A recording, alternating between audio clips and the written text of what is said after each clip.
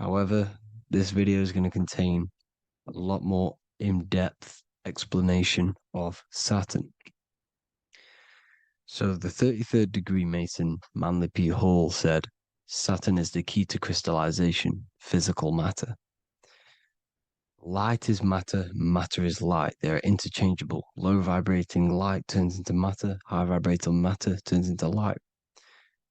And Saturn is the god of this world, this physical world. He crystallizes light into matter. This is symbolized as the Masonic checkerboard, matter and spirit, matter and light, light and matter. He's also the god of time, destruction, justice. He creates and destroys, because all things in time die. He creates and destroys you. So, because we live in this physical world, which is the electric world, this is why we say electricity, because it comes from the root word of El, Saturn. They used to call Saturn El, E-L. This is why we used to say Elohim is God. The real God of this world is Saturn, but it's being hid. This is being hid. Jesus is Saturn. All of this is Saturn. It's all Saturn worship. It's the real God of this world, So, physical matter is a result of two opposing forces equalized on the plane of inertia, because everything is created out of electromagnetic Taurus fields, toroidal fields. And these two poles equalize on the plane of inertia, which gives you planet Earth, plane of inertia. The plane of inertia is what Saturn is. It's the ring around the center of the plane of inertia. Thank you to Walter Russell saying, physical matter is a result of two opposing forces on the plane of inertia.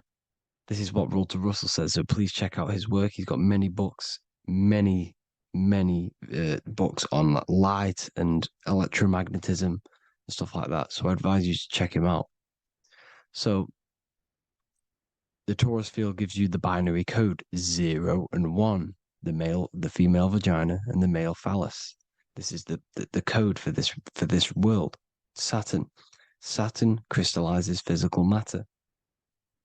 Now Saturn is the most outermost layer of the 7 layers of heaven, where it says in the Quran, it says, Allah, it is He who created the 7 layers of heaven. Saturn is the outermost layer. He's the top. He's the most high. So when we say the most high, we're referring to Saturn. He's the most high before the firmament, before the stars.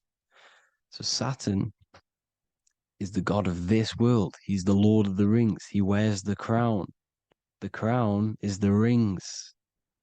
Crown, Kronos. So the planets are luminaries. They are lights. They are beings. They are energy, conscious energy. And we're in the heart of the solar system. Saturn is the outermost layer. He is the one of this world. He's the god of this world. Now, on the North Pole of Saturn, you have the hexagon. Add up all the sides. It creates the 6-pointed star. Or it can be created as a cube. The cube is very important. The 6-pointed star is very important. 6 points, 6 triangles, 6 side, 6, 6, 6. Black cube adds up to 6 in gematria. Now, what did I say in the beginning? Saturn crystallizes the physical world. He creates physical things out of light. You are a light being. This is why we say human. Hue means the light spectrum. Hue, man, we are light manifested into physical forms. Human. And we are incarnated through Saturn. Satan, same thing. The number of the beast is 666, and the 666 comes from the 6.6 triangle, 6 sides of Saturn, 666. We are all known as carbon-based life forms. Carbon, the atomic structure of carbon, is 666, 6 protons, 6 electrons, 6 neutrons.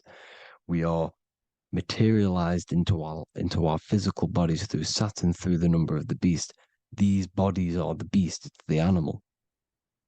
The divine, the Christ, is the consciousness within, because you're a physical, spiritual being combined into one, hexed into one, hexagram. This is a hexagram.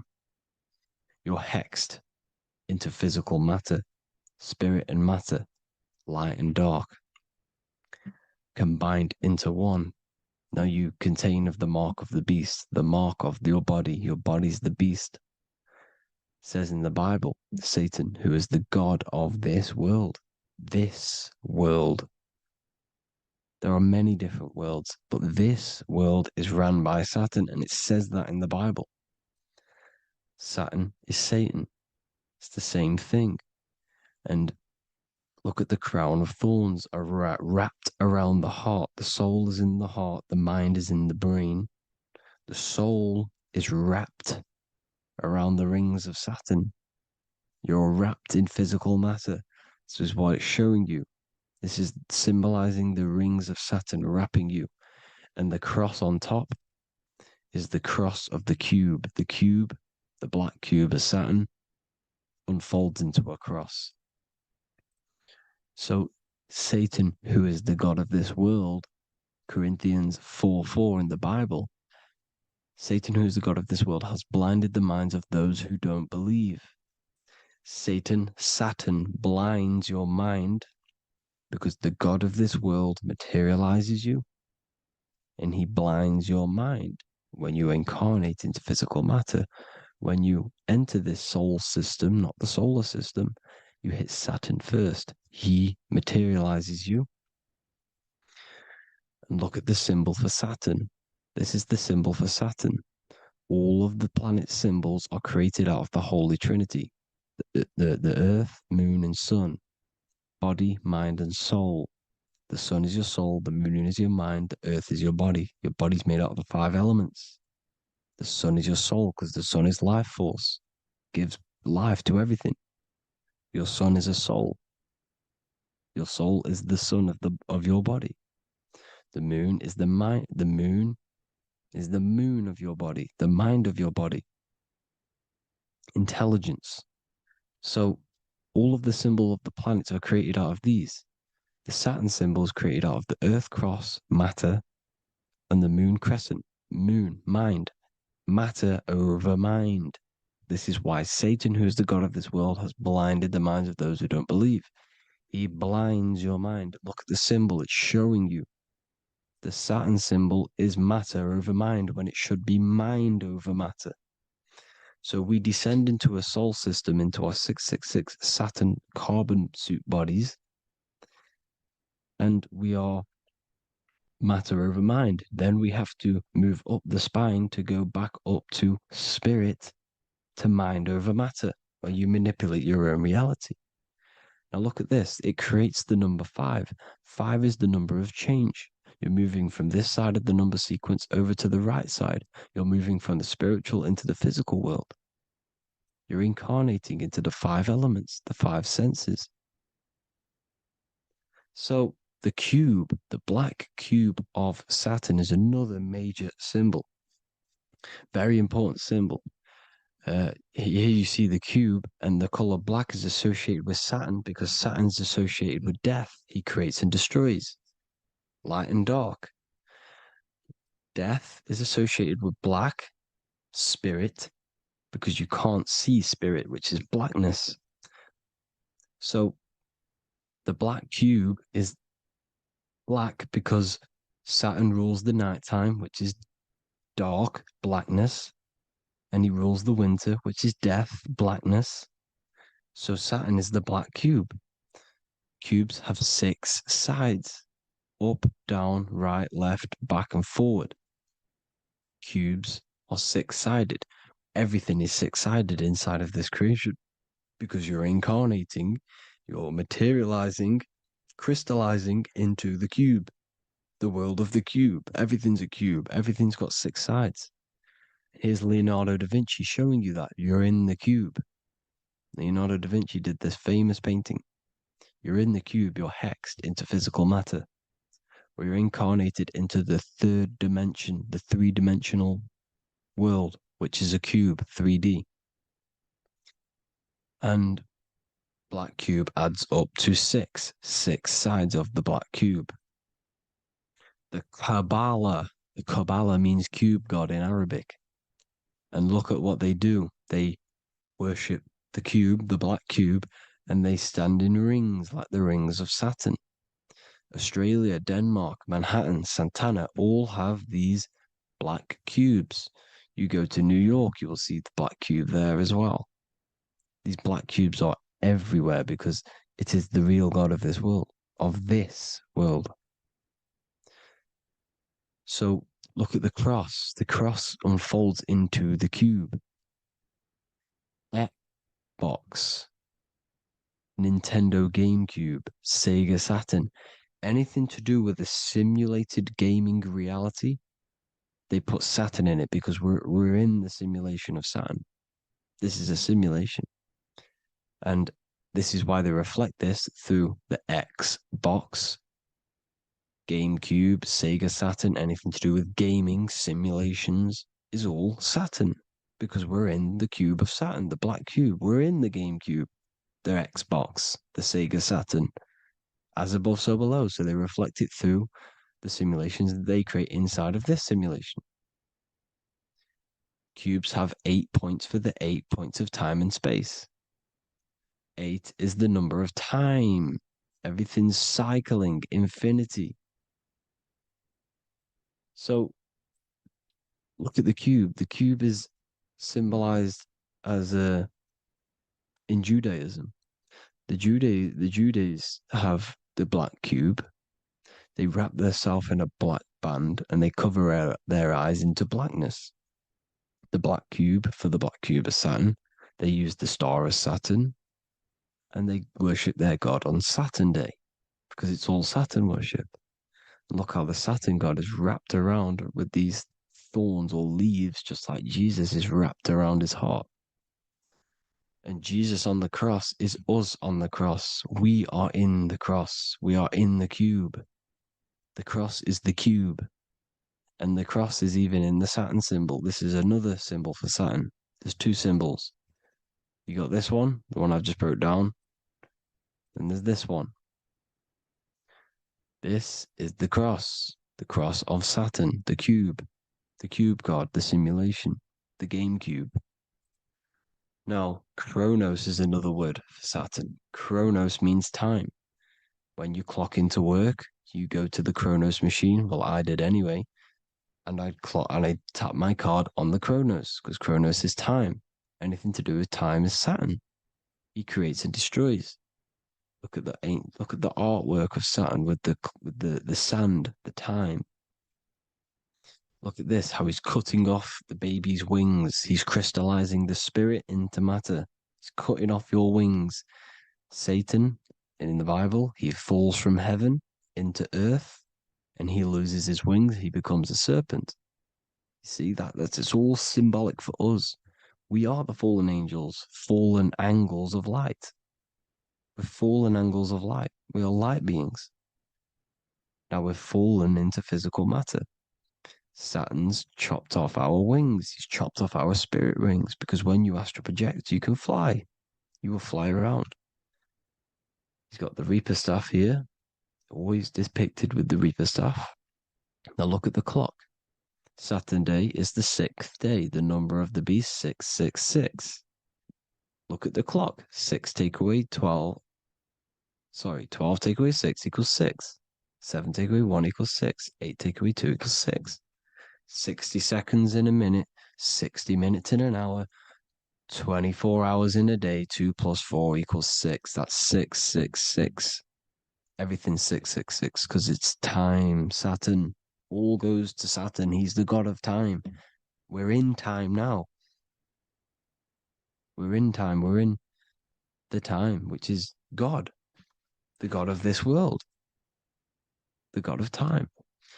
Now look at this. The Reaper is also depicted as the Reaper with the staff, the black cloak, black symbolizing death, spirit. Judges wear black because Saturn is the law. He's the god of this world. He's the law. This is why they wear black cloaks. When you graduate from university, you wear a black cloak and a black cube on your head. You've been hexed. Funerals, you wear black because it's all to do with Saturn, Father Time, Father Crystallization. Now, Saturn, here's another one of him cutting off the wings of a child because he cuts off the wings. He creates and destroys your body. We're in the electrical world. Everything that is electrical vibrates. All vibrations have to come back to a standstill point, which is death. This is why your body dies. Your atoms stop vibrating. Corona. Look at the crown. The crown is the corona. Corona means crown. And look at this is an alcohol brand for beer. You can see the staff of Saturn in the symbol with the moon crescent. Corona, which is the crown, Saturn, the crown on Saturn, the rings. And then you've got the staff. It's all Saturn worship.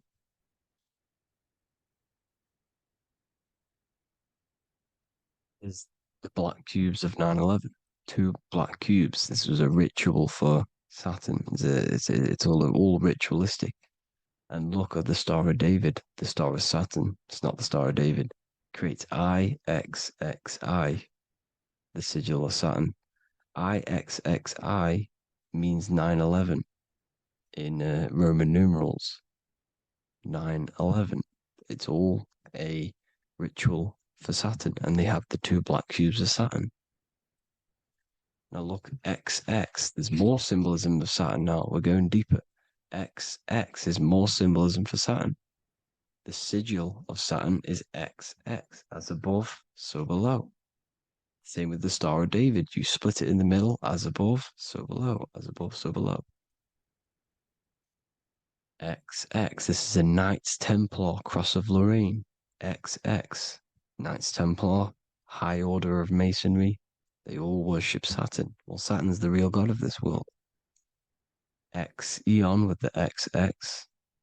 XXL magazines, which is all to do with famous rappers and stuff like that. When you die, you put XX on the eyes because it's Saturn. He's the Reaper. Is Jesus with the XX crown with the thorns around his heart, around his soul, with the cube on the top, the cross cube. Le Lucifer with the XX cross of Lorraine.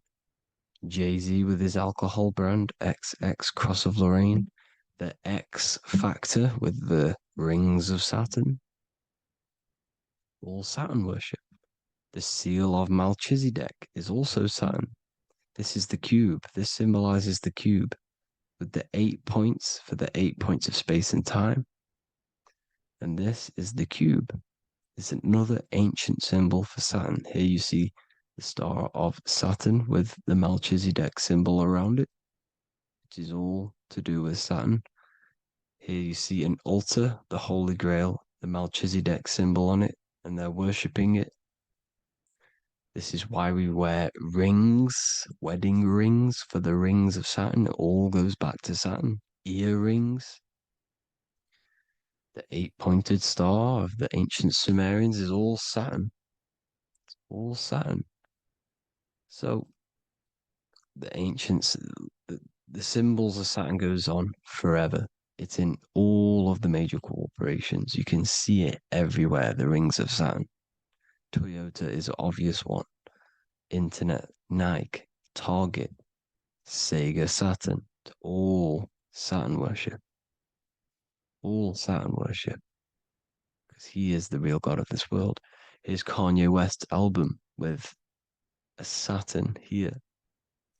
Here's Michael Jackson's album saying X escape. There's the X again.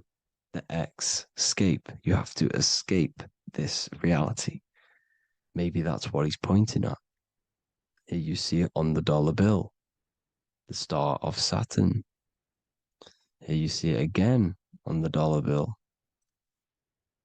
So that is it for today's people. I hope you all gain some insight on Saturn.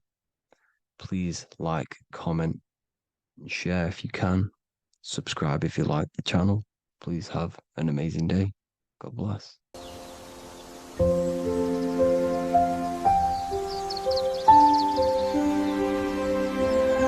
bookofwisdom.com. Visit today.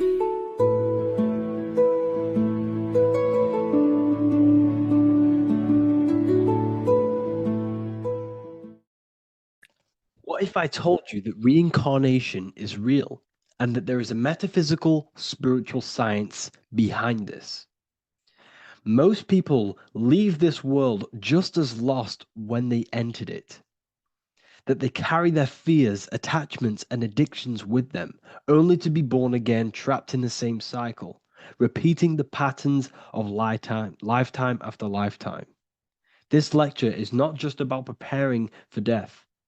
It's about mastering yourself before death, so you don't take them burdens with you. Because the truth is, whatever addictions, fears, and unresolved emotions you cling to in this life, you carry with you into the next. Unless you break free now. You must master yourself before death. Death is not the end. It is the great passage. But how we transition depends on our mastery of the self. This was symbolized by the Ouroboros, the snake biting its tail. Every ending is a new beginning. It's an infinite cycle of consciousness. Now, your human body is basically an antenna tapped in to a stream of consciousness. Just like a radio is tapped into a specific frequency to play that radio. Your body is basically an antenna, a crystal picking up the consciousness of God. You are on an ever-ending journey, a journey of learning and expansion of the mind into new fields of thought. This was symbolized as the Ouroboros. When you die, it is a new beginning. It's a transitioning, not an ending. Everything is eternal in this universe as consciousness is formless and constantly transforms into new forms of life. Let's break down the word death. Death contains the word ether. Now, the ether can be found in the word heart or earth. Ether. Everything in this plane comes from the etheric plane. The etheric plane is the barrier between the physical plane and the spiritual plane, the astral plane. The astral plane is the screen that you have in your mind that allows you to imagine a red apple, for example. This is the imaginative plane where thought forms start to take form. Everything begins as a thought, then the thought form becomes an imagination, then energy, then physical. Everything in the physical plane is a shadow of thought, all objects manifested as thought. You came from the astral. You came from the stars. This is why we say reach for the stars. Or this is why you say you are a star. Cis star, miss star, fraud star, stir is star. And when you become famous, you become a superstar and you gain a star on the Hollywood floor. You are a star. The ether. The ether is the infinite energy source which all things come out of and return back to. This is the cycle of life and death, summer and winter, day and night, sleep and awake. The ether is the infinite energy source which all things come from and will return back to. Okay, sorry about that little error.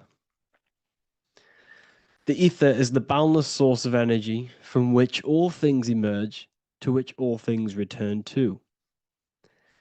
We can see this in the cycle of the sun. The sun does this wave of creation. It rises and it falls. We have the day and the night. The daytime represents our conscious mind when we are alert. The nighttime represents our subconscious mind when we are inside the spiritual realms. The nighttime is spirit, the daytime is matter, spirit and matter. Awake and asleep, conscious and subconscious. We see this in the yearly cycle. Summer is life, winter is death. Spring is the morning, summer is midday, autumn is evening, winter is the night. Everything is a macro and a micro cycle of being born out of the ether and returning back from life and death. Life and death is manifested within the cycles of the sleep is the cousin of death. The macrocosm is death. The microcosm is sleep. Every time you go to sleep, you are essentially it's a miniature death. You're entering into spirit and then returning back into matter in the morning when the sun rises. Everything is a reflection of the macrocosm cycles. Preparation for death. The first thing we must do in order to prepare for death, for life after death, in order to stop being reincarnated in this cycle of materialism, in order to progress as a soul, because remember, you are a soul in a body. Just like the sun gives power and life to the earth, your soul gives power and life to your body. When you say I, you're referring to the soul. And your soul can be stuck underneath layers of false identifications.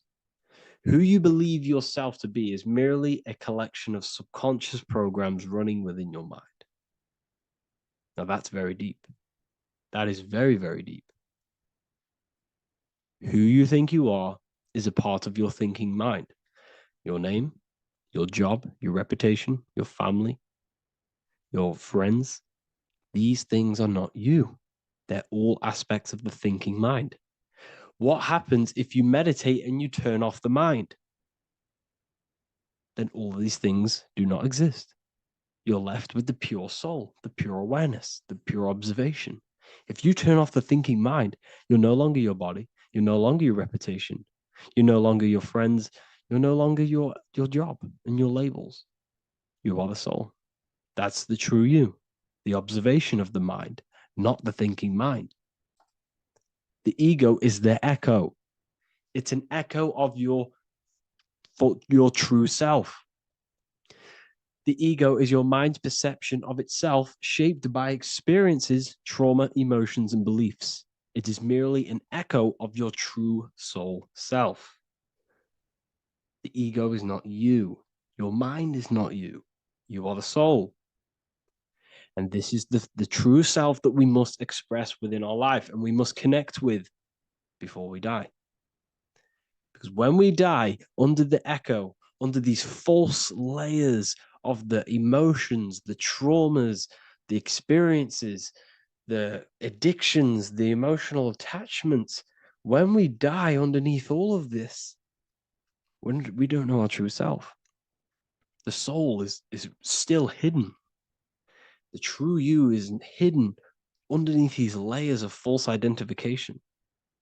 We must remove these layers of false identifications. We must remove them. We must destroy the echo. Remember, the ego, you never had an ego when you were a child. When you were a child, you were pure. You didn't, you didn't show off things. When you were a child, you were pure. You expressed yourself freely with you didn't hide anything. You didn't hide any aspect of yourself. You didn't suppress any aspect of yourself to fit in as a child, as a baby. Because the ego was not here when you came here. The ego grows with experience. The ego is a false perception of yourself while being incarnated in this material world. It's your mind's perception of itself and it's created through your experience. Remember, you are unconditioned consciousness, and your experiences, thoughts, traumas, emotions, and beliefs have conditioned your consciousness into believing you're only a physical body, but you are the soul. We have to remove these layers. How do we remove these layers? Like I said, the best thing, meditation. Meditation. There is a great meditation that you can do every single morning and every single nighttime. You can sit there and repeat over and over before you meditate. You can repeat that you are not this, you are not that, you are not this. You can label them one by one. Start with, I am not my body. I am not my job. I am not my name. and then detach from absolutely everything until you are left with nothingness. And when you start to meditate, detach from everything. Nothing matters. I am here right now. And what will be left? The only thing that will be left is the language that your mind is using. Now, this is very deep. Not many people will tell you this, but I've lingered in meditation many times. And I can tell you from experience that the only thing left once you detach from everything is the language that your mind is attached to. So whether that's English, Italian, French. Once you detach the language of the mind that that little voice in your head's using, you're left with the soul. Once the mind is switched off, you're left with the soul, and you have detached from all of these external things. You're left with the soul. That's you. That's the power. That's the source of all creation, where everything you've ever done has come from. Every thought, every idea has come from your soul. Number two, that's meant to say number two. Sorry about that. Emotional addictions. Okay. These two are very important. Mental addictions, this could be thought patterns. This could be the labels that we've just been talking about. Then you have emotional attachments, which is maybe you're too attached to an external thing. Maybe you're too attached to your phone. Maybe you're too attached to family. Maybe you're too attached to loved ones. Yes, I'm not saying don't love them, but what I'm saying is do not rely on anything in this world to make you happy, to fulfill your emotional needs. Everything is found within you. You must look within, and if you're looking without, if you're trying to find yourself in the outer world, you'll never find yourself. You'll constantly be looking around in loops. Because nothing, you cannot find yourself in the outer world. Nothing will long-term give you long-term validation. Seeking validation in the outer world will leave you soulless, leave you feeling empty inside and sad and depressed. You have to find yourself within. You have to detach from everything you are relying on to give you emotional stableness. You have to detach from all. Yes, love your children. Yes, love these people, but do not rely on them. Because everything in this world is temporary. Do not conform to this world. The Bible tells you this. Everything in modern society nurtures the body, but neglects the soul. They keep you addicted to as many things as possible. Smoking, you have to detach. Drugs, you have to detach. Alcohol, detach. You cannot rely on anything. This is why this path is very, very difficult to walk. But I'm showing you the way. These are the things you must do before death. You have to detach from absolutely everything. If you die and your mind and soul is still addicted to these worldly things, then guess what? You're going to reincarnate. You're going to reincarnate because your mind is still thinking about these material earthly things. And if you are operating in that vibration, you're going to project that vibration and come back here. You have to detach. You have to master the soul and master the mind. Like I said, the matrix is designed to keep you addicted to as many things as possible. Your phone, food, smoking, drugs, alcohol, clubbing, all of these things. Everything in society is made to trap your soul and reincarnate in this world. That's why it's very, very, very difficult to walk this path. Very difficult. Matrix, matter tricks. John 2:15 to 17. Do not love this world, nor the things it offers you. For when you love the world, you will lose God. Do not love this world, nor the things it offers you. Do not conform to the pattern of this world, but be transformed by the renewing of your mind. Great quote. Do not conform to the pattern of this world, but be transformed. Let this world transform you. Learn from this, expand from this, but do not be mentally and emotionally attached. Okay? What good will it be for someone to gain the whole world yet forfeit their soul? Like I said, everything in the Bible is telling you the truth. You just got to read it correctly. This is spirituality. This is spirituality. The Bible is spiritual. It's a spiritual text. We must disconnect from everything outside of us and connect with the true soul. Here we have the Egyptians showing you the soul leaving the body. Here we have the soul here. Here we have the Masons showing you the soul coming out. The soul is real. You are the soul. And when you leave this physical plane, you will go into the astral plane. That's where you came from. You came from the astral. You came from the stars. You incarnated into this physical body. Your consciousness fell into this material form to experience limitation, to experience a 3D world. So in order to ascend properly before we die, we have to let go of all the attachments. Every addiction you have, write them down. And one by one, tackle them. Before you die, you have to, or else you will reincarnate. This is the teachings of Egyptians. This is the teachings of Masonry. All of these addictions contribute towards life after death. Everything must be controlled. And we must be attached to the soul. I'm not saying I'm perfect. I'm not saying I'm perfect, people. We're all not perfect. We're all under psychological operation by the government. We're all in a very difficult situation with this awakening. I'm simply pointing out what I know from my journey and what I've been learning through occultism and research and reading lots of books and many different things. I'm on this journey just as you are. Maybe I'm further. Maybe you're ahead of me. We don't know. But this is what I'm sharing with the world. This is what I'm sharing with my research. And this is what makes sense. It's common sense. Look at everything around you. Everything's made to feed the body, not the soul. And fans and supporters, I appreciate every single one of you, and I hope this video has supported your journey. If you're feeling lost in life, if you're searching for deeper answers, whether you're seeking clarity, looking to expand your studies, or ready for personalized mentoring, this is your chance to connect with me live and receive insights tailored just for you. Start your path to self-mastery and enlightenment inside the world's best esoteric school. Your journey starts now. Tap the link in the description if you want to join Ethereal University, or feel free to check out my books. I thank you all, and I really appreciate for 100,000 subscribers on YouTube.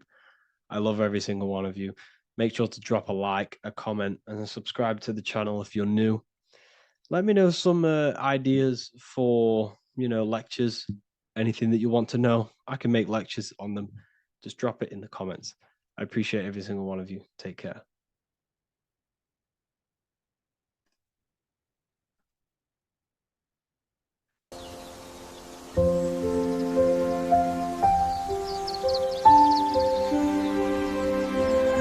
bookofwisdom.com. Visit today.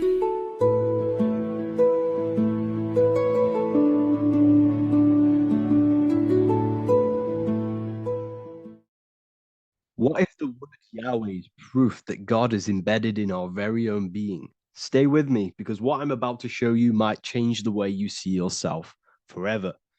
Today's topic is decoding the mystery name of Yahweh, the sacred name of God from the Hebrews. By the end of this video, you'll uncover the true meaning of the word Yahweh and how your connection to it unlocks your own personal power. When we look at the word Yahweh in Hebrew, we flip it on its side. We're actually looking at the human body. These are the legs, this is the torso, here are the arms, and here's the head. So if we actually switch this on its side, we see the human body. The Hebrew name Yahweh often translates to I am. The I am. Now, what is the I am? The I am, when you say I, you're referring to your highest self. Everything with the letter I in the beginning, most of them words are referring to our inner self, inside, intelligence, internal, in. The I represents the inside self, the invisible self. You cannot see the I am because this is the spirit. This is our consciousness. It's the intelligence controlling the human body. When you say I, you're not referring to your name, your job, your reputation, your ego, or your thoughts. You're referring to the observer who is beyond the thoughts, the one who's observing the thoughts. That's the soul. Look at the word Yahweh, Yahweh, the sacred name of God. Yahweh can be observed in the natural rhythm of the human breath. When inhaling, we subtly hear Yah. When exhaling, we hear Wei. Do this yourself. Breathe in through your nose, you'll hear Yah. Breathe out, you'll hear Wei. And in fact, the letter H, H, when it's pronounced, it carries the soft sound of wind or breath, a gentle exhale that mirrors the very essence of life, giving air. Breath is the spirit of life.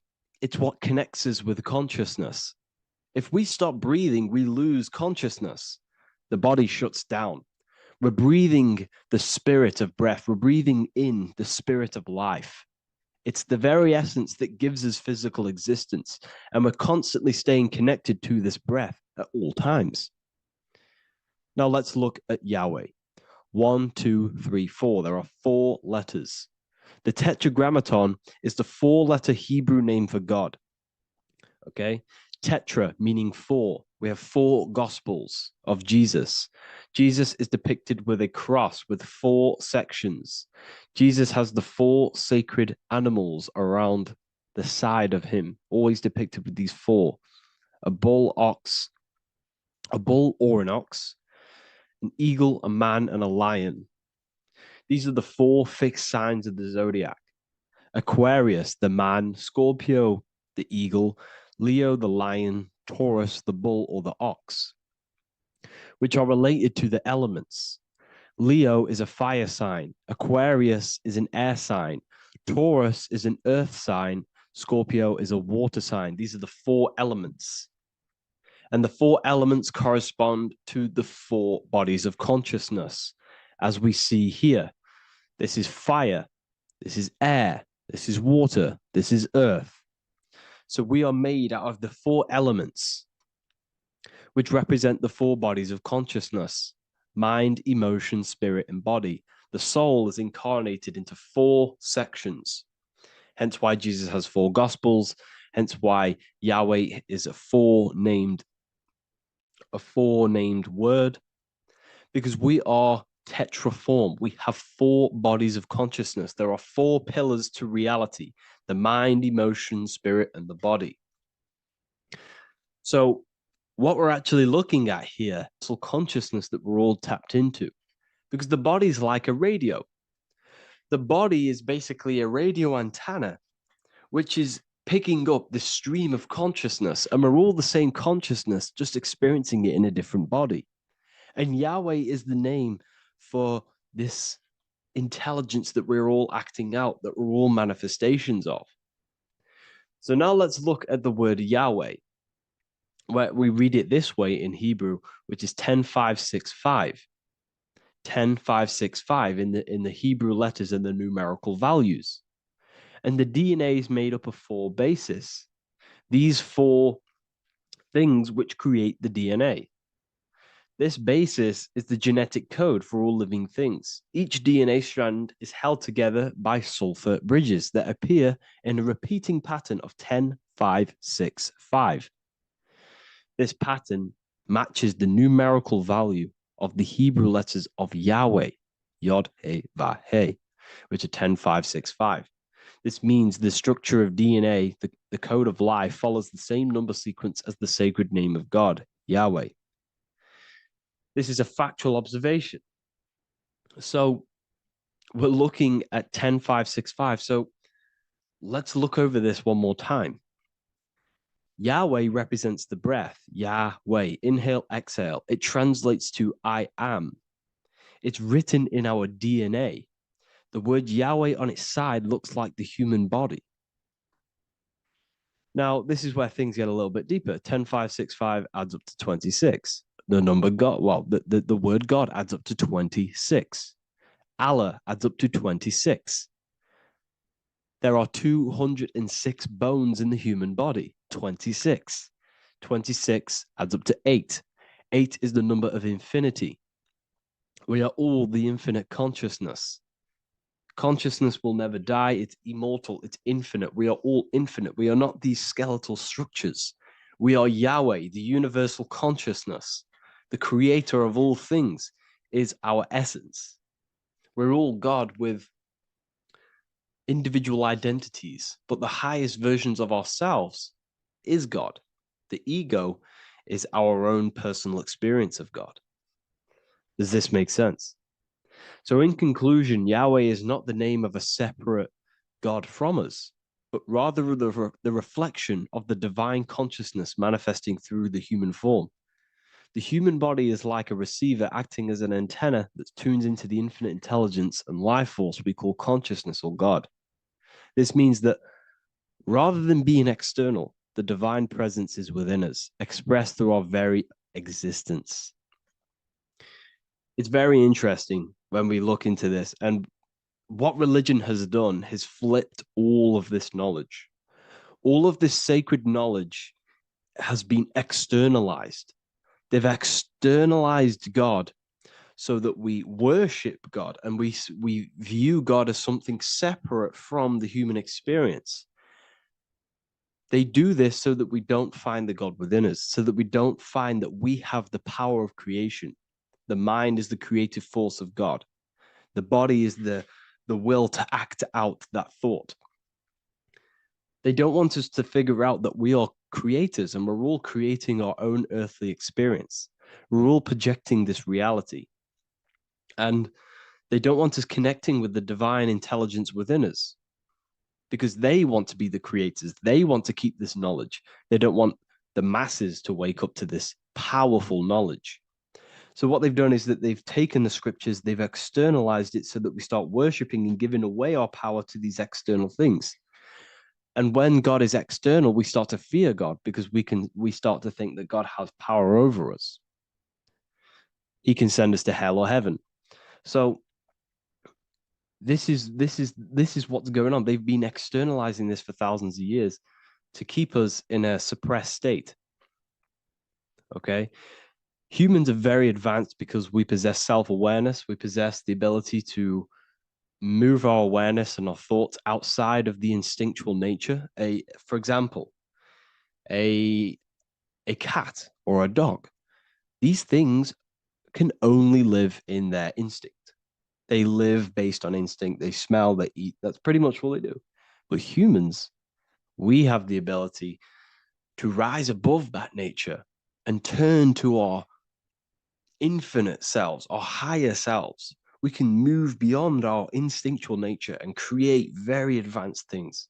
That's why humans are made in the image of Yahweh. We are literally God in human form. So this is what we all need to realize. And I hope this video has helped. Please leave a like, a comment on inside of the description. I'll have some links to my books and my university. The people who have read them have just absolutely changed their lives. You could probably see that in the comment sections if someone leaves a review of the book. We also have Trustpilot. But yeah, I thank you all. And I'll see you in the next one.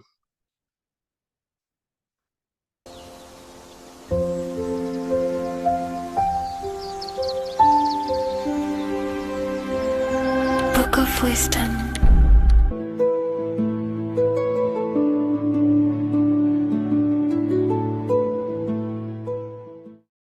Welcome to Revival of Wisdom.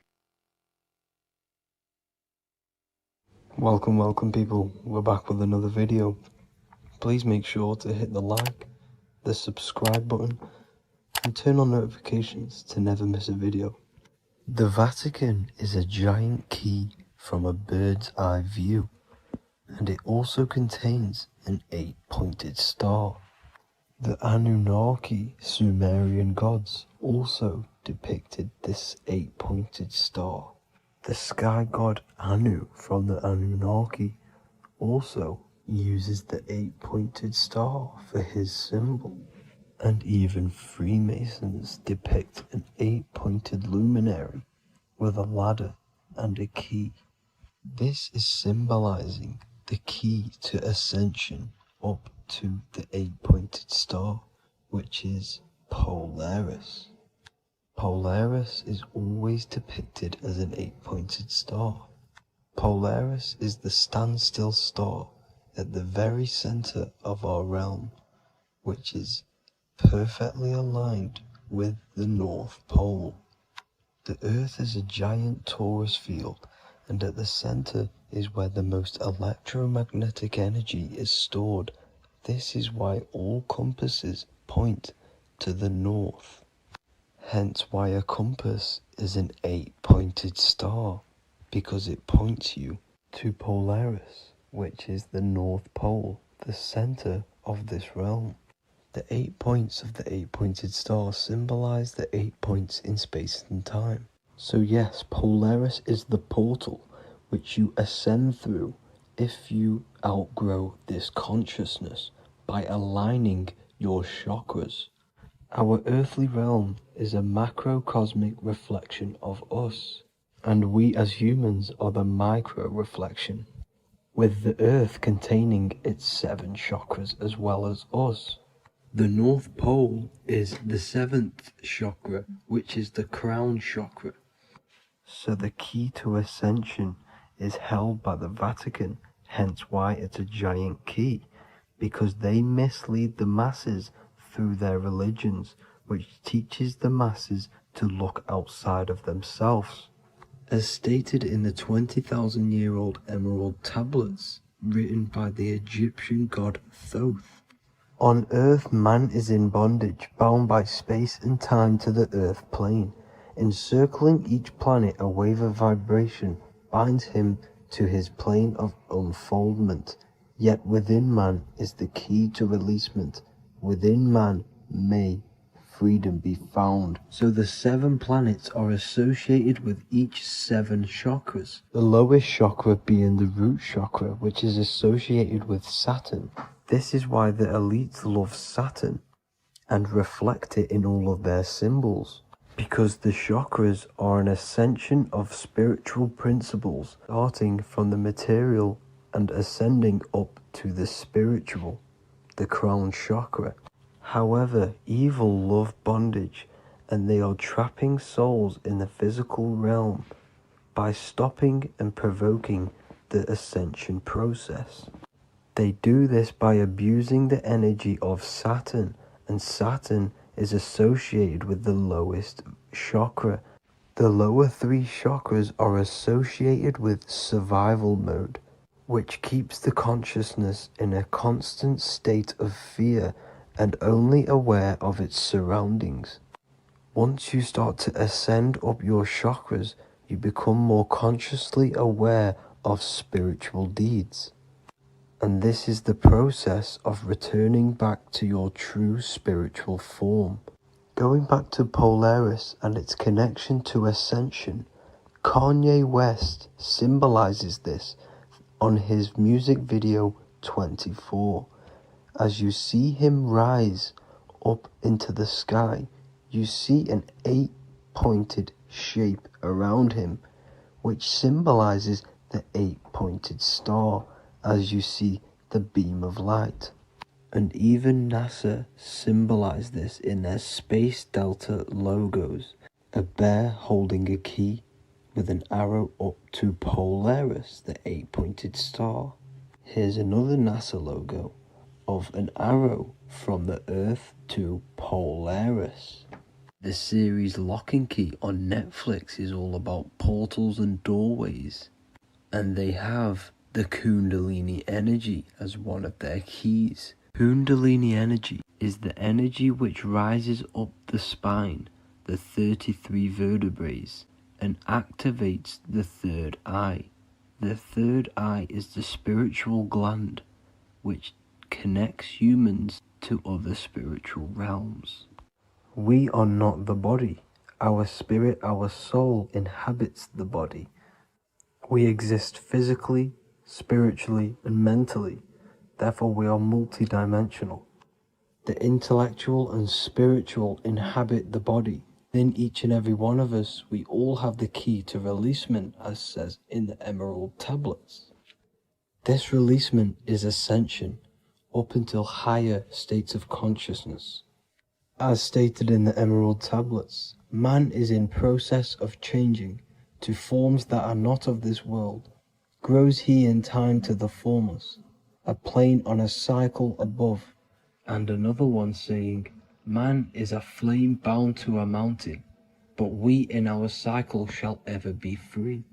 Know ye, O man, that when ye have progressed into the cycle that lengthen above, life itself will pass to the darkness, and only the essence of the soul shall remain. That's it for this video. I hope you all enjoyed. Please feel free to leave a like, subscribe, and comment any subjects you want me to talk about. God bless you all.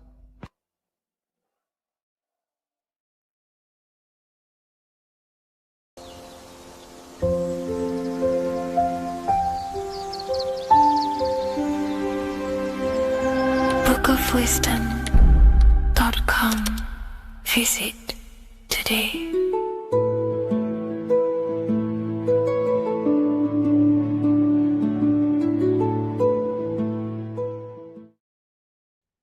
What if I told you many people around you have probably sold their souls? It's more popular than you think, and it's very easy to do. Selling your soul is not something that you can just go and meet the devil and do it. It doesn't work like that. But before I tell you exactly how you can sell your soul and how not to sell your soul, what is the soul? So looking at Jesus, we always see two lights surrounding his head, one surrounding the heart. And as of course, if you've been watching my channel, you know Jesus represents you. He represents the divine essence of the universe made in human form. Each one of us possess a fractal of God's infinite consciousness. We are all God. We are all God experiencing himself in a three-dimensional divided form, separated from his oneness. God wanted to experience himself, so he made this world. So each one of us possess a soul, and the soul is the spark of God's infinite loving consciousness, filled with God's loving moral law. So the reason why Jesus is always have a light above his head and a light on his heart is because this represents the brain and the heart. The brain is not the mind. The heart is not the soul. The brain is the physical manifestation of the mind.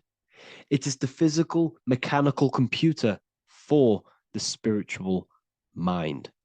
The heart is the physical manifestation of the soul. The heart is a brain. In fact, it contains 40,000 specialized cells, which are the exact same cells found in your cranial brain. Yes, your heart is an emotional brain. Your cranial brain is a thought brain. It's a computer. Okay? Everything that exists physically exists non-physically. This is what the ancients called spirit. Just means invisible force. The mind, the thoughts are not made of atoms. You can't touch, you can't find tangible thoughts, imaginations. These things exist spiritually in metaphysical counterspace. It's the same with your emotions. The emotions are spiritual. They are not physical. You can't touch them. So thoughts are the language of the mind. Emotions are the language of the soul. Sometimes we can become eluded by thought and we can become eluded by emotion. If we are led purely by emotion, we can create illusions in our perception. The same if we rely only on thought. We must balance these two. Okay? So the mind is the creator. The soul is the operator. Every thought we think is being judged by our soul. The soul is the judge. The soul tells you what is right, what is wrong. And even the Freemasons depict this spirit and matter in their black and white checkered boards. White is spirit, black is matter. Matter is dead, spirit is life. This is what this represents. Physical reality is not just physical. For every physical object, for every physical manifestation, there is a spiritual force bringing it into existence. Consciousness brings everything into existence. Before you kick a football, there's a change in your inner consciousness before you take that action of kicking the football. Everything exists in spirit before matter. You existed in spirit before you were physical. We also see this in alchemical Freemasonic artwork. This represents the clouds. This is the mind. This is the heavens. And then coming down into the heart, which represents the earth. The light entering the mind into the heart, because every thought we think is being judged by the heart. The heart speaks to you through emotion. The soul speaks to you through emotion. Every thought you think, your heart is telling you that is right, or it's telling you that is wrong. Why? Why is this? Emotions can guide us, okay? Emotions are the language of our soul. Our soul guides us to our soul purpose. Each one of us contains a purpose in this physical life. There is a reason you are alive. There is a reason why you came from spirit into a material reality. Your jealousy reveals where you need to be in life. If you are jealous of someone, this is your soul saying you need to be there. That's where you need to be. Your fear reveals your greatest growth in order for you to reach your life's purpose. If you fear something, this is your soul telling you you need to overcome this in order to reach your life purpose. This is the next obstacle. The soul, your life purpose is not found in your passion. It's found on the other side of your greatest fear. The soul's always seeking, it's always seeking truth. It's always seeking to expand, to learn. The soul must go through pain in order to overcome, in order to grow. That's why we are here, to grow and expand and create. We also see this in alchemical artwork. Again, the mind in the clouds, the heart and the soul. They must work in unity. Each one of us contains the spark of the divine, which is the soul. Okay? Which is the soul. This is the operator. G-O-D, generator, operator, destroyer. The generator is the mind. The operator is the soul. The destroyer is the body. Everything will generate, everything will operate, and everything will die. That's the Trinity, the Father, the Son, the Holy Spirit. There's always a Trinity, Brahma, Vishnu, Shiva.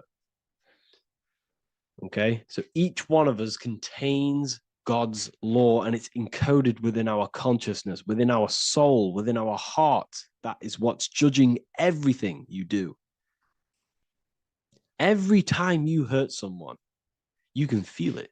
If you've ever punched someone, you can feel it. You know it's wrong.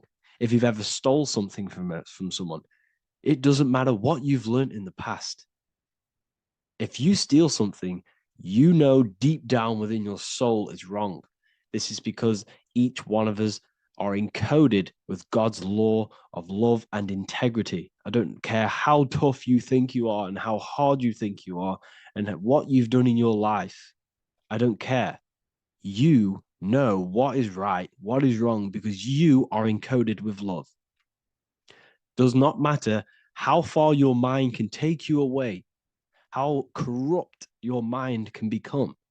There is always a spark of love and empathy in your heart, in your soul. You know this when a child. When you're a child, you're not racist. You don't want to hurt anyone. You don't want to steal. As a child, you're pure love, you're pure awareness, you're pure. You would never think about being racist. It's the corruption of the mind that leads us to corruption. Our soul always wants to do good. So the soul is encoded with God's law. And when we go against this law, This destroys our body. Yes, because your body is electromagnetic, and that's being casted from your heart. So every time you go against the heart's guidance, moral law, we weaken our electromagnetic field, which weakens our body.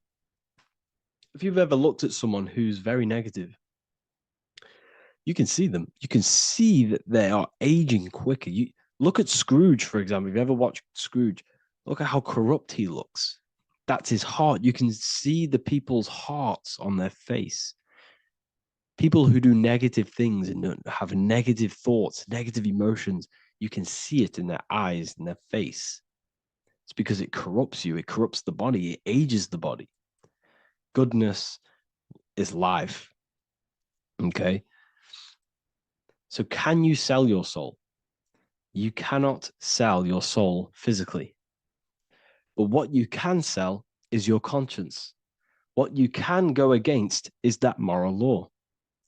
And you can exchange physical material things such as money, fame, cars, houses, business, in order for you can exchange that to go against your inner dialogue.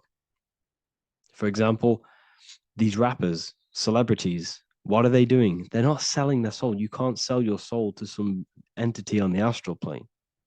But what you can do, you can take money to say, I'm going to go against my heart. I'm going to go against my inner moral law.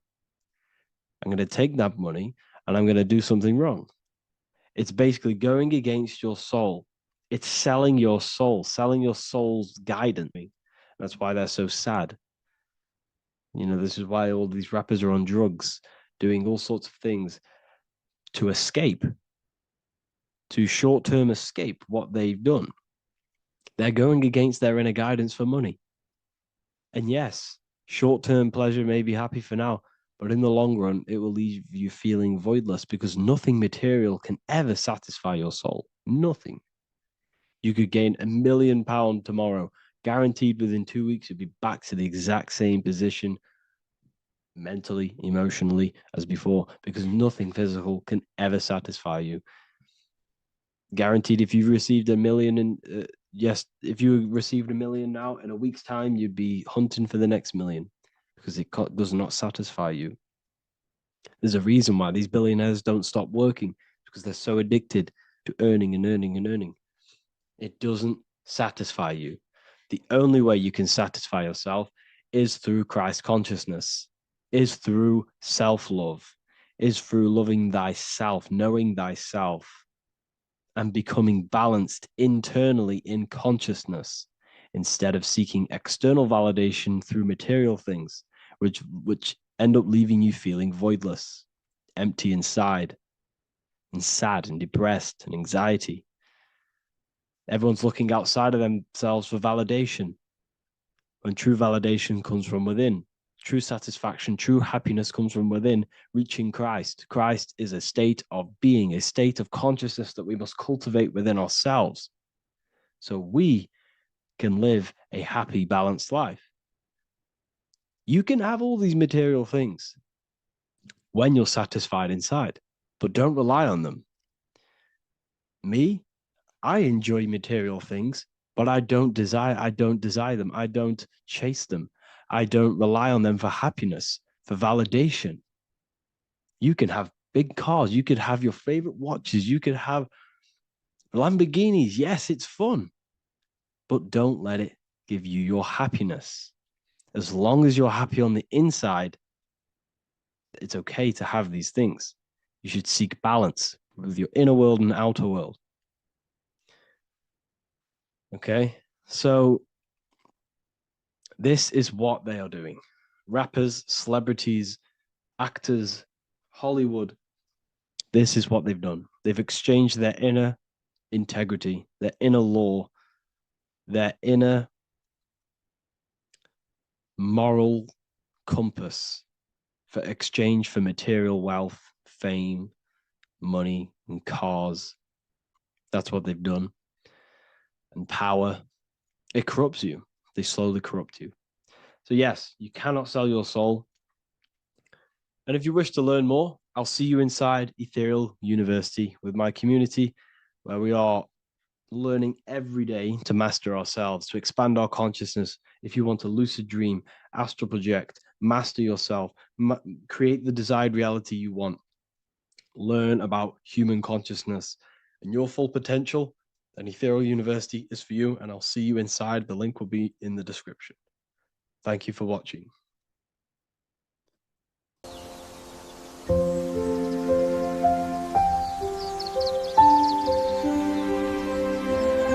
bookofwisdom.com.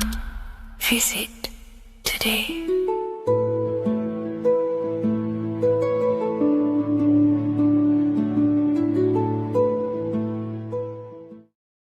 The earth has become a realm in order to trap souls within so that they can harness our electricity, our energy. Even the Bible is talking about how this realm is controlled by the wicked one in John 5:19. We know that we are the children of God and that the whole world is under the control of the evil one. Ephesians 6:12. For our struggle is not against flesh and blood, but against the rulers, against the authorities, against the powers of this dark world, and against the spiritual forces of evil in the heavenly realms. So the Bible is telling us that this is not the only world. There are other worlds, there are other realms that we can go to, considered as heaven. Heaven being a higher realm where there is no evil, no darkness. This is a midpoint realm where there is good and evil. Now, we're going to explain how the soul trap is how it's working, and how your soul is being harnessed for its energy, and how you are tricked to come back to this realm after death. What you need to understand is first is that you are the invisible intelligence behind the physical body. You are the mind and soul. The soul is the true you, the good you. It is pure love, pure bliss, eternal, never dies. The mind can be corrupted though. The mind is the intelligence of the soul. It is invisible. It has no true form. The intelligence inhabits the brain. The brain is the computer to control the electrical. You are the invisible intelligence behind the body. And this will prove it even more. You do not even see into the external world. You are seeing an image produced by the brain, because the light is being sucked through the retinas of the eyes. The image is produced in the visual cortex at the back of the brain. What does this mean? This means that we are the consciousness in the center of the brain, in the pineal gland, that is experiencing the program being ran by the central nervous system in the brain. This is the sigil of Lucifer. Lucifer in Latin is Lucy. Lucy is light in Latin. Lucifer is known as the light bearer. This is how the eyes work, people. It's not a demon or a devil. The sigil for Lucifer is how the eyes work, and how the left eye is controlled by the right brain. The right eye is controlled by the left brain. There is a crossover. It's the same with the body. The left side of the body is controlled by the right brain. The right side of the body is controlled by the left brain. There's a crossover with our hemispheres in the brain. Now, this empty chamber in the center of the brain is where this universal cosmic intelligence is held, known as the most holy place in the Bible, the throne of God. Okay? This is above the 33 vertebrae on the spine. As you can see here, you are the being in the center of this point. All of the nerves are being sent back to this one particular point, which is the seat of our invisible intelligence. You can see it's an empty chamber. Our consciousness, our intelligence is not a physical thing. This intelligence is the true voice inside of your head. This is why your head is heaven, your heart is earth, your heel is hell. Your head is heaven because this is the seat, the throne of God. God is in heaven because the consciousness, this divine intelligence that's controlling the body, is sat in the center of the brain. The brain is taking commands of this invisible intelligence. When you close your eyes, you can feel your awareness, your consciousness, your intelligence is all in the brain.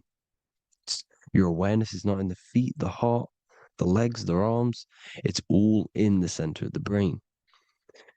Now, if you meditate deeply, you will find that you are beyond the mind. You are the being observing the thoughts. You are the soul observing the thoughts. Now, with this being said, you are the consciousness experiencing the program being ran by the central nervous system in the brain, because you're not seeing into the external world. It's an image, it's a simulated image produced by the brain and the central nervous system. You do not experience the external world. You do not feel the external world. You feel electrical impulses on your nervous system. Your nervous system is decoding what you are feeling. So the only thing that you truly feel is the electrical impulses on your nervous system. This is why the nervous system is the tree of knowledge of good and evil, because it gives your invisible intelligence, your mind, the knowledge of good and evil. It can detect good things, it can detect bad things. If it's hot, if it's warm, if I need to go, the nervous system is doing this. It is the tree of knowledge of good and evil. Okay? Now this universal intelligence is known as, is symbolized as the single eye. Okay? Matthew 18:9. It is better for you to enter life with one eye than to have two eyes and to be thrown into the fire of hell. What does this mean? It's symbolic, it's metaphorical, people. It is metaphoric. Your universal intelligence is the single eye, the one eye. It's the balance between the two poles, between the left and the right, the good and the evil. It knows the right thing to do all the time. This is our inner guide. The inner self is the inner guide. And when you are operating your life off duality, using your two eyes, you'll be thrown into the fire of hell, lower states of consciousness, because you're split. You need to live in oneness, even, balance. Matthew 6:22, the light of the body is the eye. The light of the whole body is the eye. You are a light being. Human. Hue means an attribute of a color. Man is the word manifested. We are light manifested into physical form. Depending on your vibration is depending on what color that you are vibrating on, which is a hue, a human. If not the single eye, oneness, completeness. When you balance the hemispheres of the brain, we'll go over that later. But anyways, the body is the earth. This is what we need to understand, people. The body is running the simulation, the program that our consciousness is experiencing. So when we leave the body during death and astral projection, we leave the earth. This is how it works. The body is the vehicle for the earth, for this realm. Everything exists within our mind. You have the soul, mind, and body. The soul is the observer, the watcher, the true being. This is why she has many different heads, because the soul inhabits different bodies. This is the serpent, which means knowledge, which is the mind, wisdom. And this is the body, soul, mind, and body. Brahma, Vishnu, Shiva. The mind is the bridge between the soul and the body. So what do I mean? When you astral project, you are using your mind to project your awareness, your observing consciousness outside of the physical body. The mind is the projector, projecting consciousness. By using your mind, you can project your consciousness outside of the body, which is known as the astral realms, which is known as walking on water. Jesus was never walking on physical water, people. It's metaphorical. Believing the physical body. The water is the ether, which is the veil between the physical and the astral realm.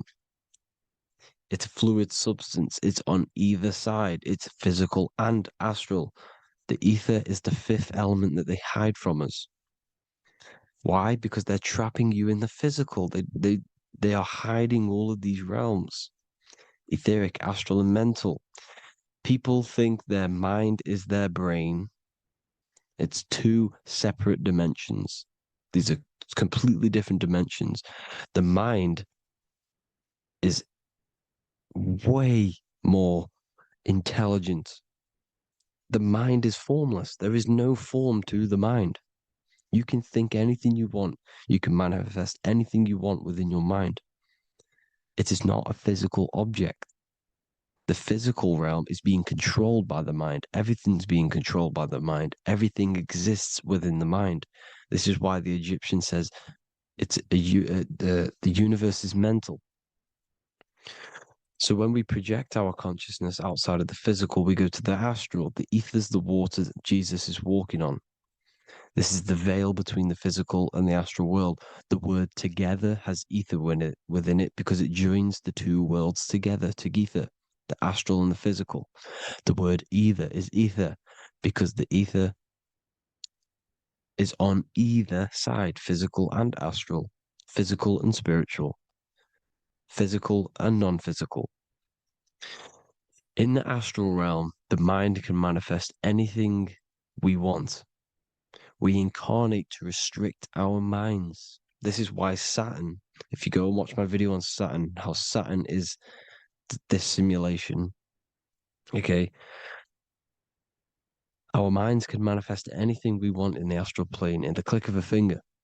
However, when we incarnate in matter, we now have to labor for our manifestations. This is why Saturn's known as the great teacher in astrology, because he teaches you a lesson.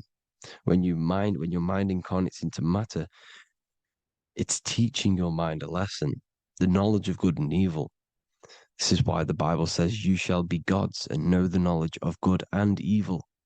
When you incarnate here, you have to know the knowledge, you need to know the knowledge of good and evil to become a god. Okay? Now, the square is the physical plane. The triangle's the ethereal plane. The circle's the eternal plane. The circle has no beginning, no end. It's eternal. The physical plane is the square. It's limited.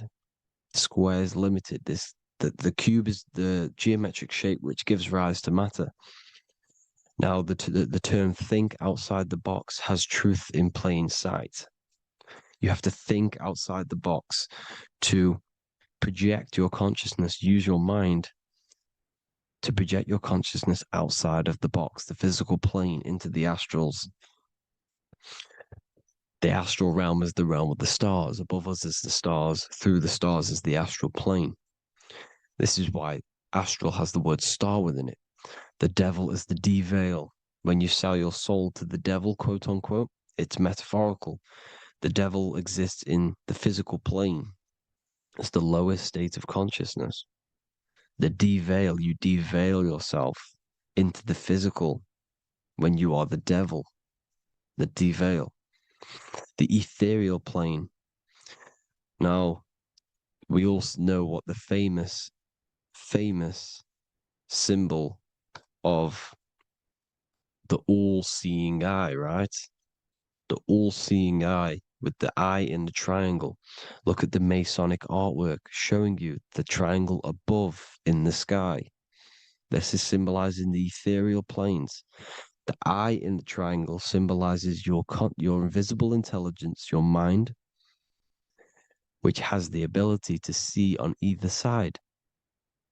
Because the triangle's the ethereal plane, the eye is your consciousness, your intelligence, and this intelligence has the ability to see in the physical plane and to see in the ethereal planes, in the astral planes. This is why it's above the earth, it's above the ground, because it can see here, it can see in the heavenly realms.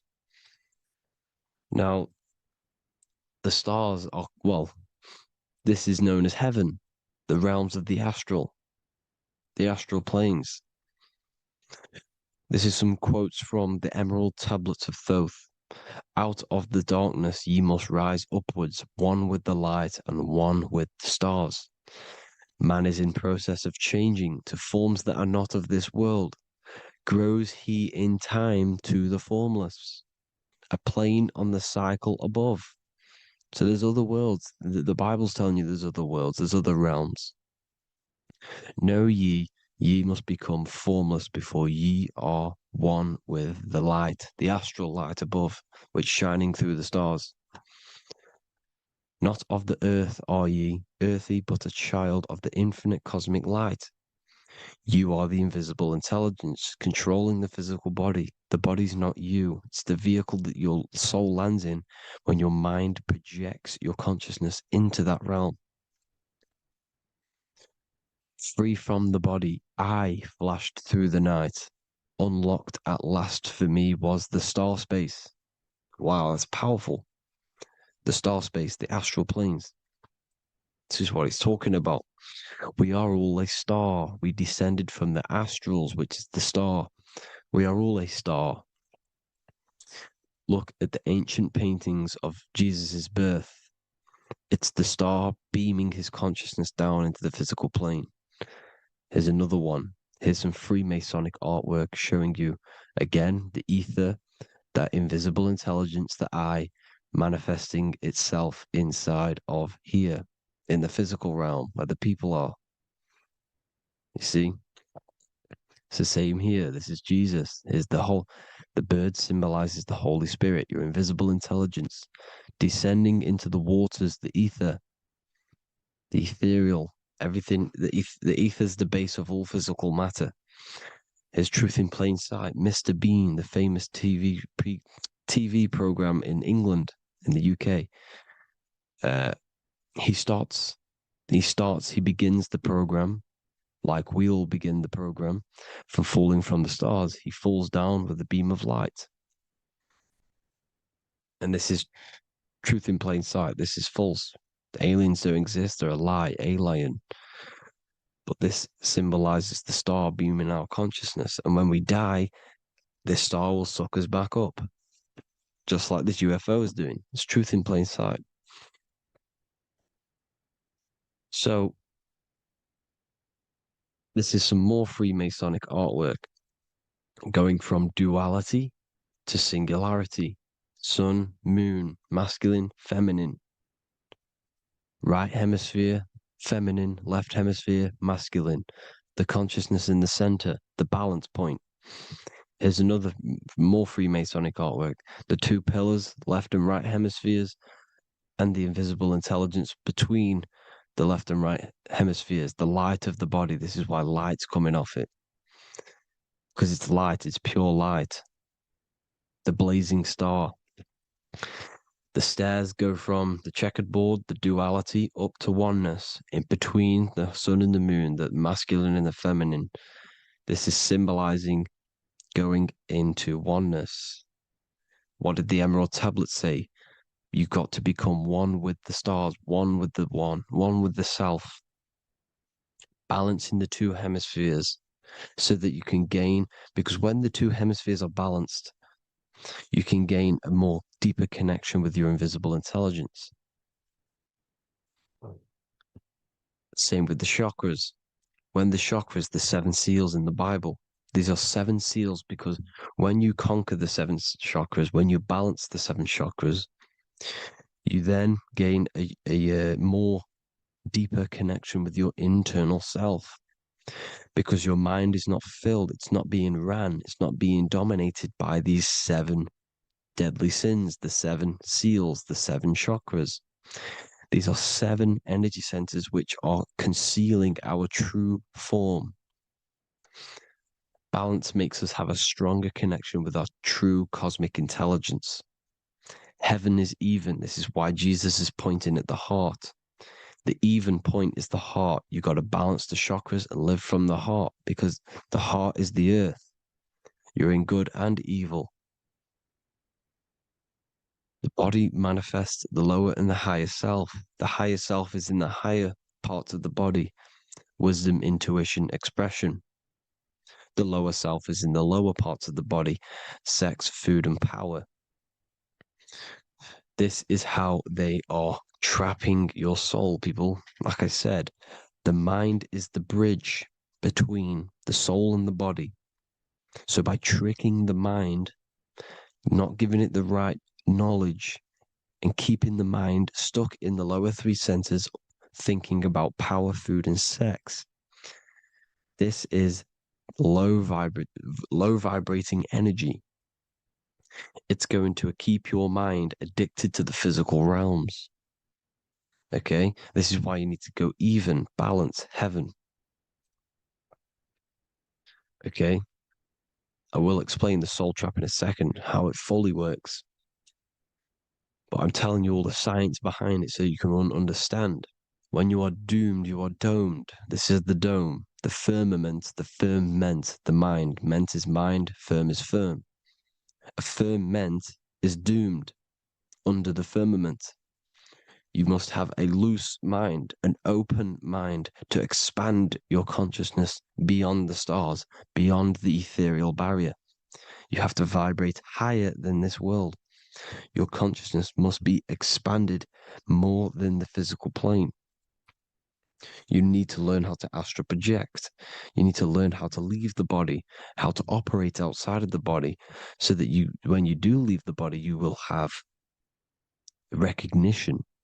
You'll have knowledge. You'll have practice. But this is as above, so below. The woman's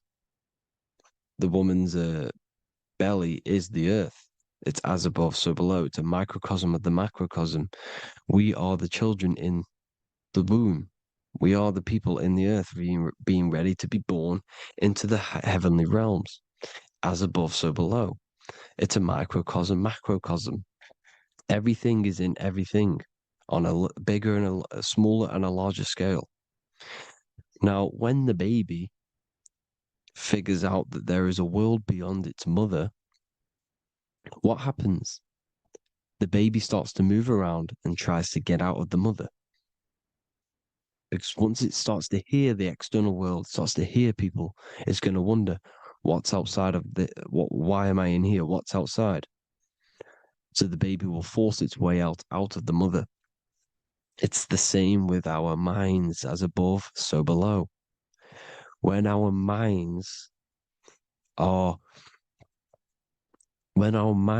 figure out that there are other realms beyond this world, we will seek a way out. This is the womb, the Mother Earth, Mother Nature. It's the mother. We're in the womb.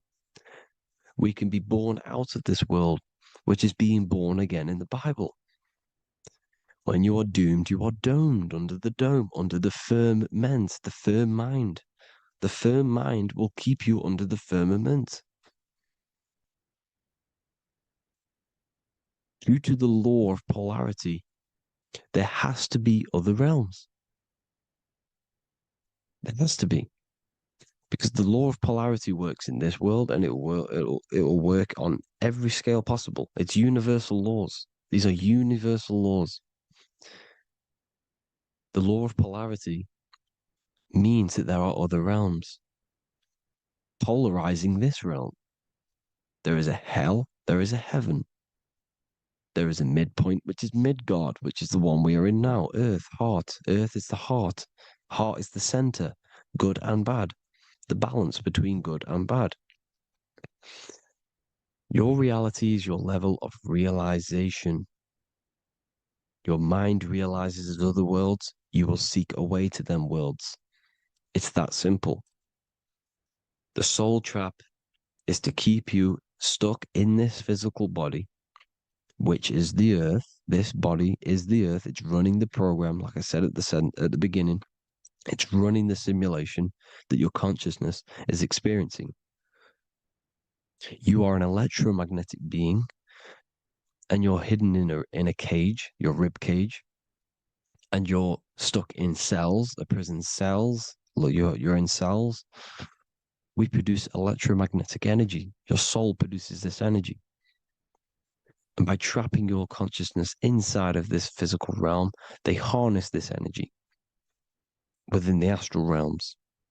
They're using you to manifest demons, because your mind creates demons through emotions and mental thought energy, which is a whole nother video.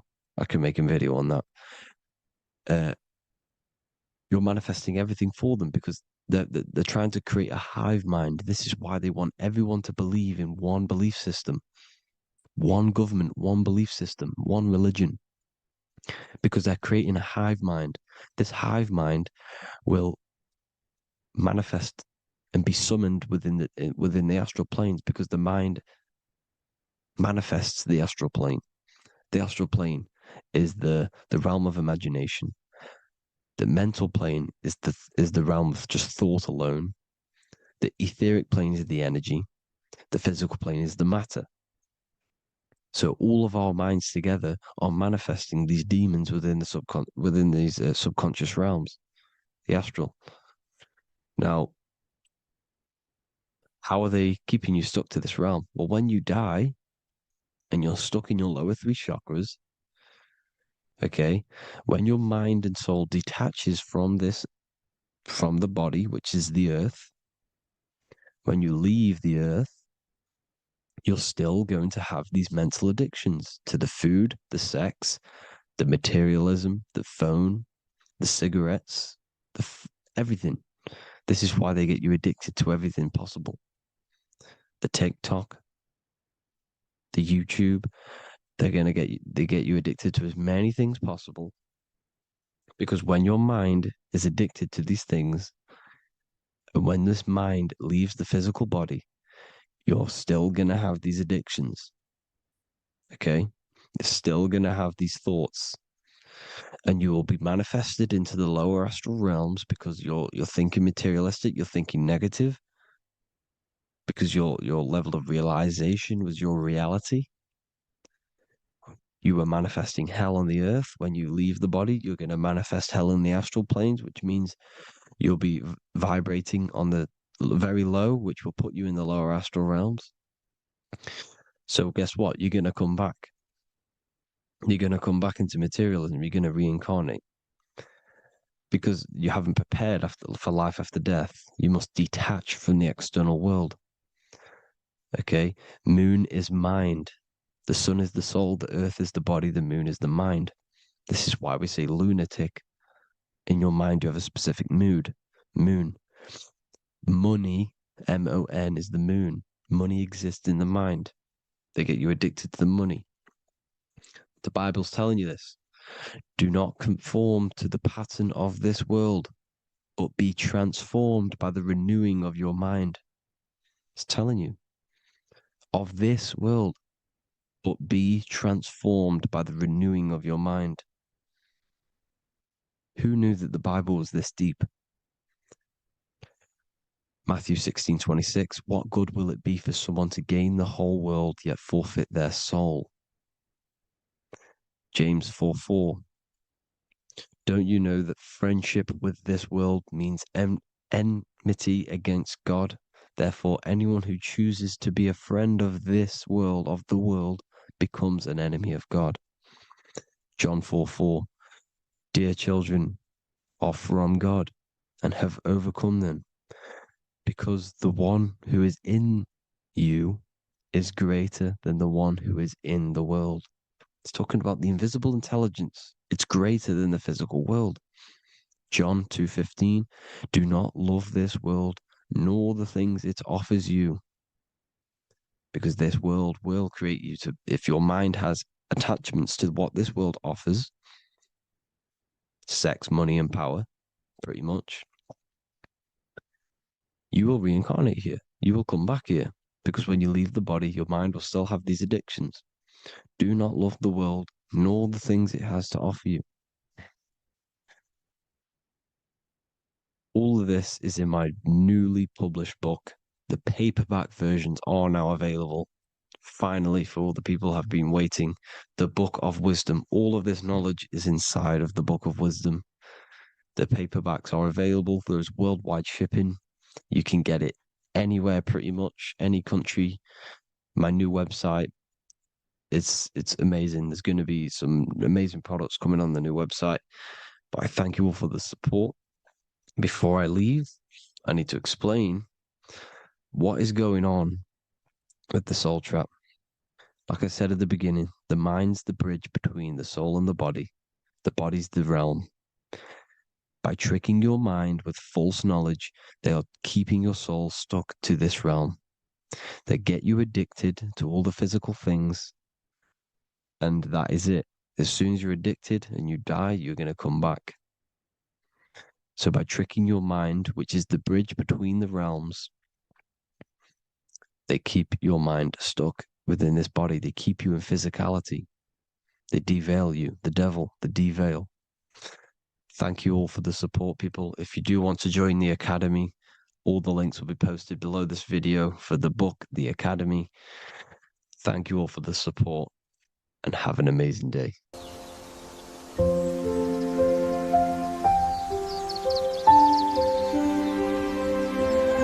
bookofwisdom.com. Visit today.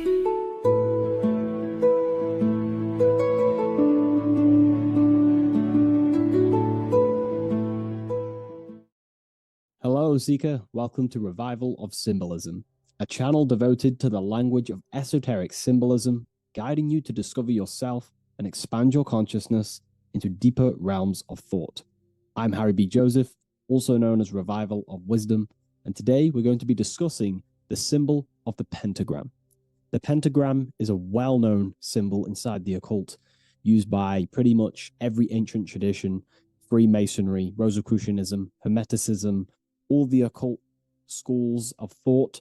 You will see this symbol. And today we're going to be breaking it down into some great detail. Now, there's a lot that goes into this symbol. It's basically a 5-pointed star.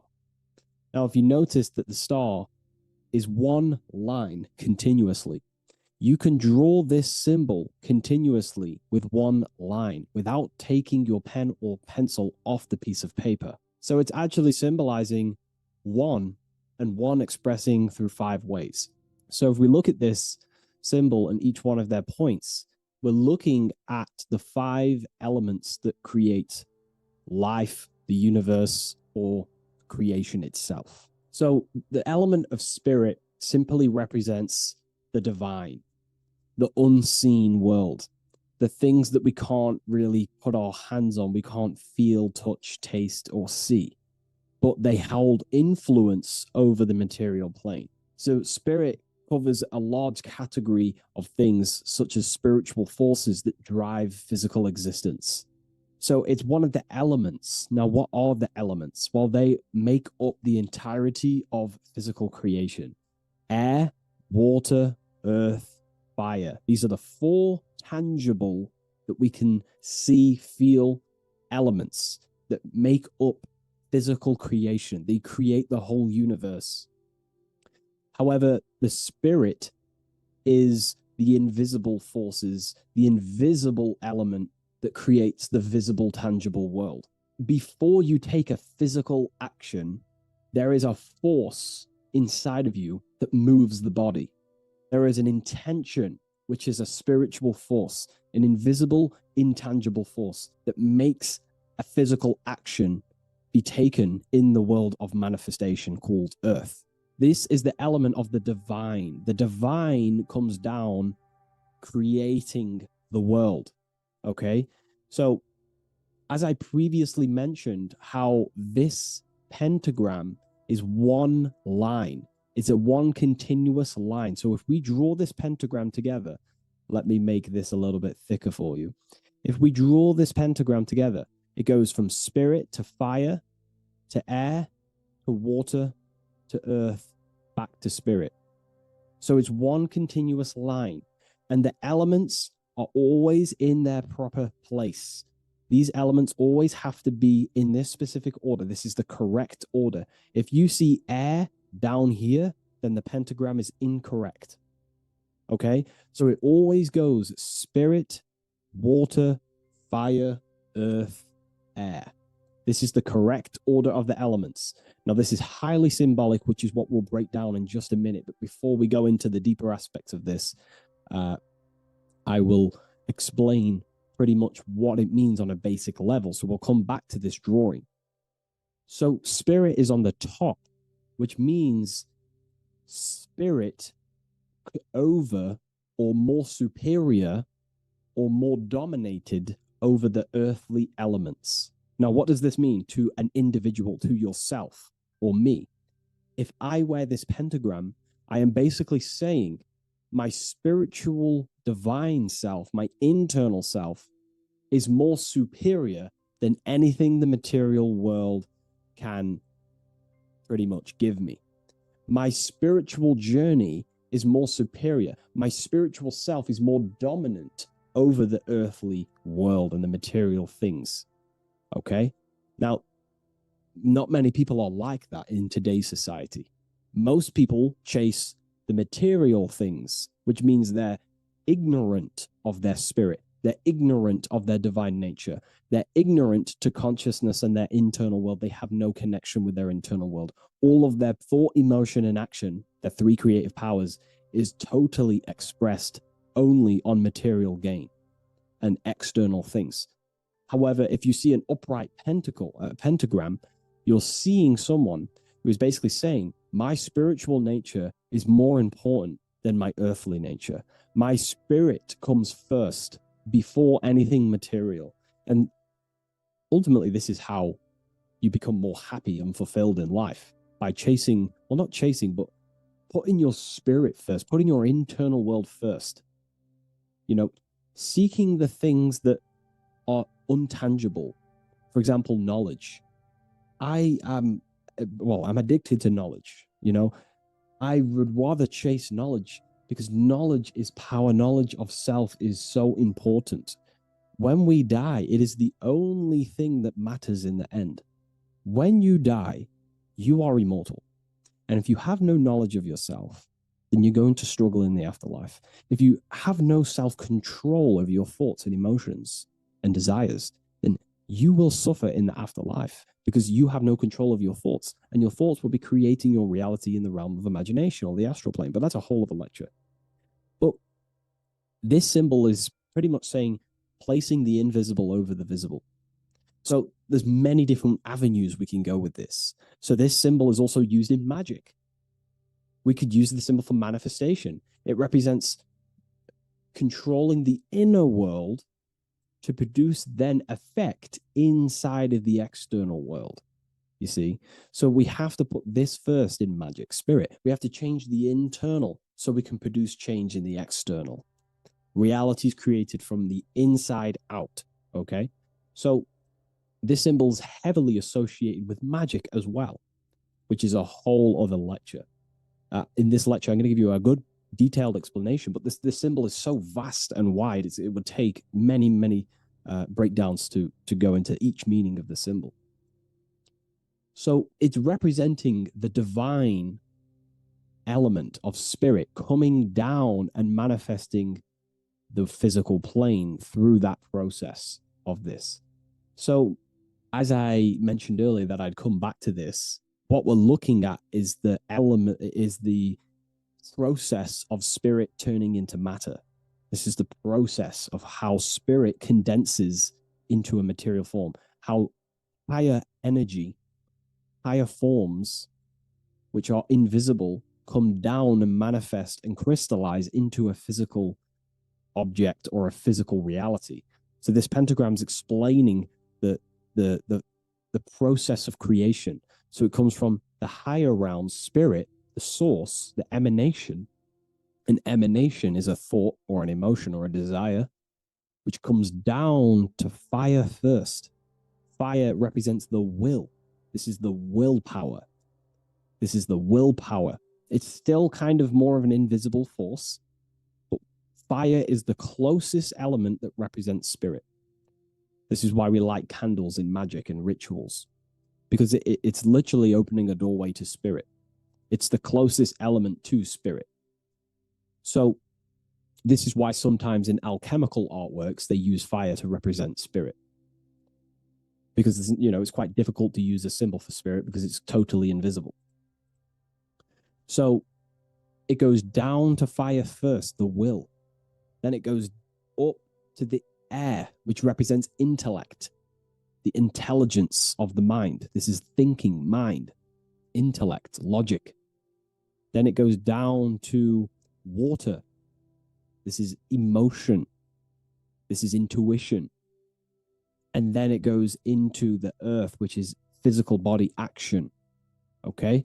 So spirit represents an emanation. So an emanation is something descending out of the void, out of the nothingness. And the first thing that descends is will, then intellect, then emotion, then a physical action. Then everything returns back to spirit from earth. So it's showing you how spirit manifests into matter. It's also showing you the macrocosm, how the world is created. So ultimately, it's a symbol of the microcosm also. It's a symbol of you. If you put your body outwards, you would see your body in this 5-pointed star shape. So it's a symbol of the microcosm, because you yourself are a microcosm. You contain all of the elements: spirit, fire, earth, water, and air. You breathe air, you drink water, fire in your nervous system, which is electricity, and earth is your physical body. So you are a microcosm of the universe, and this is what the circle, when we see the circle around, this is representing the macrocosm, the circle. So why are you a microcosm? Because you know how the sun changes the earth with its different electromagnetic rays, depending on how far away the sun is to the earth when it's rotating. Well, depending on what model you believe anyway, the electromagnetic rays produce change on the earth. So when the sun is further away from the earth, or whatever model you believe, when the sun is further away, then the electromagnetic rays of the sun are weaker, which means that's what the winter is. The winter is the death and the death of the electromagnetic rays of the sun. We still get sun, but it's just not as powerful as summertime. So nature dies. But then when the summer comes back around, the sun is closer, it produces higher amounts of electromagnetic life force rays, which increases the growth again in the summertime. But this is also not only happening on the earth, it's happening within the body. The body goes through this rhythm. The same rhythm that the external world goes through, your body's going through this rhythm. So these changes in the cycles not only change the earth, they change consciousness. These cycles happen within you. They happen within your body, your cells, your nervous system, your brain, your psyche, your emotions, your intellect is all affected through these cycles of the sun. So this is why you are a microcosm of the macrocosm. Your mind is cut out of the same fabric of God's intelligence, of God's mind. The same power of thought God used to manifest the world, to think it into existence, the same power you use to think your world into existence. You are truly a microcosm containing all the 5 elements, all the same powers of God, but just in a smaller version. It's a symbol of the microcosm. It's a symbol of the macrocosm also. It's a symbol of how spirit manifests into form. And this is why it's associated with magic, because you can use these elements in magic, this process of how spirit becomes matter. So there's so much that goes into this. And I actually broke this down inside the new book, the Book of Symbolism, on these 2 pages here. I will do another one on the inverted pentagram.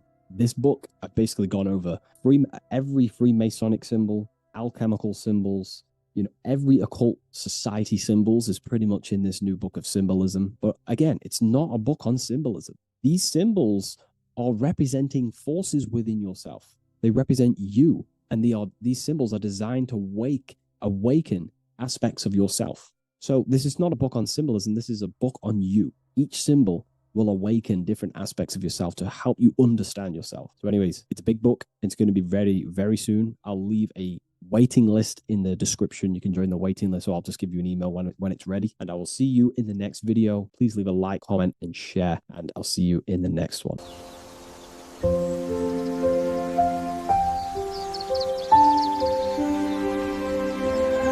bookofwisdom.com. Visit today.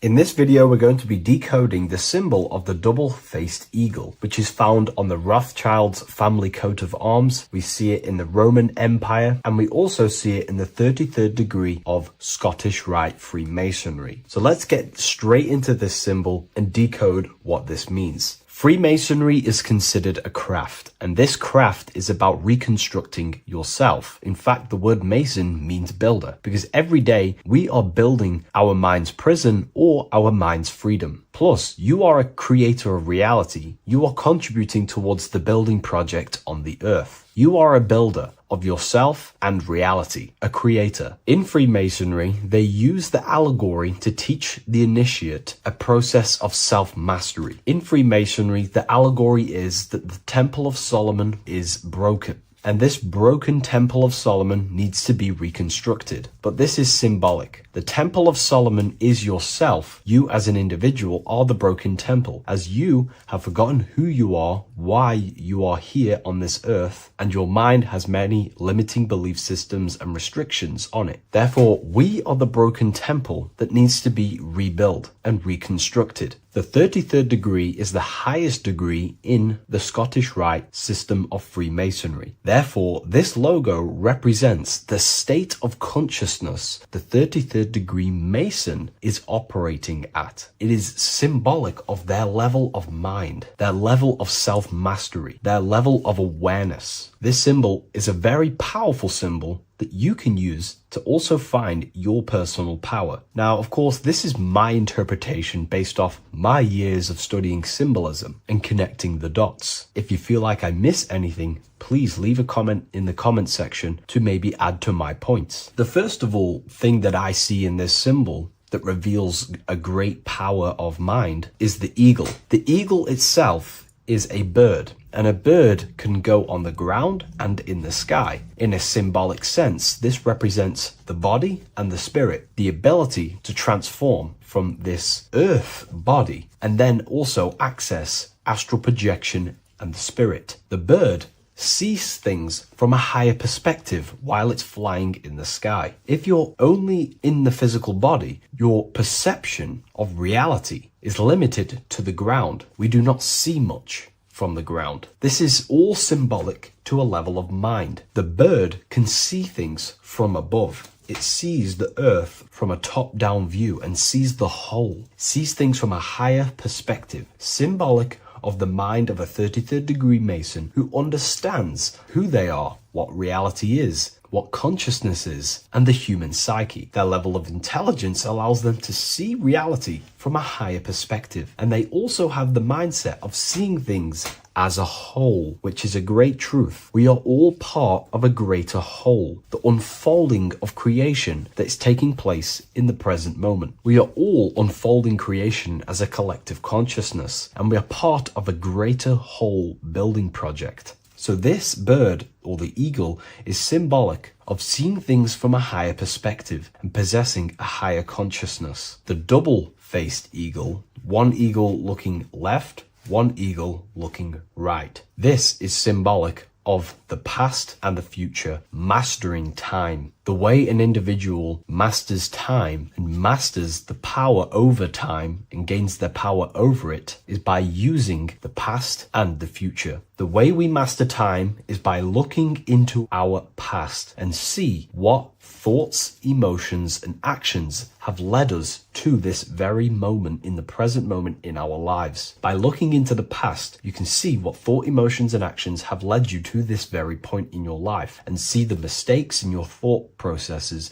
the mistakes in your emotions, and the mistakes in your actions. You can extract wisdom from the past of your past and apply that wisdom in the present moment to then change your future to a better future for yourself and the collective consciousness, and your contribution towards the creation taking place on the earth. That is how an individual masters time. You can do this through memory work. Every time you go to sleep, go through your day backwards. Follow the events backwards. What this does is literally create new neural pathways in your brain and allows you to strengthen your memory so you can remember more. Memory work is massive in Freemasonry based off my research. They make you do rituals, memorize rituals, because they're trying to develop these different aspects and cognitions of the human mind. We see that the double-headed eagle is looking left and right, but then joins. This is symbolic of unity of duality, unifying duality. And the only way you can do that is by connecting with pure awareness without distortion of the mind and body. If you turn off your body, it goes to sleep. If you turn off your mind, you go to sleep. But if you can turn off your mind and body, then who are you truly? When you turn off your mind, you're no longer your belief systems, your name, your job, your reputation, your status. You are this pure awareness who's observing the mind. So in meditation, you realize you are not the mind. You are the awareness, and the awareness is singular, and the mind thinks in dualism. So this is symbolic of unifying and seeing things through the lens of the awareness and not the mind, because the mind can produce illusions. So this is symbolic of a state of consciousness of the 33rd degree who sees everything as oneness. We are all one witnessing consciousness experiencing itself. However, this witnessing consciousness is molded differently through the mind. My mind has gone through memories, traumas, events, and belief systems, which makes my mind unique to you. But when we all turn off the mind and connect with pure consciousness, the pure awareness,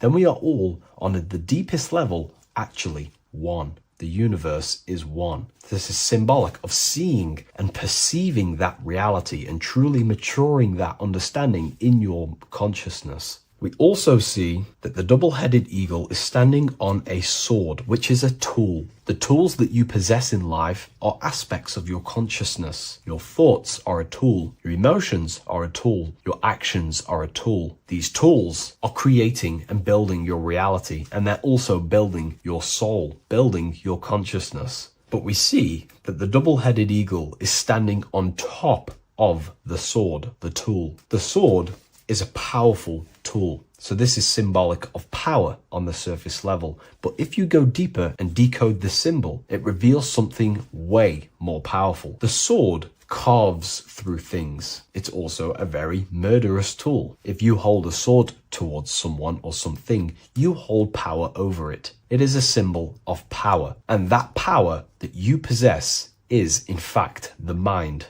The mind is the powerhouse of control over reality. The mind is the most radiant force in the universe, as all things respond to the mind. The emotions, the body, and physical reality itself responds to the mind. The mind holds power. Matter is a physical manifestation of mind. The reason why the sword is the mind is because it's associated with the air element. When you swing a sword, you're moving this through the air. And if you've read the Book of Wisdom Volume 2, you understand that each element is corresponding to a different body of consciousness. Air is associated with the mind, the mental body of consciousness. Water is associated with the emotional body of consciousness. Earth is associated with the physical body of consciousness. Fire is associated with the spiritual willpower body of consciousness. Therefore, what we're looking at is the intellect. We're looking at gaining control over the intellect, the mind, thought, banishing all negative thought power from the mind. Think of it like this. You are tapped into a live stream of consciousness, and this live stream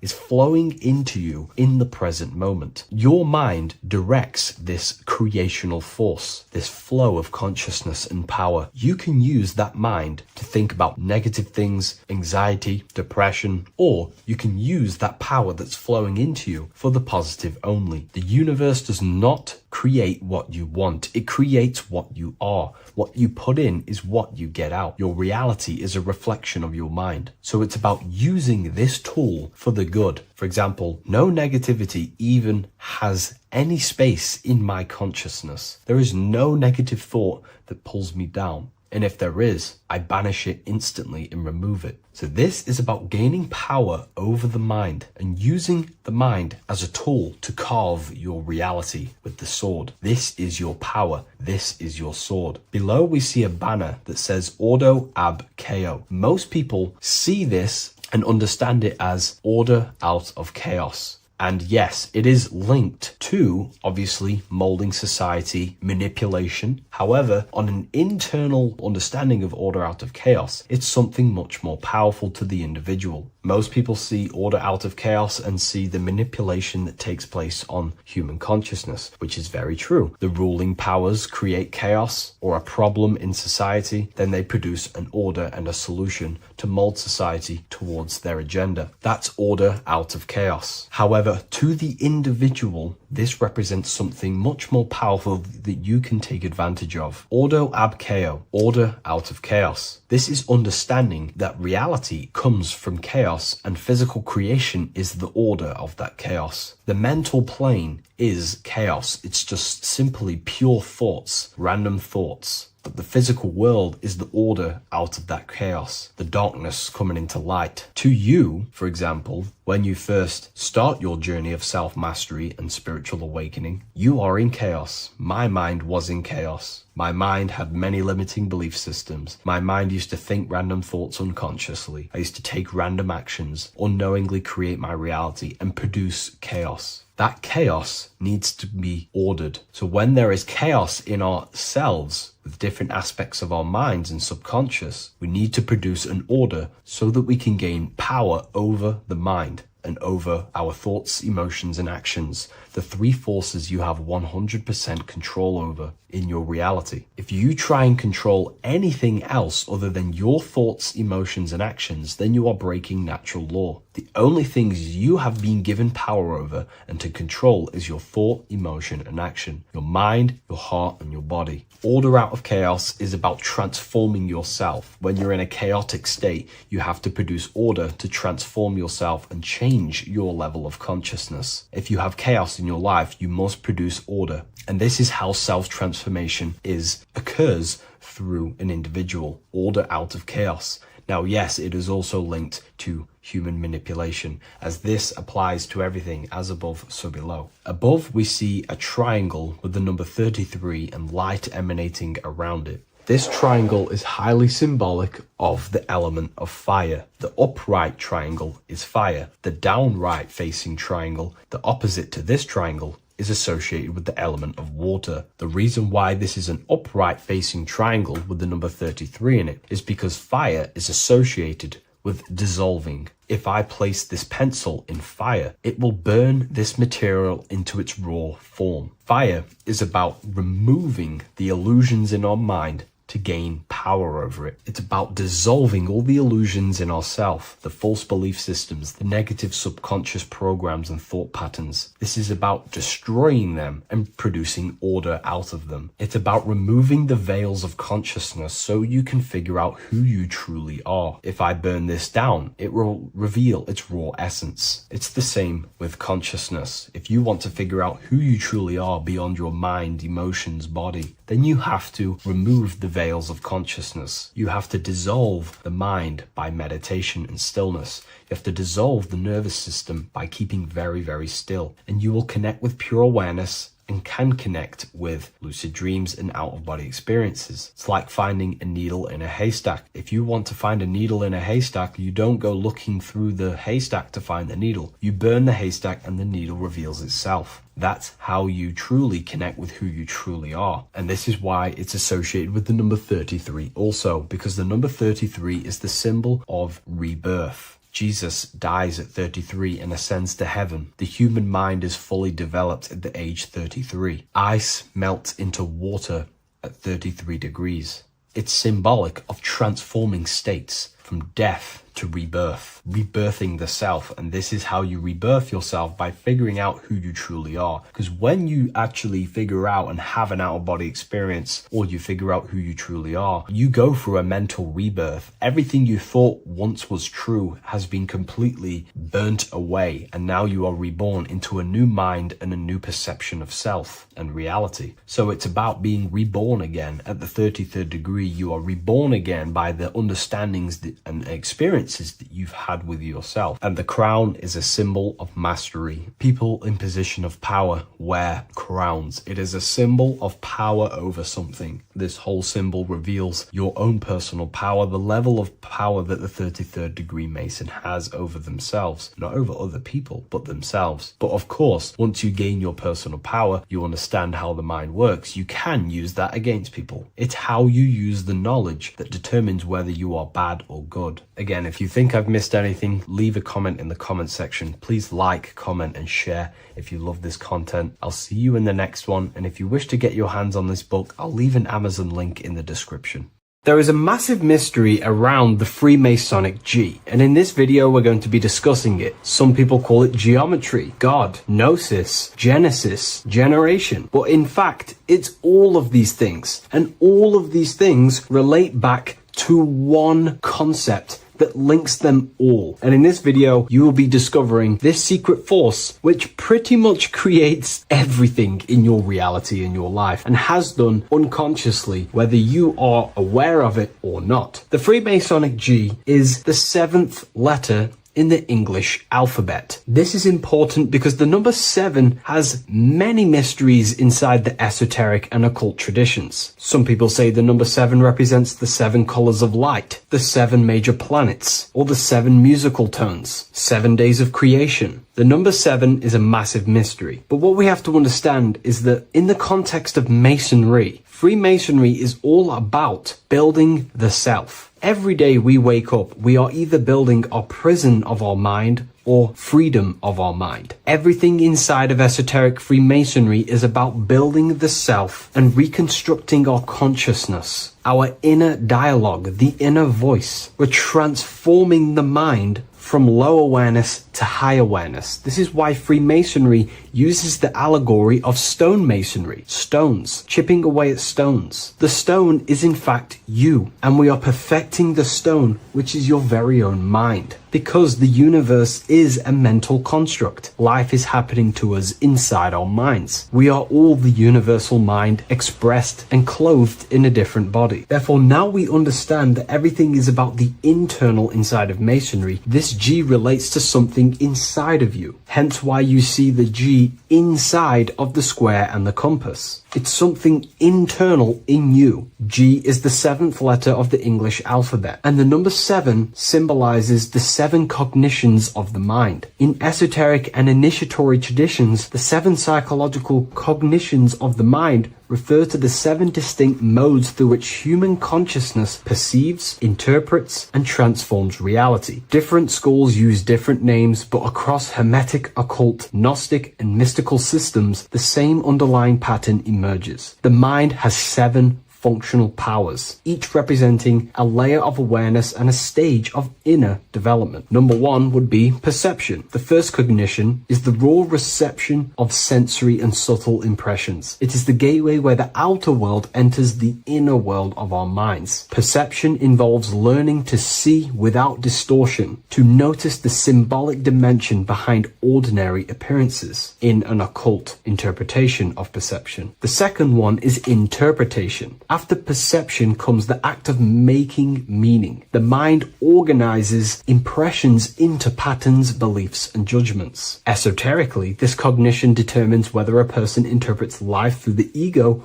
or through the higher insight of their higher consciousness. The goal is to purify interpretations so that the intuition can speak through it, to clear our minds of the clutter, master it, and let our higher consciousness shine through it. Number 3 is the imagination. This is the creative faculty that produces images, symbols, and visions in the mind's eye. This is associated with the astral plane. We live in a mental universe of thought. Thought wraps itself inside of imagination. The thought alone has no true form, but then the thought wraps itself in a vehicle of consciousness, what we call imagination, and we give form to the thought. Imagination becomes active. Imagination becomes active imagination, the foundation for rituals, alchemy, meditation, and visionary insights inside of occult traditions. Working on your imagination is a key part on developing your consciousness, as it is literally the sight into the astral plane, your internal vision of the mind. The fourth cognition of the mind is emotion. Emotion is energetic response that gives intensity, direction, and magnetism to thoughts. Emotion fuels the magical will.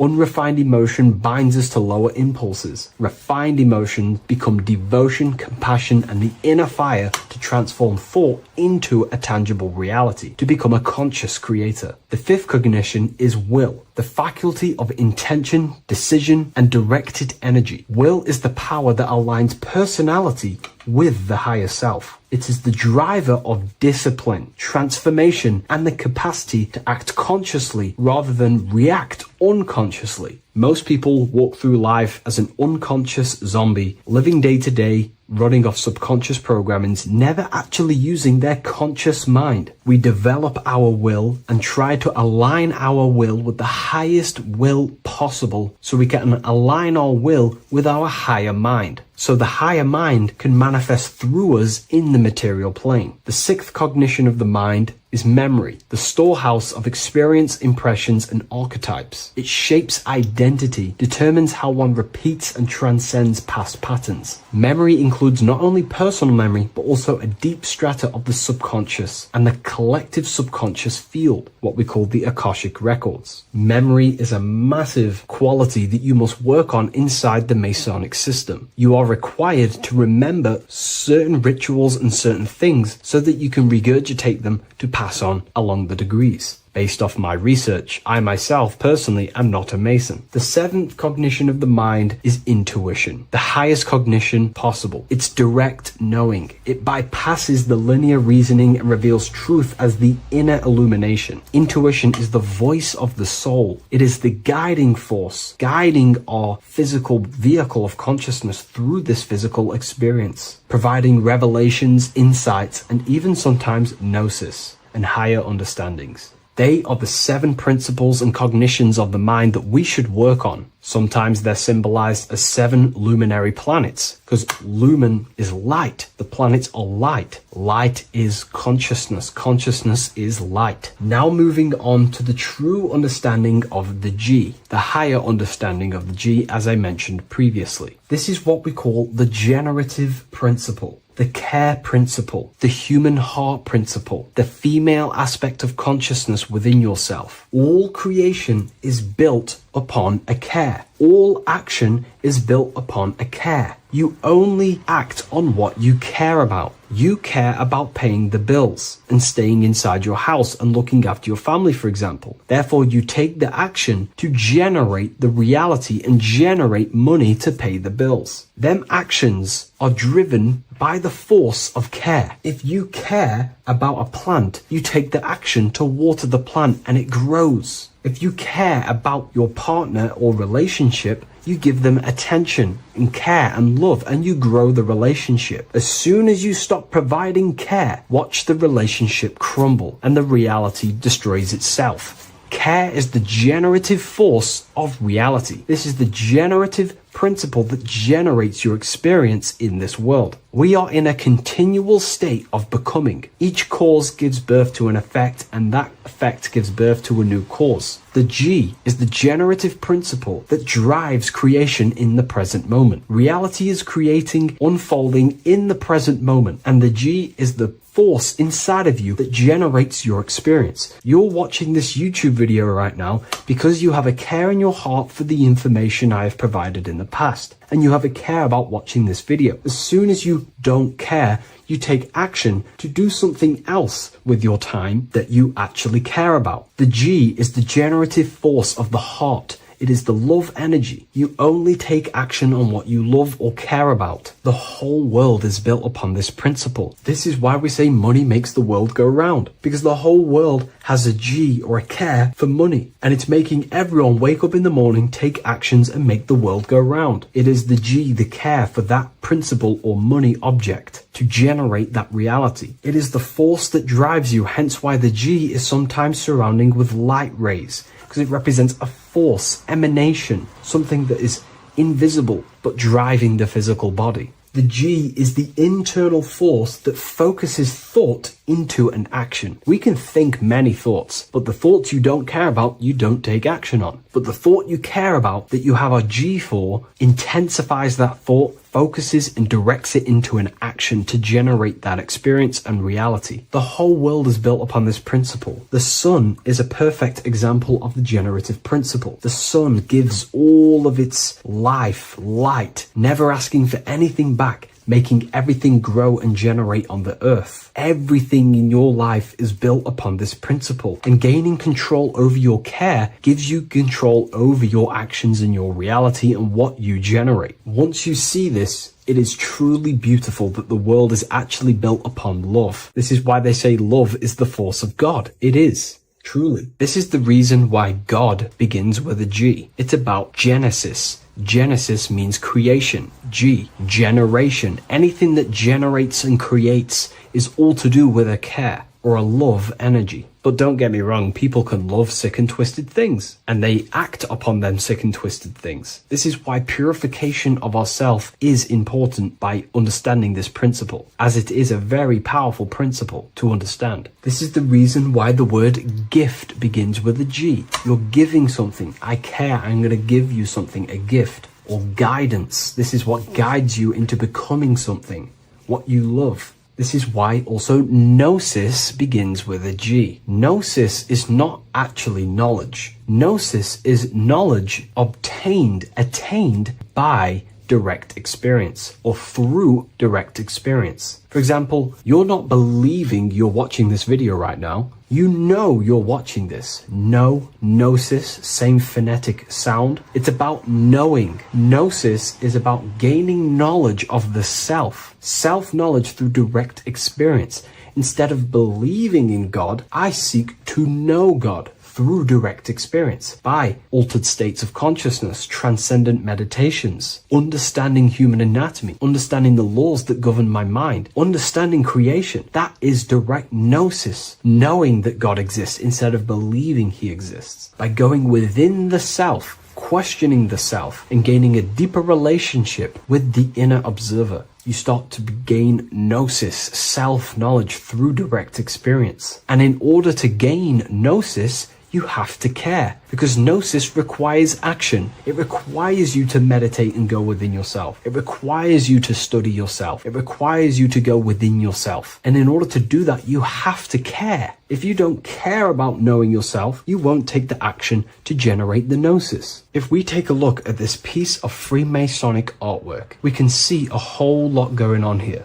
But if we focus down here with the temple with the letter G on, and when you walk through the temple, there is a pathway leading up a hill towards the light. The light reveals things. If something is in darkness, you can't see it, but the light reveals something. It's symbolizing truth, the light of gnosis, knowingness. And in order to walk this path, you have to go through the temple, which means entering in yourself. This is symbolic of the path. The Masonic path is about the self, reconstructing and learning about the self. In order to walk up that hill, it takes a lot of effort. It's not easy walking up a hill. You're going to be tired. It's not easy. It's horrible. Who likes walking up a hill? I know I don't, but you know, people like hiking and stuff. I understand that, but it's symbolizing this is hard work, working on yourself, because the labor of working on your mind is the hardest labor you will ever do. It's called the great work or the Masonic work. And in order to climb that mountain, you go through the G. You have to have the care. If you do not have the care,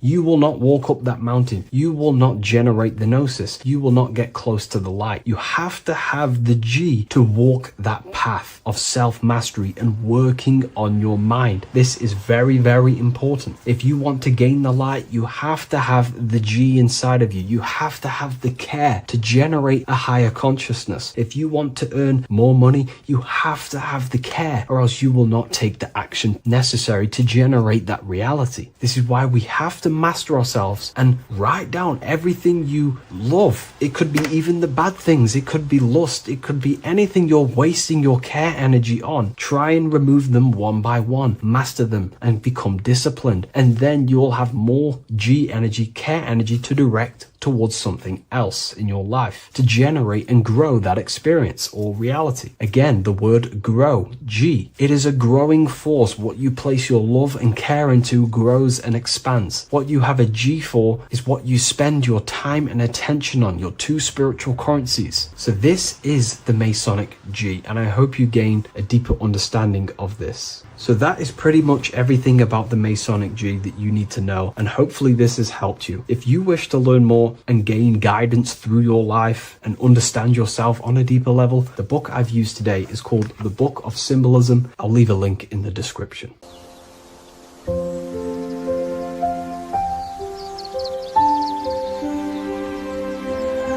bookofwisdom.com. Visit today.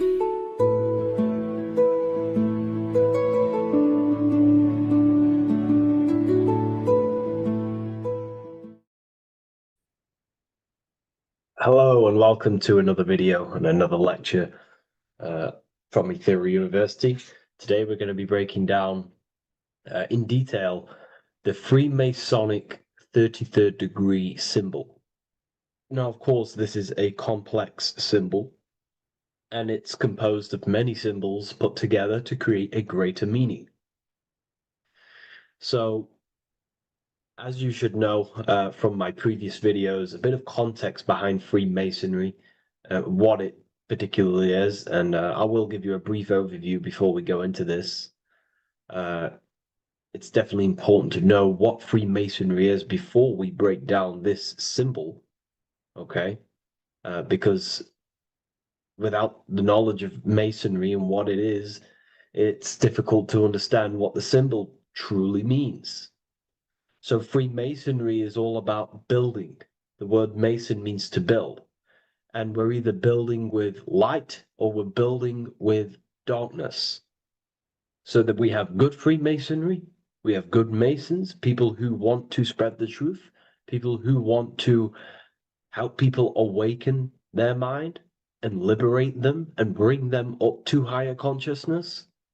Or we have Masons who want to divide, keep the knowledge to themselves, create walls, build walls in people's minds, construct illusions in people's minds for their own personal gain. Okay, so we're either building with light or you're building with darkness.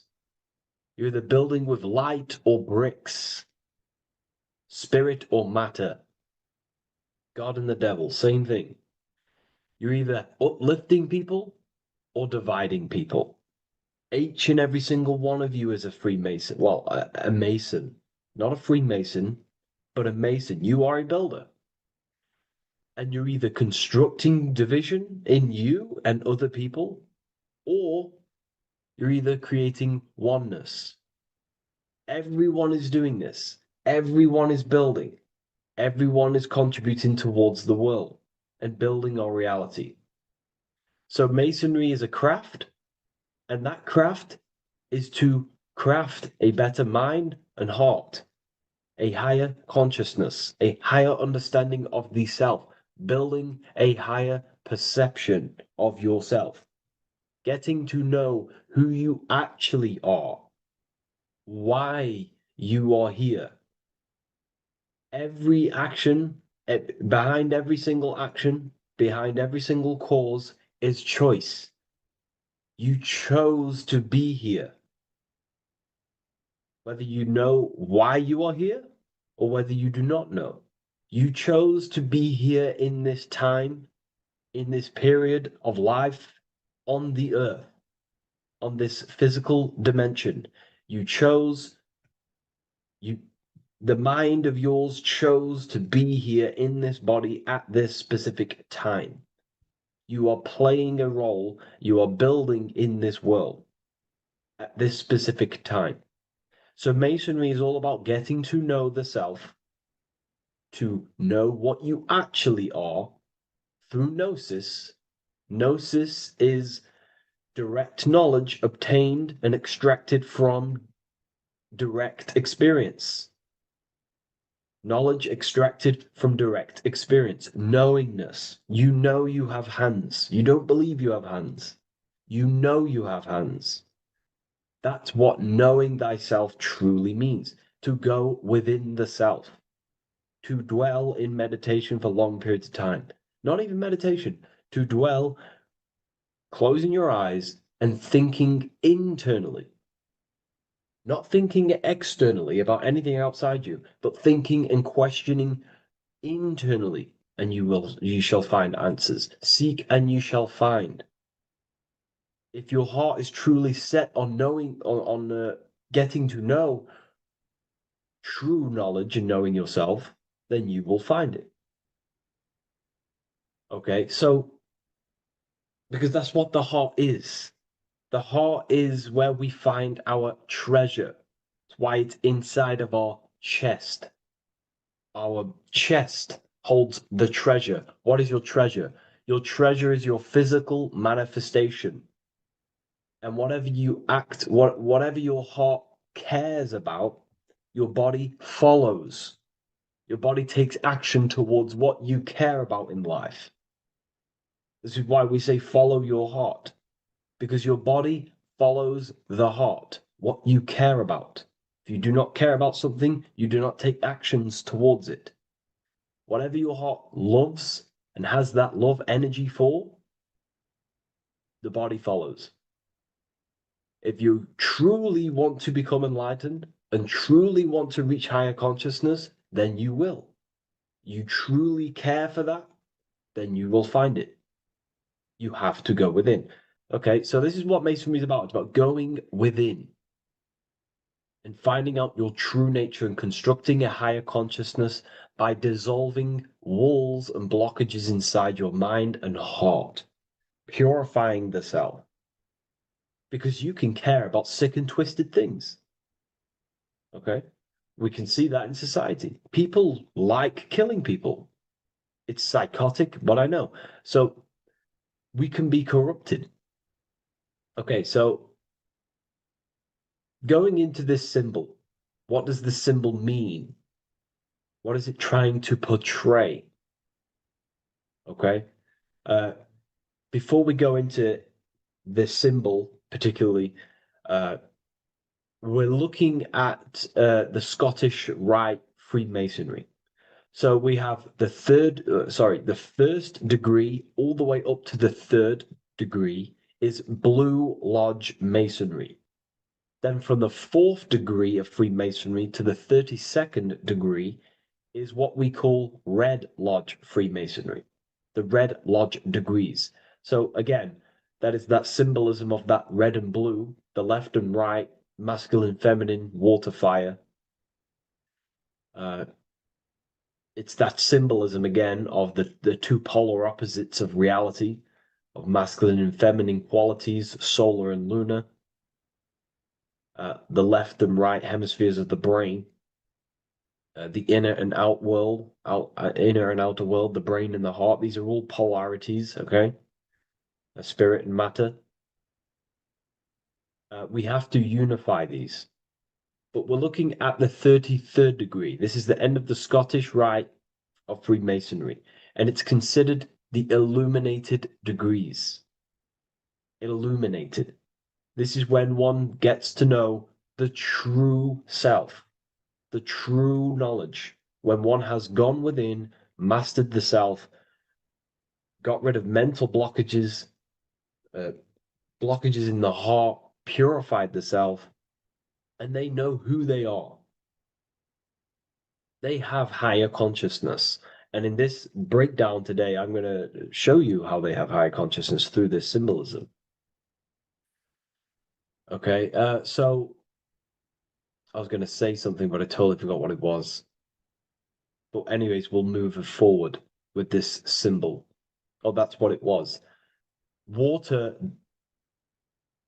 melts, well, ice melts at 33 degrees, symbolizing ice represents solid matter, ego, the physical body, left brain thinking,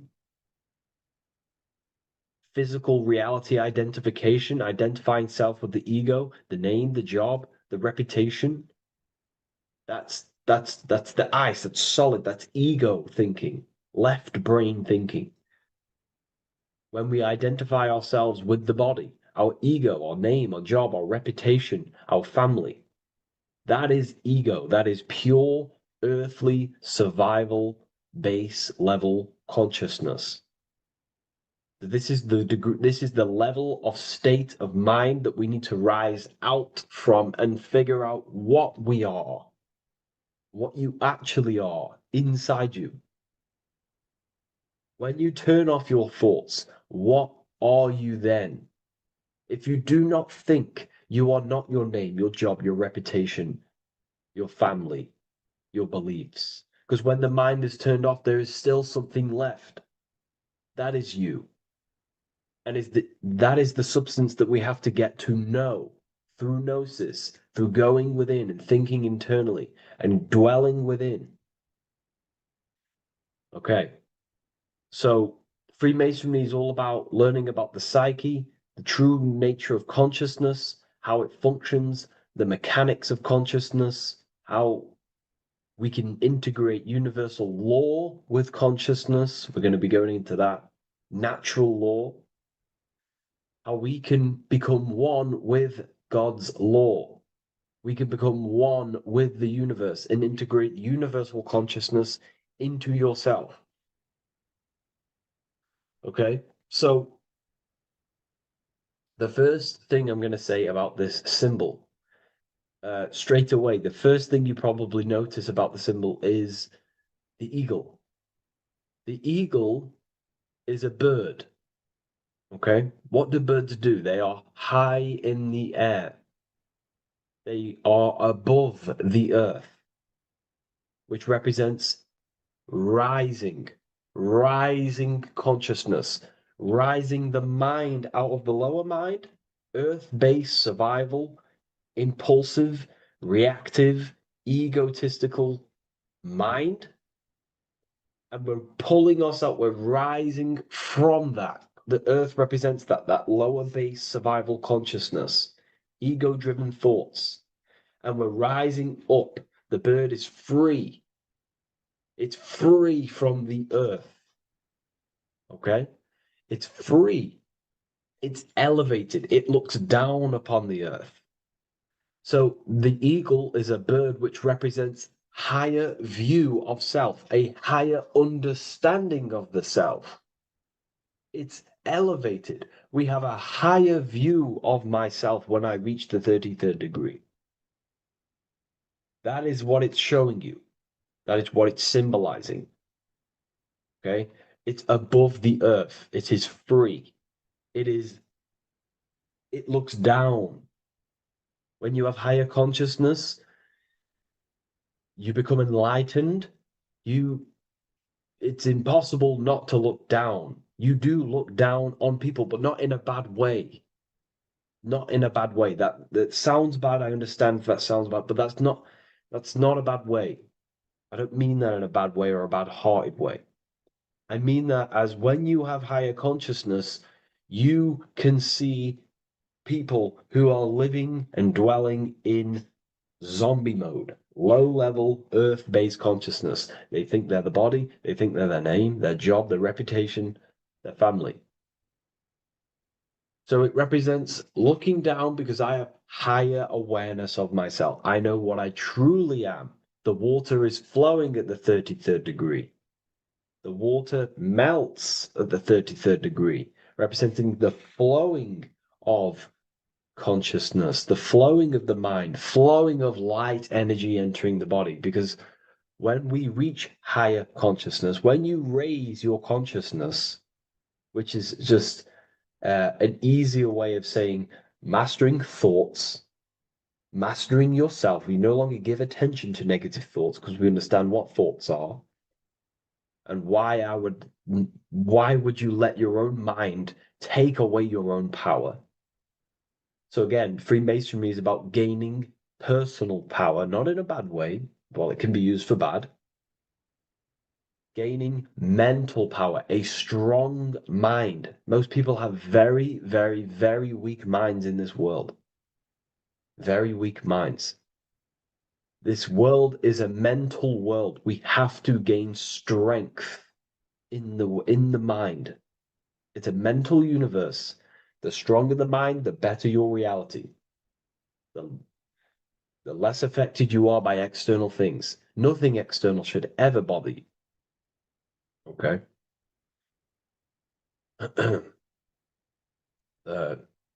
So it's about gaining mental strength, mental clarity. So again, the bird is elevated, it looks down, it has a higher awareness, it sees things from above, it sees the world for what it truly is. That's the eagle. Okay? It's the higher view. This is the illuminated degrees. So we're looking at now the sword. The bird, the eagle, the double-headed eagle is standing on the sword.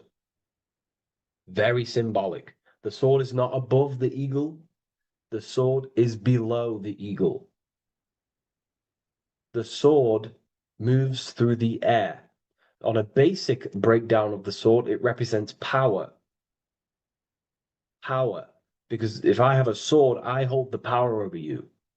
That's what it symbolizes. In war, you have a weapon bigger than someone else and more destructive than someone else, you hold the power.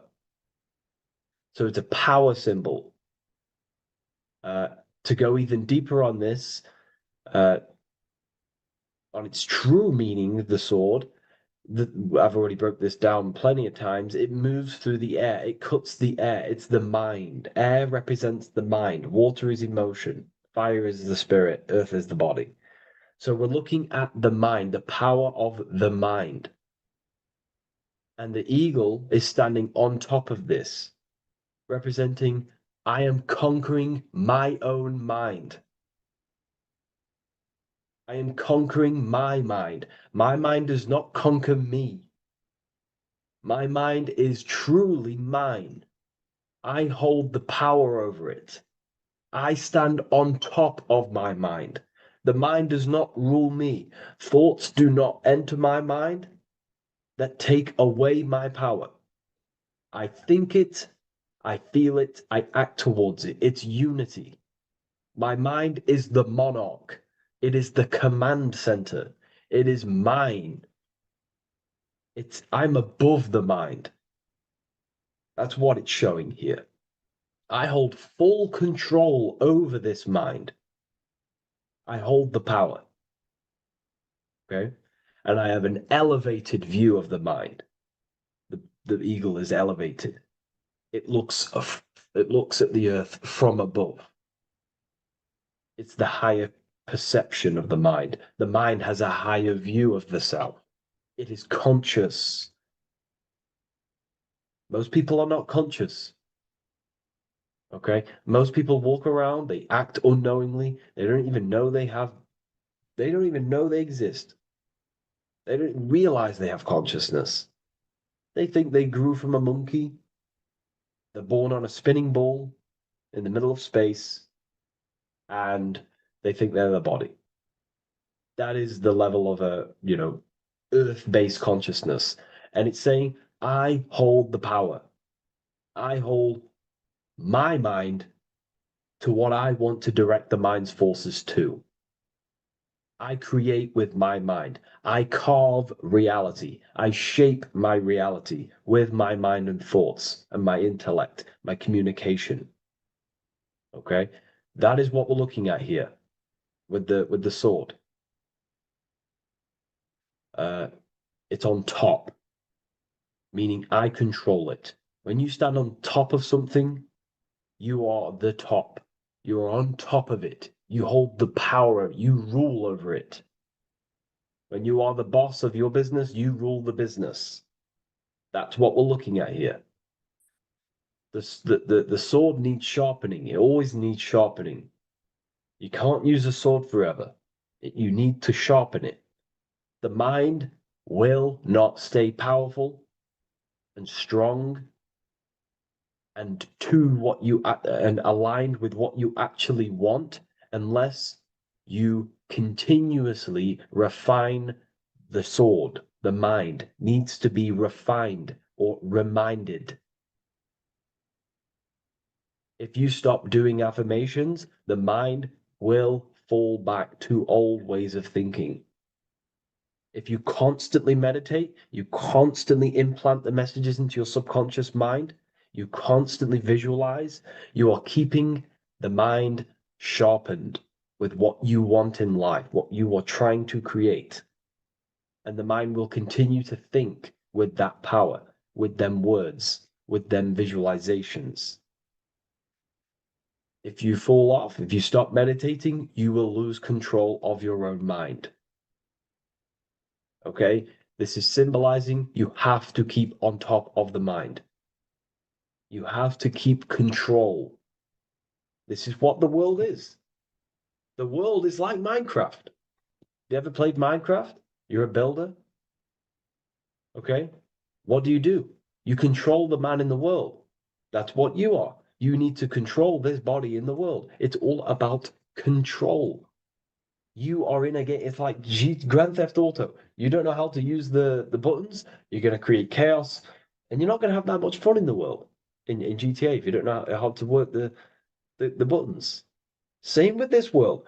You are in a world, and you need to learn the buttons of the body, the mind, the soul, the heart.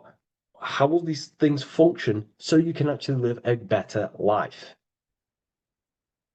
and create what you want in the world? Aligned with natural law, of course, unless you want to walk down the path of Satanism. So this is what we're looking at with the sword. Now, moving on, we're looking at this little banner here. This says "God and my right" in Latin. God and my right. What is your right? Natural law is your right. What is natural law? You already know the natural laws. We all intuitively know the natural law. What is natural law? Do good. We all subconsciously, on a soul level, we know to do good. We know to do right. It is wrong to hurt people. It is wrong to control people. What is your natural law? What are the forces that you hold power over, that you have full control over? You have full control over what you think, what you feel, what you act. Thought, emotion, action. If you start to try and control things outside of them three forces, that is now you breaking natural law. If I try to control and manipulate someone else, that is now breaking natural law. I'm going against my inner law. My soul tells me what is right and wrong through emotion. So it's about aligning the self, my actions, my thoughts, with my emotion, my intuition, my natural law. These are your rights. Your rights is to think, feel, and act with the law, with good, with God, with love, with care for one another. Am I building with light to bring good things to the collective? You see, most people are stuck in their left brain, and the left brain only sees me, ego-driven thinking. That's why they trap us in our left brain. They train us to be left brain. They tell us to write with our right hand to strengthen the left brain. They call it writing. Everything in this matrix is to activate your your left brain. Why? They need you in ego consciousness so you can be controlled and manipulated. So you do not recognize patterns. That's the right brain. The right brain recognizes patterns, symbolism, metaphors. They don't want you reading between the lines. They want you logical. They want you divided, because the right brain sees the whole. The right brain sees the woods. The left brain sees the trees. And that tree is your ego. And the woods is the collective consciousness. They want you only thinking about you. Because that way you are divided from the collective consciousness. And we're all one consciousness family. We're all God. We're all God experiencing himself. And we are all building this world. So it's about aligning the self with my right, with God, with natural law. It's what Freemasonry is about. True Freemasonry, light Freemasonry, not dark Masonry, or evil Freemasonry, whatever you want to call it. The crown, royalty. Royalty wear crowns. And what do the royalty have? Again, this is another power symbol. They hold control. Yes, royalty hold control. And that's why this crown is at the top of the image, not at the bottom of the image. It's at the top, representing I control the left, I control the right. I control my left brain and my right brain, the two eagle heads, the two views. The eagle has one eye on each side. It's looking, it's seeing. And that's symbolic of the left and right brain. We see, not physically see, but I mean perceive.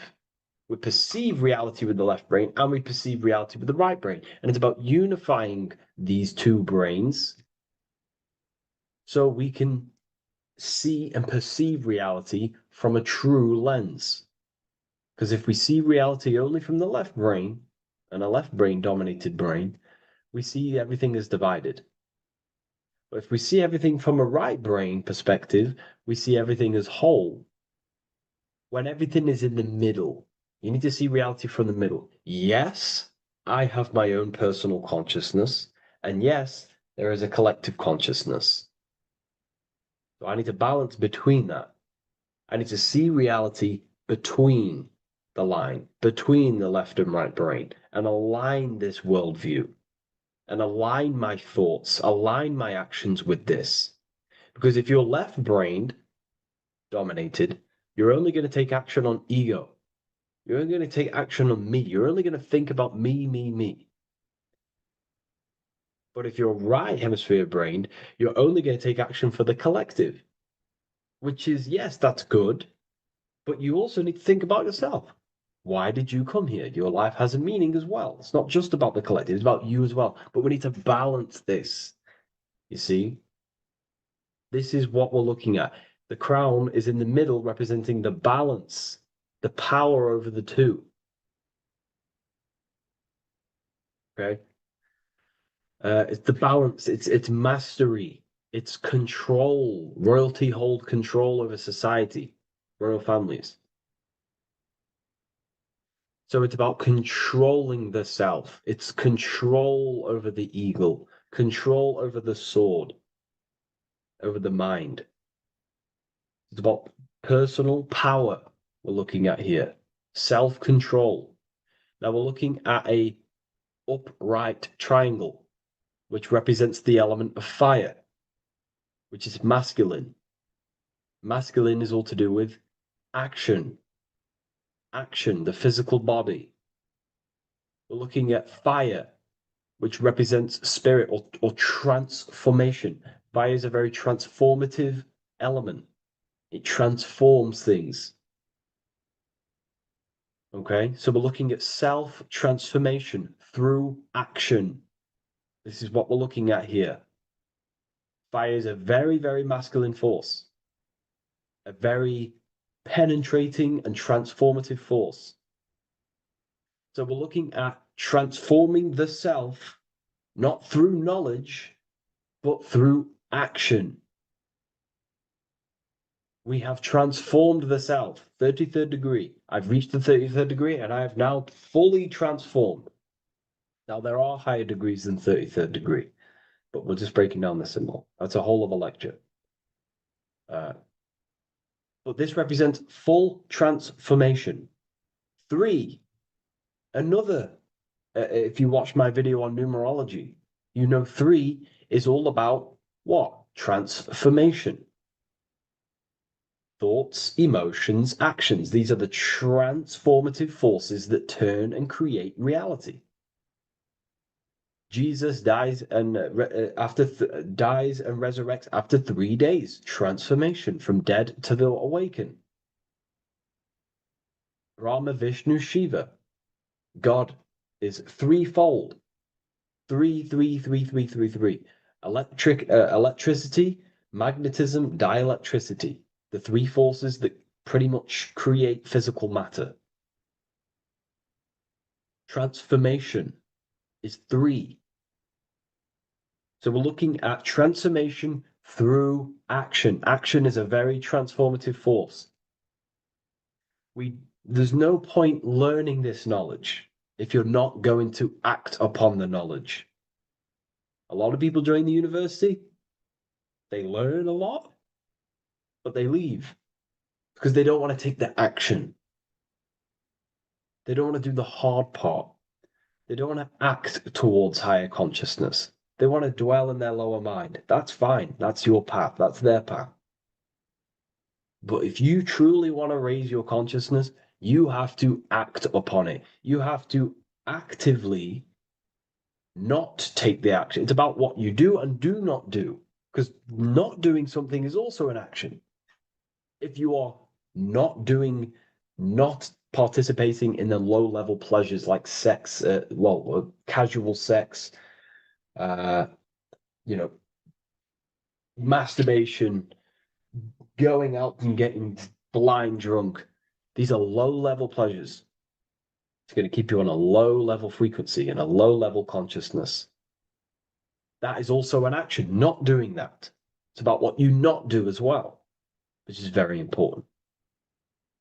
You have to act upon it to reach this degree. You will not reach this degree if you have not taken a lot of action towards reaching higher consciousness, reaching self-mastery over the mind, controlling the mind. This is what, again, it's about taking action on actually controlling the mind, controlling the self, gaining your power. Okay? Okay. This is another fascinating part about the eagle head and wings. It also represents the past, present, and future. The crown is, again, symbolic of the crown chakra. This is all to do with knowledge.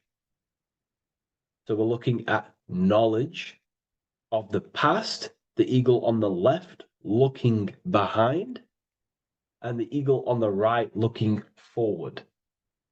So we're looking at the crown, knowledge of the past and the future.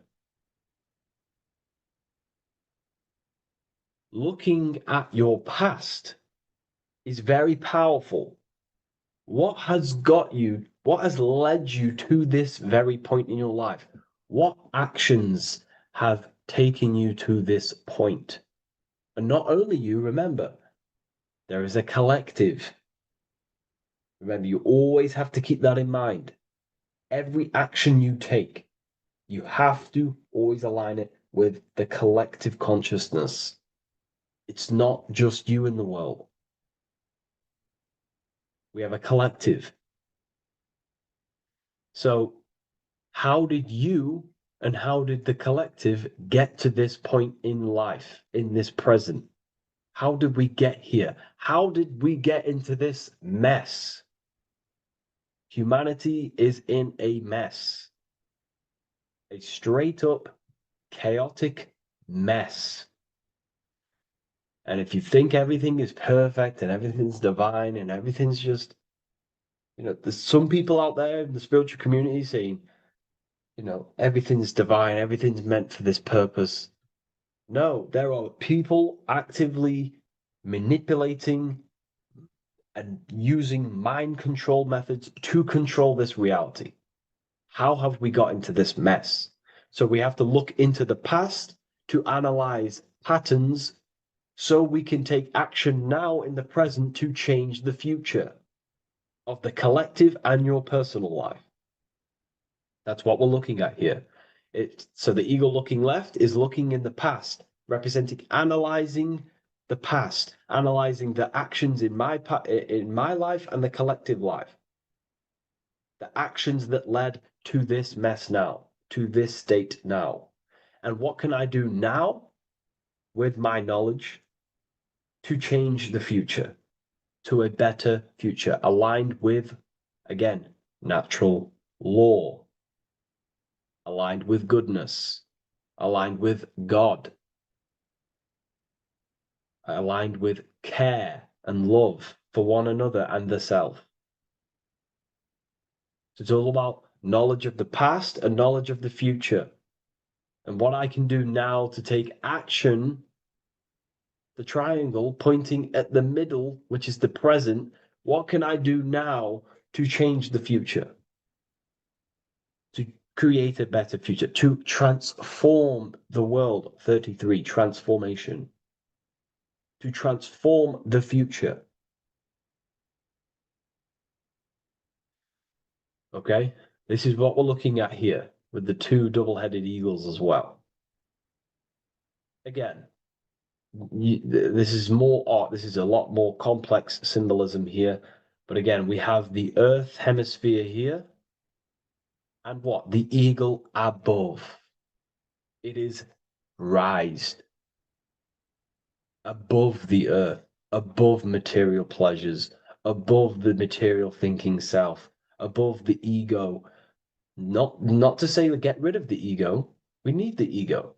But balancing, control, power over the ego, power over the two hemispheres of the brain, power over my past and my future, power over time. What am I using my time towards? Time is your spiritual currency. Okay? It's elevated. It sees things from a higher perspective. It is higher consciousness. We're also looking at the astral body. Birds on a deeper level represent the astral body. So symbols have layers of meaning. The deeper you get into the occult. So when you join the first degree, you get, a good interpretation, and the higher degree you go, the more deeper the symbol reveals.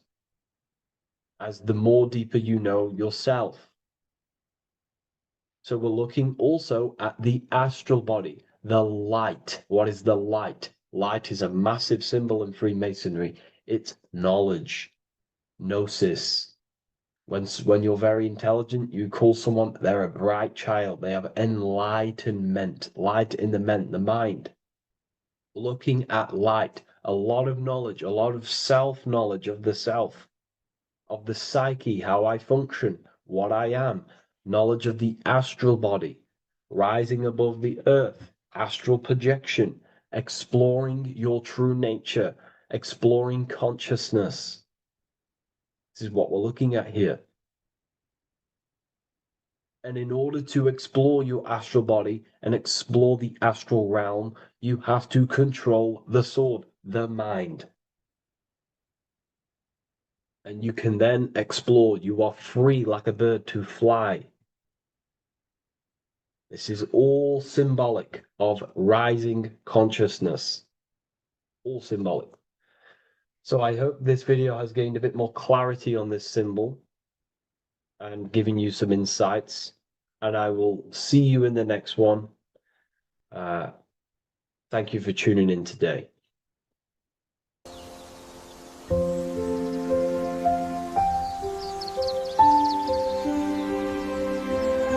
Book of schoolofwisdom.com. Visit today.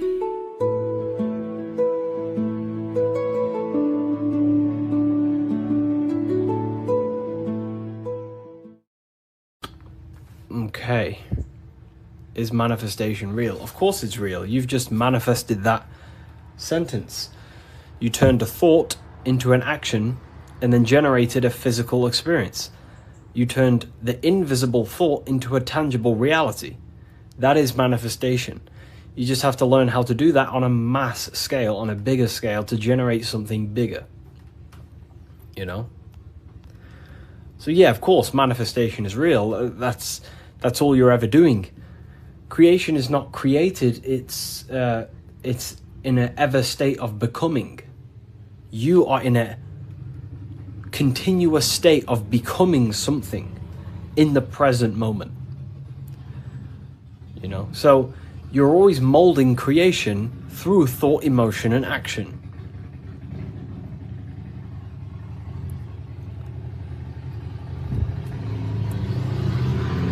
Let's let the Harley Davidson go past my house. It's a very loud bike. It's a cool bike. But yeah, you're in a continuous state of creation. And that's what this symbol ultimately represents, right? Hi, if I order your book today, will it be here before next Friday? You mean not this Friday, but next? Yeah, it should be there, for sure. So, this is what this symbol ultimately represents. Because the snake can shed its skin, which means it renews its layers. It transforms from old layers into new layers. It removes old layers of skin, symbolizing transforming. But the snake is eating its tail. The end gives birth to a new beginning. And this is what the present moment is. The present moment is the continuous state of becoming and unfolding of creation. We're all tapped into the live stream of consciousness, like you're tapped into this live right now. And you are directing them life forces in the present moment through thought, emotion, and action.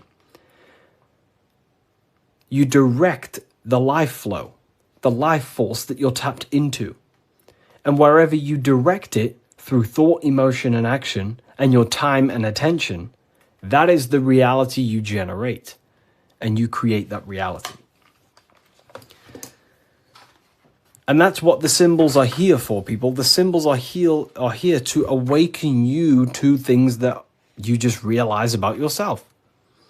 I'm not teaching you anything new. This is just something you realize. This is solid truth that you can't, escape. You can't escape the law of cause and effect. The force is too powerful to escape the force and the law of cause and effect. The law of cause and effect is over you. It governs you. So you have to work with that law consciously. Most people are not conscious of the laws that govern their life. They're not conscious of the laws that's governing their mind. Your mind is governed by laws, not man-made laws, but universal laws you cannot escape. It is impossible to escape cause and effect. So you must work with the law. God law, basically. Yeah, they're called, occult societies, secret societies. They call the laws natural law. Then, of course, you have man-made laws.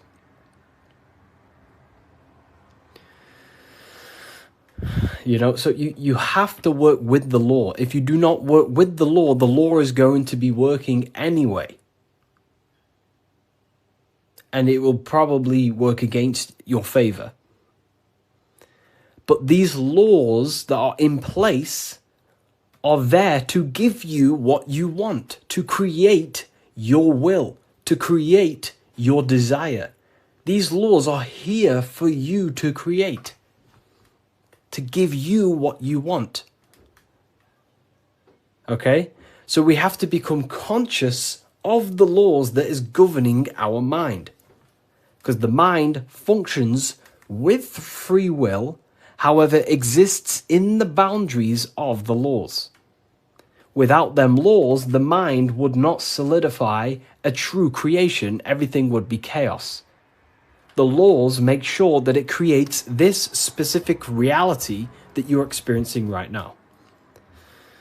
Hello, Harry. I've reached a higher state of consciousness thanks to you and your book. Wow, amazing, Craig. Absolutely amazing. Absolutely amazing. You know, this book, don't read it once, read it many, many times. I'm probably sure you already have, but it just helps you. You know, you pick up new things every time you read it. What do you think about getting a pentagram tattoo or a different symbol? I mean, the pentagram's a great symbol. It's just how you use the symbol. I gifted your book to a friend. Wow, amazing. Which book? The new one or the older ones? So we can influence our reality, of course, through thought, emotion, and action. You have free will. You have full control over them three things. If you try and control anything other than your thought, your emotion, and your action, you are going against natural law. God has given you the permission to only control your thoughts, your emotions, your actions. If you try and force anything on anyone else, you are then breaking natural law. They are the forces that consciousness expresses itself through the mind, mentalism, through thought, imagination, through emotion, through feeling, intuition, and through action, willpower, taking physical actions. That is how the force of consciousness expresses itself in three distinct ways. And that's how you create your reality, through thought, emotion, and action. And that's how you gain your personal power, by controlling your reality. How do you control your reality? Very simple. Is this the Book of Wisdom? This is not the Book of Wisdom. This is the Book of Symbolism, the brand new book, only available on my website. So here it is. Here it is, people.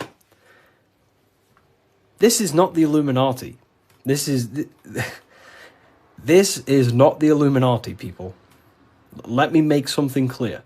Everyone has demonized this symbol, and I think they use this symbol on purpose. Because this symbol unlocks your personal power, and that's what the Illuminati is. The Illuminati are illuminated people. That's ultimately what it means. Illuminated. What is illumination? Light. That's why there's light surrounded around it.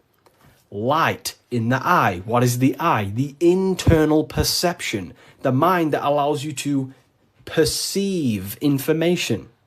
The internal eye. The person in your mind who thinks. That's the real you. That is the real you. The person in your mind who thinks is truly formless. Okay? The Illuminati are illuminated people. They understand the secrets of the human mind and human consciousness. And other people who do not understand the secrets of the human mind and human consciousness are ignorant, and the people are using the knowledge they know against them. If you know psychology, right?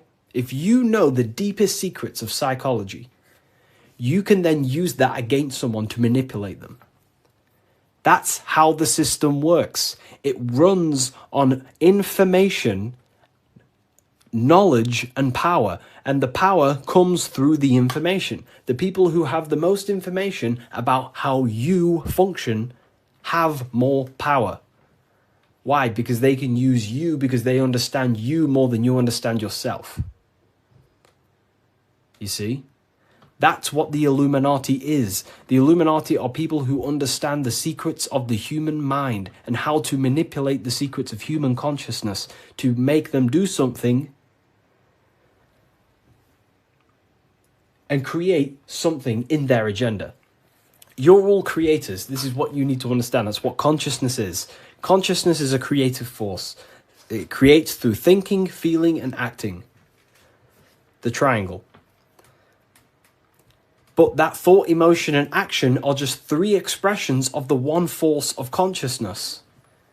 Thought, feeling, and acting are in fact one actual force. Because it's the force of the universe. We're all using the same force.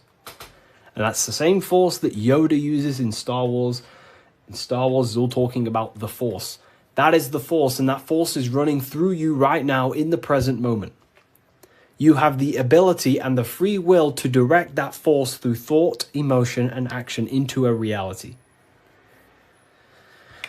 So, the Illuminati is just simply people with a high understanding of consciousness and the human psyche, and how to actually create reality. You think something, you feel, and if you have a feeling towards that thought, you take the action. As soon as you lose feelings to watch this video, you will scroll and take action to find another video you have a feeling for. That is how reality creates. That's how reality unfolds. Okay?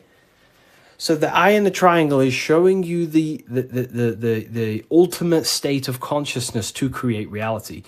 1 and 3. There is one eye and 3 points on the triangle. The three expressions of consciousness that creates reality, thought, emotion, and action, in one, unified. Most people do not have a unified consciousness. They think about creating a business, their emotions feel like watching TikTok, and their actions are eating food. That's divided consciousness. That's the checkerboard. That's the Masonic checkerboard. Their mind is divided in black and white, different personalities, different ideas, different desires. Their mind is not solidified on one creative project. Their mind is divided within duality. Okay? That's what the checkerboard is. The checkerboard is simply a divided mind. Because this checkerboard is all, this whole piece of artwork you see here of the Freemasons is showing you how someone's mind functions. That's the secret. Very simple. Symbols, occult symbols, Freemasonic symbols are basically showing you mind states, how you think. Divided pillars, left and right pillar, sun, moon. Sun is masculine, the masculine mind, and the feminine mind, the conscious and the subconscious. But here, there's an eye in the middle, unifying them in the middle. Unification. Unifying with the true being inside of you. Not being left or right. Not being too masculine, not being too feminine, but unifying the masculine and feminine principles to become a unified consciousness so you can create your reality. The masculine principles symbolized by the sun and this left pillar symbolizes willpower, your will. Your willpower is very, very, very powerful. Willpower is ultimately everything you create, your will. So this sun represents the masculine forces of the mind, such as willpower, taking physical actions, intelligence, intellect, thinking. That's all the masculine. Then on the right side, you have the feminine qualities of consciousness on this right pillar, symbolizing imagination, emotion, desire, intuition. These are the feminine forces of consciousness. And what happens when a male and a female comes together? They give birth to a new creation called a baby. What happens when you merge your masculine and feminine qualities of consciousness. You merge your willpower, your thought with emotion and action. You give birth to a creation, a baby. The same principle. It's the same principle. Freemasonry is very simple. It's about bettering yourself, working on the temple, and the temple is symbolic for you, for your mind. The stonework Freemasonry, Freemasonry is about stonework, and that stone is you. You're perfecting a stone, and that stone is your mind. You're perfecting the Temple of Solomon, or you're rebuilding the temple, which is rebuilding yourself, because you are the broken temple. The thing is, your teachings is destroying my life. It's not destroying your life, it's destroying your old view of the world, which will then give birth to a whole new, beautiful life. You have to go through destruction. You have to go through the darkness to see the light.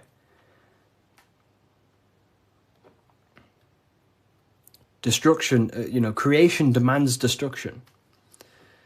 And it's up to you how you interpret my information. Take it with a pinch of salt. Go and do your own research. I'm not saying everything I'm saying is, take what I say and apply it to your life and see if it helps. But everything I'm telling you here is helping me build myself and build my own reality. But it's very simple. It's about building yourself, because when you create change in your own psyche, you see change in your world. What happens when you start to awaken? You start to think differently. And when you start to awaken and spiritually awake, what happens to your friends? Your friends say, oh, you've changed. You see? So the external world is always mirroring your internal world. If you create change in yourself, you will see a change mirrored outside of you. That is as above, so below. Okay. So, Freemasonry is very simple. It's about yourself. It's about the Temple of Solomon. You're rebuilding the Temple of Solomon. And the Temple of Solomon is an allegory for you. Your mind is the Temple of Solomon. Your body is the Temple of Solomon.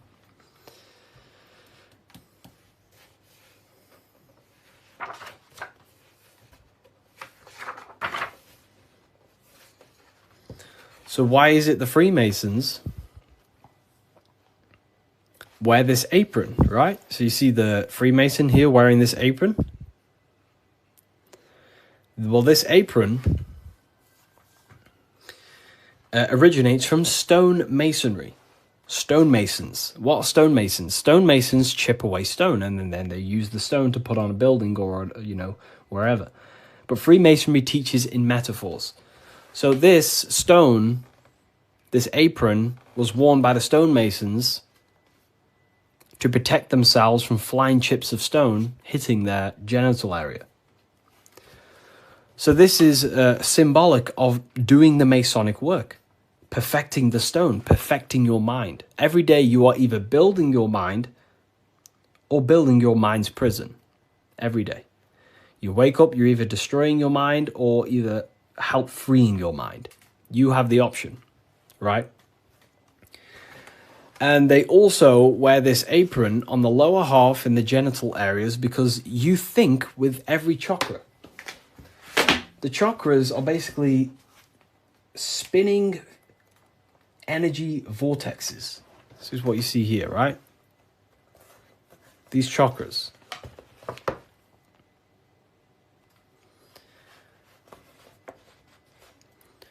You can think with every single chakra.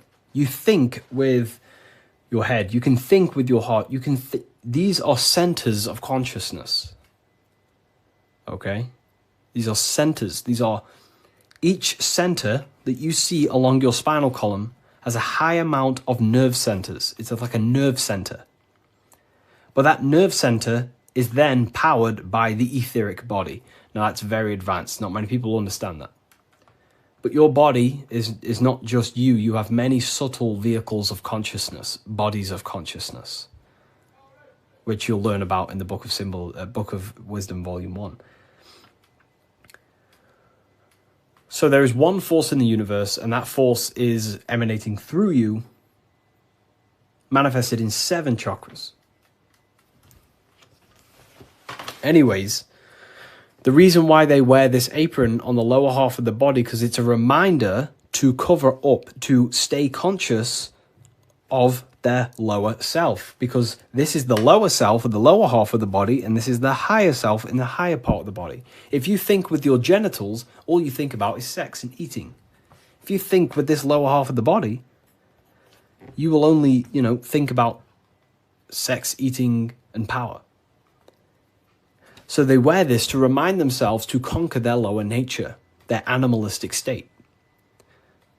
Because the Mason is aware that they need to build themselves to a higher consciousness, to the higher mind. They need to align their will and mind with the higher mind. Because ultimately, the reason why all of these teachings stem from is because it's preparation for death. This is where all this comes from, okay? You never die. This is the truth. In the daytime, you're in your physical body, and in the nighttime, you're in your astral body, and it's just a massive cycle. So daytime is life, nighttime is death. Wintertime is wintertime is death, summertime is life. As above, so below. It's just bigger and smaller, right? So, with that being said, you never truly die. You are not the physical body. You are the internal being in your mind who thinks. You are not the thought. You are the one who hears the thought. The thinker. The knower. You are the being inside your mind, not the being outside your mind, which is this physical body. So Masonry is about working with that internal self, mastering that internal voice, because that is the architect of your reality. The internal dialogue. That is the stone that they're working with. They're chipping away at, they're perfecting, they're smoothing. The inner dialogue. No one pays attention to this. The inner thinker, the being who is thinking in your mind. Who is that being? Who is the person in your head? It's not your body. Your body is acting out the commands of the internal being.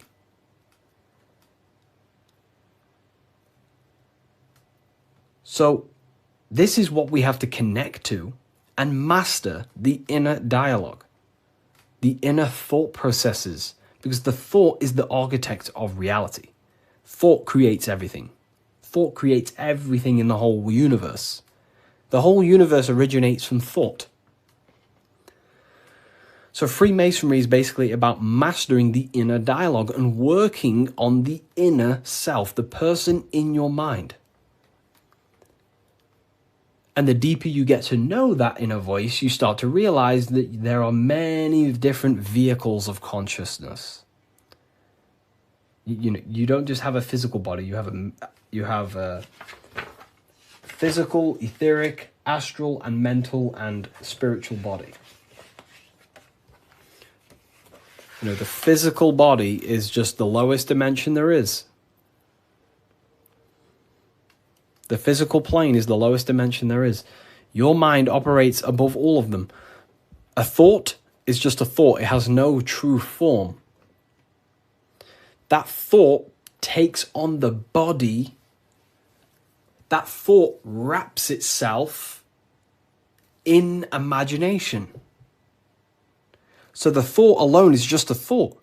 But then that thought then wraps itself in something we call astral matter, which is your imagination. The light, the screen in your mind that allows you to vision a specific object. The thought wraps itself in astral forms. That astral form becomes like an emotion in your heart because you want to then take action to generate that mental image you created. Then it turns into a physical reality once you start to take the action to fulfill the desire of that mental image you created. So these are the many different vehicles of the mind. And the mind is not just in the brain. This is the whole wrong thing with science. The mind is not the brain. The brain is just a physical computer to decode the commands of the mind. The mind is not even touching the physical world. The inner dialogue is not in the physical world. The true you is a higher dimensional being. Okay? The inner dialogue. And we're working with that inner dialogue to master it, to ultimately master your reality. So again, Freemasonry is all about cutting stone, but it's not about actual stone. This book by Harry B. Joseph, right? Yeah, I am Harry B. Joseph. I wrote these books myself. This book is my brand new book, the Book of Symbolism. And it's only available on my website. You will not find this book anywhere else. The Book of Symbolism.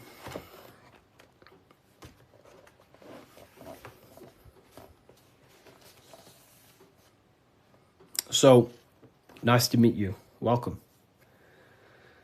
Okay, so, again, what does this represent?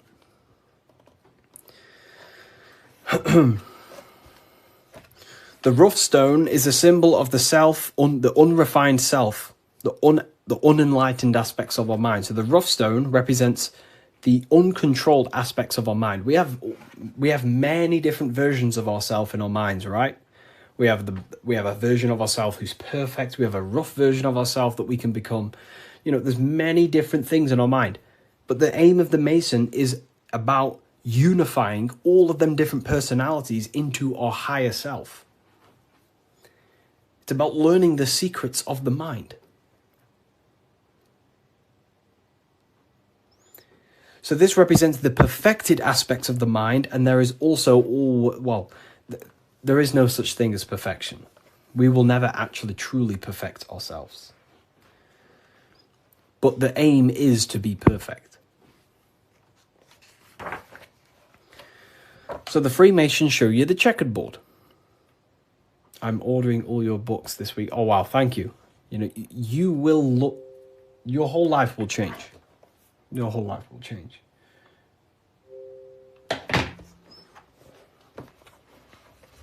Okay.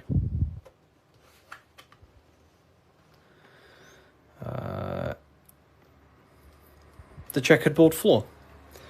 This is symbolizing on a base level. So symbols have many, many, many different interpretations. So on a very basic level, this checkered board floor represents duality, how everything is dual, positive, negative, day and night, hot and cold. But the deeper you go into the layers of the symbol reveals the secrets about the human mind. So this is all showing you the mind. Different states of mind. Because that's what the universe is. The universe is one singular consciousness expressed in many different forms, in many different clothes, what we like to call people. Me and you are cut of the same fabric, which is the universal mind experiencing itself. So the mind is the very architect of reality. Life is not happening outside you, it's happening inside your mind. You are a projection of the mind. However, you have the ability to identify with your ego. Your ego is very simply just a false version that your mind, it's a version of yourself that your mind has created through experience, thoughts, words, memories, and traumas, and belief systems. But beyond you, if you turn your mind off, if you stop thinking, then who are you then? That's what we call the universal soul.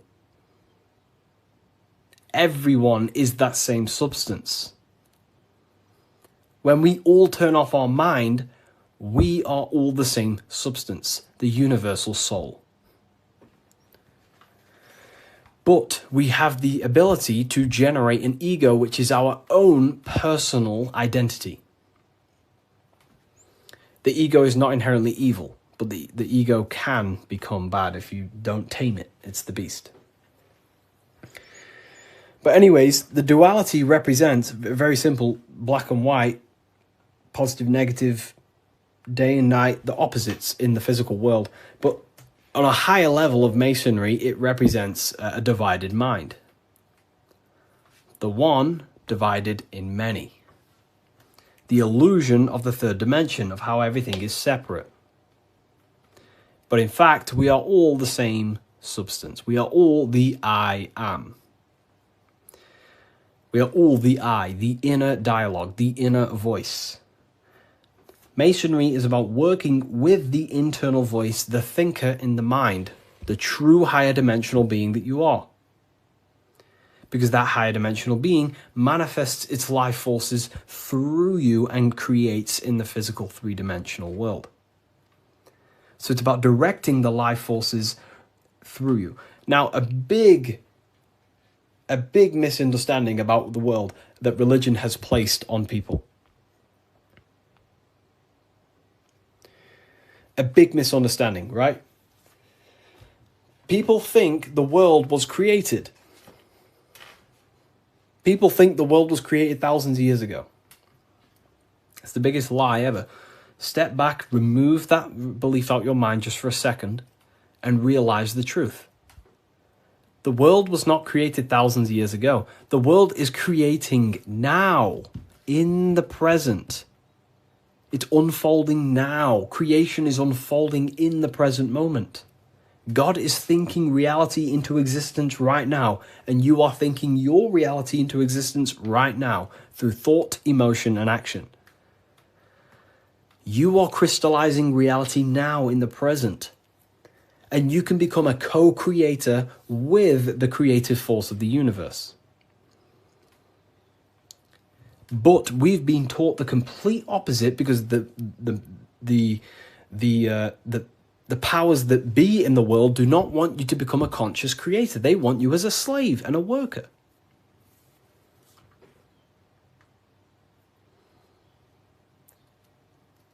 You see, so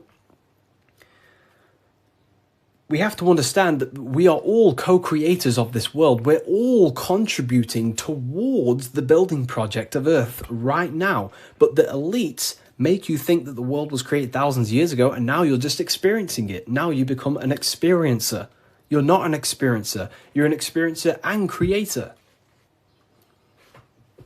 You mold it.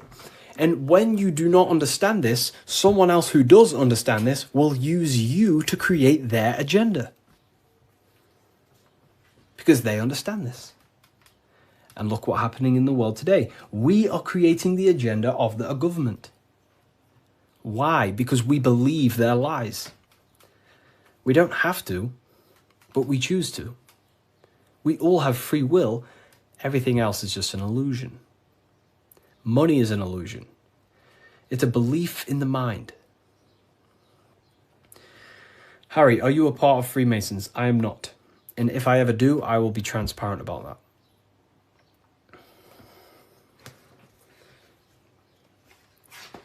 So this is representing your mind divided. Divided consciousness. Now take a look here.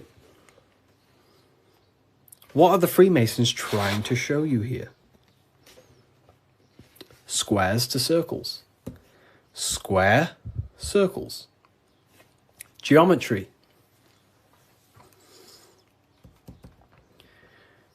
Geometry. Harry, my book came, thanks. It's a pleasure. It's an absolute pleasure. Enjoy the book.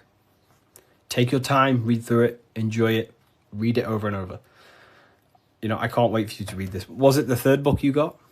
The three represent alignment, the black and white represents conscious and subconscious. It can represent that, yeah, that's one layer of symbolism. But you got to remember that the symbols don't represent one thing. There are many different layers to the symbols.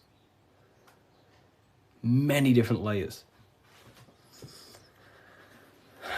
So it's going from squares to circles. So you have to understand geometry for this. There's different codes to this. A square. Can you measure the surface area of a square? Of course. Very easy. You just measure this side and that side and times it. Right? Very simple. Then you have the surface area of a circle, of a square. But can you do that with a square? No. You can't find the surface area of a circle. It is impossible. You can get very close by using pi and different, different mathematical equations, but you will never exactly find the exact surface area of a circle. So what are the Freemasons trying to show you? Measurable and immeasurable. What you can physically touch and measure down here, the squares, and what you cannot touch and what you cannot measure. And there is a ladder going from what you can measure, the physical world, the squares, up to what you cannot measure, the circles. So this is about the upliftment of the mind. This is about the mind raising from only a physical state of awareness, raising the mind so it can function as a spiritual mind and use the higher dimensions of consciousness, such as imagination, thought. Most people's minds are stuck in the measurable, the squares, limited. They think inside the box. You have to raise your mind and think outside the box. This is what it's about. Raising your mind and using the higher dimensions, which is imagination. You cannot measure imagination. It does not exist in the physical plane. You cannot measure thought. It does not exist in the physical plane. So it's about raising consciousness to actually use the cognitions of the mind. Most people are not using the mind. Climbing in consciousness. We're going from squares to circles, measurable to the immeasurable. Okay? And that's the key. Look at the key. How do you go from the circle, the squares to the circles? You got to go through the woman, the green woman. Who's the green woman? Who is the green woman? The feminine. The feminine aspect of consciousness. You cannot just go from low consciousness to high consciousness. It is impossible. It takes a lot of work. Doing work on your mind is way harder than any labor or work you could possibly imagine.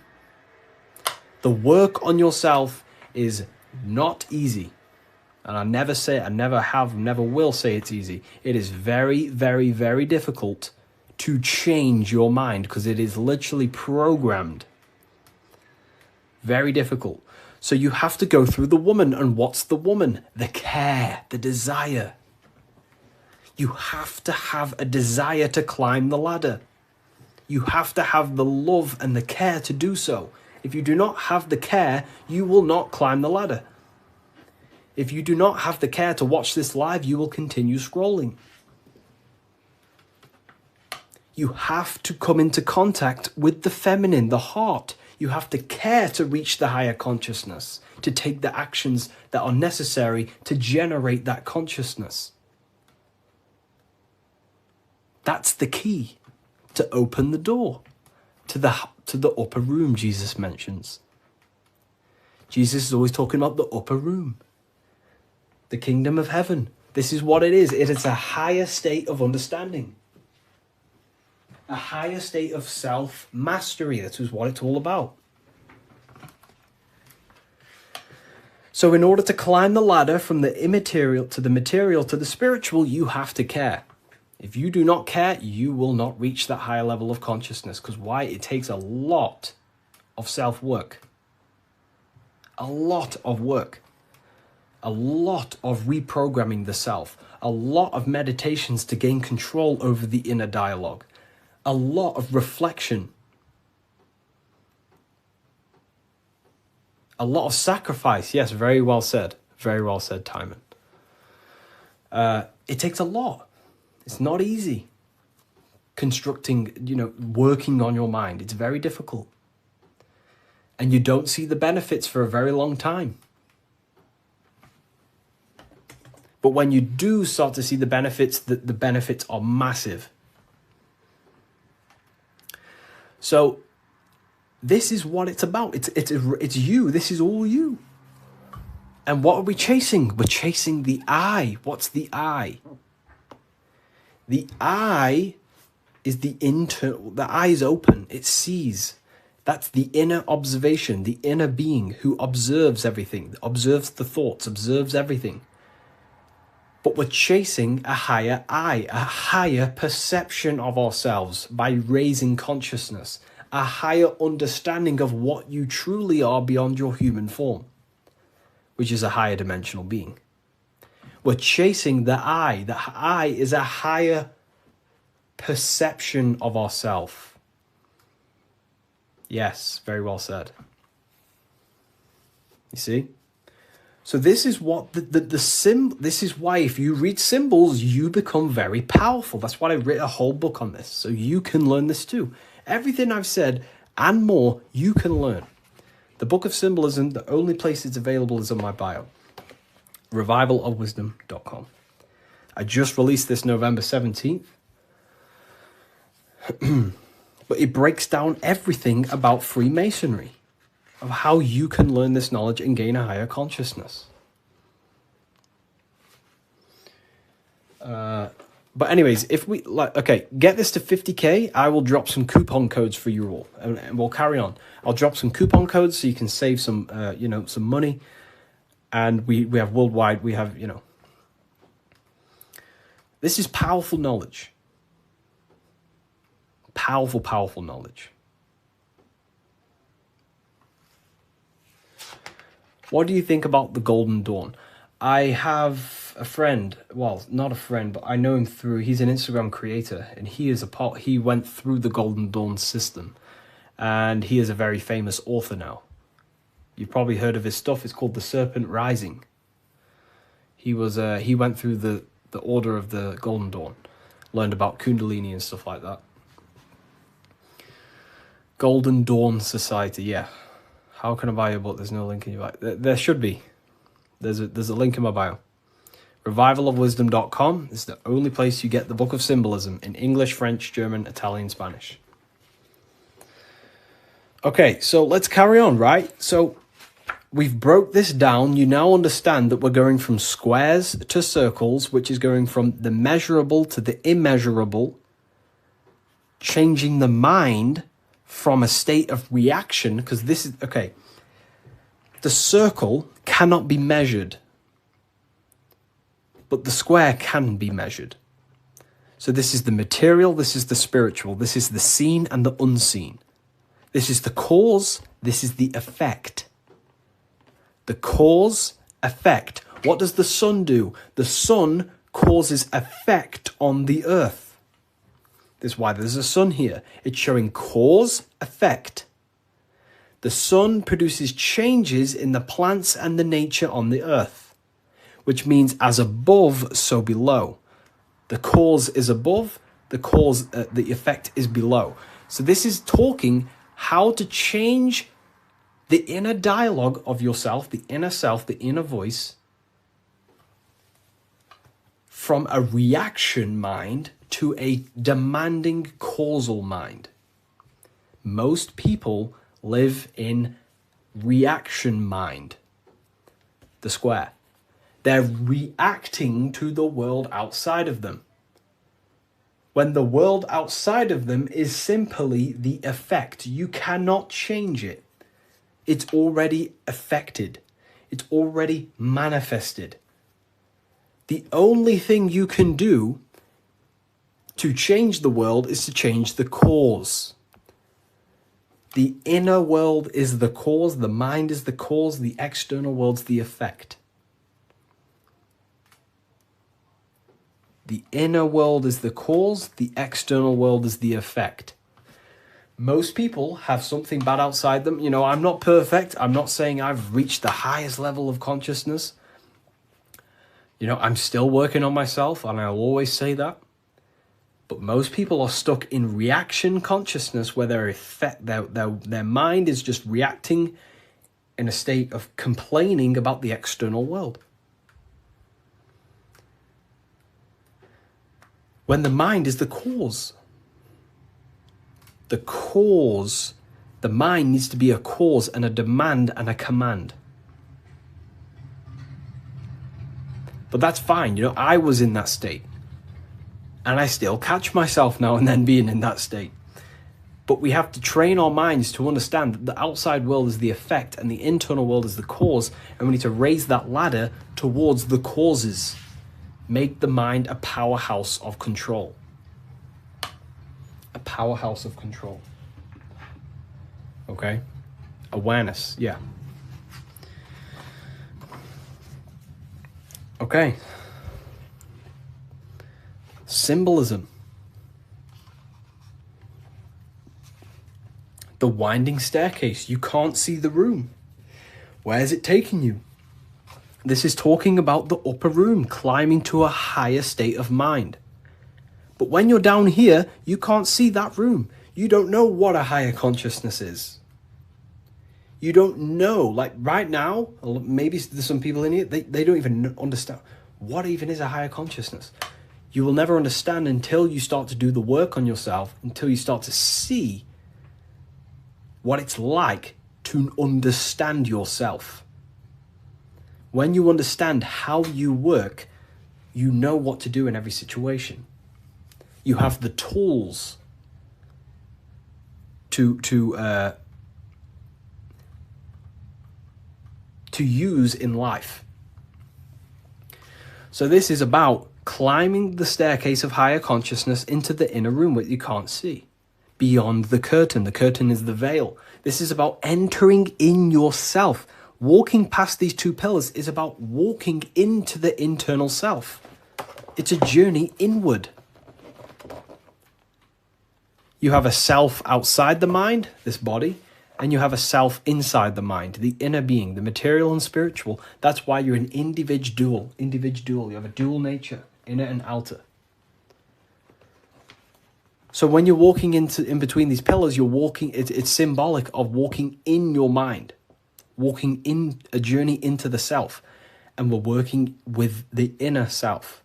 This is what Freemasonry is about.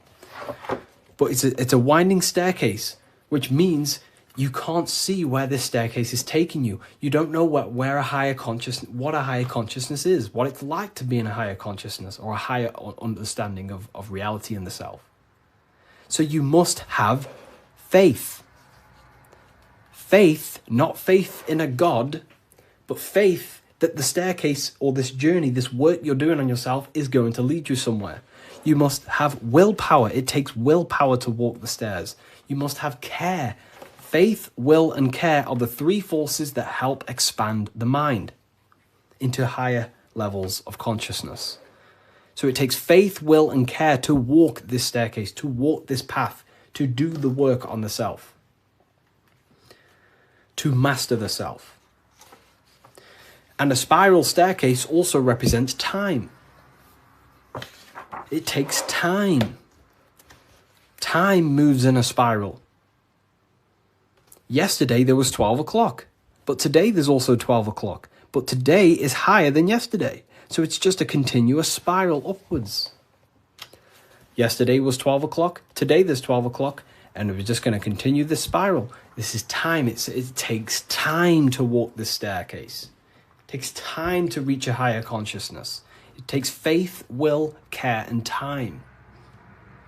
It's not an overnight process. Okay? So I hope this understands, hopefully you people are taking this on. Darkness to light.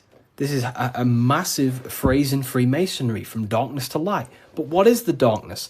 Darkness, You can't see. When the room is dark, your eyes can't see.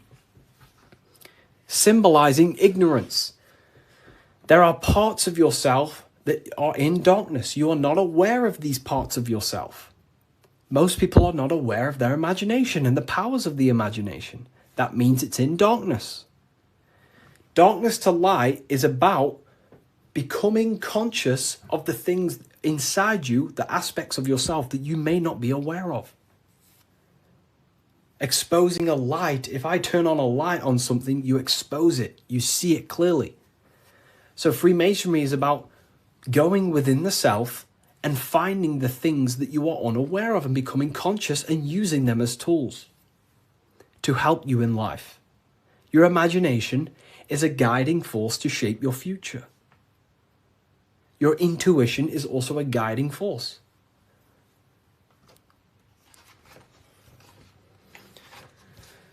This is the hammer, the Freemasonic hammer. Why do Freemasons use hammers? The hammer, the force. What is your hammer? What is the force that drives you? What is the force? What is the desire in you that makes you go through life? We all have a hammer. My hammer is to help as many people understand themselves as possible. That makes me take my actions. That's the force inside of me that takes action. The reason why I'm on this live is to take action to help people. That's my force. That's my hammer. You have to have a hammer in life. This is a tool. You have to have the hammer. Here's some more secrets. Force, form, very powerful. Not many people understand this one. But like, I could sit here all day and talk about all the different symbols in this, but there's many different symbols that you can go over. Force and form. Okay, so we have hit 50k, by the way. I did promise people earlier, we have hit 50k, that I would give out a coupon code. I did promise people. So I'm going to have to give that coupon code, and then we'll carry on with this, breaking this down for you. Okay? So let me know in the comments if you want a coupon code.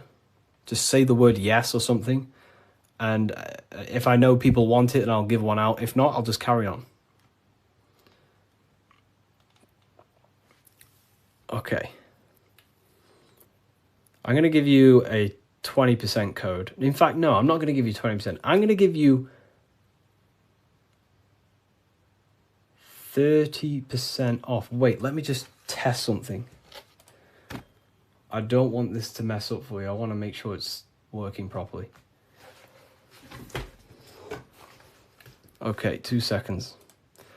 Let me just test the website to make sure the code works. I don't want to give it out and then people, don't end up working and then people start, So let me just test it.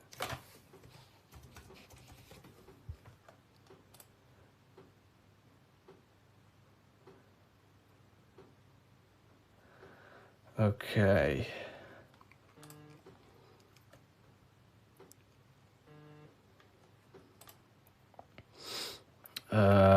2 seconds, people.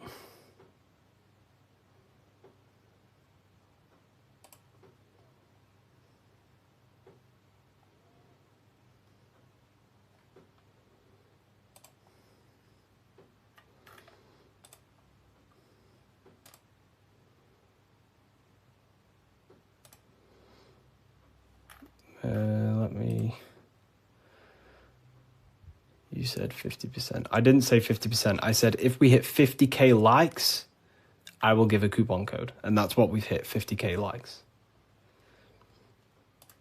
I can't give 50%, then that would be pointless. I wish I could, but it's literally, I'd probably lose money. I'm just testing the code out for you.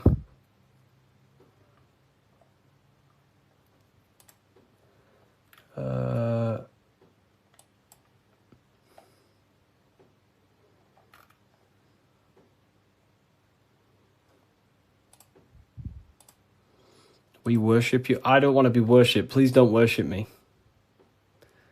You know, I don't want to be worshipped. You know, I really don't. I'm not here to be worshipped. I'm telling you the power within yourself. But I thank you for that comment. That's nice. It's nice of you to say that.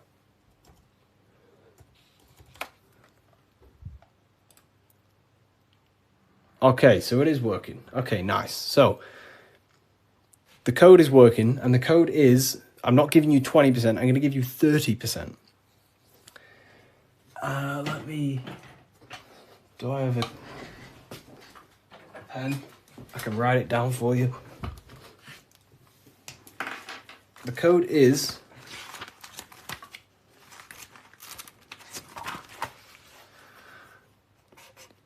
light. All caps. That's the code. All caps, capital letters. And you'll save yourself 30%. This is the brand new book of Symbolism. You're going to save yourself 30% on the brand new book of Symbolism. Is this where 607 Onk gets it from? I don't know. I've been around for a long time talking about this stuff.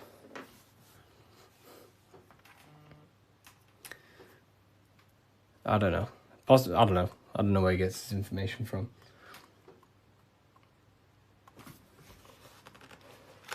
Force and Form. Here it is. Website name, revivalofwisdom.com. Revivalofwisdom.com, or the link in the bio. No book is going to help you just meditate. You know, I used to think that exact same thing. But unfortunately, that is I used to think that, but then I realized my ego was keeping me back. The ego wants to say, I don't need anything. I don't need someone else to tell me anything. But then you have to come to a realization that there are people out there with knowledge way beyond what I knew. There are books out there that I need to read. There are people out there with knowledge way beyond mine. And you have to suffocate your ego and let go of that to actually grow. I used to think that exact way. But it depends what you want, you know. You don't have to go down this path. You can just meditate. That's completely fine. You know, it depends what you want, I guess, as well. So you are completely right.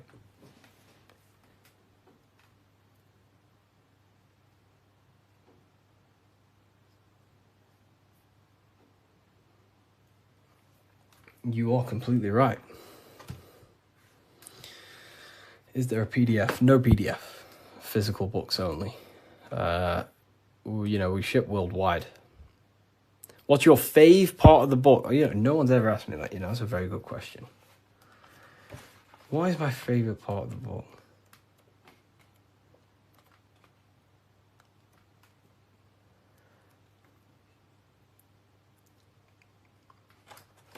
I love this part.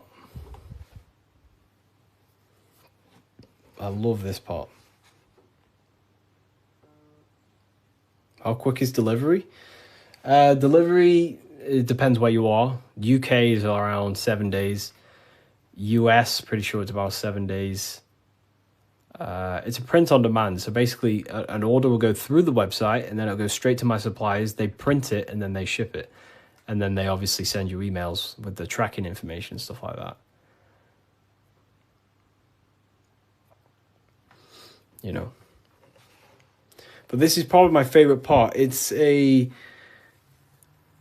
UK based? It's not. So the supplies that I have, they have printing warehouses all around the world. I'm pretty sure they have one in the US, one in the UK. So wherever you are in the world, wherever the order is going to, it goes to the correct warehouse, so it gets shipped in time. That's basically how everything's set up. Because I don't actually stock them all. I mean, I do have quite a lot here. I'll show you. I have quite a lot of them here. These are all Book of Symbolisms. This is what they look like. Explain everything about Freemasonry, pretty much. Everything you can imagine about Freemasonry. That's the first book. That's the second book. This is the brand new one. But this is the one we're going over today, pretty much. They will be on Amazon in the next, I don't know, 2 weeks, 3 weeks maybe.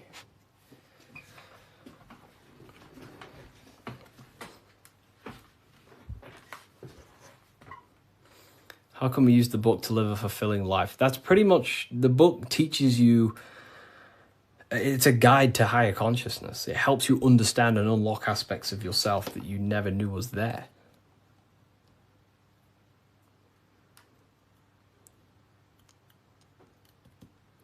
What are the 2 pillars in Freemasonry? Great question. So the first part of this book goes over that for a very long period of time. So the first whole section of the book goes over the Jachin and Boaz pillars, right?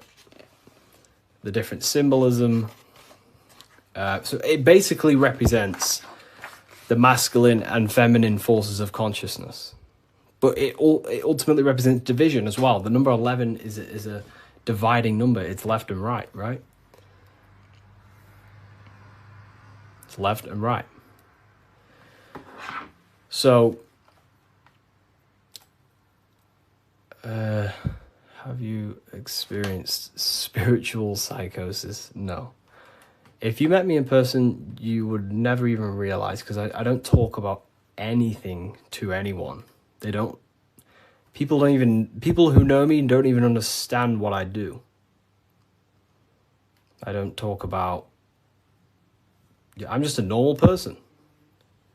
They probably think I'm asleep. Well, just a regular person who's not aware. But, you know, I only talk about this stuff to people who ask me. You know, to my family members, I'm just a regular person. But then obviously if they ask me about this, then I can tell them things. So yeah, in person you would never even know. I'm just a regular guy. I work throughout the day. I make videos. I work on my YouTube. I help my affiliates. I come on live. I help people. I speak to my university students. And then I go to the gym, see some family members, and, I'm just a regular person.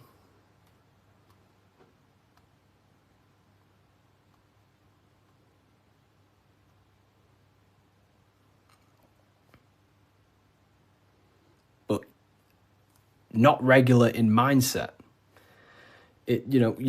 Me personally, I don't agree with, making everything your whole person. That's fine if you do that. That's completely fine. We all have different ways of living and expressing ourselves. But, I don't find I don't want to make this my whole personality.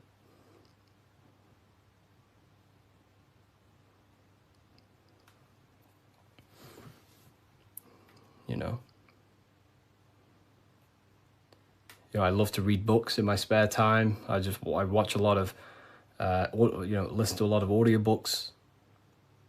I don't really listen to much music. Whenever I'm in the car, I put on an audiobook.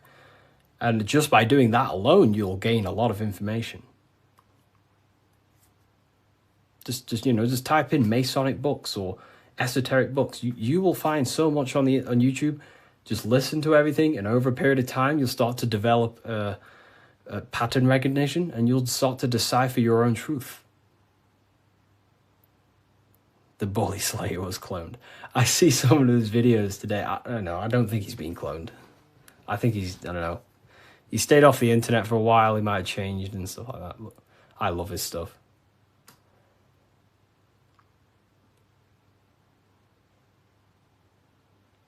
How long did it take to change your reality to your desired reality? Good question. For me, it was, I wouldn't say got lucky, because I work very, very hard. I work at least 10 to 11 hours a day most days, but not recently, but before. But For me, there was not many people in this space talking about the things that I do at the time. So for me, it sped up very fast because of that. You know, there's not many people who can give you this information I give you.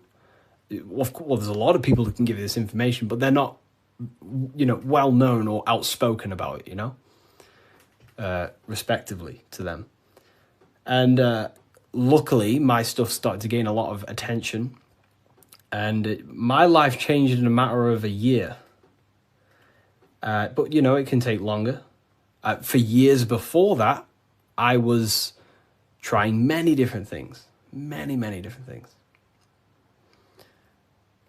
But whenever you preach about mind control, I realize I'm in a prison of my own thoughts. Yeah, a lot of people live in their own prison. Like I say, every day you wake up, you're either building your mind, you're either building your freedom of your mind or building the prison of your mind.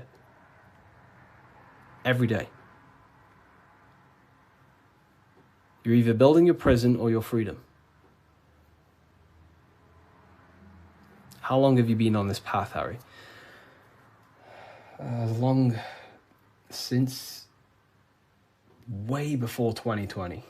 Way before 2020. I was talking about, I can't say the thing on here, but you know, the virus. I was talking about the virus way before 2020. And there may be some people in this live who watched my very first lives. I used to go live all the time. But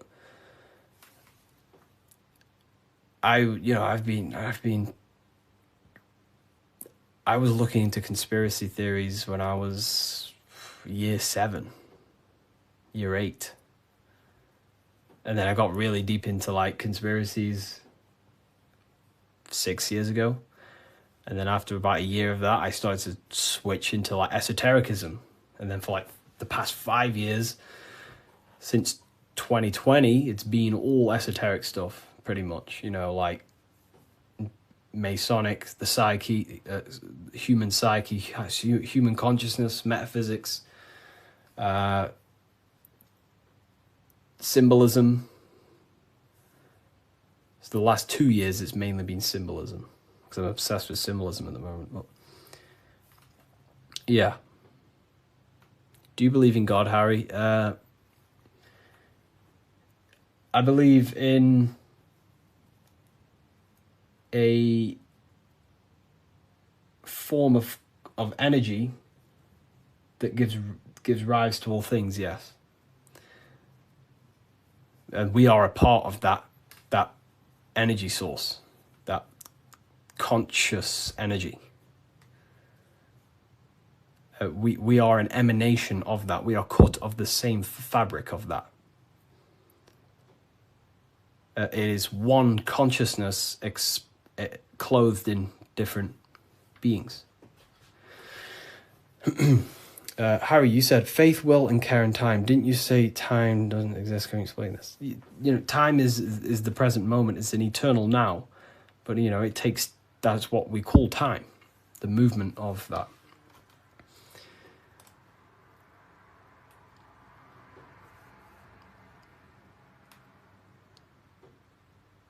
I don't believe in a God outside of us. You know, well, God is outside of us, but he's also inside of us. God is everything.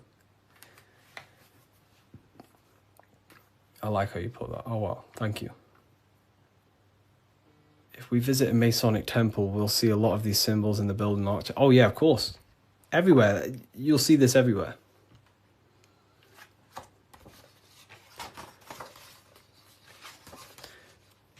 I mean, look here.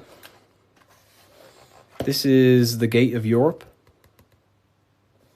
2 pillars. The gate of Europe, 2 pillars, middle pillar. Here's the gate of Europe again, 2 pillars, middle pillar, with the person in the middle. Here's George Washington, 2 pillars and the middle pillar.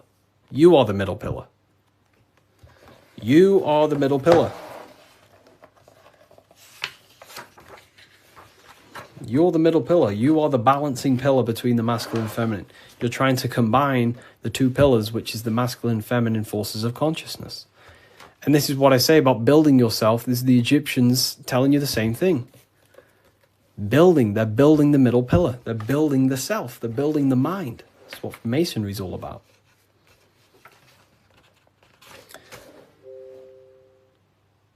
You know? So here's look. Here's the Anunnaki showing you two pillars, Jachin and Boaz. And look at the person in the middle pillar, which is balancing the masculine and feminine forces of consciousness, trying to become whole and unified, a unified mind. And he's stepping up, symbolizing raising consciousness, stepping up to a higher level of understanding. Here's Buddha, same thing. Buddha, Vishnu, Sumerians, Egyptians. Wait on, we still got more. Jesus with the two pillars. Egyptians again, they're building the self. This is what it's about. It's about building the mind.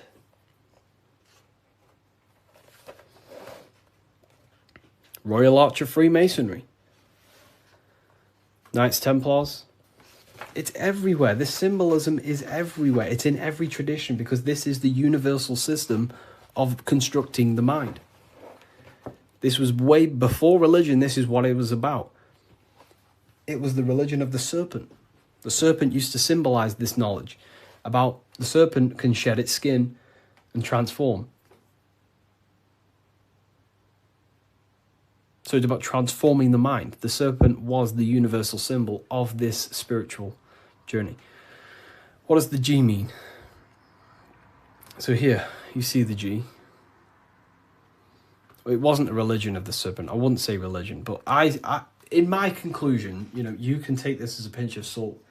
In my conclusion, I think the serpent, you know, found in every religion. It's the Vatican. It was in the Garden of Eden. It's in every religion you can possibly imagine. There's a serpent, and there's serpent symbolism all around the world.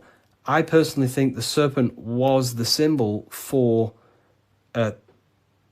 Nosis, for the well, I don't like calling it religion, but a spiritual system that was universal before religion. It was the wisdom of Kundalini. It was the wisdom of awakening. It was the knowledge of the self. And then I think the serpent got demonized because then religion took over and started to externalize all the spiritual teachings and then following man-made gods and gods in the sky and stuff. But before all of that, I believe that me personally, I believe the serpent was a symbol for the universal spiritual system of knowledge that was before all the religion. That's my interpretation. It's about self-transformation. Yeah. Someone asked about the G.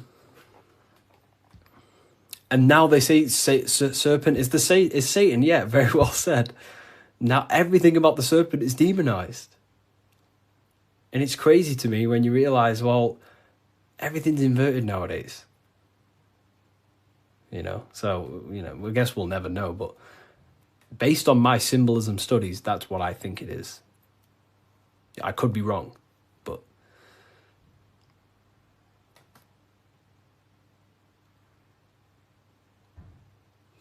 so okay, why didn't you join Freemasonry if you believe their teachings? It's not believing anything. You know, these symbols are self-awakening. It's not. Everything I teach you is not about believing anything. It's about shedding light on what was there, but you just may not be conscious of it. You know? So, for example, the G, this is a Masonic symbol, and the G represents the force of care, the force of love, the heart, the generative principle, the G, the generating force of reality. That is love. The heart generates your reality. You right now are watching this live because you have a care. You care for the information I'm sharing. So that care is allowing you to take the action to generate this experience you're having right now. So in order to go through the Masonic temple and walk the path towards the light, you have to have the G inside of you, the care to walk that path. If you do not have the care, you will not take the action. If you do not have the care to watch this live, you will continue to scroll. G also doesn't have a numerology meaning. Yes, 7. 7. G is 7. And there are 7 cognitions of the mind. So the G is also Nosis. Nosis about, knowing, Nosis. Nosis is knowledge gained through direct experience. So you right now, you know you're here. You know, you don't believe you're here, you know it. Instead of believing God, you can get to know God by Gnosis, by studying the self, by entering trance-like states of meditations and understanding the self. That's Gnosis. And in order to gain Gnosis, you must have the G. That's why Gnosis begins with a G. Because you must have a care to meditate. If you don't care about gaining a higher consciousness, you won't meditate. If you don't have a care to reach the light, which is just a higher state of understanding, you don't have the G. If you don't have the G inside of you, you will not take the actions to walk up this path, up the mountain. It's a difficult path of self-mastery. So that's the G. It's the driving force of your reality. And if you don't have the G, you won't walk up this hill. So the teachings that I teach is, it's about shedding light on something that was already there. Does the Book of Symbolism teach us how to get the G? Well, yeah, the G is just simply your care. Do you care about gaining information? Or do you not? You either have it or you don't. And you can cultivate it. We do talk about it here. All about the G and different symbolic. Here. So in order to get off the checkered board and rise towards the light, so we're going from base consciousness to high consciousness, from material to spiritual, in order to do that, you have to go through the woman. And what is she doing? She's caring. She's caring for the little baby. So it's symbolizing, in order to go from low consciousness to high consciousness, you have to care. You have to go through the feminine, the heart. You must have a desire in your heart to truly raise your consciousness. That's why there's a woman here caring for a little baby. You have to go through the feminine to reach a higher consciousness. So anyways, is that why religion is against women? There's so much that goes into that. I believe they don't want us in contact with the feminine energy of consciousness. We're all masculine and feminine. We all have feminine qualities. We all have masculine qualities. They suppress the feminine aspect of consciousness because that's what unites. If we all loved each other, we would be united. They don't want us to love each other because that creates division. And divided people are easier to control. If we all united, we'd all realize we can take over the government. So they destroy the feminine because that's all about caring, nurturing, growing as a community and as humans with the earth, caring for the earth and things, but it's just completely demonized nowadays. And now it's just a masculine-dominated world. But Freemasonry says that the G is geometry or God. It's all the same. God, what is God? God is a creator. How do you create something? Through the G, you have to care. If you don't care about something, you will not create it. If you don't care about the live, you will take action to scroll away until you do find something you care about and you take the action to watch it. So it's about generating reality. God, which is a G, which is about care, creation. Geometry is the same. It's all about creation. The mathematical codes. But it's all to do with the G principle, the generative principle. if that makes sense. So most words with G are all to do with care, gift. If I gift you something, it's because I care. I have a G. I have a care towards you, and I'm gifting this.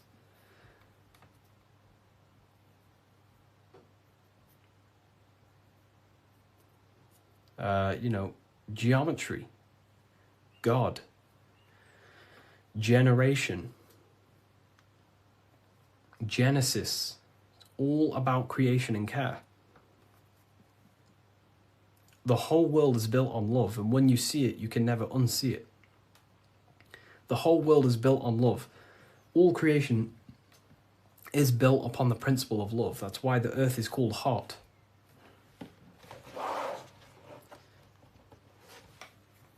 Earth is heart. Because the whole world is built through the heart, the love energy. You only take action on what you love. Some people love twisted things. Some people love hurting people. But, we have to purify our love. But,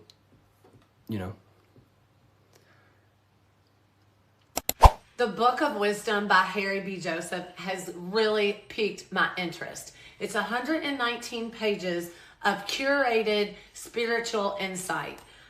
This book has really piqued my curiosity.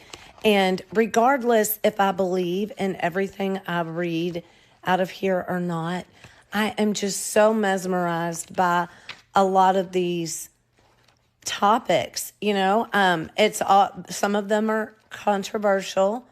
Some of them are based in Christianity. Some are not. But it's just a really insightful book. And I'm super excited to check it all out. If you want to check it out too, I'll link it for you. Get your copy. Visit bookofwisdom.com.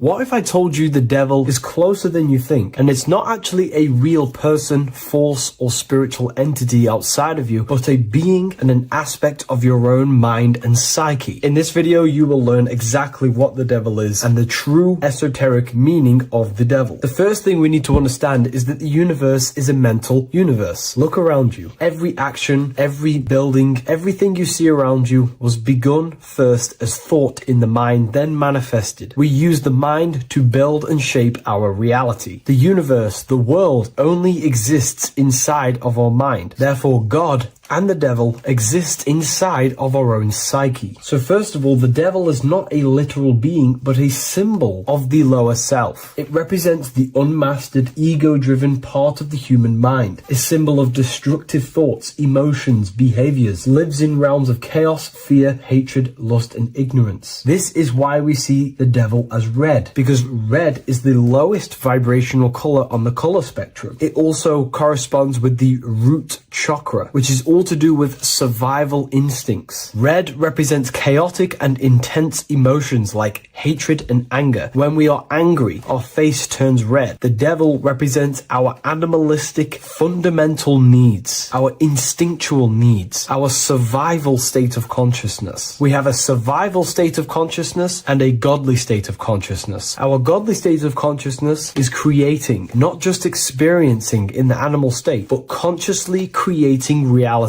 This is why we see the devil with a goat head, an animalistic head, and the head is where the brain is. The animal head represents living off instinct, the part of our mind that lives on urges, impulses, and instincts, eating, sex, power, ego-driven actions, and ego-driven thoughts. Animals are only aware of themselves. Animals live on instinct. They have no ability to consciously create like humans. This is our lower desires for the material world. That's not to say the material world is evil. However, when our consciousness is only seeking material things, this leads us down a path of self-destruction, because nothing material can ever satisfy our soul. Everything material is temporary. Therefore, the devil represents the part of us that seeks only material desires, only material fulfillment, the ways of thinking where we only think about ourselves and ego-driven thoughts. It also represents the unchecked, unconscious self, where we have no mastery over our thoughts, over over our emotional impulses and no mastery over our actions. We're living in instinct and impulsive states, which causes chaos, selflessness, destruction, and keeps us bound to our lower material 3D state of consciousness. It's important to recognize that the word devil was never present in the earliest Gospels. Instead, what was mentioned was a spirit of evil. This distinction is crucial because it underscores that the idea of the devil, as popularly conceived, does not actually exist as an independent entity. Rather, it is a personification of the lower aspects of the human mind, a facet of our own consciousness. The term spirit of evil was not meant to denote a specific deity or being, but rather any force of negativity, whether it manifests as a destructive thought, emotion, or action. A spirit is a force, an energy, and we have three forces that create our reality: thoughts, emotions, and actions. We have full control over these three aspects which transform and mold reality. A destructive thought, a destructive emotion, a destructive action is a spirit of evil, and it originates from the darker aspects of the human psyche. So now, because we're on the topic of the devil, we have to look at the pentagram, which is obviously connected to the devil heavily. The upright pentagram represents spirit, air, water, earth, fire. Upright, which represents spirit, the most important element on top of the earthly elements, showing spiritual principles over material principles. As spiritual beings as we are, we have to put our spirit first, our higher self first, and material things second. Why? Because material things never satisfy us long term. Seeking material fulfillment will leave us feeling unfulfilled in the long run and very unhappy, and we can lose ourselves in illusions. We have to put our spiritual principles first. Seeking wisdom, knowledge, connection to the divine, and connection to our higher self is what gives us true fulfillment in our hearts and souls. But when we see this pentagram inverted, we now have spirit on the very bottom, which now represents earthly principles on top of the spiritual principles. We're putting our earthly elements on top of our spiritual element, which this inverted pentagram represents no longer caring about spirit, no longer caring about our invisible internal world, and only caring about this external body, food, sex, material things, cars, money, and all the things outside of us, the world outside of our mind. This is what true Satanism is. Satanism is not worshipping an external deity, but it is worshipping the self, only fulfilling the ego's desires. This is what true Satanism is, and we have all been conditioned to live in this state. Satanists want us to believe that there is an external deity called Satan or the devil, and the reason they do this is because they trick us, making us believe that we are not Satanists, while they are actually conditioning us to be self-seeking, ego-driven people, where we only care about sex, food, material things, and money, which is actually conditioning us to be Satanists. 80% of the population today are unknowingly involving themselves in Satanism, which is ego-driven thoughts, actions, and emotions, dwelling and living in this state where we only care about ourselves. When we are spiritual, we realize we are all one. We are all one consciousness family, and we need to do things that help and contribute towards our collective experience, helping others instead of seeking to serve only the self. The angel is depicted with wings, which represents elevation, higher self. The devil is represented with an animal horns, which is on the ground. A goat is on the ground, which represents the lower self. This is the elevated mind and the lower material mind. Horus, the bird, higher self. Set, the ground animal, lower self. Jesus and Satan. These are two forces, two characters that exist within the human psyche, not real entities. They are forces of our minds, and there is a battle between our higher self and lower self all the time within our own minds. There's always a part of us that's telling to do one thing and another thing, to do something bad and to do something good. There is this battle inside of our own consciousness. Here we have the human spinal column. The human spinal column is showing you the higher and the lower self. The higher self represents the head. The head is where the mind is. This is the creative essence of the universe. This is where all material things begin as a thought in the mind. We create with the skull, with the brain. This is our higher self, the heavens, connected to the heavens, the sky. And the lower end of the spinal column is where our reproductive organs are, where our gut is. Our reproductive organs and our gut is all to do with survival. The lower lower end of the spinal column, lower instinctual 3D based consciousness. The lower end of the spinal column is where our lower self dwells. Eating, consumption, power, and sex, lust. These are all emotional forces and instinctual based organs that are not inherently evil, but when we dwell and live off this lower end of the spinal cord, it keeps us in low states of consciousness. Our goal to raise to our higher mind is to balance this, not to overeat, not to abuse power, not to abuse sex and lust, but to master these organs and gain the ability to say no to these organs so that we can raise to our creative side of consciousness. Instead of dwelling in our instinctual nature, we can turn to our creative nature and consciously become a builder and constructor of reality. This is the true way of raising consciousness. This is the stairway to heaven, out of the animal consciousness to the higher consciousness. To wrap all of this up, it's all about gaining control over our instinctual lower nature and allowing our spirit to rule over our body and not our body ruling over our spirit or mind. The moment you let a thought become instantly an action is the moment you are an impulsive person. We are all trained to be this way. It is okay if you are in this state. The moment you let a thought turn straight into an action without questioning, that is the mind controlling you and you not controlling the mind. We need to gain control over the mind, and we do this through many different ways, through meditations,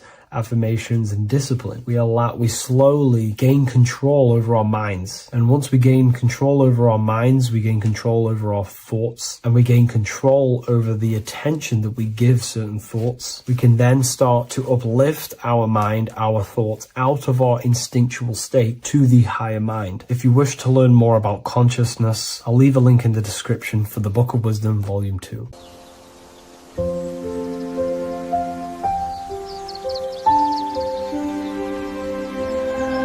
bookofwisdom.com.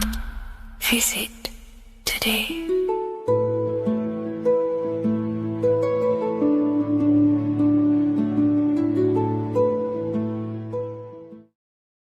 Greetings everyone, it's Revival of Wisdom. I facilitate human enlightenment through occult and esoteric teachings. I hope this video expands your mind into a new field of thought. In this video, we're going to be discovering the true esoteric meaning of the 7 planetary energies. So let's jump straight into this. In order to fully understand this, you must understand the esoteric teaching of as above, so below, and as within, so without. Our inner world is mirrored into our external material reality. We have a physical voice, which you are hearing right now, and I also have an inner voice, which no one else can hear. The inner world is invisible, and the external world is visible. In other words, the inner world is the spiritual world, and the outer world is the material world. The inner world of ourselves reflects and projects our outer world, which means everything in our external reality is a somewhat reflection of our internal self. You are made in the image and likeness of God. You yourself are the universe experiencing itself in a 3-dimensional physical form. The Newtonian science has programmed you to believe that you are a physical being inside of a physical universe. They did this to limit your mind to only believing there is a physical universe and that you are separate from the universe or God. But you yourself are the divine essence of the universe, experiencing itself in a physical plane, which means everything you see is inside of you, including the stars, the planets, and the elements. As above, so below. As within, so without. An example of this is the 4 physical elements: fire, earth, water, and air. In the external world, these are physical elements. In our internal world, they represent the 4 bodies of consciousness. We have 4 different bodies. We have a material body, we have a spiritual body, an emotional body, and a mental body. The mind is not made out of the same substance as the body. The emotions is not made out of the same substance of the mind and the body. These bodies exist in 4 different dimensions, 4 layers of consciousness. With that being said, the 4 physical elements are inside of us. The earth is our material physical body. Fire represents our spiritual astral light body. Water represents our transformative and emotional body. Air represents the mental body, the communicative and thinking body. This is the teaching as above, so below. If that resonates with you and you can comprehend it, please leave a like and a subscribe to this channel to see more content. And feel free to leave a comment on any video suggestions. Okay, so now we've gone over the 4 physical elements and how they correspond with your inner world of consciousness. This is going to make it easier for you to understand what the planets actually are. The planets are a bit more in-depth and more detailed aspects of our consciousness. The 4 physical elements are generic, but the 7 planets go deeper. They are deeper aspects of ourselves. On a macrocosmic scale, the 7 planets rule the material realm.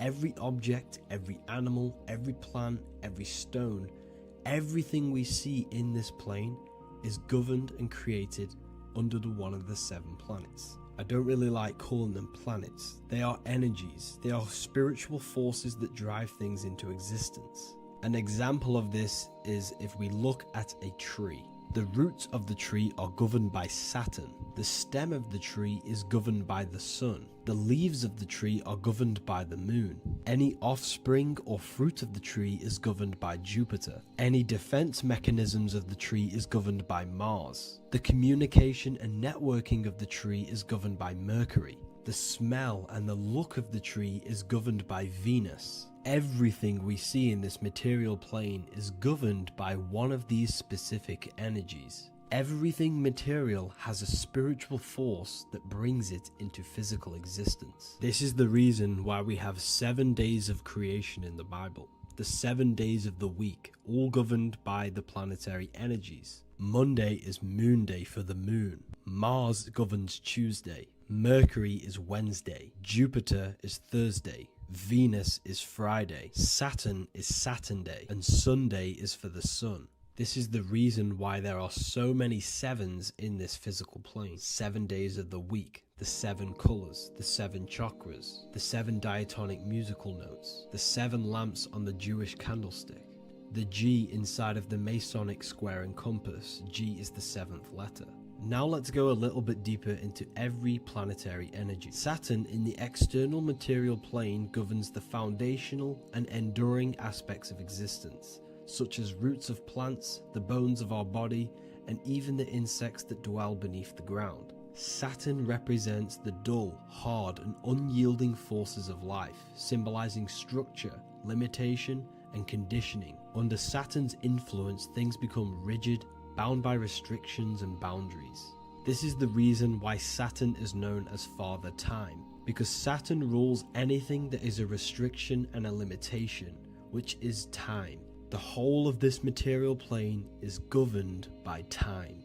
You will be born and you will die. This explains why there is so much Saturn symbology in this material plane. Saturn is one of the most important planetary energies. You are a spiritual being in a physical body. Your light, your consciousness is bound to the physical body until you learn how to escape the physical body. The body is a limitation for our infinite minds and spiritual bodies. Our infinite mind is stuck in this material body, governed by Saturn's limitation of time, matter, and space. Now let's dive into what Saturn means to our consciousness within our internal world. We've gone over what Saturn means in the external world.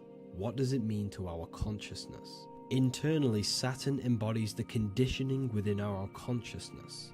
When the Saturnian aspect of our consciousness dominates, we become overly rigid, fixated, and restricted in our thinking and actions. For example, Saturn's influence is strongly felt in today's world, where many people's minds are confined to societal norms and conditioned responses. Saturn is the aspect of our consciousness, our minds, such as limiting belief systems and limiting thoughts and emotions. This is the negative thought that you can't get rid of, that's holding you back.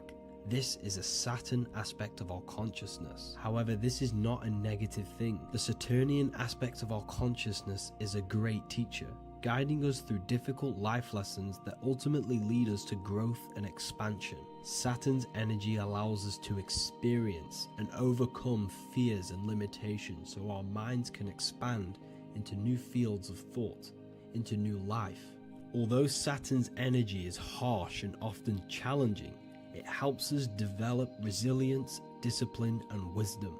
However, in the modern day, this Saturnian energy has overpowered the minds of the masses, fostering excessive rigidity and limitation. This is why we see so much Saturn symbolism. It's literally everywhere because our minds are being dominated by the Saturnian limiting aspect of our consciousness. Now, let's move on to the moon. The moon, or lunar energy, in the external material macrocosm plane governs the elements of water, influencing the natural cycles such as the ocean tides, which rise and fall in harmony with the moon's phases. Beyond water, the moon also guides instinctual behaviors such as animal migrations. Birds, insects, and other creatures rely on the moon's subtle energies to navigate their journeys. For example, dung beetles use polarization patterns in the moonlight to orient themselves and travel safely home. The moon creates the months. M-O-N is moon. There are 28-day cycles, and this 28-day cycle of the moon is reflected in the woman's body, known as the menstrual cycle. The moon is a feminine energy, governing the feminine elements such as water and the feminine cycles of the body. The moon is the womb.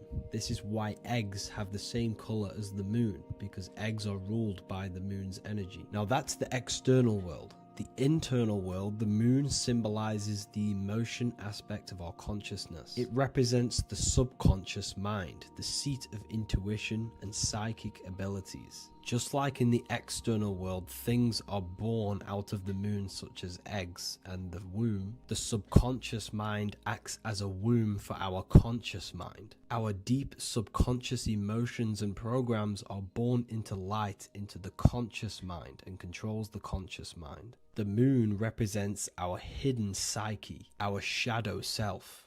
Now let's go on to the sun. The sun represents the life force. In the material external world, the sun is ruling over pretty much all life. The sun gives life to all things. Without the sun, animals could not exist, the human body could not work, and plants would not grow. The sun is the life force. It's the soul of the world. Now, in our internal world of consciousness, the sun represents our passion, our drive, our conscious mind. The aspect of our internal world that wants to drive things and give life to physical manifestation.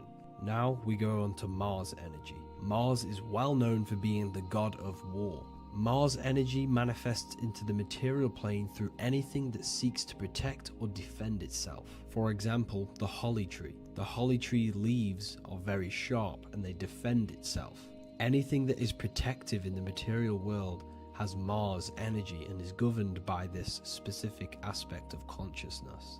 For example, any predators or animals such as hedgehogs with spines on their backs for protection. Mars represents all things that is driven by conflict, aggression, and defense. Now, internally, inside of our inner world, Mars symbolizes the aspect of our consciousness that is focused on self-preservation and protection. Mars governs our ego, the instinctual urges of anger or maintaining reputation. Mars is not evil, it's necessary. Sometimes it's necessary for us to protect ourselves. Mars is the aspect of our consciousness that is anger, rage, the desire to fight or conquer. When this energy is activated within our consciousness, we become defensive, assertive, and even combative, ready to dominate others and destroy obstacles in our way. Now let's move on to Venus energy. Venus in the external material world manifests its energy through the aesthetics of creation. This planet governs the beauty and harmony found in nature,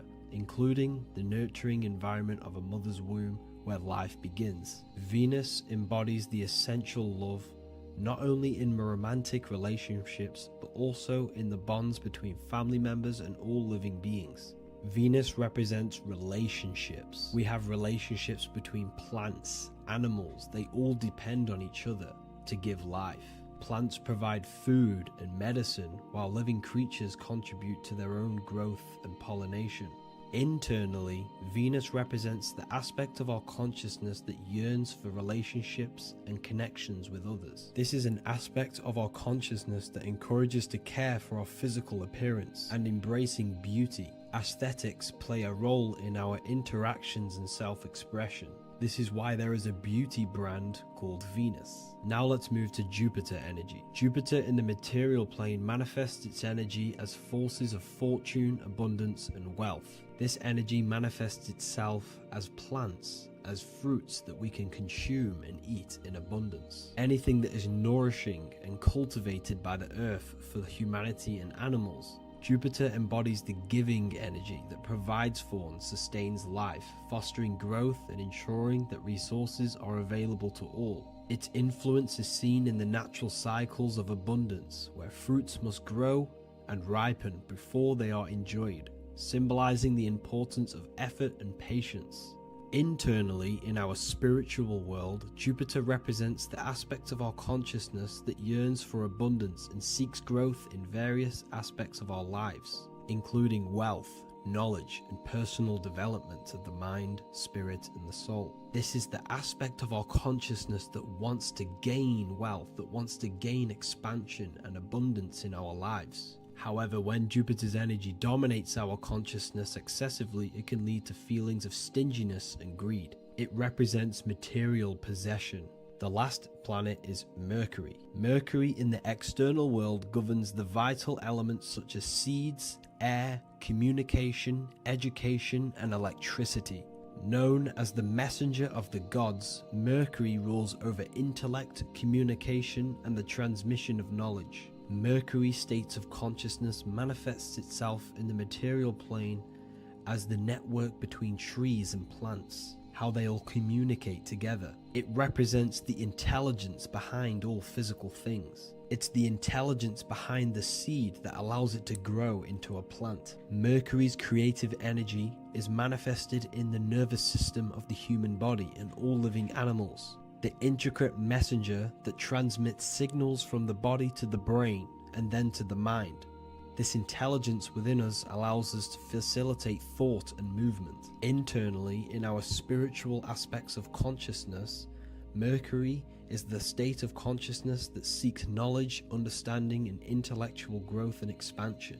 This part of us is curious, eager to learn, and driven to communicate ideas and information. It represents our mental body. The Roman god Mercury is often depicting flying because this symbolizes the air. Air represents our mental body. When the Mercury aspect of our consciousness dominates, we become highly intellectual, constantly seeking information, analyzing situation, and communicating our ideas. While this can enhance our understanding and ability to interact with the world, an excess of Mercury's influence can lead to overthinking, excessive analysis, and focus on intellect over emotions or intuition.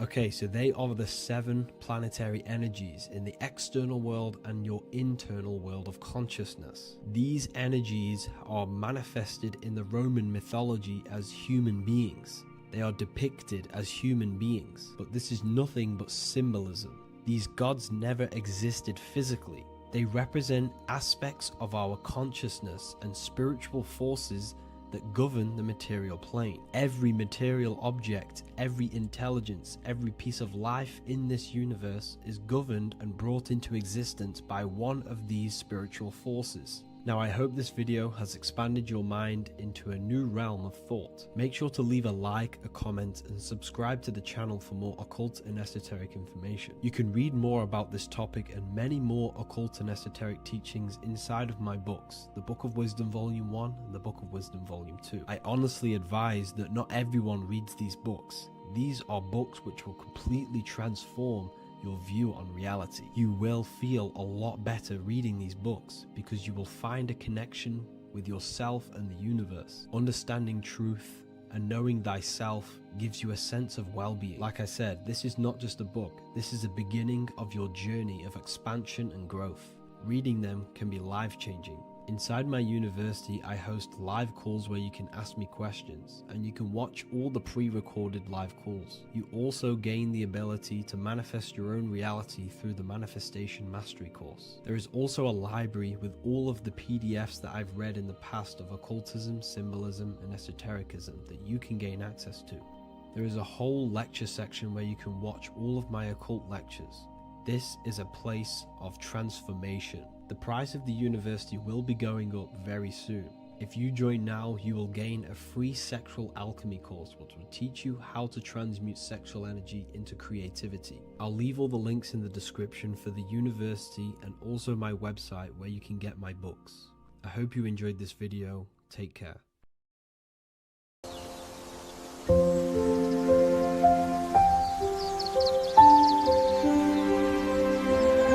bookofwisdom.com. Visit today.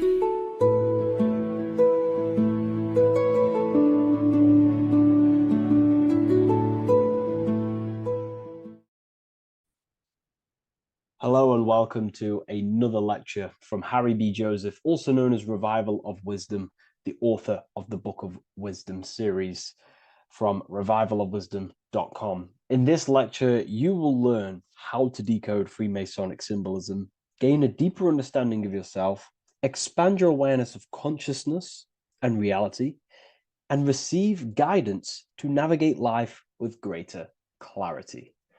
So today we're going to be breaking down this particular piece of artwork, this Freemasonic artwork, and how this relates to you and reaching a higher consciousness. Because ultimately, this is what it's about, okay? Freemasonry is considered a craft, and this craft is crafting a better brain and heart, crafting a higher consciousness, crafting a better self.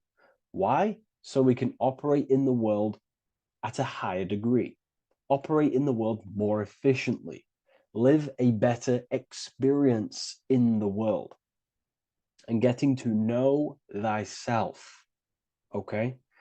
So we're going to start from bottom to top because this is important. Every placement of this symbolism is on purpose, has meaning, especially the placements of the symbols, okay? So we're going to start from the very bottom of the artwork, which represents lower down. When we're looking at symbolism, especially occult symbolism, that's what the word occult means.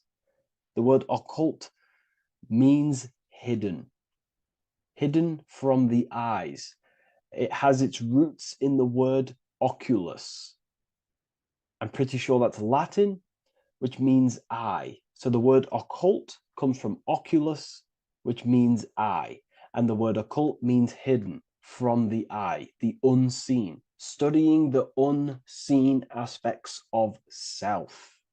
We're studying the brain, we're studying consciousness, we're studying the body, the heart, we're studying the self, the hidden aspects of the human psyche and the hidden aspects of self, okay? Because ultimately this is what gives you power in the world, depending on how you use that power, whether for good or bad, depending on the consciousness wielding that power. This is why we say knowledge is power. But I would actually say knowledge of self is power. Because when you know how you function, you gain power. You gain personal power. You gain mastery. Ultimately, this is what Masonry is about. Self-mastery. Crafting a higher consciousness. So at the very bottom of this artwork, we have a checkered board with a coffin. The coffin is the beginning of the artwork, the very base. This is the foundation of consciousness. The coffin symbolizes unconsciousness, the state that me, myself was in, maybe yourself, before we woke up and before we came conscious of our spirit, before we came conscious of ourselves. That ignorant state of acting without purpose, acting unconsciously, experiencing the world and not actively living in the world, simply reacting to external circumstances. This is an unconscious state where one is ignorant. 80% of the world is in this unconscious state. And this is symbolized as the darkness, the tomb. Look at how the tomb is fully blacked out, representing dull, no emotion, it's dark. This represents the darkness of self. The spirit is buried. The spirit is in the tomb. They're not even aware that they possess consciousness. They think they're the material body flying on a ball millions of miles per hour through space, and the sun is, they think they're a monkey evoluted. They've never questioned themselves. They stay in ignorance. They're in the spiritual darkness, okay? And they're furthest away from the light. Look at the top. This is the light sources. They're in the darkness, okay? They're in spiritual darkness. They're in ignorance. And they're in division. Their mind has no power. Their thoughts contradict themselves. They say they're going to do something, but then their mind tells them, oh, I'm going to fail. Or I want to do this, but my mind says this, and I believe this about myself. They want to, they want to write a book, but their actions are scrolling on TikTok, and their emotions about, feeling about their past person in their life.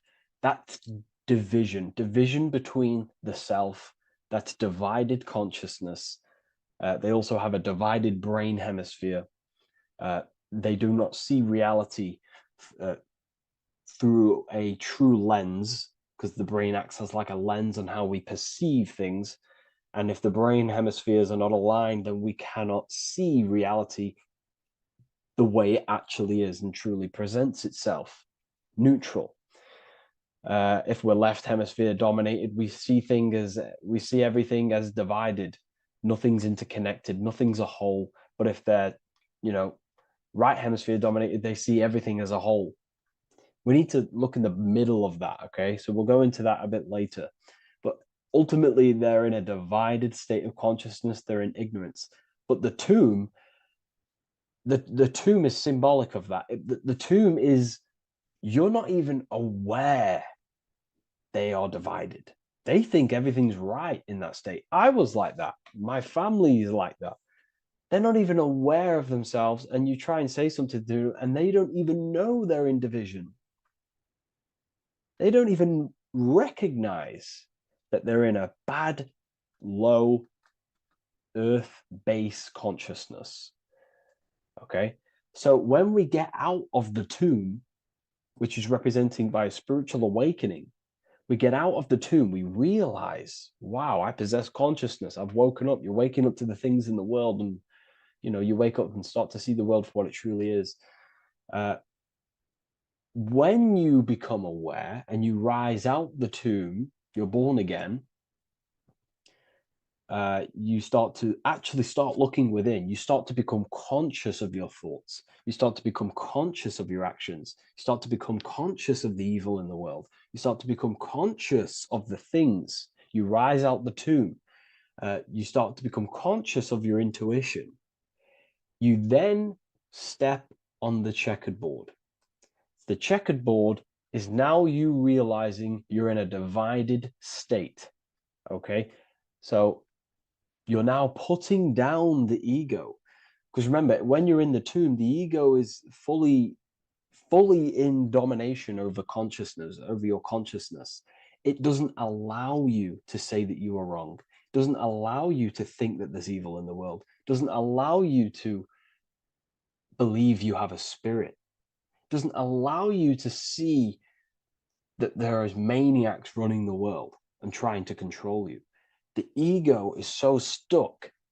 But when we start to realize this is part of our awakening, we start to realize that the ego is trying to keep us safe at all times and keep us locked in that state of thinking and believing that we were in before.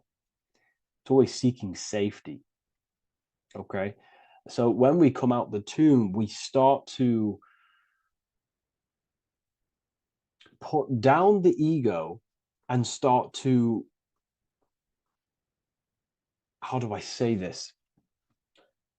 We start to acknowledge that we were wrong about the world.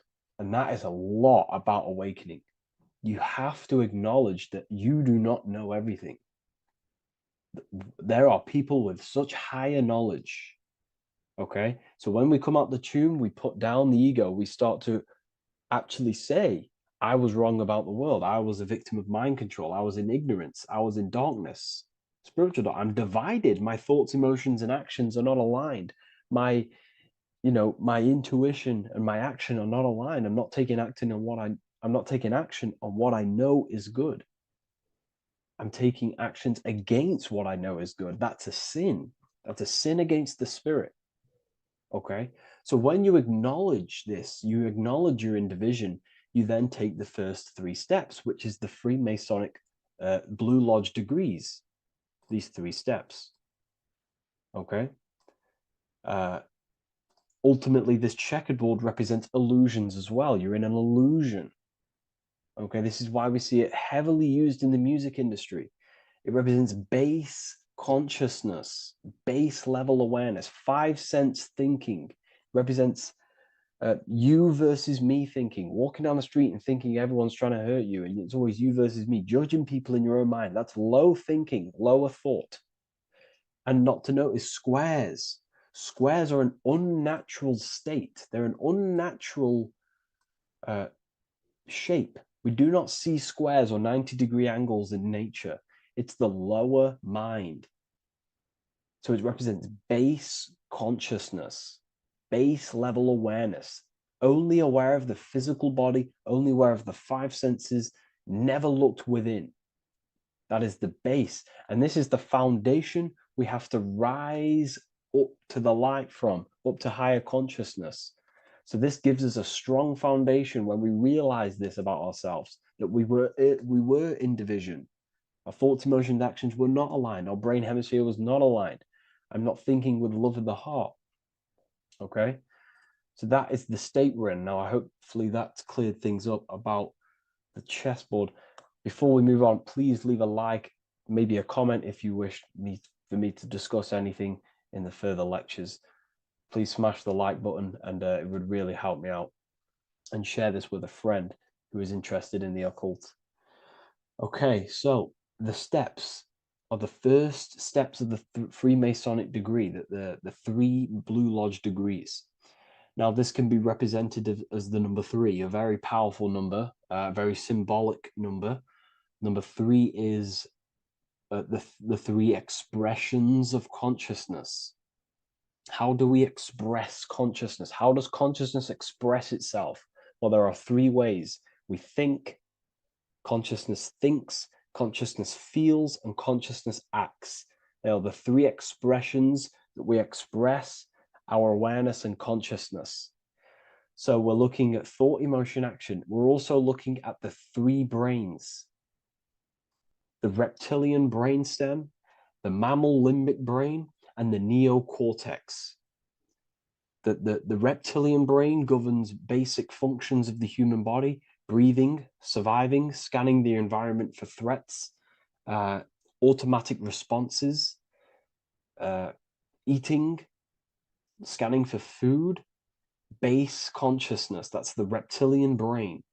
That's what most people operate their lives in, including myself before I woke up. I'm not trying to sound big-headed, but this is the truth. Ignore my tone of voice, ignore my voice, focus on the words I'm saying. If you're judging, that means you have a divided thinking. It's always you versus me. So we need to get out of that thinking of you versus me all the time. That's lower consciousness. That's animal thinking. That's earth thinking. We're unified. We need to reach a higher consciousness and do not waste our mind's potential on low-level earth divided thinking. Okay? So we're looking at the reptilian brain, the mammal brain, and the neocortex. Now, the neocortex is ultimately what makes us human. It allows consciousness to operate on a higher degree, okay? This is what makes you human. the neocortex. The neocortex. The reptilian brain, like I just said, governs natural survival instincts and the respiratory system, things along them lines of basic awareness, basic functions to operate and survive in the world, in the physical plane. And the neocortex is what allows us to critically think. Okay, it's what allows us to be human, be aware of ourselves. Okay, not. I don't think animals have neocortexes. Don't quote on me on that, but this is the part of the brain that makes us human, and it allows us to think deeply, to create masterpieces like we can. Humans have massive potential in creation. Look at the world we live in. This is because of the neocortex. It allows us to critically think and self-reflect. Now, when we start to operate from higher thought, we start to think with higher thoughts, the higher parts of the mental dimension, we ultimately start using this brain more. We start functioning from the higher brain.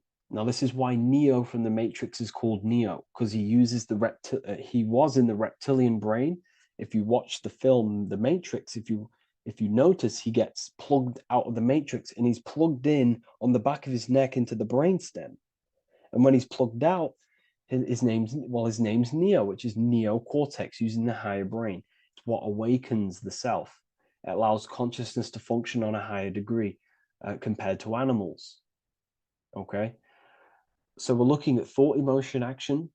We're becoming conscious of thought, emotion, action. Becoming conscious, what am I thinking, what am I feeling, and what am I acting in the world? And what can I do to master these, to operate more efficiently in the world?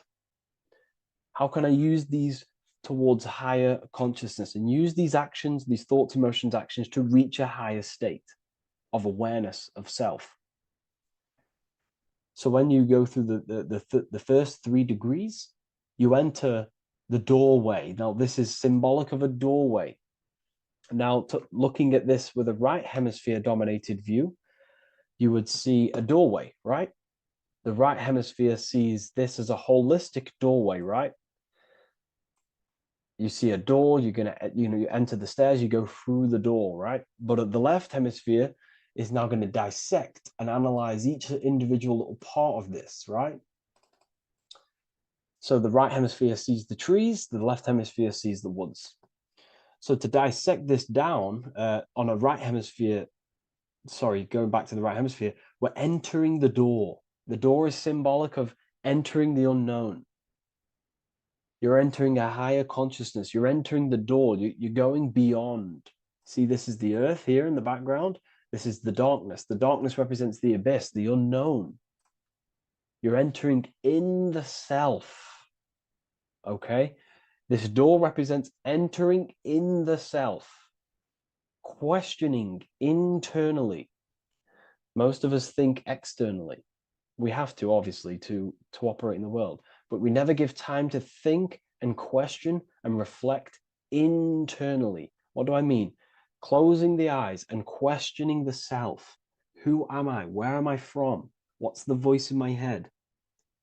If the voice in my head stopped using the language that I speak, what is it then? It's about going within, into the darkness, what you cannot see, and finding the light. Okay? It's about entering within the self. This is a doorway to higher knowledge, higher consciousness, higher self, and really digging deep for what you truly are beyond your human form. Okay? So we have, most importantly, I'm not going to go over every single one of these symbols here. I'm going to go over this on a basic, well, not a basic level, a very detailed level, but it's not going to go over every single symbol. We have a left pillar and a right pillar. The left pillar has the sun next to it. The sun is more electrical energy. It's very dominant. It's a very powerful masculine force. This represents the masculine quality of consciousness. the masculine qualities. We have many masculine qualities, such as actions, physical actions with the body. We have thinking. Thinking is a very masculine force. We have the left brain, analyzing brain, the brain that's very logical, that's trying to figure things out. That's the masculine pillar. Okay. So this is the masculine qualities of consciousness. It also represents what we can see, the sun. The sun allows us to see, to visually see in the world. So the sun represents the external world, the world outside the self. When we close our eyes, we have a self, an internal dialogue, an inner voice. We have an inner world, outer world. This represents the world we take physical action in, the material external world outside you. Okay? The world we can see. And then on the right pillar, we have the moon, which is associated with feminine qualities of consciousness. Now, the moon is in the night, what we cannot see. The moon is the nighttime. The darkness symbolizes what we can't see. So it's representing the internal world, the world of the self, the immortal world. Okay? The self in the mind is immortal. When you close your mind, you go in the mind, that self inside you is immortal. In the mind, you are immortal. Outside the mind, you are mortal. You will die. This body will die. Okay? So this is representing the internal world on a holistic understanding. It's also representing the right brain, the feminine brain. It's also representing intuition, emotion. They're linked. Intuition and emotion. They're a feminine force. Also, we're looking at the heart, the right pillar. So everything that is feminine falls under this right pillar. Now, don't get confused. I know a lot of people can get confused about what I've just said. So this represents the inner world, the outer world. It also represents everything masculine and feminine.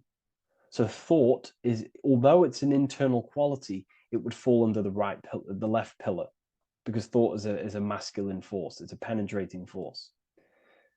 So try not to get misunderstood with that. On a holistic scale, it's also represented inner world, outer world, and how they are reflections of each other. Now, these pillars, they're the same height, they're the same structure, but just different in sun and moon, which represents their reflections of each other. Their reflections, the inner world reflects in my outer world. My external world, what I see outside of me, is a reflection of my thoughts and my internal world. So the inner reflects the outer. The inner reflects the outer. As within, so without.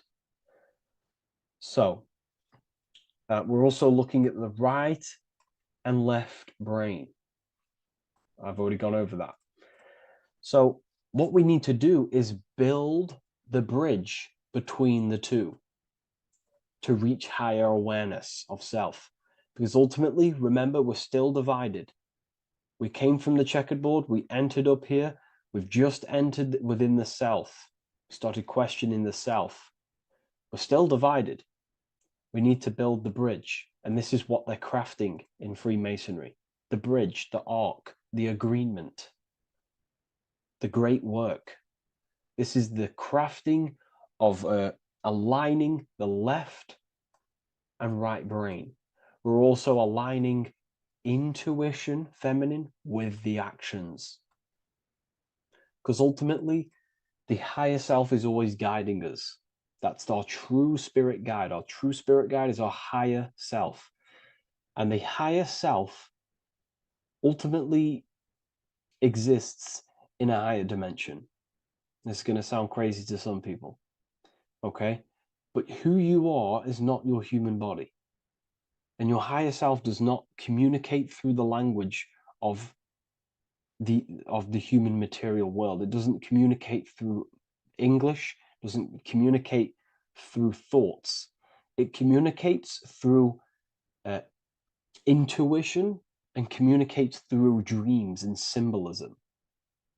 So it's all associated with the right pillar. This is the things we can't see. The higher self is always guiding us to awakening and to our purpose on the earth. Okay, so this left pillar also can symbolize what we're born into the world with, our circumstances, our external world. What are we born into? You know, our family, our current financial situation, where you're located in the world.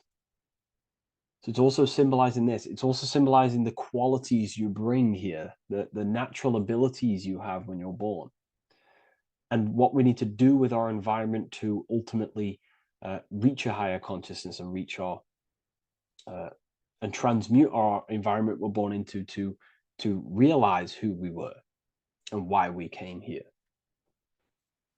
Okay, so we need to build the bridge between intuition and action, and always take action on what we know and feeling is right at all times. That's unity consciousness.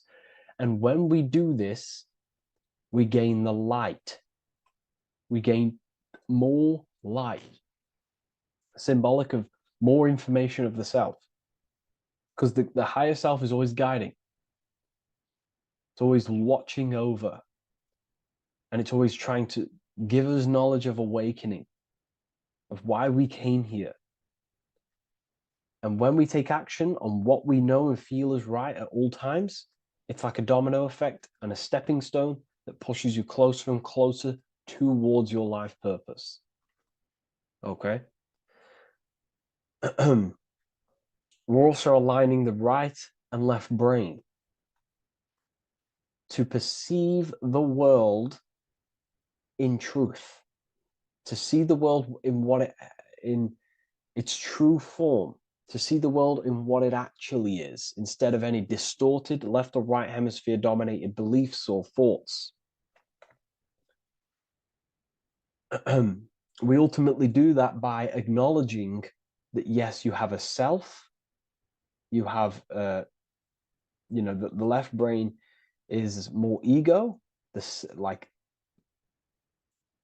divided thinking, everything's separate, and the right hemisphere is more holistic. So we need to see the world in the middle of this, in the middle, acknowledging the self and acknowledging the collective consciousness, and how my thoughts, emotions, actions contributing towards myself and the collective. We always need to keep the collective in mind. Why? Because we are experiencing this world together. It's not just you. And your actions also have a ripple effect on the collective. We're experiencing the world as a whole as well. Yes, there's yourself and there's the collective. We need to think, feel, and act towards the collective and the self. So aligning our brain hemispheres allows us to do this. It allows us to think holistically and individually and see reality in this. And when we do align the left and right brain, what do? We gain higher insight, the eye. We build the bridge between the left and right pillars. We gain the eye. The eye is what? Insight. The eye requires light to perceive and see the material world. So this is symbolic. This is the inner eye, the inner self, consciousness. And when consciousness has light, which is symbolic of truth, knowledge, light is a massive symbol in Freemasonry. and light represents knowledge of self, information. And when we gain information and knowledge of self, when we align our left and right hemispheres, our actions take action on our intuition, we gain higher light, higher knowledge of self, ultimately. And this is why we also have the square and the compass. Okay? We have a square and compass here. The square and the bottom, base consciousness, also representing masculine qualities. This is the masculine qualities, because squares are masculine. And the compass creates circles. So we have the circle on top of a square. Circles are divine. This is oneness. The circle is one line. The square is 4 lines. It's divided. So we need oneness over division. We need to unify the masculine and feminine qualities. Masculine and feminine qualities, okay? This is in the middle, because the compass would fall on the right pillar and the square would fall on the left pillar. And it's unifying. It's representing unification of these 2 pillars of masculine and feminine qualities of self to ultimately rise towards this light, out of the darkness and into the light. Okay? Let's go back. The G. This is very important. This is one of the most important teachings I could possibly give you about the G. The G is the generative principle, is what generates things.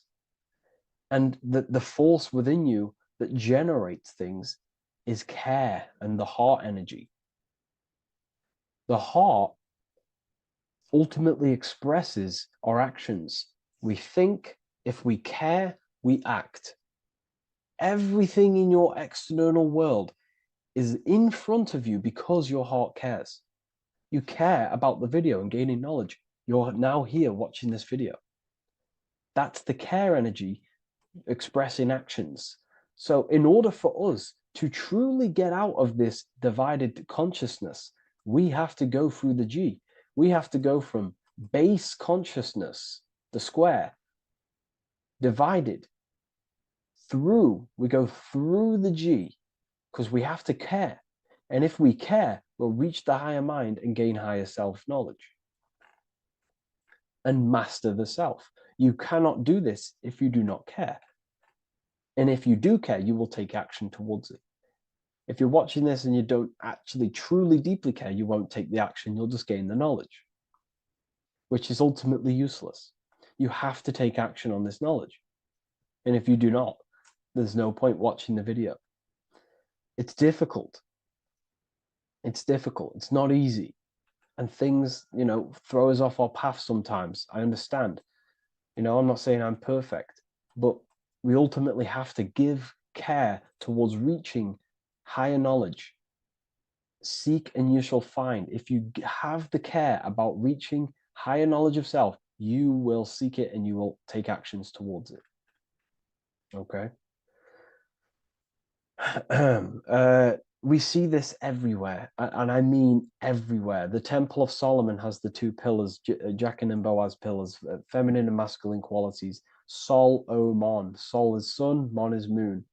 It's building the temple, which is, the temple is the inner self, ultimately. It's symbolic. The temple's not a real place. The temple of self, building the Temple of Solomon and reconstructing the Temple of Solomon, is about reconstructing the self through masculine and feminine qualities. We see it everywhere. And this is very symbolic, like very symbolic. We have the 2 pillars, we have building the bridge, and we have a stairway that goes to what you can't see, because it's going to the unknown. You have to have faith. Okay? What I'm about to say is very important. You don't know what higher consciousness is, okay, until you get a little bit higher. This is hard to explain. I didn't know what everyone talks about, what higher consciousness is. I can't give you my higher consciousness. It doesn't work like that. You have to enter in and go within and have faith, going into the unknown, because you're ultimately going into something you do not understand. Higher consciousness, I cannot give it you. You have to enter the door and take action and think, feel, and act towards it, and you will go to the place, and then you will understand what higher consciousness is. Ultimately, what higher consciousness is higher knowledge and understanding of self, what you actually are. Okay, that is what's being symbolized here. It's again in the Masonic occult. We have the darkness. We have to have faith to leap into the darkness, into the unknown. We see this everywhere. Like, you know, you'll see, when I say this everywhere, and I mean everywhere, you'll see this. Every doorway has this symbolism in the ancient world, because ultimately this is what it's about, people. The door represents going within, into a new light, a new room, a new level of understanding of self. Okay. Here we have Astral world. Now, this is obviously a darker aspect of this, but again, we have the two pillars. See you on the other side. That's the doorway. The other side. And I'm not going to break down, you know, this ritual, but you can guess what I'm on about here. That's for the university, of course. I can't break that down on YouTube. It's way too deep. But there's knowledge out there that is so deep you couldn't even comprehend it with the current mind, even for myself. And this is the power of symbolism. The more you learn about yourself, the more these symbols reveal to you. It is a journey of self. And I can't give you these understandings. You have to go within and question and meditate on these symbols yourself, and have thinking exercises of meditating on a symbol and seeing what your mind does with the symbol, what it lets you think about that symbol, and you'll unlock deeper meanings. I'm going to go over one more symbol before we end this. This is the hourglass, which represents time, a very overlooked thing in today's world. We do not have unlimited time in this body. You have limited time. You will die. You will die. You have limited time in the external world. This is why it's on the left pillar, located on the left side, the external world. You are limited. The scythe represents you will be harvested. Your body will die. It'll be harvested. You will die, and you need to fulfill your mission here. You came with a purpose. You have to find that purpose by going within the self and questioning and taking action on what you know and feel is right. Unity consciousness, aligning thought, emotion, action. So if you wish to learn deeper insights, gain exclusive lectures, astral projection, self-mastery, I've just started a new section on mind control methods and how people are using this in society and becoming conscious of it. I've now opened 5 spots at a limited special price for Ethereal University. Use the code MIND, all capital letters, MIND, all capital letters at the checkout. And there's only 5 of these codes. Whoever uses them gets them. It's ultimately going to give you 20% off the university for as long as you're subscribed to the university. We go so much deeper in the university. Remember, social media is just the tip of the iceberg. Tip of the iceberg information. There are certain things I can't talk about, but I'll see you inside, and I hope you enjoyed this video. Please leave a like, comment, and a subscribe.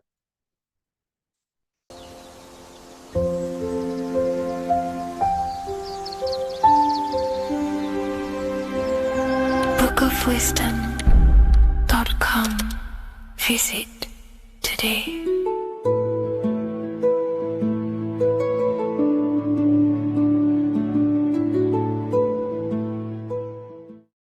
What if I told you that the Egyptians were trying to give you instructions on how to not reincarnate and come back to this material world and ascend your consciousness, your soul, to a higher plane that exists in the various dimensions of consciousness? This is Anubis, and this is his scales. You can find this image in the famous Book of the Dead, which is a famous Egyptian book and text talking about death, reincarnation, and the different things that go into death and how to prepare our mind, our souls for death. The Egyptians saw this as a massive thing in life. We must prepare our consciousness for the transition from a physical reality to a non-physical, tangible reality. The first thing we must understand in order to understand death is the term as above, so below. We die every single night. Consciousness goes to sleep, which is the withdrawal of consciousness from the material body into the inner realms of the mind. At nighttime becomes the darkness, and consciousness goes within itself. When the daytime comes around and the sun becomes more powerful, the rays of the sun increase the brain waves, and the body becomes active again, and consciousness manifests things externally. So the nighttime is the internal world, death or sleep, and the daytime is life, the external world. When we die, it's just a bigger version of sleep. We enter into our inner realms of consciousness. However, this transition needs some preparation. In order to understand the universe, understand what happens after we die, we have to understand that life is mental and the mind is not the brain. The brain is just a physical computer for the mind to operate the physical technology of the physical body. What you are seeing right now in your eyes is a simulation produced by your brain. Light waves entering in your eyes and the visual cortex at the back of the brain producing an image of what you call reality. Therefore, reality is not outside of you, it's a simulation produced by the body. The five senses are just electrical threads of light, all sending information back to your brain, and your brain is interpreting these electrical signals as senses: touch, taste, smell, and hear, and see. So everything you're experiencing right now is a simulation produced by the brain and the nervous system, but you are the observer of that reality, of that simulation produced by the technology of the body. So when you die, the technology, the simulation produced by the electrical system called the human body, is no longer running. Therefore, we don't actually leave anywhere, but the simulation stops running and we are dissolving one layer of ourself. So most people think they leave the body when they die, but we're not. We're simply just removing an aspect of ourself, a different dimension of ourself, and casting off that dimension,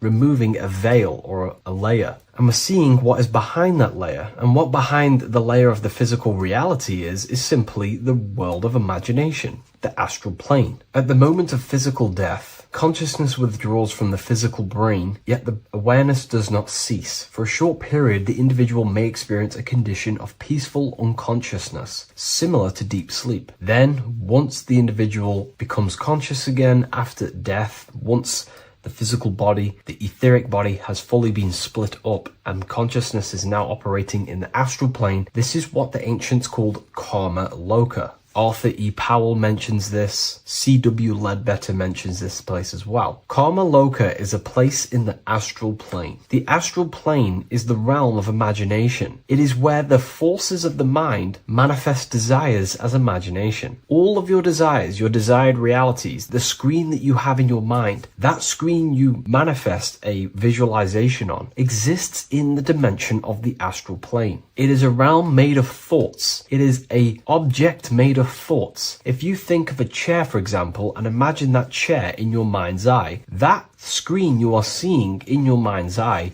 is a thought animated. That thought is an animated desire, and that exists in the realm of the astral plane, a realm of subtle thought forms. Therefore, the physical world has an exact copy of this world, however, in the astral plane. Just like how if you remember the house that you grew up in as a child, if you could sit down right now, wherever you are, and you can imagine, walk around that house in your mind. You can imagine the layout of the street of the house. So in our minds, we have our own layout and map of our house, but then now connect all of the collective consciousness's minds and memories of places on the earth, come together to create a collective astral plane, a world made of thought forms, but it's an exact copy of the material world. To go into a bit more detail, this would exist on the lower astral plane. On the lower astral plane, there is an exact copy of the Earth, made of everyone's memories, imaginations,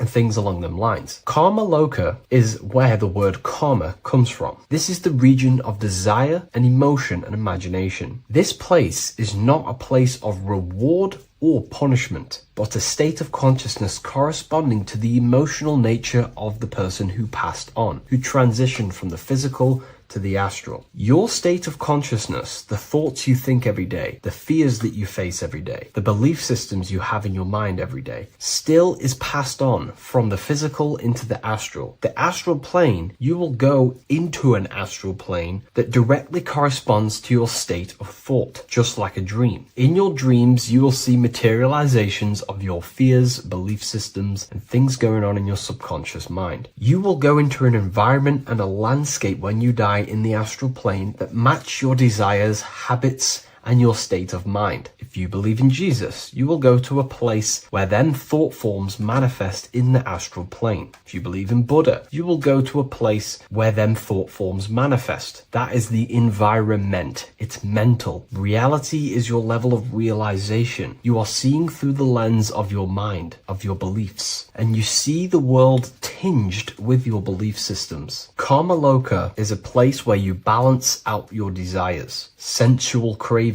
ambitions, jealousies, fears, emotional fixations continue to assert themselves in your mind when you die. Yet because there is no physical instrument through which they may be gratified, they gradually burn themselves out. These desires start to be balanced out again, and your mind becomes more balanced. The more refined the individual in physical life, the shorter and gentler this stage becomes. The more desires you have in material things, sex, whatever it is, the longer it will take to balance out the forces in your mind in Karma Loka. Desires weaken through repetition without fulfillment. Emotional attachments lose their magnetic hold. The astral body sheds its lower layers. It's like you're stripping away aspects of yourself. When that last personal desire dissolves eventually in the astral plane, consciousness can no longer maintain cohesion in the astral vehicle. The astral body disintegrates naturally and awareness withdraws into the mental body. The mental body is what the Christians call heaven. The mental plane is heaven, the realm of creative thought forms, the realm of pure mind, pure thought. The mental plane, also called the Devachanic plane, is a realm of blissful, creative, and luminous consciousness. The Devachanic plane is not an illusion, but subjective yet intensely real world, constructed by the individual's highest thoughts, ideas, loves, and aspirations. How does this link in with Anubis? Anubis is trying to give you instructions on how to prepare for life after death in this image. If we take a look at Anubis in this image, we have to understand this is symbolism. This is metaphorical. Anubis is known as the god of the underworld. He symbolizes the transition from awake to death. He is not a real god that you will meet when you die, but he represents the process of death, transitioning consciousness from physical to astral. He's giving you instructions in the Book of the Dead to make your heart as light as a feather, as this is a scale. So he represents death. Your heart needs to be as light and balanced as a feather. The heart is the emotional vehicle of consciousness, as I just explained that emotions are subjective to the astral plane or Karma Loka. We do not want a heavy heart before we die.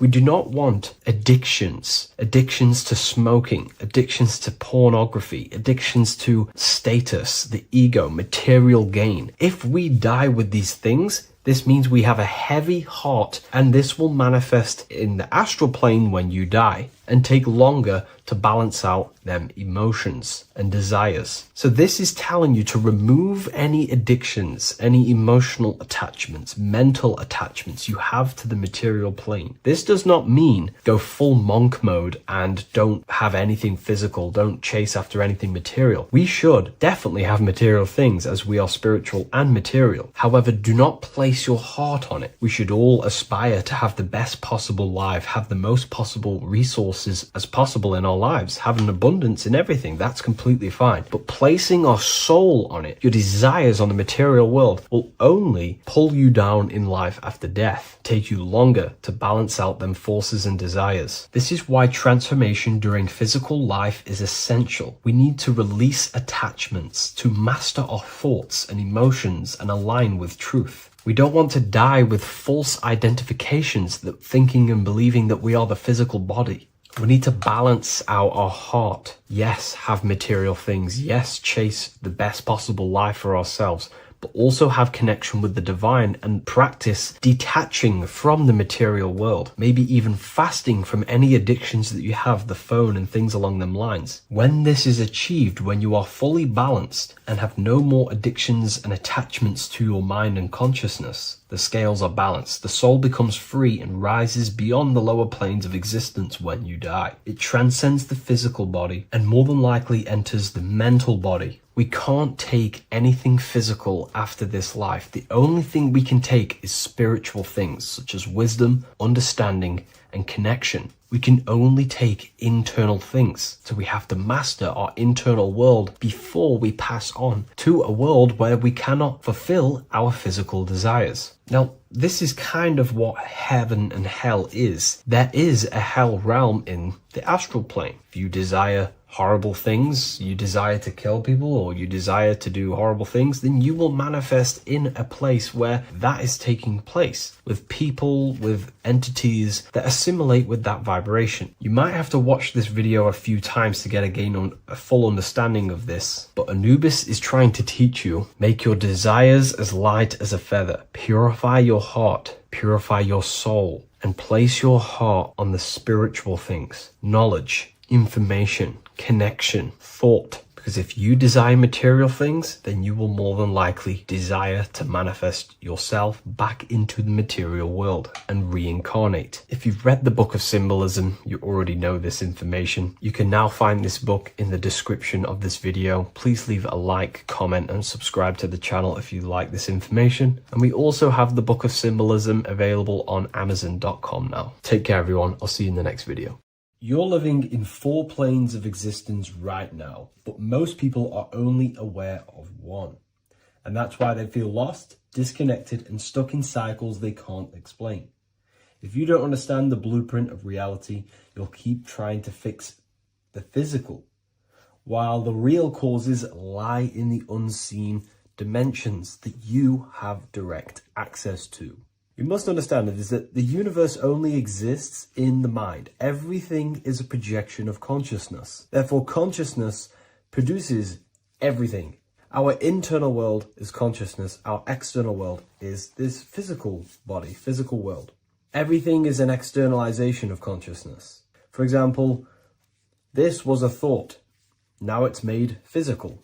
But before this was invented, it was existing in someone's mind, in consciousness, invisible. Then it was made manifest, made physical. So everything in this physical plane is the effect. The cause is consciousness, mind, the mental plane.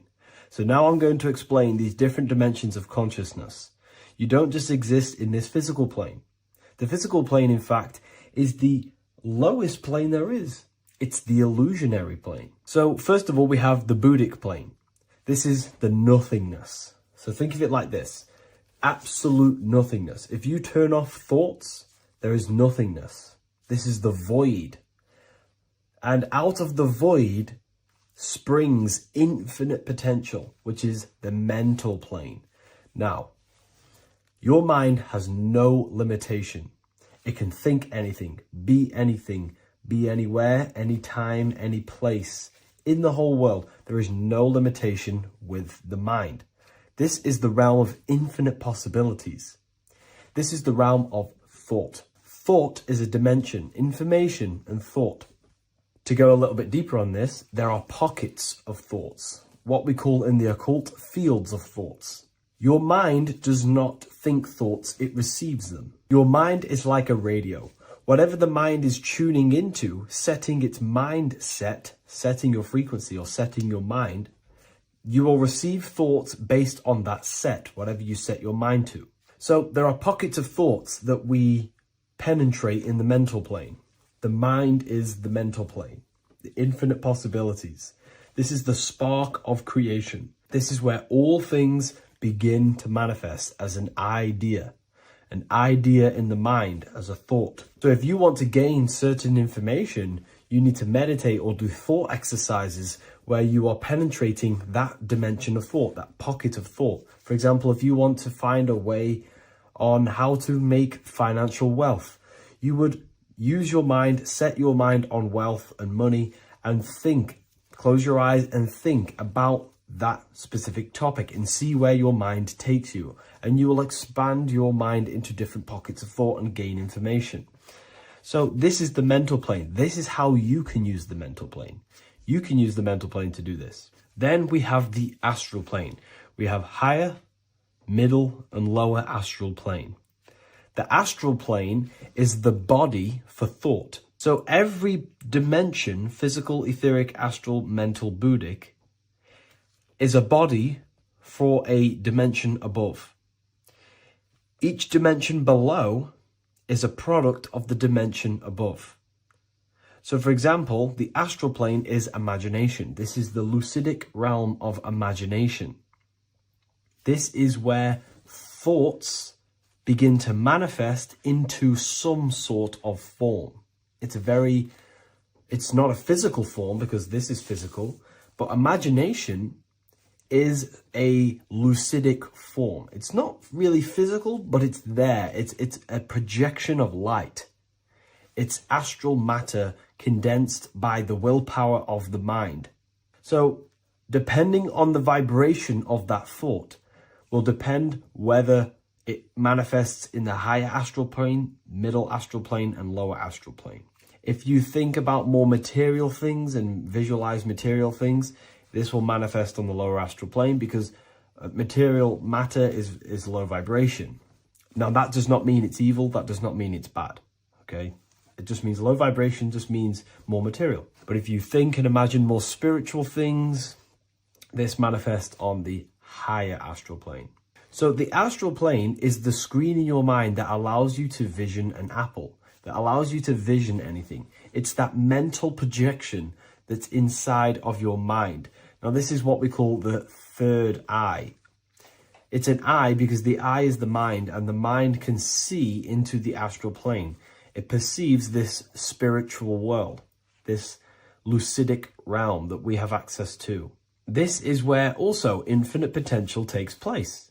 This is the realm of spirits, demons, jinns, whatever you want to call them. Spiritual entities exist in this because this is where thought forms manifest into form. This is where thoughts create bodies. Think of it like this.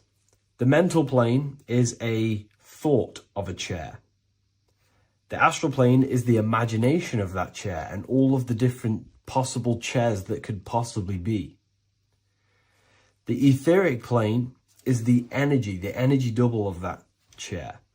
And the physical plane is the physical chair. So as you can see, the higher we go up, the more formless and lucidic it is. The lower we go down planes, the more dense it becomes. This is formless and this is form. Everything manifests through this process. This highlighter is down here in the physical plane, but the idea began in the mental plane. Everything begins in consciousness before it creates a physical body. It goes through this process. Therefore, if you want to start to mold and create your own reality and create things in your world, you can use these planes to your advantage. You can use your mind to do mental thinking exercises by closing your eyes and expanding your mind into a different pocket of thought to gain wisdom, gain information, gain downloads. The way you do that is simply get into a meditative state, close your eyes, pick a topic that you want to think about and see where your mind takes you, but always remain centered on that topic.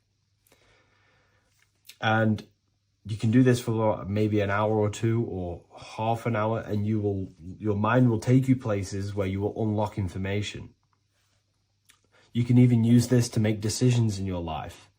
Think of the topic and see where your mind takes you. You'll gain information. This is how you use the mental plane for ideas. The astral plane is imagination. You have to reconnect with your imagination very vividly. Your imagination, your consciousness is infinite.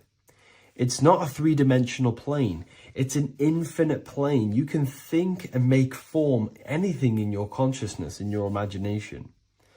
You can think anything and you can imagine anything in the most vast details. You just have to reconnect with your imagination. I have a free book on my website. I'll leave the link in the description. It's an ebook. It's called Activating the Inner Eye. This is going to help you reconnect with your imagination. It's a practical guide on how to imagine. So once you know how to use the mental plane and astral plane, thought and imagination, you pretty much need to use the physical plane to take physical action with this physical body that you have and start to manifest these desires you have in the higher planes. Now, it's very important that we master the mind, because the mind is the very fabric of reality. We become what we think about. Your life is a product of every thought you thought in the past. It is the mind that directs the flow of consciousness. And wherever this consciousness is flowing is what you will create in your life. Consciousness is the most potent force in the universe, and the mind is pretty much the universe in a microcosm form. It is infinite potential, and your mind will continue to expand into new realms of thought forever and ever and ever. You are eternal. You are not this physical body down here. You are consciousness, literally dreaming that you are in this physical body. So everything begins with the mind. We need to be conscious of the thoughts that enter our mental field of consciousness. There is a level of self-awareness that you can reach where you can become conscious of pretty much every single thought that enters your mental field. Now, we have over 7,000 thoughts a day. You can gain such mastery over your mind where you can become conscious of every thought you think. And that is when you gain superior power. Because when the mind is fully under control of self, you can direct the mind's potent force into a specific goal. Most people's minds are dualistic. They want something, but their mind is thinking something else. They have limiting belief systems. They have the little voice that comes in and says, you can't do this, you're a failure. That is a fractaled mind. The mind needs to be singular. It needs to be on your team and not an enemy. Do not let your own mind take away your power. Your mind should be on your team, giving you power, giving you the best possible thoughts and the best possible beliefs. When the mind is in this condition and on your team and not taking away your power through the destructive thoughts, it becomes a potent, powerful force used for manifestation to create anything. And the way we get the mind on your team is through constant meditation to learn how to control the mind and turn it on and off. Subconscious reprogramming through visualization, affirmations, cultivating emotions associated with your goal. All these three ways we can reprogram the mind slowly over time so that it becomes powerful and becomes on your team and doesn't give you negative contradicting thoughts. When the mind is fully aligned on one thing, it can create massive empires and things in your physical reality. So I hope this video helps, and I'll see you in the next one.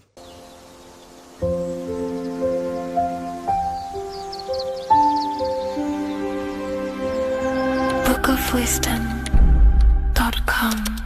Visit today.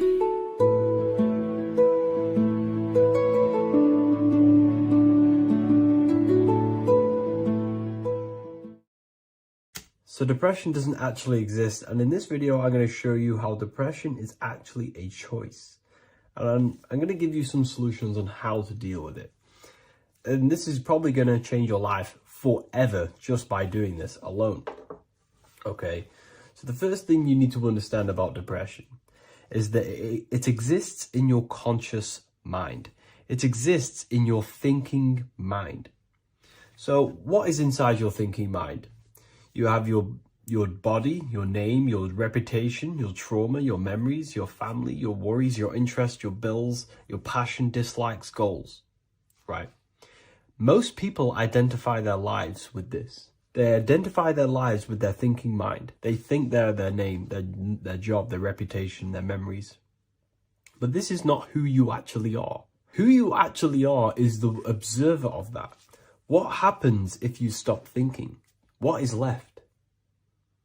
You're left with unconditioned consciousness. You're left with the self, which is what we refer to as I. We are the consciousness, not the thinking consciousness.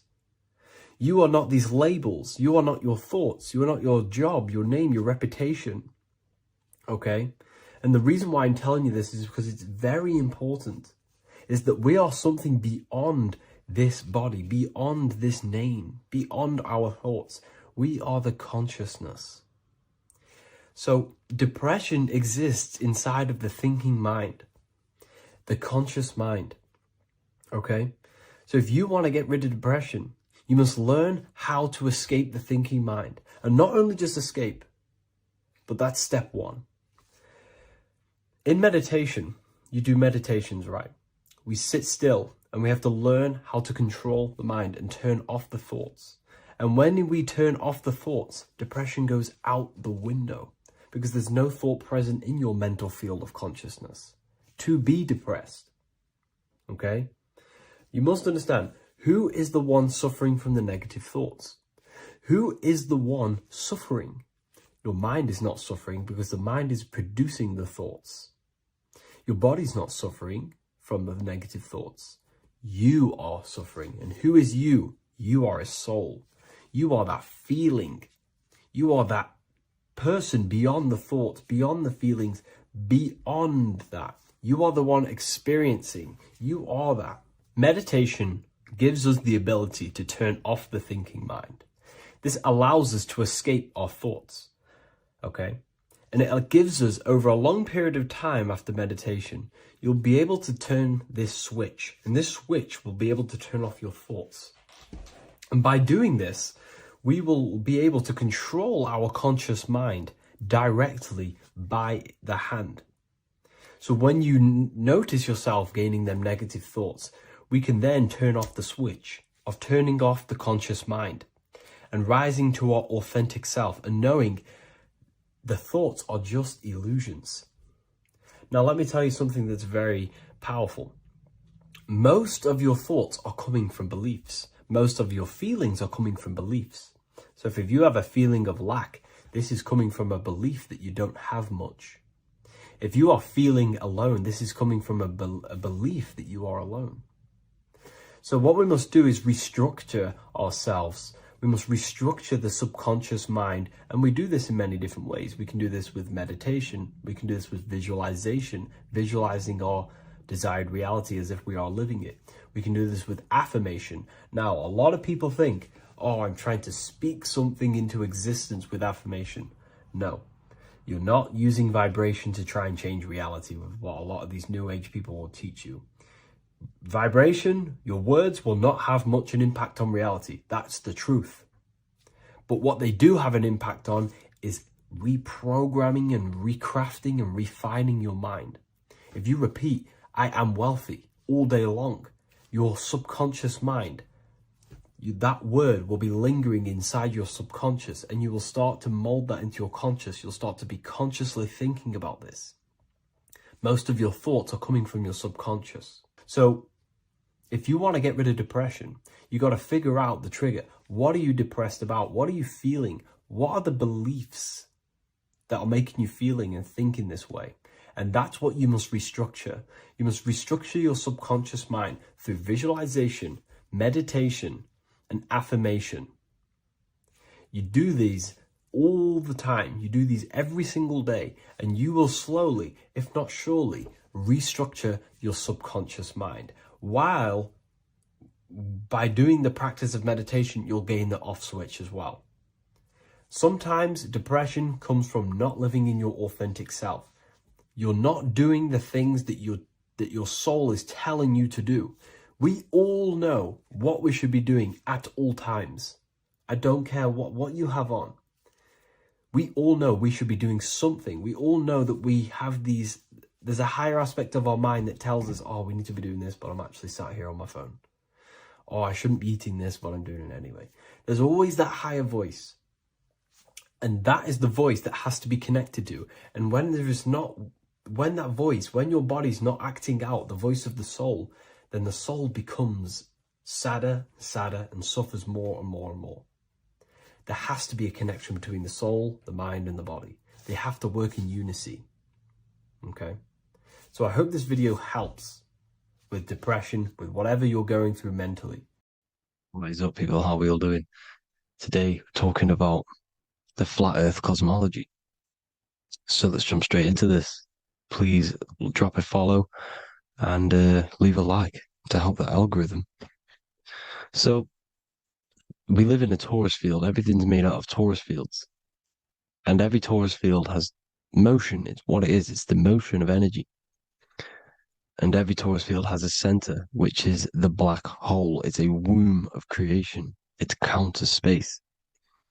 Now, this is why the North Pole is magnetic, because the center of this Taurus field is the most magnetic part, the strongest part of the field. So this is why all compasses will point you to the center. And the Earth's magnetic field is spread across the whole of the Earth. And it's spinning, as you can see here. It's like a tornado at the center. And this tornado is the force which is spinning the sun and the moon around us. You got the sun, the moon, Polaris, just like in the Masonic cosmos here. The sun, the moon, Polaris, the all-seeing eye. Now we'll get into Polaris a bit later, but the sun is the magnetic force. Sorry, is the electric force, because every field is electromagnetic. Now, the sun is electric. It's positively charged. It's gonna give you energy. It's feeding energy. The moon is more magnetic energy, which is taking your energy away from you. And this is why you become sleepy when the moon comes out, because it's taking away your energy. So these two forces is the balance. It's the yin and yang. It's the balance. Everything in this creation is balanced, because the Taurus field is the Earth is the plane of inertia, the 0 point within the field, because physical matter is a result of two opposing forces equalized on the plane of inertia. And that is where matter crystallizes into physical results. And this physical plane is the plane of inertia, planet Earth. And at the center of this plane is the black hole, the womb of creation. And outside of this black hole gives birth to light. So the Taurus field is constantly rotating, going into counter space, the black hole, and then out of counter space gives birth to the white hole, white light. You see? So it's going around, black hole, birth again, black hole, birth again. And it just keeps going around. It's an infinite cycle of energy. And this is where the infinity sign comes from. This is the motion, this is the force which is creating everything to spin inside of this circle. Okay? And it's making the stars spin. It's making the sun and moon spin around us, around this center point. Now here you see Horus and Set putting their feet inside of this dome. This is the royal arch, the arch of the dome above us, which is like you see in the Masonic cosmos, the royal arch of Freemasonry. This is the dome above us, the firmament that the Bible talks about. You see, they're putting their feet in because Set symbolizes the moon and Horus is the sun. Horizon, Horus. Horus is rising, the sun. So they're both putting their feet around this center magnetic pole, which is the pole, North Pole. And above the North Pole, you have Polaris, the pole of electromagnetic energy. You see? And this is how we get the sun and the seasons. Because the sun, for us, when it becomes summer, it's on the Tropic of Cancer. Then it spirals outwards, going out and out and out, then goes to the Tropic of Capricorn. That's winter for us. Then it comes back in and creates summer again. So it's constantly spiraling around this center magnetic North Pole. You see? So this roof above our heads is the firmament. And this is what they've taken off of us. They haven't physically taken it, but mentally they have taken this away from you. It's a female energy. And this is what the Egyptians called Nut, the sky god Nut. And this is the womb. We are inside God's creation, God's womb. And the woman's womb, when she has a baby, is a microcosm of this, because everything inside of this creation is micro, macro. It's a reflection of the bigger things, as above, so below. So the dome above our heads is the dome we are in when we are a baby.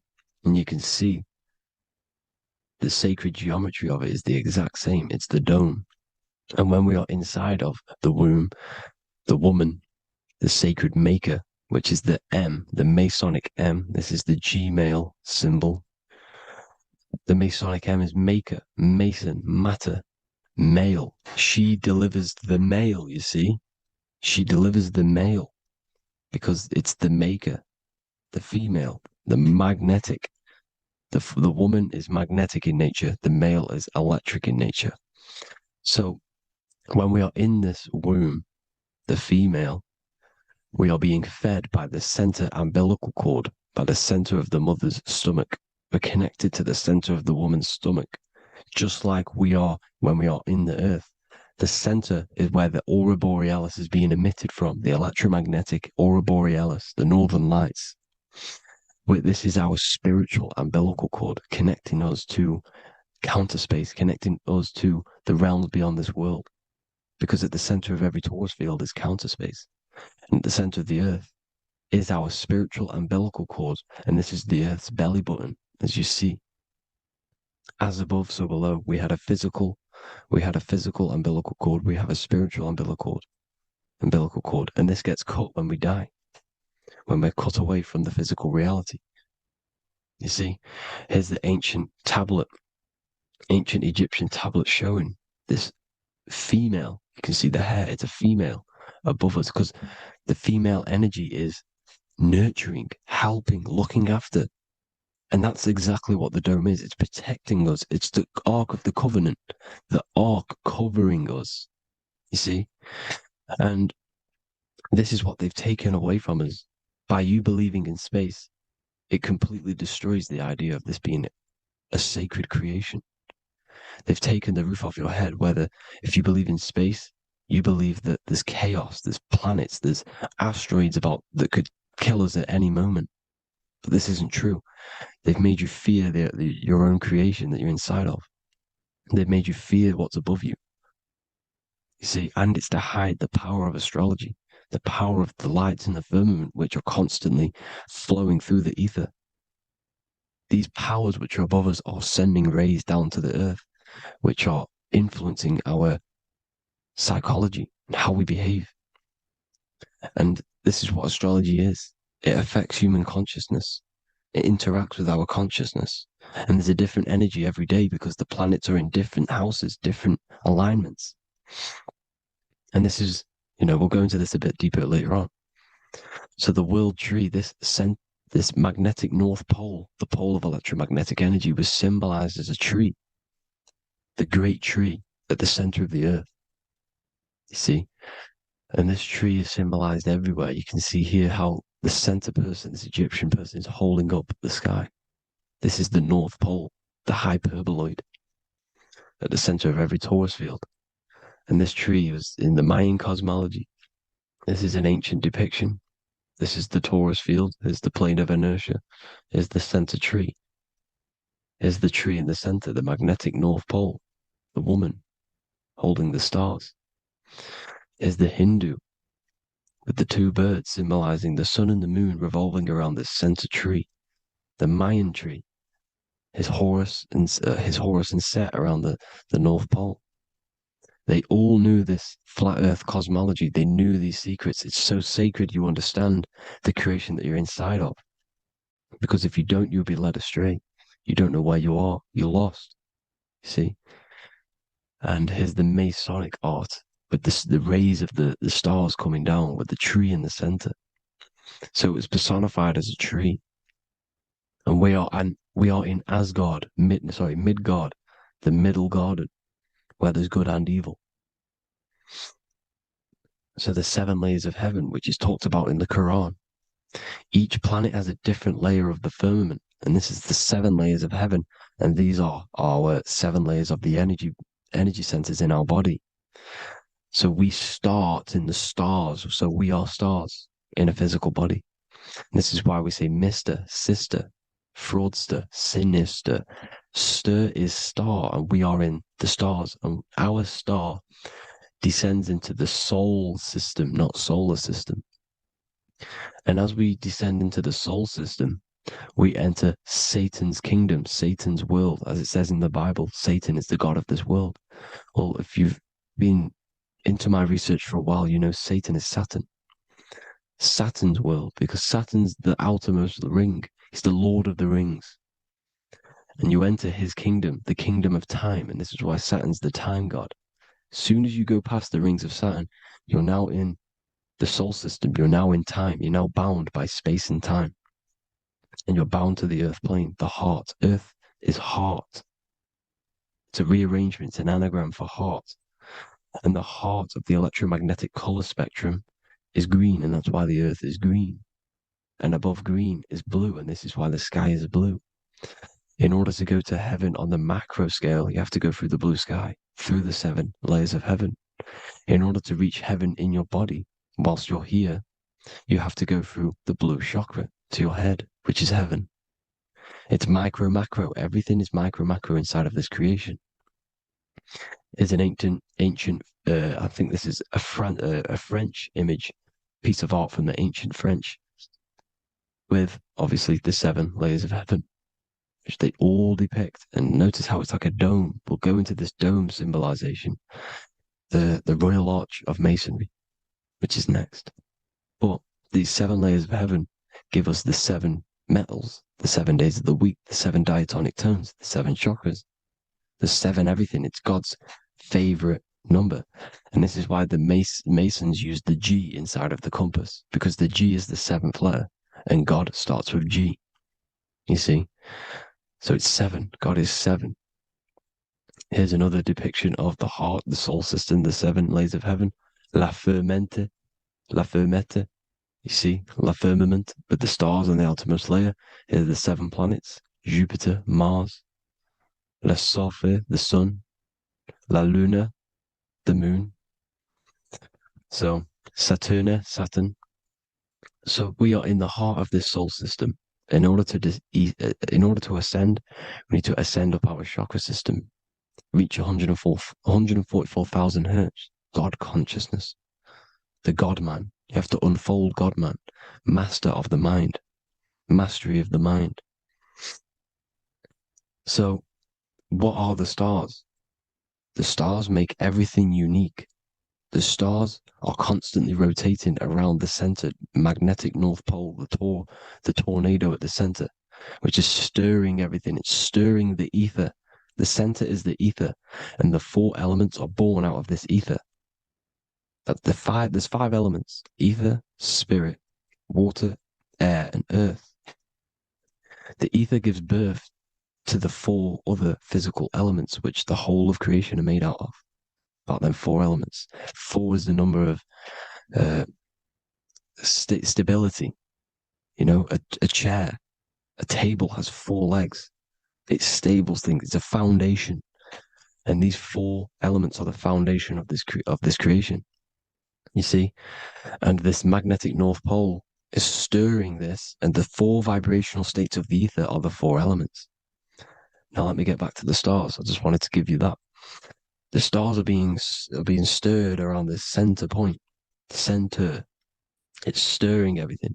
And they're always in different alignments. Every millisecond they're moving in different placements of the stars. And the planets are called the 7 wanderers because they're not fixed. The stars are fixed.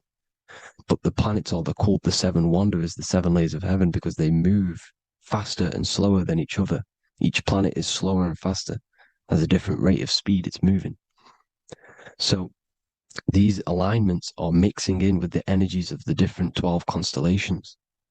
And this is why you have a unique characteristic. You have a unique look, a unique energy, a unique personality. This is because when you were born and you took your first breath, that energy which was in the ether, because the ether is all around you, and energy travels through the ether. The energy that the stars were casting down and the energy that the planets was mixing in with the 12 constellations was in the ether. So when you came out of the womb and your first breath, because breath is spirit, Okay, so that first breath you took, that is the energy that is imprinted within your DNA, your soul.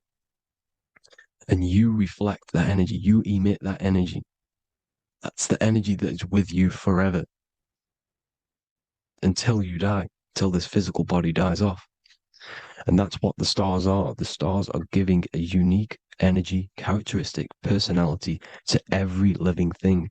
Every dog, every cat, every animal has a unique personality because it was born at a different time and place in the sky. Okay, the stars are your destiny.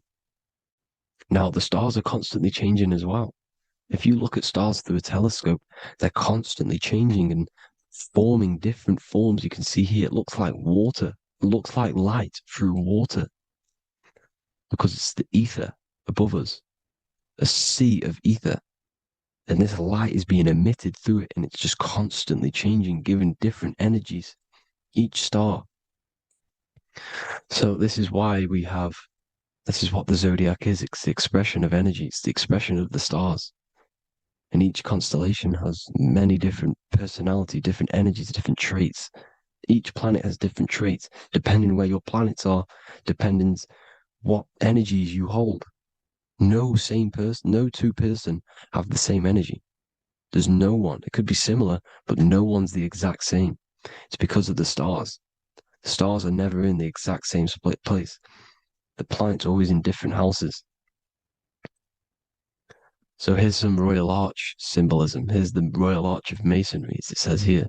The sun and the moon, the constellations. Here's Cancer, the 7 planets, the 7 stars.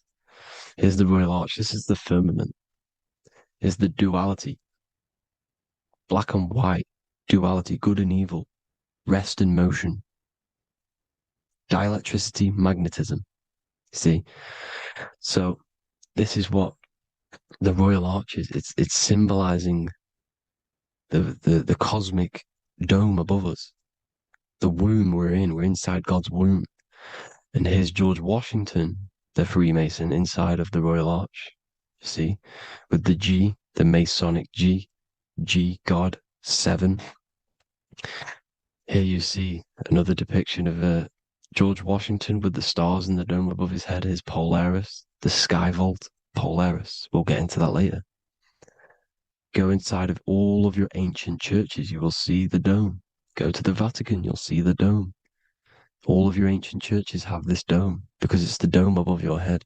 The ancients knew this. This was known. We did not live in space. It was known back then. They all knew. This is Crown Court, which is one of the most important courts in the UK. You can see it's clearly so much Masonic symbolism. You've got the 4 pillars of Masonry. The Royal Arch is like an arrow pointing upwards to Polaris. His Disney World is under a dome. In his Polaris, the sky vault. You see? And also 666 in the symbol. Here's more 7 layers of heaven. Here's an ancient depiction. The firmament. Here's the astral plane outside of the firmament. The Royal Arch. You see? It's everywhere. Here's Polaris, the 8-pointed star. Polaris is in between the sun and the moon. It's at the center of the Taurus field. And Polaris corresponds with the pineal gland as well because it's the all-seeing eye. See? So, is Polaris, the 8-pointed star, which is at the very top. It's the very center. It's on top of the North Pole. And it's an 8-pointed star that's always symbolized as an 8-pointed star. Here you see the Vatican. The Vatican is a giant key with an 8-pointed star. See, it's a key. Here's the dome.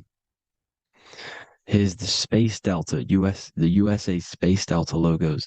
Here you see the Egyptian god looking from the center of the North Pole, looking upward to an 8-pointed star, Polaris. An arrow pointing up to Polaris.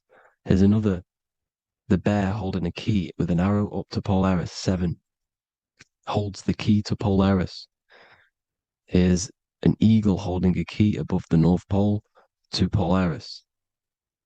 Polaris, and here's another one. There's another bird, like a dragon, holding a key to Polaris.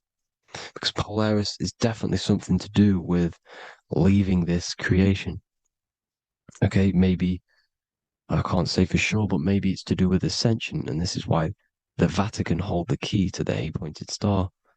And this is why the space, well, we all know space is a lie, but they're showing Polaris and its sacred symbology. Maybe it's to do with something leaving this creation, going to another. It's some North Pole symbolism. As above, so below. See the four seasons of the Big Dipper constellation going around Polaris. This is Polaris, this is the Big Dipper constellation, and this is the swastika. This image gives us the swastika because all the symbols we use are created in nature. They're created somehow in nature. This is how we get them. As above, so below. This is the map of the North Pole with the four rivers looking like the Big Dipper constellation. It's the Masonic, here's the ancient cosmology with the four, you see the four islands, Mayan cosmology, four islands. This is the alchemical symbol for Earth, four sections. The windows, because the center at the North Pole is a window to another dimension. The four lucky four-leaf clover, which is supposed to be lucky. It's just, it's truth in plain sight. And here's Hitler looking at two flat Earth maps. So this swastika has been used for thousands of years, thousands and thousands of years. And it's symbolic for the most sacred land on this plane, the North Pole. Shambhala. Do some research on Shambhala, people. It's a it's a Hindu mythology about the sacred lands at the center of the earth. And it's known to be full of enlightened beings. And it's all symbolized at the center. You can see their paintings of Shambhala. It's all at the center, the North Pole. And it's known to be the most godly place ever because it takes you to a portal to the higher places. And maybe this is something to do with Polaris, connecting you to this sacred land at the very center. But anyways, people, thank you all for tapping in. Hope you all learned something. Have an amazing day. Please follow, subscribe, like, all the links in the description for the courses, the PDF. Please have an amazing day. God bless.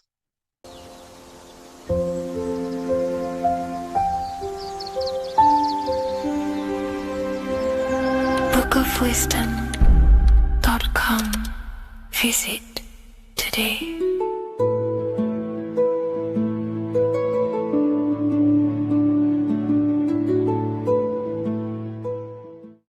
What is good, YouTube? Today we're going to be talking about the astral plane and how the cosmology fits into the astral plane. Okay, so first let's go over the astral plane and go over the different layers of reality so that you can understand reality more. You are a multi-dimensional being. You are not in these, you are in all of these realities at the same time. They all interweave into one big reality. But there are different planes. They are different vibrational dimensions. There are different dimensions of reality. The mind is the root cause of reality. We're living in the mind of God. Everything is being thought into existence from the root cause, from the universal mind. This is why the ancient Egyptians said, all is mind. We're living in the mind of God. And we are a microcosm of this mind. This is why we all have the same mind. This mind is the world of thoughts. Now, this world of thoughts is just the thought alone. For example, it is the thought of a chair. But then when you start to imagine this chair and you start to mentally see the chair, you're now manifesting the thought, the singular thought, into some sort of form. So now you're imagining the chair. You're imagining the form of this chair, which is then manifesting into the astral plane.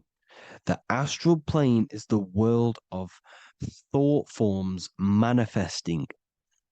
So when you are imagining something, you are seeing into the astral plane.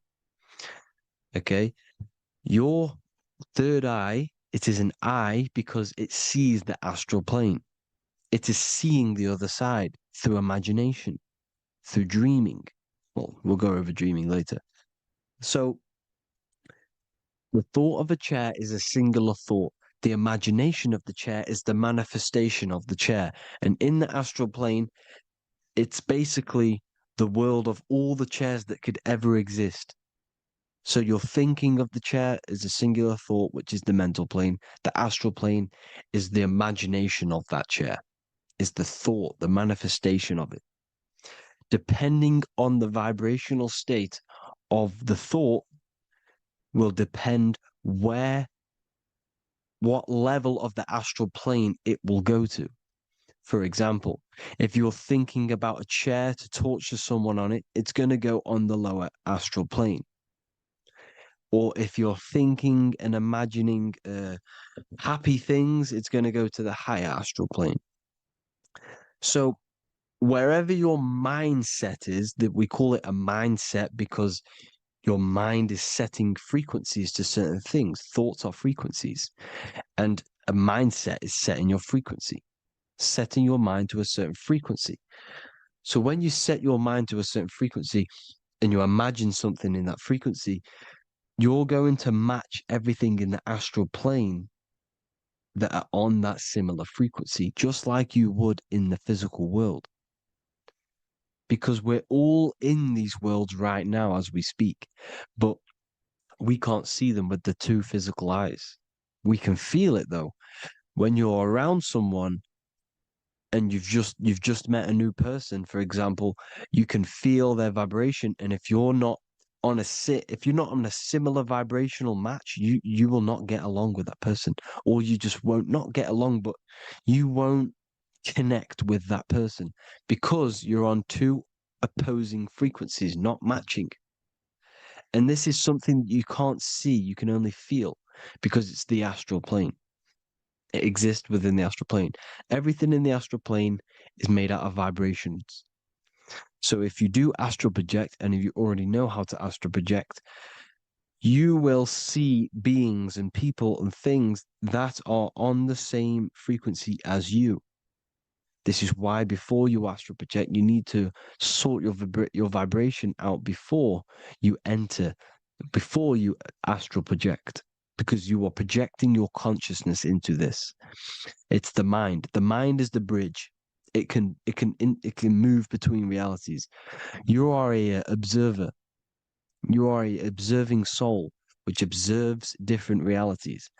And the mind is the bridge between all of these different realities. The mind can choose. If you want to project into the astral, you set your mind to it, you can. Okay? So let's not get off track. The lower astral plane is where demons are. The higher astral plane is where heavenly beings are.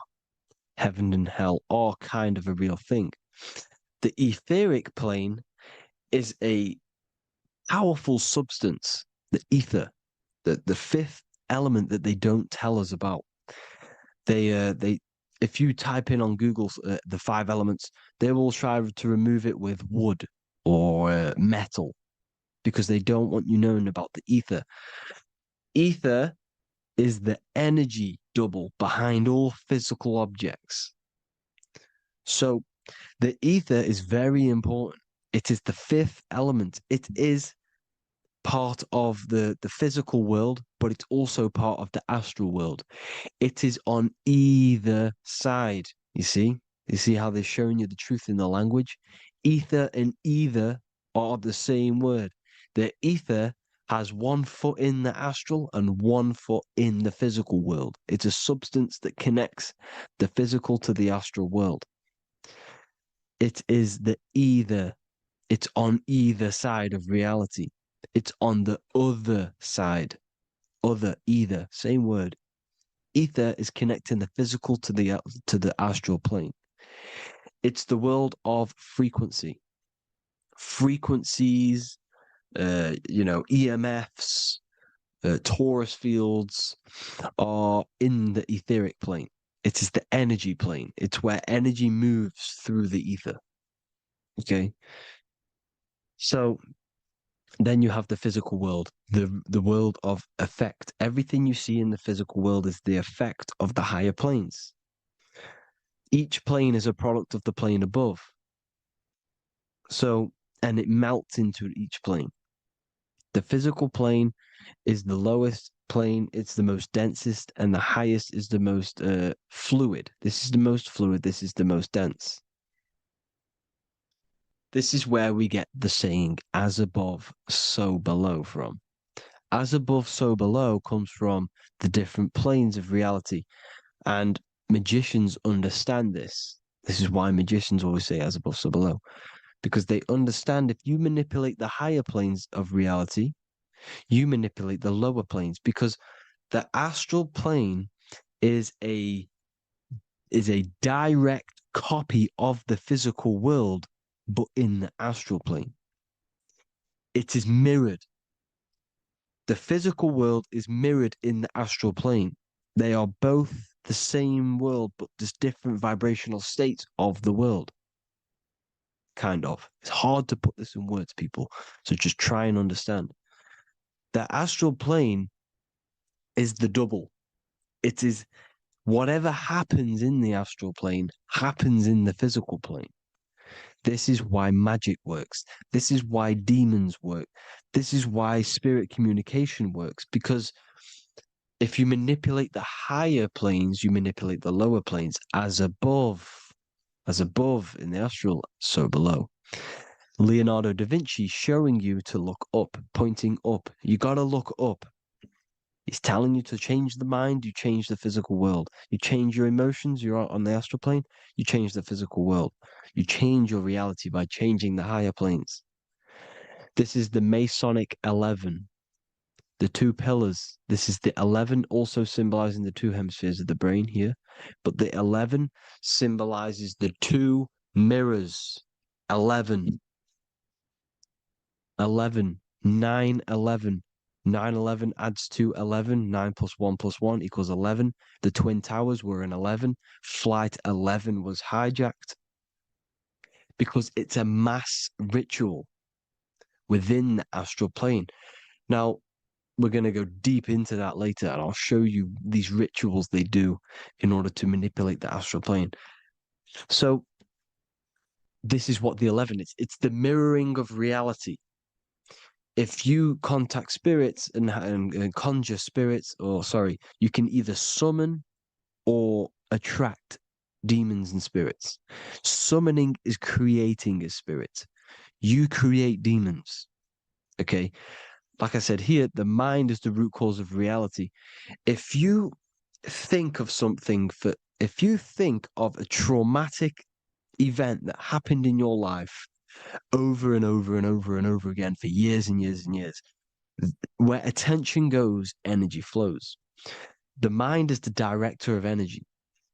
If you are directing energy into the specific emotion, the specific thing that is torturing you in your mind, that will manifest as some sort of being in the astral plane, which is called an elemental. And this elemental being that you have created through your thought forms and emotions will latch onto you and feed off this energy. So it's important that you get your mind right, okay? It's important that you sort that you file the mind and you discipline the mind. Make sure it's only entertaining positive things, because you are quite literally creating your own demons. The word demon has the word mon in it. And if you've watched my videos to know, mon means moon. The moon is your mind. The sun is your soul. The earth is your physical body. Demon is mon means mind. Moon is mind. You create demons with your mind. Summoning. Now, this is where the rituals come in. 9/11 was a ritual because everyone was thinking about this big fearing, the death of 9/11. Everyone was thinking about it. And all of their minds thinking about this horrific thing will manifest and summon a negative energy spirit elemental within the astral plane. That's how all of this works. This is why it was a mass ritual. Okay. Chris Brown, new album name 1111. Release date on the 11/11.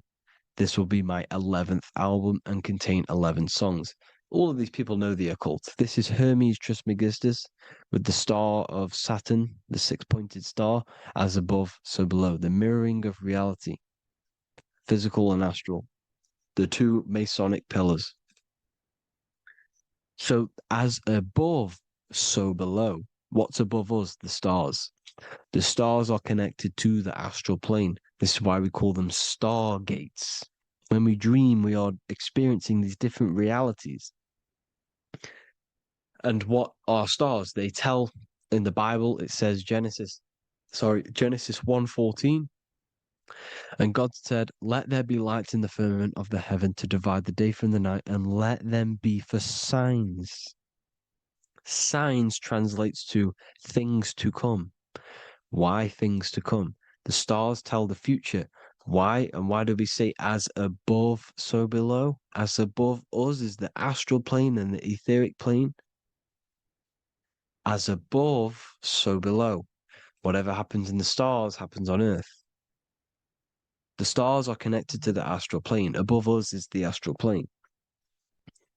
We are a star in a physical body. This is why we say Mr., sister, stir equals star. The E and the A are interchangeable.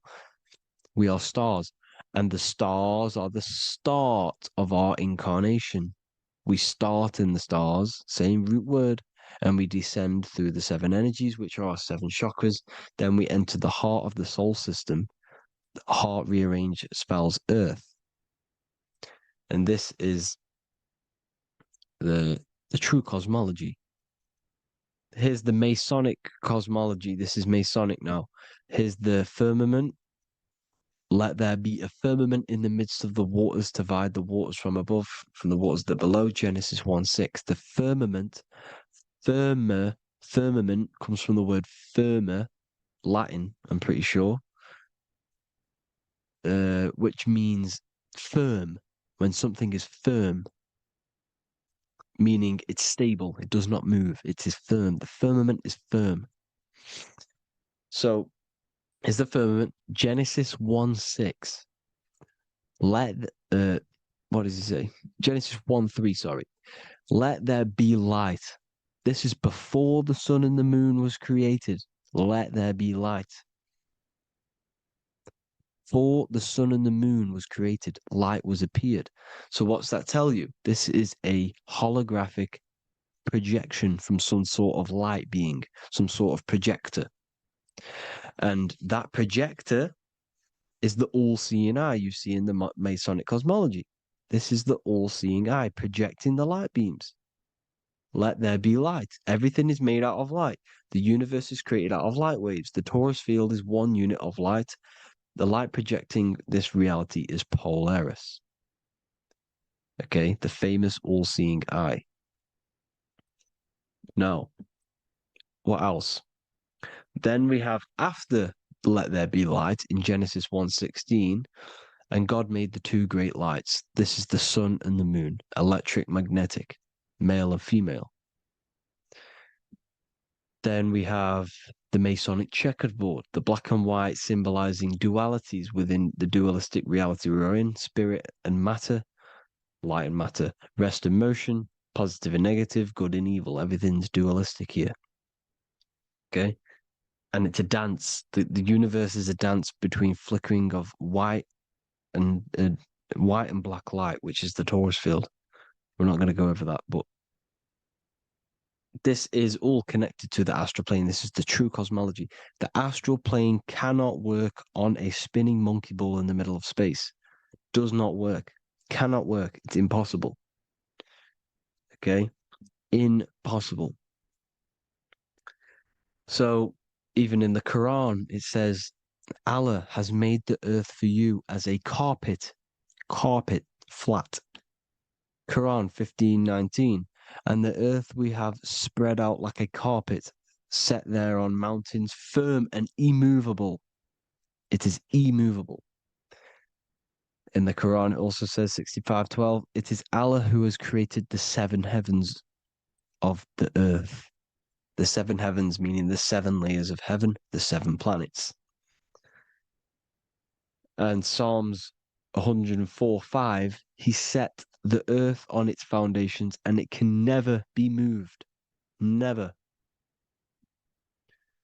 So here you see in Isaiah 40:22, he sits enthroned above the circle of the earth, and its people are like grasshoppers. He stretches out the heavens like a canopy and spreads them out like a tent to live in. We live in a tent. This is the tent. The projection of light. Here you see an ancient picture here. Here you see the ethereal barrier, meaning the firmament, the etheric barrier, and here you see his head popping out. Why is his head popping out? Because your head is heaven, your heel is hell. Your head has access to the astral plane. This is why your head is heaven. The pineal gland, when stimulated, has access to project itself, project consciousness into the astral plane. Here you see another ancient picture here with the Masonic Royal Arch, with the zodiac here, the zodiac on the top, arching, because there's a firmament above us. Here's God in the brain. Consciousness is God. Here you see the Masonic Royal Arch, symbolizing the firmament. George Washington above the Masonic Royal Arch. These are the stars. This is Polaris projecting reality. Here's ancient churches with the dome. Polaris projecting reality with Jesus. Disney World is under the dome. The seven layers of heaven, ancient paintings, all depict if you go and look at the ancient paintings, they'll all depict the firmament, the arch above us. This is where we get interesting. The Masonic Royal Arch has the 6-9, which is Cancer. The constellation Cancer, which is 6-9 is associated with portals, because CERN is the 6-9. Okay, CERN is opening portals. They're trying to create a portal to the other side. Cancer has the word CERN within it, so there's a link between Cancer and the opening, the firmament opening above us to ascension. Here you see the Masonic art with the Royal Arch and the light and the opening. Here you see the light and the opening. This is the opening of the firmament. Here's the Hebrew cosmology with Sheol, the underworld, and the opening. So Cancer is definitely some sort of portal in and out of this reality. I'm just connecting dots here. Now, we're going to go change a bit now. These celebrities that you are seeing they have not sold their soul to Satan, okay? They have not sold their soul to Satan. Satan is a demonic, low vibrational energy that has been summoned over the thousands and thousands and thousands of years of evil occult arts. So since Babylon was summoning this demonic energy, and this demonic energy in the astral plane will grow and grow and grow. It has no form. It has no physical form. Okay, but you can see it in the rappers. If your third eye is open, you can see clearly that these people are demonic. You can sense the energy that they're manifesting. Selling your soul is not what you've been told. It is gaining, because your soul is pure love, okay? Your soul does not want to do anything bad. So when you sell your soul, you're gaining physical gain, you're gaining physical wealth, for example, like for these rappers, they will be given millions of pounds because the people in control of the music industry, which is the dark occultists trying to brainwash the masses, the people in charge, they're dark occultists. They understand Satan and the energy. They are satanic energy, which is which has been summoned in the astral plane, they see that they have influence over the masses. So they will go to them and say, I'll give you this amount of money forever if you manifest this satanic, demonic energy through the music and through social media to blind the masses, to brainwash the masses into this demonic energy. Because when you listen to music, music is frequency. Whatever you listen to, you become that frequency. So if you're listening to these people, they're throwing energy, this demonic, satanic energy that they sold out to. Sold, soul, same word. When you sold something, you've got your soul involved. They have exchanged money, physical gain, so that they manifest this satanic energy within the astral plane and through the music, through the videos, through social media, to keep us in this vibrational frequency, in this low state of consciousness. This is what it actually is. It's not, you're not selling your soul to some sort of devil. This satanic energy has no physical form it is formless in the astral plane. It's a summoned energy. Now, the root chakra is red. This is why the devil is red, because it symbolizes the animal nature of man. When you are operating off your root chakra, you will kill, you will fight, you will do anything to survive, because it's all about survival mode in the root chakra. They want you keeping in that fighting mode, that surviving mode, so that you are manifesting this low vibrational frequency, this satanic energy, this demonic red energy. This is why the devil is red.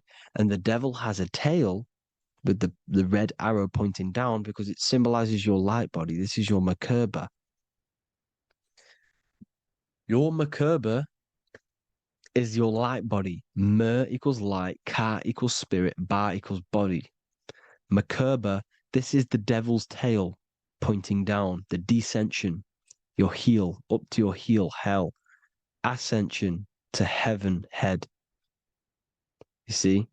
This is the all-seeing eye with the illumination coming off it, your head, when you're illuminated. The Merkaba is your celestial sphere to portray different planes of reality. It is the vehicle of ascension. It's your light body. It's in the word Kabbalah, Kabbalah, Ka, spirit, Ba, body, La, light. Same thing, Kabbalah, Merkaba. Same thing. It's all about the light body. This light body sees different realities. So when you see the goat in the music industry, it's this satanic summoned energy that's been summoning for thousands of years within the astral plane. When it becomes to the physical plane, it will manifest through different things. A goat, an owl, Satan, Moloch, Baal. Same deity, same demonic energy that's been summoning in the astral plane. And this is why the Baphomet has a goat head. Drake's new album is the goat. The Polo G, the Masonic G, with the goat. And here's Ryla Rodriguez in the mirror, with the goat in the mirror and him in his physical body. It symbolizes, the mirror symbolizes the astral plane, because he's manifesting the goat, the demonic energy. He's sold out to the demonic energy, and in the physical plane, he's his physical body. The mirroring, the Masonic 11, the mirroring of reality, the astral and the physical. And what do you call them when they're an amazing rapper, the best rapper? You call them the goat, because you're the goat because you're manifesting the goat energy, this satanic, demonic energy within the astral plane. So Baal, Moloch, all the same thing. Because in the astral plane, if you want to gain spirits to come to you and communicate you in the physical world, if you want to communicate with spirits, you have to gain their attention. You can either gain their attention or come together and agree to create some sort of being, which is Satan. Okay. You can, like I said earlier, you can create these beings, you can summon them or attract them. One way to attract them is sacrificing. In order for you to become God, man, to turn to God, you have to sacrifice your life. You have to sacrifice, not drinking, not doing things, not doing anything demonic, not doing anything bad, not eating meat. You have to sacrifice yourself to become the light. However, if you want quick, instant gains in the physical world, you can sacrifice something else to communicate with these spirits, because these demonic energies feed off demonic energy, your demonic energy. So these dark occultists will give away babies, they'll sacrifice, torture babies so that they gain, so that they can communicate with these spirits for physical exchange. Yes, you can do this. These powerful spirits, these powerful demons can give you powers. They can give you certain things. And this is what they are doing. They're summoning and attracting these demonic energy. This is why, trafficking is one of the most, Balenciaga. Baal is the demonic energy in the astral plane, which requires child sacrifice for his presence. Balenciaga, and they were trafficking children. They were trafficking, killing them, and offering them to the spirits. This is what they are doing. Balenciaga. It's in the name. Here you see, you can see here a stick man with two horns. The goat, obviously, it's all the same deity. Baal, the goat. Moloch, is Moloch the owl, the Egyptian owl, because it comes from the owl of Moloch, which is Baal, which is Satan, all the same demonic energy. And it's on the dollar bill, a tiny dollar bill, tiny, on the $1 bill. All the same thing. Bohemian Grove, they worship the big owl, Moloch. It's all the same thing. It's all one big demonic energy which has been summoning in the astral plane. And it's trying to take over Earth, the physical plane. That's what it's doing. So I hope you all gained a deeper understanding of the astral plane and what's actually going on in the world. Please leave a comment if you can to help the algorithm. Drop a like if you like this content. And hope you all learned something today. And God bless you all. Thank you all.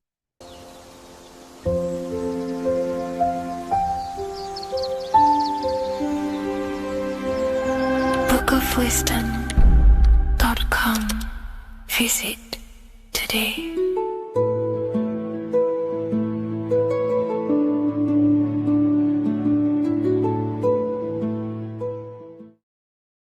How are we all doing today, people? It's Revival of Wisdom. And today we're going to get real deep. This video is going to get real deep. A lot of people are not going to be ready for this sort of knowledge, okay? You really have to do is to really deprogram the mind, because everything we've been taught is a complete lies to keep us trapped, okay? This is really advanced knowledge. Now, let's get straight into this. All of the ancients depicted other worlds, and they called this place Midgard. Midgard is the mid-garden, the middle garden. This is why the Masonic symbolism on the floor is always a black and white checkered board, symbolizing the polarity here, the good and bad, because we're in the middle garden, the heart. Earth rearranged spells heart, because we're in the heart of this system, or whatever it is, a super quantum computer, whatever you want to call it, simulation. Now, in the Quran, it talks about the 7 layers of heaven. All of these ancient artworks are depicting these different layers of reality. Okay, and look at the Egyptians here with the boat outside of the firmament. Boats travel on water, and this is exactly what the Masons are doing. So they're still using the same symbols. Why? Because it's the same knowledge, just hidden. The Egyptians have the same knowledge as the Freemasons. It's just hidden. Now, this cosmology that they're showing here which was probably made maybe 100 years ago, this painting or artwork, is the exact same as the one we see here with the arch, the boat. You know, it's similar because the boat is symbolizing traveling these other worlds, because the ether is also symbolized as water. Because if you look up at the stars through a telescope, it looks like it's water. It's shining through water, because this ether, whatever this substance is outside of this world, was symbolized as water. Okay? And look at all these ancient depictions showing these different layers of reality. Now, we are being trapped within this 3D dimensional world, which is the cube, the Saturn cube, because there are 6 sides to everything in this world: front, back, left, right, up and down. 6, which is the cube, because we're in the Saturn, Saturn's world.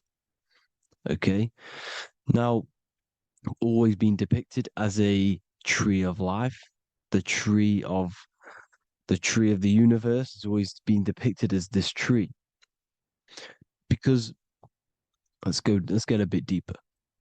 Now, the cosmology of this reality is the sun, the moon, and Polaris, always in the Masonic art. The sun, the moon, and Polaris, the all-seeing eye. If you go inside of the temples, of the Masonic temples, they always have this star in the middle, shining light beams. Okay? Look here. The light beams coming from the big star in the middle, which is Polaris. This eye is God. It's God's light shining down from his abundance. Now, when you astral travel, you will see this big ball of light above you, and this big ball of light is God. But you cannot travel towards it until you are pure. It doesn't work like that. You have to become formless. You have to become pure before you can become one with the light. In all these Masonic artworks, it's all depicting the star in the center. This star is Polaris, because Polaris is the way out of this place. And this is why you see the stairway to heaven all the way up to the light beam, the light source. What does it say in the Bible? God is light, because everything is made out of one substance, and that substance is light. And it symbolizes the eye, because God is an eye. All things that are alive have an eye. And we all say, I am. We all see these realities through eyes. God is an eye. He's the all-seeing eye. He sees all things at all times. And he is projecting this light. And this light comes down to create all the different levels of the worlds. And this is what the 2 pillars symbolize the number 11. 11, the number 1, is just a vertical line. It's the 1. It's a 1 point. 11 symbolizes the mirror nature of reality. Everything's mirrored. As above, so below. Now, the 11 also symbolizes openings, doorways. And as you can see here, an opening to the all-seeing eye. And you see here again, an opening to the stairway all the way up to the light. This light is the light of God in the astral worlds, beyond this world. Now, Polaris has also been symbolized as the UFO. They put the truth in plain sight. So, you know, in the films, how the UFOs suck people up. That's what Polaris is doing if you ascend beyond this world. If you do not ascend beyond this world, you will be reincarnated in this world. The whole thing is to outgrow this consciousness to the plane above. And I'm not just making this up. I'm going to be bringing in scriptures after this. But you can see with the Christmas tree, we always put a a high, big star at the center, at the top, which is the star of Polaris, which is exactly what the Masons are doing here. The star at the top. And it's on top of our Christmas trees. And all of these symbolize the other stars, because Polaris is the most high star. And all the other stars are wrapped around the firmament lower than Polaris. And that's exactly what the Christmas tree is. And it's a triangle. It's a triangle, just like light beams travel from one point in the triangle, just like the all-seeing eye. It's a triangle. The light is coming from one point and sending its rays downward. You see, it's kind of like you see here with the water. And the lower you go, the darker it gets, the more evil it becomes. And this is what the ancients would call hell. Now, this all-seeing eye is Polaris. And below Polaris is Mount Meru, the North Pole, the magnetic North Pole. The Tower of Babel, which is in the Bible.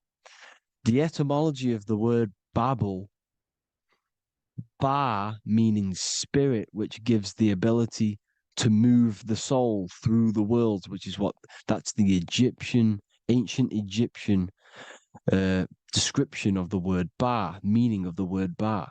You have the Ka, the Ba, the Ak, but the Ba is the one that gives the ability for the soul to move through the worlds. Your soul can't speak into a world without incarnating into it. Now, the Tower of Babel symbolizes Mount Meru because it's the word Ba is the spirit which gives the ability for the soul to move through the worlds.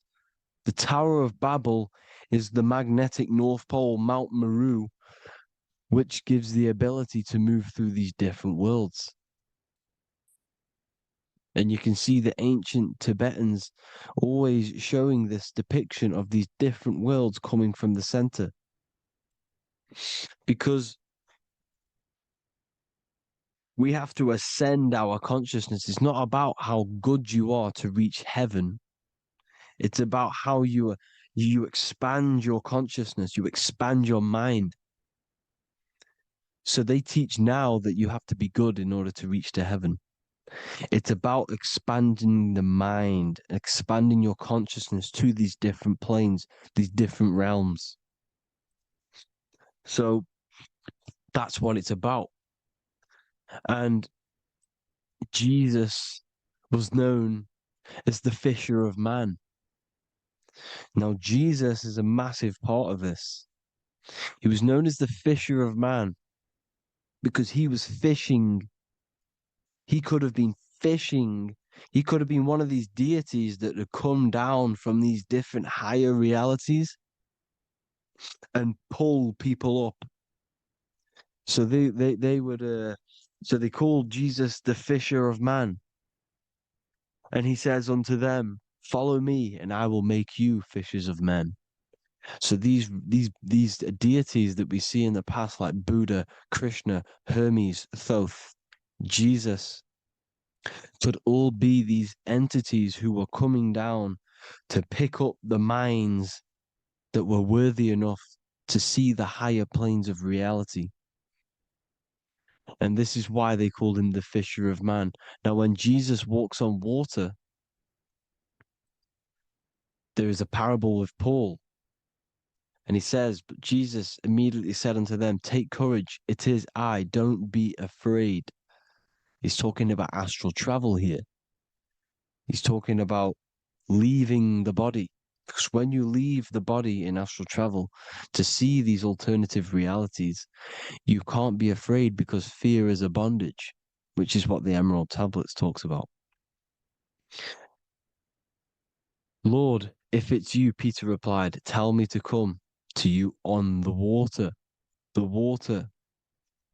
Come, he said. And Peter got down from the boat, walked on the water, and came towards Jesus. But when he saw the wind, he was afraid and began to sink. When you become afraid in astral travel, you sink back into your body. Lord, save me. So this is talking about Jesus pulling people up into different realities. And you can see the fish is the symbol of Jesus, is another symbol of Jesus, a fish.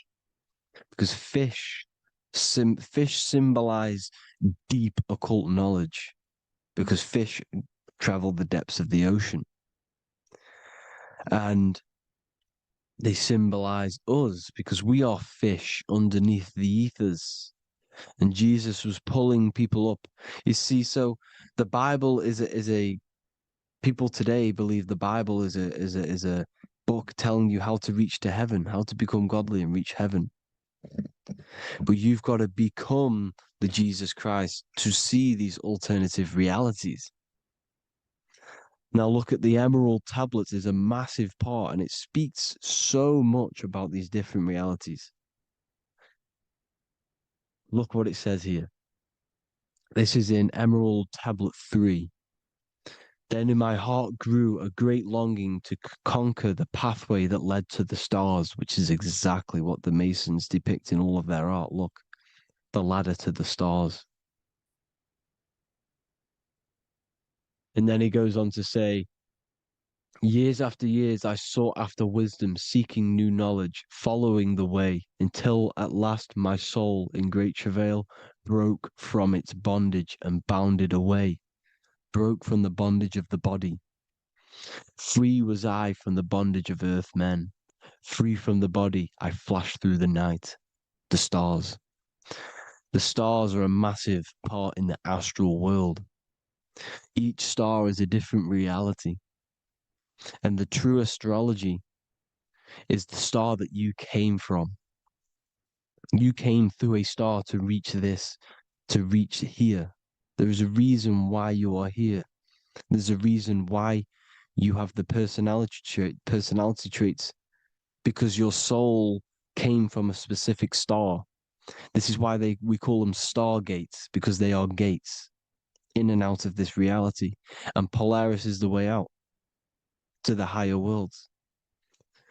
Now look, far into space, my soul traveled freely into the infinite circles of light. Beyond knowledge were some planets and great gigantic beyond dreams of men. Then he goes to say, lift up your flame from out of the darkness, fly from the night and ye shall be free. Lift up your flame. Your flame is your soul, because it has to be lifted up out of the darkness. This is the darkness, this world, this body is the darkness. Because it's a bondage. You need to break free. You need to learn how to astral travel, people. You have to learn this. If you want to get out of this world, you have to learn how to astral travel and see the other realities. Traveled I through space-time, knowing my soul at last was set free, knowing that now I must pursue wisdom until at last I pass to a plane hidden from knowledge, known not to wisdom, extension beyond all that we know. So he's talking about he went to a place where we cannot even comprehend here, a place that is not even known to Earthmen. He's telling you he's ascended out of this world to the planes that are beyond. And it says here in the Emerald Tablets, man is in process of changing to forms that are not of this world. Grows he in time to the formless, a plane on the cycle above. Know ye must be one, ye must become formless before ye are one with the light. The light, the same light that I was talking about, the Masonic light, with the triangle, God, the one source. Ye must become formless before ye are with the light. Formless, you have to leave the body. You have to leave the body. You have to gain the ability to leave this body and travel to these other worlds. Now, it says here, not as man am I, for free have I become of dimensions and planes. In each I take on a new body. In each I change my form. Know I now that the formless is all there is of form. You see, all things created come from the things that, all things that you see come from the things that you cannot see. All of us have the same spark of consciousness, the same I am. Every dog, every animal, every human has this same I, this same thing which sees through the eye. It's formless. It takes this formless entity is the same entity of us. We are all the same entity in different bodies. And this entity it was represented as the flame, the cosmic flame, which is inside of all of us. And this is why the Masons depicted your spine as a candle or the Holy Grail. You would either see this or a candle with a flame on the top, because the Holy Grail is your consciousness, which is on top of your spine, which is the candle. Now, Jesus, Thoth, Buddha were all these deities which were coming down to lift people up because they were fishermen of men. And he would lift you up to the higher worlds, out of this world, to the ones above. Now, Thoth, you can see him here, he's leading the way. He's holding someone and he's leading the way with knowledge and power. He was leading the way to other worlds, out of this world. There's no point trying to change this world. This world will stay the same. It will stay the same. You have to get out of this world. And that's what they're telling you. That's what they're keeping you from. They're keeping you stuck within this thin layer of reality. So what the Masons are doing, they have the ability to astral travel. They're living not stuck and bound to one reality, but living within the different layers of reality. And this is what Morpheus was doing in the Matrix. Morpheus was going into the Matrix to go and get Neo, which is exactly what Jesus was doing, pulling up people out of this world to the ones higher. And that's exactly what Morpheus is doing in the Matrix. If you haven't watched the Matrix, go and watch it. It will blow your mind. Everything I'm saying in this video, you will see it. Except that you don't need to use a machine to enter the Matrix. You just use your body. Well, you use your consciousness to leave this body. You see, Neo was also uploading himself into the simulation to pull people out of the simulation. And this is exactly what all of these gods were doing. The Fisher of Man. Look, he was pulling people up out of this reality with the knowledge. Now, Jesus was always depicted with the mushrooms. Look at all this mushroom art. Mushrooms were literally the origin of Christianity. You can see it everywhere. There's mushrooms in all of the ancient art. Every single one of these paintings you see here, there's mushrooms on them. Mushrooms have the ability to see alternative states of consciousness. Now, if you go and do them and you go to sleep, if you pop mushrooms, you go to sleep and you will wake up in another reality. You will wake up in another reality. Don't try it if you don't want to do it. But if you've got the heart to do it, do it. Eat them and go to sleep. You'll wake up in another reality. And Jesus was handing out mushrooms to the bright minds, to the minds that he wanted to fish out and pull up to the higher realities. He was giving them mushrooms to see themselves in an alternative state, in an alternative reality. This is why there was so much mushroom art. And it's not just ancient Christians, it's Sumerians, it's the Mayans, the Celtics, the Egyptians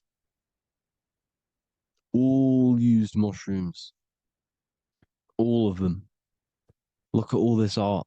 It's on stones. It's everywhere because mushrooms. See, everything in nature is a micro macro. Look at the form of a mushroom. It's literally your spine and brain because they alter your consciousness. Your body is just a radio receiver. Everything that you're experiencing is a program being ran by the central nervous system, and your consciousness is experiencing this program, these electrical impulses of the nervous system, because it's all feeding back to one point, which is the pineal gland. And this is the candle with the light on it. Type in Masonic candle and you'll see it. It's your spine with your spark of consciousness on top of the spine. And it's a mushroom because this sends you to alternative states of consciousness, alternative realities. Now, they were all doing this, the Egyptians, the Mayans. Now, there's more symbolism which goes into this. Look at the Christmas trees we use. The Christmas tree with the presents underneath them. Magic mushrooms grow under trees. And these are the presents under the trees that we symbolize today with Christmas. Santa's red and yellow for the red and yellow mushrooms. The same mushrooms Mario has to collect. And when he gets enough mushrooms, he levels up. And then what does he do when he go past the world? When you win that world in Mario, you go to another reality. You go inside of another world. It's truth in plain sight. And it's using mushrooms. It's using mushrooms. Everything, all of the characters in Mario, well, a lot of them are mushrooms. Look at this one. The presents, black, yellow, and red and white. Red and white mushrooms. And the bow on the top is the mushroom head. That's a bit of a reach, but you know, the symbolism never lies. Is what you need to understand. And it's as above, so below. Now look at the Sumerians. The Sumerians were also multi-dimensional beings. Okay, look at how they have the double faces. They had 1 foot in this reality and 1 foot in another reality. And look at this one, a double-headed god inside of like a portal. You see? Because and look at these with the wings, the astral travel. Birds, ancient birds symbolize the soul. Because the soul is a bird, it flies to different worlds. It flies around the cosmos. And mushrooms gave you the ability to see these alternative states of consciousness, these alternate realities, because you exist in infinite realities. You exist in infinite realities. Now look at the 33rd degree Ordo Ab Chao badge. You get this badge when you become a 33rd degree Freemason, and it's a double-headed eagle. A double-headed eagle. And you can see this in Sumeria first. Sumeria have the same symbol, a double-headed, bird. You can see it here as well. And the Masons are still using this symbol today. And when you become a 33rd degree, 33 vertebrae on the back of your spine, above the vertebrae is your consciousness, and it's a double-headed eagle. One reality in one, you become a multi-dimensional being in the 33rd degree. And I've heard many interviews of Masons say it becomes Luciferian. You see, they speak in code. These Masons can't tell you about what they learn about, but they will speak in code. They said it becomes Luciferian. The word Luciferian is lucid. The root word of Luciferian is lucid, and lucid is lucid dreaming alternative realities, dream worlds. You become a god. Luciferian means you're becoming your own god, pretty much. Because you are becoming a multi-dimensional being living in between the different layers of reality at the 33rd degree of Freemasonry. And look at the double-headed eagle, because the birds symbolize the soul. And they reach high, they fly high, just like the soul wants to fly high to the light, to become one with the light, like the Emerald Tablet says. Now look at Janus. Janus was another god, and he's known as the god of doorways. Janus always depicted with a double head. Janus is why we say janitor or January. And January is entering a new year. Janus is known as the god of doorways with keys, always got a key, because keys open doors. That's why the janitor holds all the keys. And Janus always has double heads, because he had one foot in this reality, one foot in another. He was a multi-dimensional being, a Luciferian, living between the different layers of reality, instead of being stuck in one like we are. Well, a lot of people. And that's the whole point. You see, all of this stuff is about like changing the world and stuff like that. This world will probably never ever change. It's probably been like this forever. Well, forever, for a long time. But it's about moving out of this reality to the higher states. And the Masons always depict the ladder to the luminaries, the stars, with a key, the same key of Janus. The Vatican is a key, and it's in charge of all the religions. Why is it a key? Because they're holding back the key. They're keeping you stuck within this reality, keeping you stuck as identifying yourself with the body, identifying yourself with this world. You are not in the world is within you. This is a program being ran by your central nervous system, and your consciousness is experiencing this reality. Now, this is going to be a mind-blowing video for some people. You have to have an open mind. You have to let go of all the programs. I'm repeating what the ancients are talking about and the ancient symbolism. Look at Janus with the double-headed god. He was just another god coming down, giving keys to people who had the worthy mind to be pulled up out of this reality, to be pulled up to heaven, just like Jesus was teaching how to reach heaven. But really, it's an encoded scripture. But anyways, hope you all gained some insight on this video. Have an amazing day. Please like, share, comment. All the links are in the bio for the PDF, for the Manifestation Mastery course, and all the other amazing stuff. And if you want to support the channel, I'd greatly appreciate it if you became a Patreon member. Hope you'll have an amazing day, people. God.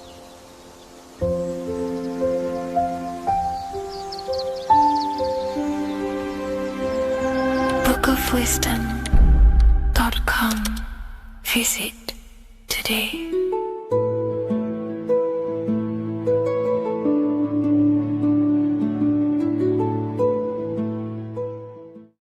What if God is not watching you every move, not judging every mistake that we make, not deciding in real time who goes to heaven or hell? What if reality does not work through God, micromanaging everyone in his creation, but through a law. And what if you are not separate from those laws, but an active expression of them? Once you understand this, everything in your reality will shift. The idea that God micromanages everything and does everything by himself to hold up his creation is illogical. It makes no sense. There are billions of souls and living people in this world. There are plants. There's no way there is an intelligence out there micromanaging everything. If you die and pass on, there's no one waiting in a queue to be judged by God. This is totally, just religion creating up their own version of the Bible or whatever holy book it is. We have to remove that system out of our mind that's being heavily implanted into us. If God were personally judging every soul the moment they died, there would be an endless queue of people waiting to proceed, punish, or rewarded. Reality does not operate like a courtroom with a single judge overseeing every case. Instead, reality operates through systems, through structure, through law. God does not intervene moment by moment. God sets laws into place, and creation unfolds by obeying them laws automatically. Think of like a video game. Reality works like a code, not a control. When someone creates a video game, they do not sit there creating and controlling every character, every movement, every outcome. They write a code. They define rules, gravity, collision, cause and effect. Once the code is set, the game runs on its own. Reality functions the same way. God is not micromanaging existence.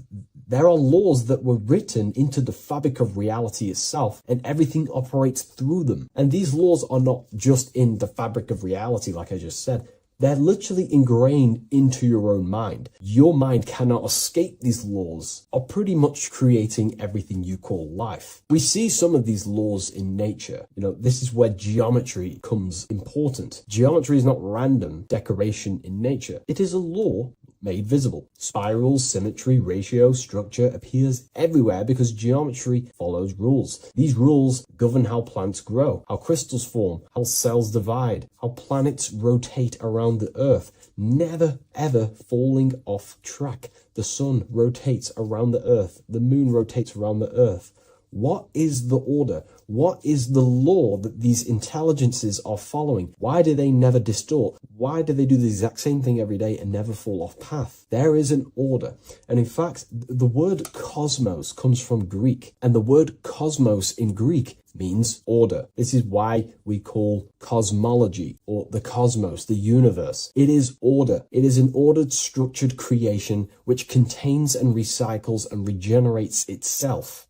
For example, if we look at the Fibonacci sequence, this sequence is a code written into nature. It's not just decoration. It is an instruction into plants, into everywhere you see the Fibonacci, which is right there in your hand, the Fibonacci sequence. The pattern governs how things grow in the most efficient and sustainable way possible. Leaves, flowers, shells, trees, hurricanes, and even galaxies follow this sequence because it allows growth without collapse, overlap, or waste. The reason the Fibonacci appears everywhere is because it's the law of balance. Each stage of growth builds the one before it. Nothing is forced. Nothing is micromanaged. Growth unfolds naturally because the rule already exists. Without this law, nature would not sustain itself. Plants would block their own light. Branches would compete instead of expand. They would all be fighting for space. Systems would collapse under their own complexity. The Fibonacci solves this by allowing infinite expansions while maintaining order. This is what an actual law looks like in action. A single principle set once, creating harmony across all scales of existence. Nature does not think about how to grow. It follows the code on a subconscious level. And because the code is perfect, growth appears intelligent. This is the same principle that governs reality itself. Without the Fibonacci sequence, plants would be fighting for space,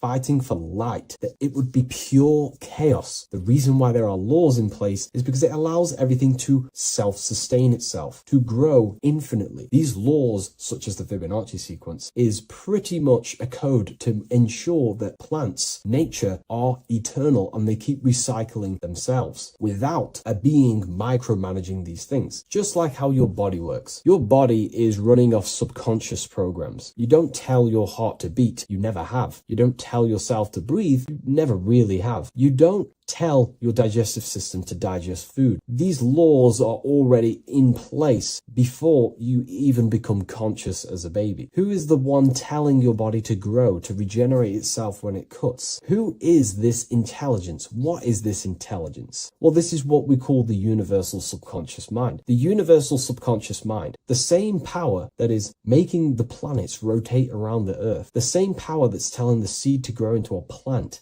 the same power that turns your cut into a scab, then into skin, is the same power that is running your heart, that is telling your lungs to breathe. We're all interconnected with this universal subconscious blueprint which sustains reality and creation itself. It's a self-containing system. Now that we've gone over some of the basic stuff, but you see where I'm trying to come from now. There are laws you cannot escape, and one of them laws would be cause and effect. It's impossible to escape this law. It is too powerful for your consciousness to actually escape cause and effect. Every cause will produce an effect, and every effect will produce a cause. It is an endless, infinite circle or cycle. It creates everything in your reality. The way I like to use cause and effect is before I make a decision, I know I'm trying to push my life towards who I want to be, towards my higher mind, but towards my goal. So every decision I make, let's say my friends contact me and say, do you want to come out? Let's do this. Let's say it's, something that's just going to waste my time and it's not very important.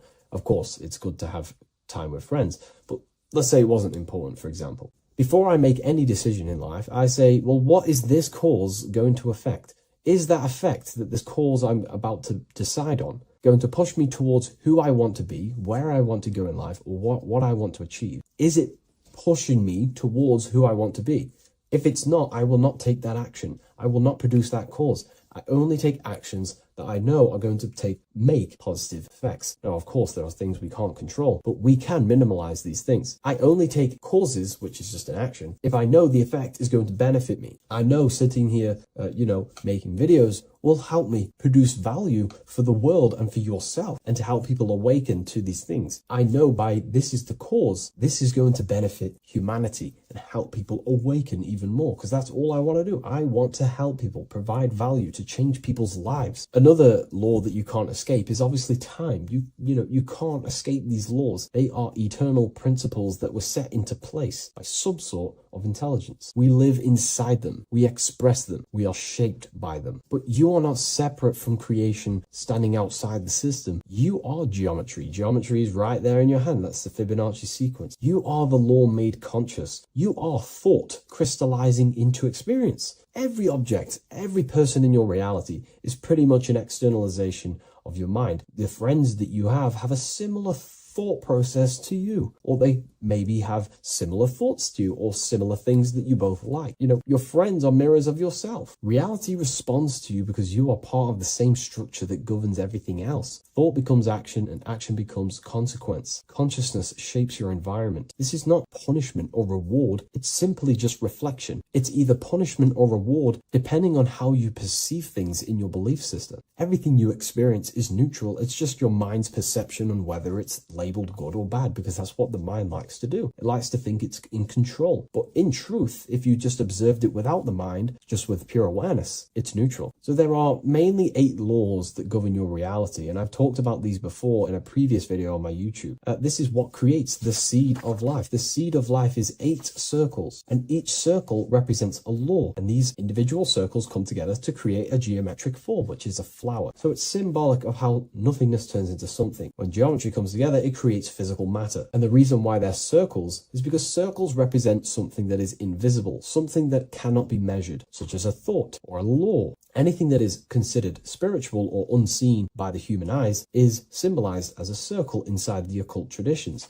The reason for that is because circles' surface area cannot be calculated. You can't find the exact surface area of a circle, which means it symbolizes something that you can't actually measure or see or tangibly touch. Therefore, the seed of life represents the 8 laws that come together to create a flower. the 8 laws that come together to form matter, the 8 laws that crystallize mind into a physical experience. These laws would be the first one, mentalism, the big circle around the seed of life, the big circle. So mentalism just reveals everything is mind. Without mind, there is no existence. Mind is reality, pretty much. You experience life not just outside of you, but mainly inside of yourself. Therefore, all of the laws that come after mind correspond to the mind, because mind is the first law. The second law will be vibration. Every thought has its own vibration, and you attract to you the thoughts that you put out based on the vibration. If you think negative, low vibrational thoughts, you will receive back to yourself more negative thoughts. If you think positive, you will receive more thoughts. If you think about football, you will receive more thoughts based on that vibration that you put out into the mental field. The third law would be correspondence. Everything corresponds, which means everything is just a reflection of something. Your reality is an externalization and a reflection of your mind. The things that you possess, the things that you've achieved, all comes from the internal mind. Everything corresponds to everything. As above, so below. Your reality is just an externalization of the thought loop that you live in every day, because thoughts work in cycles. 90% of the thoughts we thought yesterday, we will think again today. It's the thought loop that manifests our reality. To change our reality, we have to change our thought loop. And once we change the internal, this will be mirrored in the external, which is the law of correspondence. Fourth law would be gender. Everything is masculine and feminine, conscious and subconscious. These two work together to create your reality. You have masculine and feminine forces of consciousness. Masculine forces of consciousness would be physical actions, willpower, thinking. Feminine forces of consciousness would be intuition and imagination and emotion. These are all aspects of the mind, the first law. The next law would be cause and effect. Very simple. We went over that earlier. Every cause produces an effect, and every effect will produce a new cause. It's an endless cycle. The next law would be rhythm. Rhythm is everything is in cycles, like I just said, day and night, winter, summer. The universe works in cycles.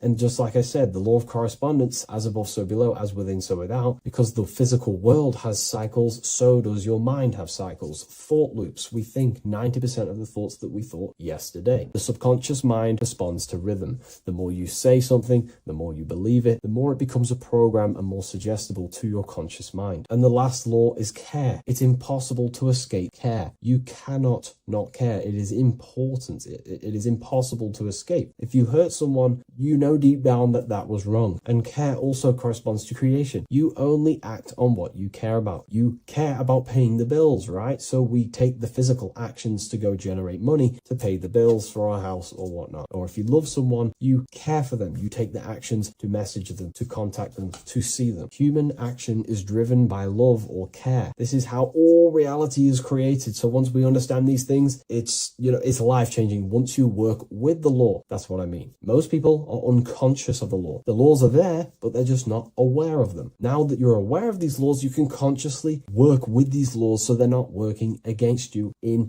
so you can actually make these things and work them in your favor. So let's go into heaven and hell, because there's a massive debate. Now that you understand that you are the laws, you are crystallizing reality, not just in the physical, but in the spiritual dimension, in the astral plane. It's the exact same laws. The law of correspondence reveals, as above, so below. Your reality is a reflection of your mind. Everything is a reflection of you. That doesn't mean that other people don't exist. I mean, the way you view other people is through the lens of your mind. You perceive what you have in your mind, your beliefs, your traumas, your memories. This is where heaven and hell are misunderstood. No one is sent anywhere by force. There is no external authority dragging souls into destinations. Consciousness determines the environment that you are in. Environment, it's mental. As above, so below. When the body dies, consciousness withdraws from the physical technology of the body. The simulation of the physical world is no longer being ran by your brain. I mean, your consciousness will go into the astral plane, which is the realm that just sits above the physical plane, which is the realm of imagination and desire. The environment that you go to in the astral plane directly corresponds to your state of thought and your emotion and your desires. If you desire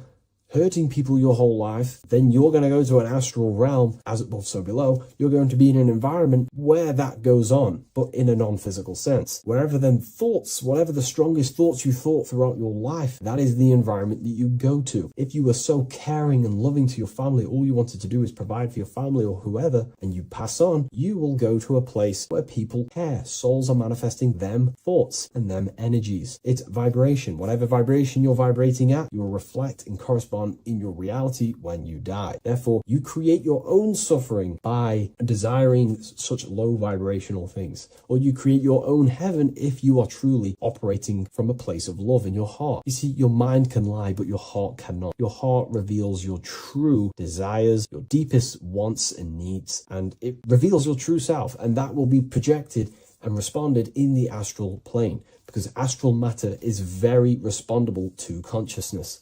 The physical plane is not really. It takes a longer time for things to be manifested in the physical plane. But in the astral plane, whatever you think, whatever you desire, it instantly corresponds to your reality there. So God does not micromanage everything. The law does not judge, it simply reflects. The universe is made of laws. The Emerald Tablets of Thoth even mentions this. He says, the search for the laws that governs man's life are an eternal mystery. Man is always forever searching for the laws that govern his existence. This understanding now changes everything in your reality. It removes fear-based control, it removes blind obedience, and it returns responsibility to where it belongs, to you, your consciousness, yourself. You are not being watched, you are not being mirrored. Reality is not punishing you, it is responding to you. Once you understand that God works through law, not micromanagement, you stop waiting to be saved, judged, or condemned. You realize something far more powerful. You are not separate from creation. You are participating in it. You are the universe experiencing itself. What a fabulous video, and I really enjoyed this today. Please leave a like, comment, and share on the video, and I'll see you all in the next one. And if you wish to get this book, there is a link in the description. Have an amazing day, everyone. Take care. Before you call the Baphomet evil, make sure that you watch this video until the end so you gain a full understanding on what the Baphomet truly is. No, I am not a Satanist. I am simply an esoteric and occult researcher. I've been looking into symbolism for a very long time, and I can reassure you that this symbol does not represent the devil, does not represent any negative figure. It's a very deep, occult, esoteric symbol. What we first need to understand about the Baphomet, it is indeed a symbol. Every symbol we see around us is neutral. The pentagram, the Baphomet, is neutral. It depends how you use it, whether it is used in a good or bad way. Everything is neutral. It's your mind's perception that gives it a positive or a negative charge. First of all, let's break down the Baphomet symbol. Let's look very closely at the Baphomet. We have clearly the four physical elements corresponding to the Baphomet. Here we clearly have the fire element. The wings represents the air, the flapping in the air. The fish scales, which is the water. And this dome figure representing the earth. The soul is incarnated into four bodies. We have a mental body of consciousness, intellect. We have an emotional body of consciousness, which is all to do with intuition and energy. We have a spiritual body of consciousness, our astral body, and a physical body of consciousness for the physical earth. Earth corresponds with your body, air corresponds with your mind, fire corresponds with your spirit, water corresponds with your emotions. So the Baphomet is showing you the four elements of the soul, the four bodies of the soul that we are incarnated in. Now, let's look at this moon figure. We have the moon. The moon represents the internal world. It represents what we cannot see. The sun represents our conscious mind, what we can see, what we're aware of, the physical world. The moon represents what we are not aware of. It represents our internal world. Remember, we have two worlds. You're an individual. You have a dual nature. Individual. You have an internal world. When you close your eyes, you have an internal voice, an internal world of thought and emotion, and an external world of this material body. The moon represents the internal. The moon on top represents the moon controlling the mind, represents the inner world controlling you. Now this is very symbolic in the occult world. If the inner world is controlling you, then you have no control over reality. This is the devil horns. You know the devil horns? The moon crescent? This represents you are the devil. You're being controlled by your thoughts, by your emotions, by your psyche. Then we have the moon below, which represents control over the inner world. We have control over our thoughts, our emotions, our impulses.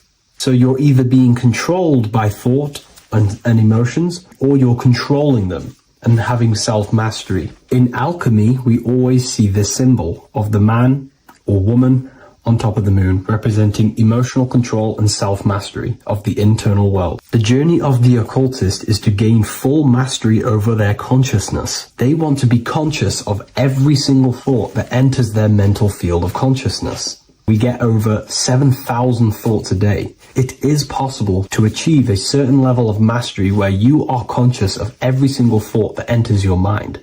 This is one of the end goals of self-mastery and occultism, as this gains your personal power. When one achieves this, they are then able to direct the mind in one place and one place only, becoming more effective in manifestation and creation, because we are microcosms of the divine. We are creators. This is the gesture of as above, so below. The inner world and the outer world are mirrors of each other. The inner produces the outer. Your physical life circumstances are a result of every thought you thought in the past. The inner projects the outer.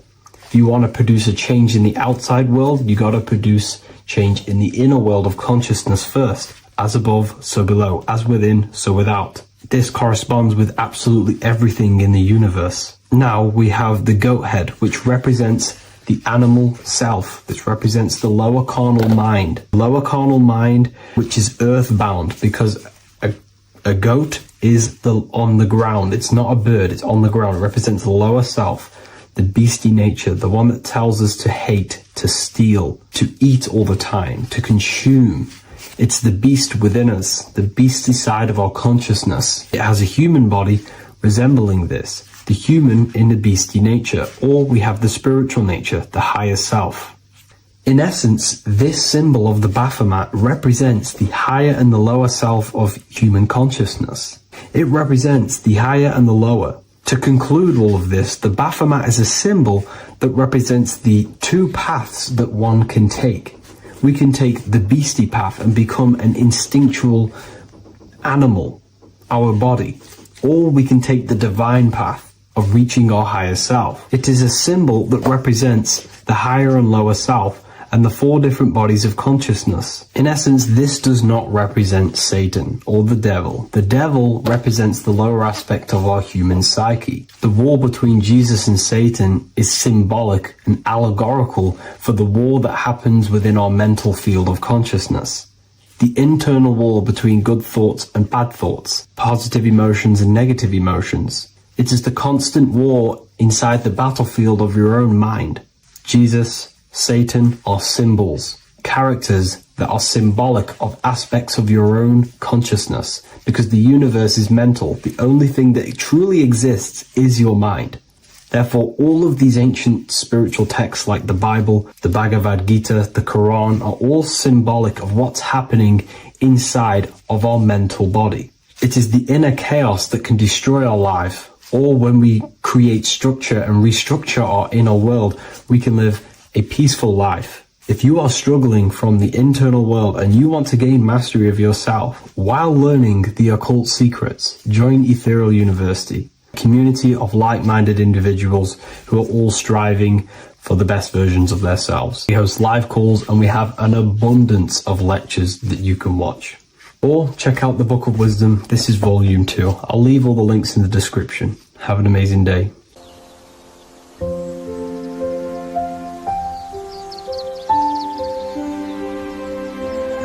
bookofwisdom.com.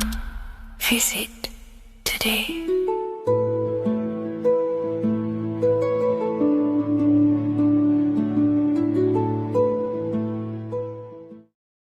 Do the elites actually worship Saturn? In this video, we're going to be discussing the occult and esoteric meaning of the 7 planets and the abuse of the Saturnic energy within today's world. This will help you gain a deeper understanding of reality, yourself, how you create reality, and what these 7 planetary energies actually truly are. In order to understand anything within the universe, we have to understand the law of correspondence, the law of as above, so below. There is one consciousness expressed in infinite forms. Me, you, the squirrel, everyone who possesses consciousness within this universe is an expression of the one divine consciousness, what we like to call Source, God, or the grand architect of the universe. We have to understand there is a large scale, but the large scale is mirrored in the small scale. If we look at lightning, this is a large scale. This is the macrocosm. Then we go a bit smaller to the trees. We see the same pattern. Then we look a little bit smaller into the human body. We see the same pattern of the nervous system. Then if we zoomed into the microcosm, brain cells, we still see the same pattern. This reveals the universe is a fractal universe. The large is reflected in the small. And this is the symbol of the Fibonacci sequence, which represents this as above, so below principle. The big spiral represents the macrocosm, but then this spirals into the tiny spiral. This symbol goes for eternity, never touching, never finishing. The large is mirrored in the small. With understanding this, we can realize that we are a microcosm of God. We are our own universe. We are our own world. Your body is the earth. Your mind is the mind of God, just in a smaller version. You are a drop in the ocean of the vast collective consciousness. With that being said, everything you see outside of you is inside of you. As above, so below. The 7 planetary energies on a macrocosmic scale are the 7 energies that form the physical world. The physical dimension is crystallized thought. Everything you see around you was thought made manifest. Thought imagined, then created in the physical reality.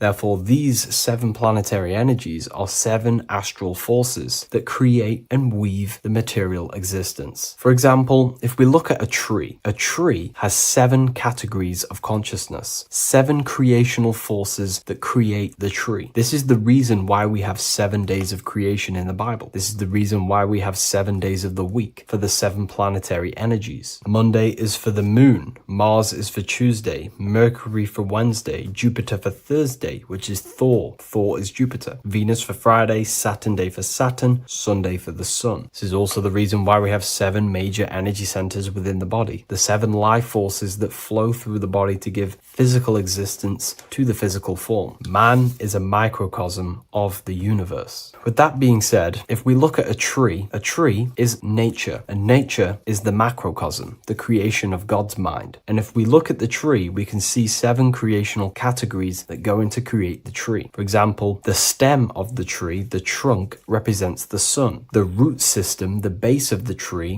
where the tree grows out of, is Saturn. If we look at the fruit of the tree, that represents Jupiter. The smell, the look, the colors of the tree, that's Venus. How the tree communicates with other trees through the root system is Mercury, the intellect, the intelligence, the communication. The leaves of the tree is the moon. The defense mechanism of the tree, how it defends itself from infections and other territories, is Mars. So we can see all physical matter, all physical creation demands these 7 categories of consciousness, these 7 planetary forces. But again, that is the macrocosmic scale. The macrocosm is reflected in the microcosm, which means you have access to these forces, these 7 planetary energies, and you use them to create anything in reality. You've been using them maybe unconsciously your whole life. For example, this book that I've created, the Book of Wisdom Volume 2, you can find it in the bio if you're interested in reading it. It has the 7 planetary forces that go into this tree, into this book. I used the sun, which is my passion and my drive to take actions. I used Mercury, which is my intellect,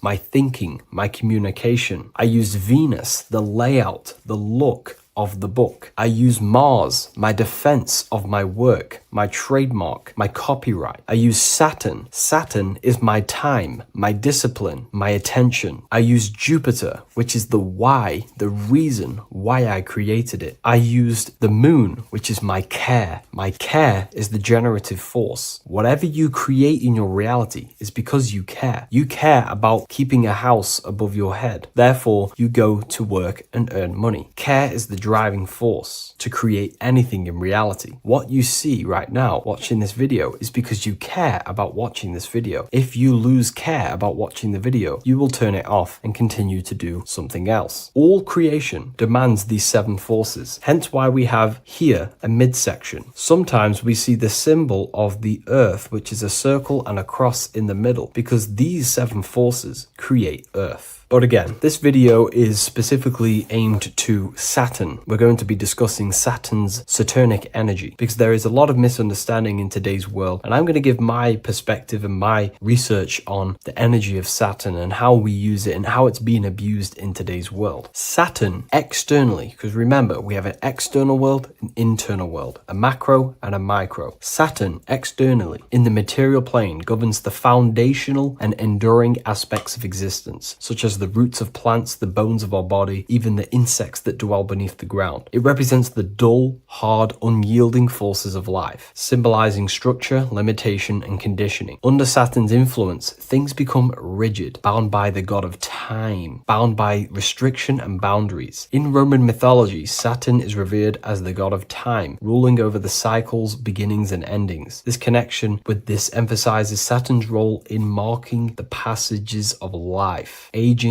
and inevitable constraints we all face. Internally, inside yourself, the microcosm. Internally, Saturn embodies the conditioning within our own consciousness. When Saturnian aspects of consciousness dominates, we become overly rigid, fixated, restricted in our thinking and actions. For example, Saturn's influence is strongly felt in today's world, where many people's minds are confined to societal norms and conditioned responses. The pervasive control Saturnian energy can lead to the sense of limitation, as people become trapped within structure imposed by society and power structures. However, we have to remember that limitation, there is dark and light. Limitation is not bad. This is why Saturn is connected to the god Satan. They are the same being. It's something that restricts, holds back, and keeps you limited, conditions and limits consciousness to its lower power. Saturn is a great teacher, guiding us through difficult life lessons that ultimately lead to growth and expansion and power. Although Saturn's energy is harsh and often challenging, it helps us to develop resilience, discipline, and wisdom. Yet in modern age, this energy has overpowered the minds of the masses, fostering excessive rigidity and limitation. Instead of being ruled by Saturn's constraints, we should seek to embrace more freedom, love, joy, balancing Saturn's lessons with openness and fluidity in our life. So like I said, Saturn rules law. Anything that is limiting or holding back, something that is a restriction or a wall. This is why we see judges wear black robes. The color black is associated with Saturn because Saturn rules over the nighttime and the winter time. Capricorn, they wear black robes. A graduate also wears a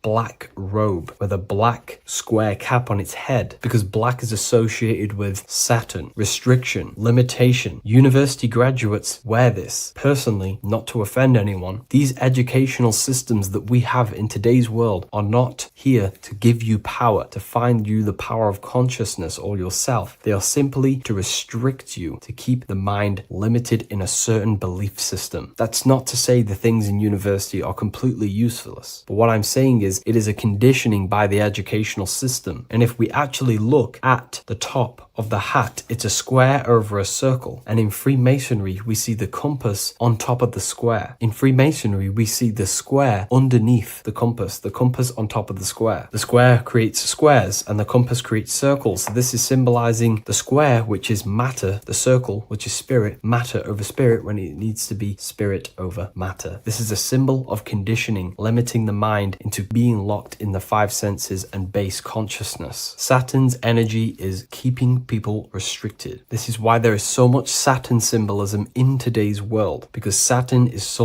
anything to do with limitation, restriction, and time. All of the systems in place are to limit our minds, to keep us on base consciousness, only thinking in a limited box, only thinking and aware of the 5 senses. In base consciousness, in animal nature, one only thinks according to their senses. When they have a sense, their mind thinks. This is an affect state of consciousness. They're living in the affect. We need to understand that in base consciousness, we have no true power to create. We're simply living in cycles of affect. Now, what do I mean? The physical world is the effect. It's already manifested and cannot be changed. Our consciousness needs to rise to become a cause instead of playing around and being lost in the effect, to become a co-creator. And this is what the system does not want you to do. It does not want you to become a conscious creator. So they keep you in base consciousness, not giving you the awareness that you are literally a god creating a world right now. You are a world and you are shaping the world. Our consciousness needs to be mastered, controlled, and then we can become a conscious creator instead of running around in the world of illusion and effect. As above, so below. What happens in the mind happens in reality. We do not want to be matter over spirit, which means the external world over the internal world. We need the internal world to rule over the external. Saturn symbolism can be symbolized as a black cube. The cube symbolizes this physical world because everything has 6 sides. We can move forward, backward, left, right, up, and down. We are in this cube. This is why we say think outside the box. Thinking outside the box means to become a cause and not an effect. The mind needs to be a cause, an instruction center, and not just thoughts that are reinforcing the effect and lost in the effects of the material world. Instead of reacting, we need to become a commander. This is a symbol of conditioning and the physical plane. Black is dull, lifeless. The physical world is lifeless. It has no power to create. It has no power to do anything. It is simply a projection and an effect. You, the mind, consciousness, are the cause. You can create the effect. In today's system, Saturn's energy is heavily relied on, which is just simply man-made laws, restrictions, time wasting, and keeping people in base consciousness, only aware of the physical 5 senses. Let's get something straight about the elites. They do not worship Saturn. There is nothing to worship. They simply use the energy of Saturn to keep people limited. They're not using the planet Saturn, but they're limiting people in their belief systems and physically where they can go, restricting boundaries, countries, restricting people's minds through mass media, which is all symbolism of limitation and restriction of Saturn. They're not worshipping it, they're using it and abusing it. Saturn could be anything in your mind that keeps you limited. If you have a limited thought that does not allow you to take action on something, that is a Saturnic energy within your own mind. Anything that is indoctrination, anything that is boundaries on you, that is a Saturnic energy. Some people say that the Saturn and the moon are working together to trap our soul. This is highly symbolic. Saturn and the moon are not forming a matrix to trap your soul and keep you reincarnated. Again, this is symbolic, and in the esoteric version and understanding of this, we can see that they do have a relationship. The moon is our subconscious mind, and Saturn is restriction. If we have restrictions and belief systems in our subconscious mind that keep the soul locked and trapped only in these 5 bases, these 5 senses, then we will think and condition ourselves that we are only the physical body and never actually free ourselves from the material world and ascend. Saturn and the moon are not working together, but these are highly linked. By limiting the subconscious, we keep people stuck in base awareness, keeping them locked in the world of effect, never becoming a conscious creator. We have 2 spiritual currencies, time and attention. These are the 2 currencies that we spend. We spend time or pay attention. These are the 2 spiritual currencies that pretty much create our reality. And the system aims to hijack these 2 currencies from you, to limit you, to dominate you. so you do not become a conscious creator. So again, no one worships Saturn. It's simply just a symbol of limitation and restriction. Limitation has good and bad. Limitation can make us learn, overcome, become strong, disciplined, but when it's abused, it can keep people locked in base consciousness and stuck in their lower nature, never figuring out how powerful they are. You hold the power to shape a world. That's how powerful you are, to turn thoughts into physical existence. I'll see you in the next video. Please leave a like, comment, and a subscribe. Today's topic is the binary code behind the universe. You will learn the fundamentals of the binary code, deeper understanding of reality, which will give you more of a connection to the universe, evidence supporting the existence of this code, and how to use the binary code to shape your reality. Now, this is an important one. We have 0 and 1. This is the binary code of the universe. It underlies everything. It is the source of all creation. The universe is binary in nature, meaning it exists as both something and nothing, on and off, male and female, light and dark. Everything has its polar opposite. At its core, all that exists is 0, representing nothingness, infinite potential, and 1, representing something, order. 0 represents the feminine, vast, formless, and infinite potential. It is the space from which all things emerge, the womb of creation, the receptive and expansive force. 1 represents the masculine, structure, form, and order. It is the active principle, the initiator, the force that defines and shapes reality. Together, they create the fundamental duality that underlines existence, the balance between chaos and order, the void and creation, yin and yang. We see this in the masculine and feminine bodies. This is deeply encoded into the fabric of reality. And once you see this, you will never unsee this. So please leave a like on this video if you love my content and you love the wisdom that I share with the world. So we see this with the masculine genital areas. Remember, this is the genital area. This is all to do with creation. These are the generative principles, the generative organs in the body that allow creation to continually outfold into new life. The genital areas are all to do with the code. The male is the 1, the action. He's the initiator. The feminine is the 0, which is the infinite potential, the womb of creation. 0 and 1. This is why we have 10 numbers. 0 and 1. Masculine and feminine. We even see this in the bodies. The feminine body is made out of curves, which is 0, curves. And the masculine body is made out of lines. So please leave a like and comment if you love this. And if you have any lecture ideas, feel free, and I can make a lecture on any suggestions that you have. So look at the word masculine. Masculine, line. Line is just one line, which represents order. 1. Feminine. 9. 1 and 9 equals 10. 0 and 1. The binary code of all creation. Why is feminine? Why the number 9 for feminine? Because the moon has to go around 9 times to create a human in the feminine's womb. And look at this image of nature. All nature is zeros and ones.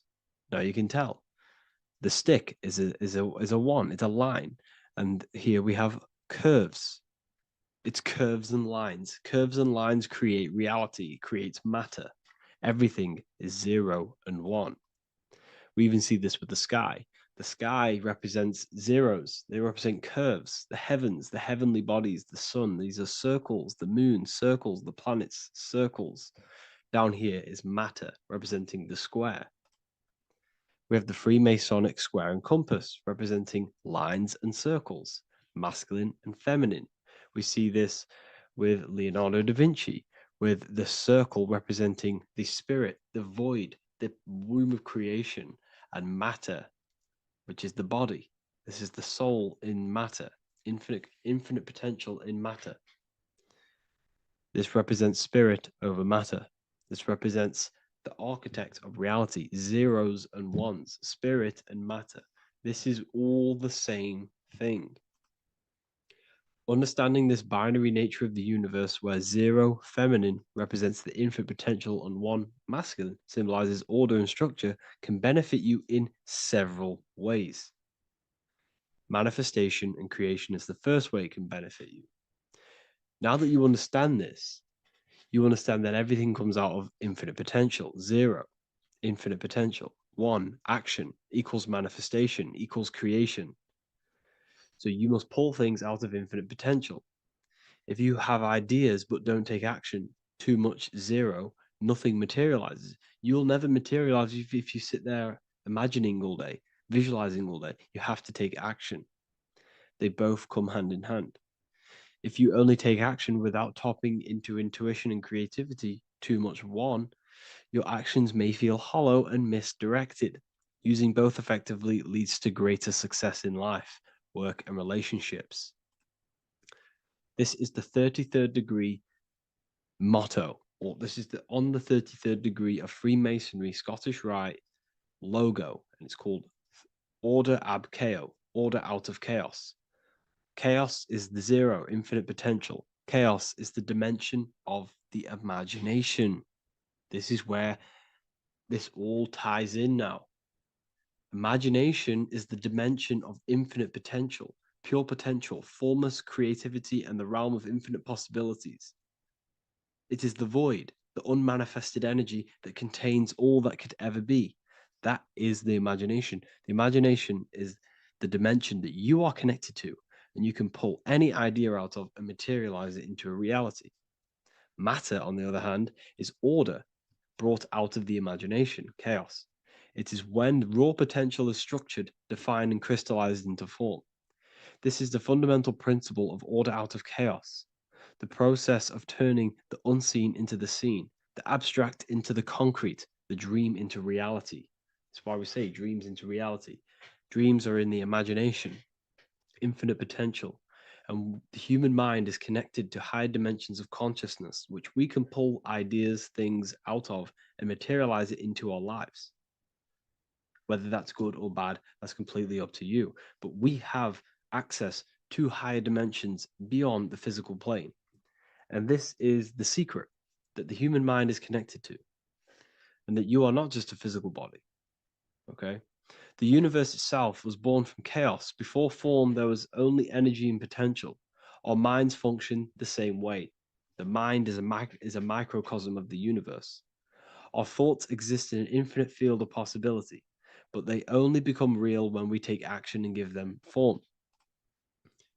If your inner world is filled with chaotic thoughts and impulsive emotions and negativity, then creating order within is essential for balance, clarity, and growth. What do I mean? Order out of chaos, 0 and 1. All creation comes out of infinite potential. The mind, the imagination, is the infinite potential. The material world is the order. It's the effect. Therefore, if your material world has chaos, if your room is messy, if your body is out of shape, if you do not look after yourself, everything in the physical world is just a reflection of what's going on inside of you, what's going on inside of you. So if you have a messy room in a messy house, this reflects as a messy mind, a chaotic mind, and we must create order in our mind. So this applies to all realms of your life. This applies with your mind. It applies with your emotions. It applies with your manifestation. It applies with the physical world, with the masculine, feminine. 0 and 1 is heaven and earth. It's everything. It's duality. It's on and off. It's everything. So it applies to all realms of your life. Okay. So in order for this to benefit our lives, we must, 1, have awareness and observe the chaos. Step back and observe your thoughts and emotions without reacting to them. Recognize that you are not your thoughts. You are the observer of them. You are the soul. You are in between them. You are the midpoint between the left and the right, the 0 and the 1. You are the soul. Journaling or meditation can help you identify patterns and negativity and impulsivity. So it's important that we recognize these patterns, we recognize the chaos within us, and we transmute it. 2, implement structure, mental discipline, mindful practices, meditation, breath work, and slowing down your reactions. Cognitive reframing, replace destructive thoughts with constructive ones. This is so important. For every negative thought that you place attention to, place your attention onto 5 more positive.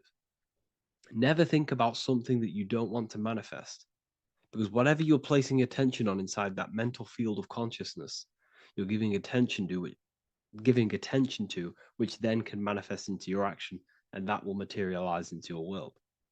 Routine and ritual, create daily habits that anchor you. Morning routines, exercise, or creative outlets bring stability. We must master the inner world of thought and emotion. We must bring chaos into order. In order to create anything in your life, you're turning chaos into order. Order out of chaos. You're turning 0 into 1. This is the binary code. All things underlie it. 0 and 1. So it's so important that we master our minds, we master our emotions, we master our inner world so we can produce effect in the outer world. We cannot create consciously and effectively if we have chaotic thoughts and impulsive emotions. So I hope this has made more clarity to you so you can implement this into your life. I know I haven't given you much strategic things to implement into your life, but now that you have a better understanding of how this world is pulled out of infinite potential, you can use that. Everything in your life is pulled out of your imagination. Every text you send, everything you think of, oh, I'm going to do this later, that is your imagination thinking about the future. So you just have to do this on a mass scale to create something big in your reality. So I hope this gives you a better understanding of how the universe works and has benefited your life. If you have any comments or any suggestions or how this video made you feel, let me know in the comment section. I would really appreciate it. And I'll see you all inside of the Symbolism Masterclass on March the 8th.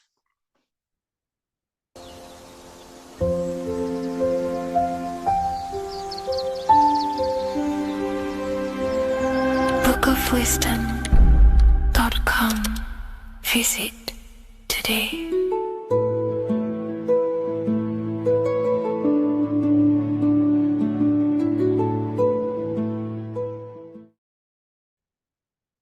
You don't just have a physical body. You have a physical, mental, spiritual, and emotional body. Each one of these aspects are a body of its own. Body does not just refer to a physical substance. You have a mental body for thinking, an emotional body for your emotions, a spiritual body for your energy in your astral form, and a physical body to encapsulate all of these. Each 4 of these aspects are essential for the human experience and essential to balance. Now, today we're going to be syncing the 4 aspects of your consciousness with the 4 seasons and the 4 elements and how this ties into the Bible. So we have 4 physical elements. We have 5 elements in total, spirit being the most important, but spirit is pure invisible. We have 4 physical elements. We have air, fire, earth, water.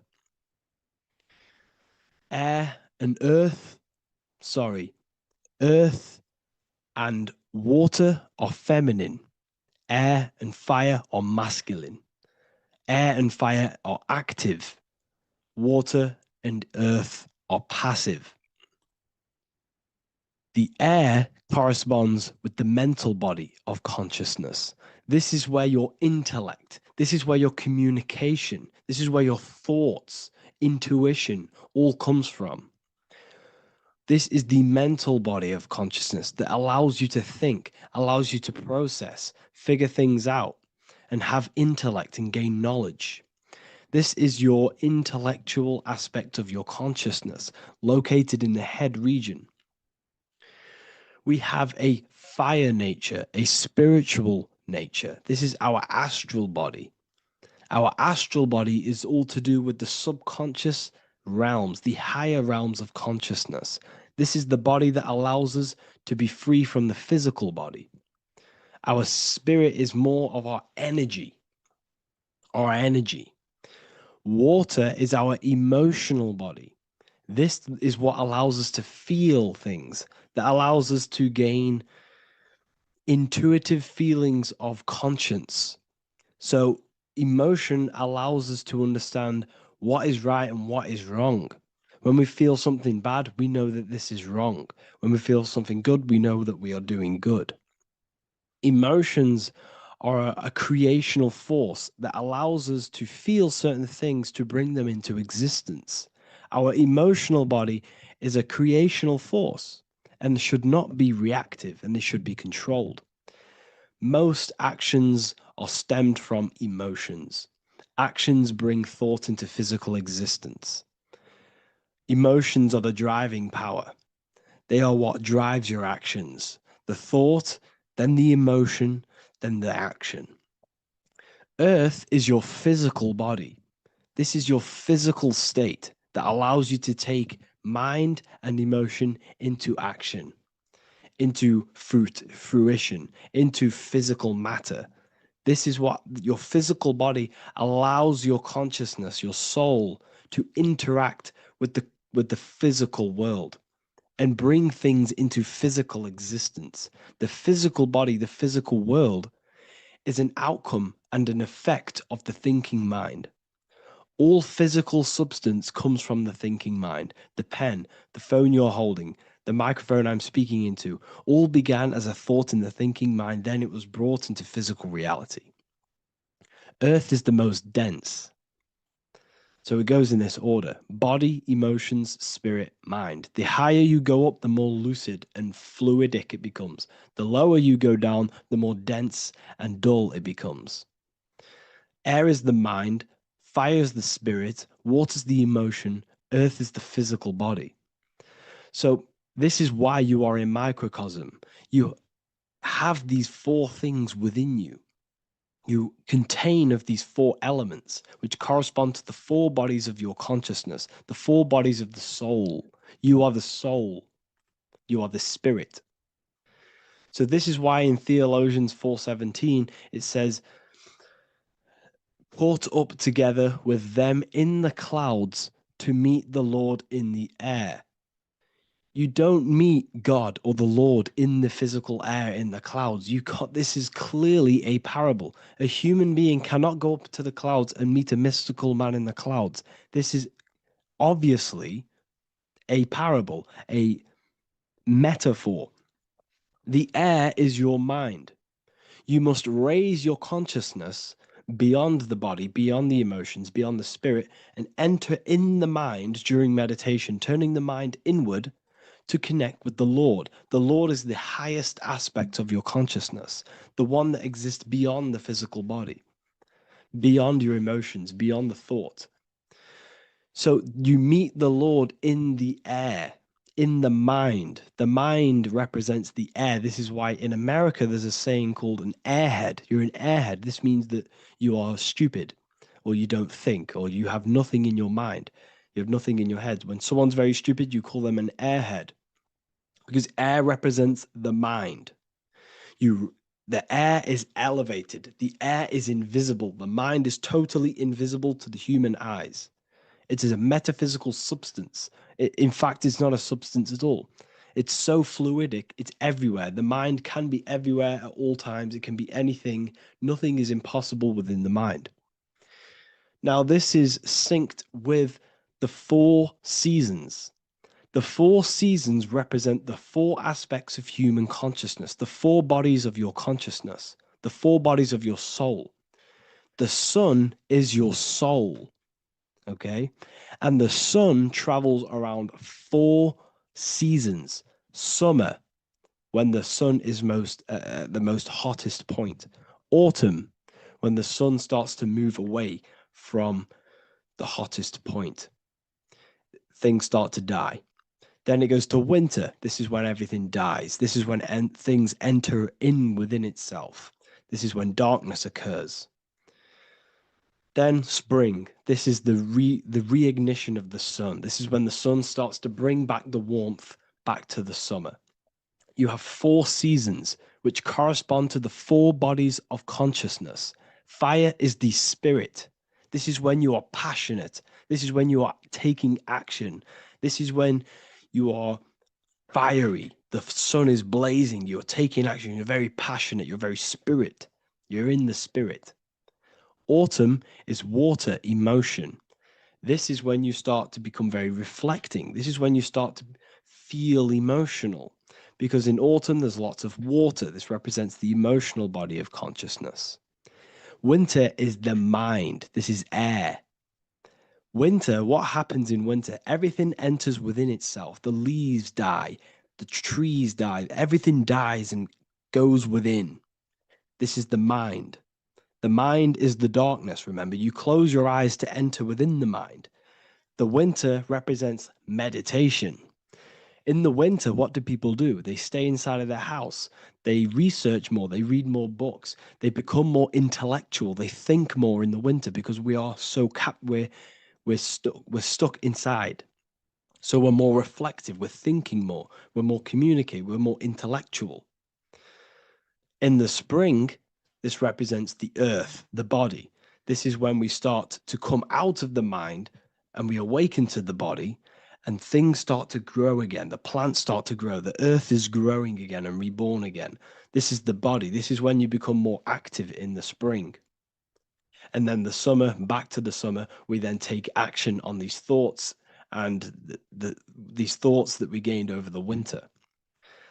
Essentially, this is just a massive cycle. And this is a daily cycle also.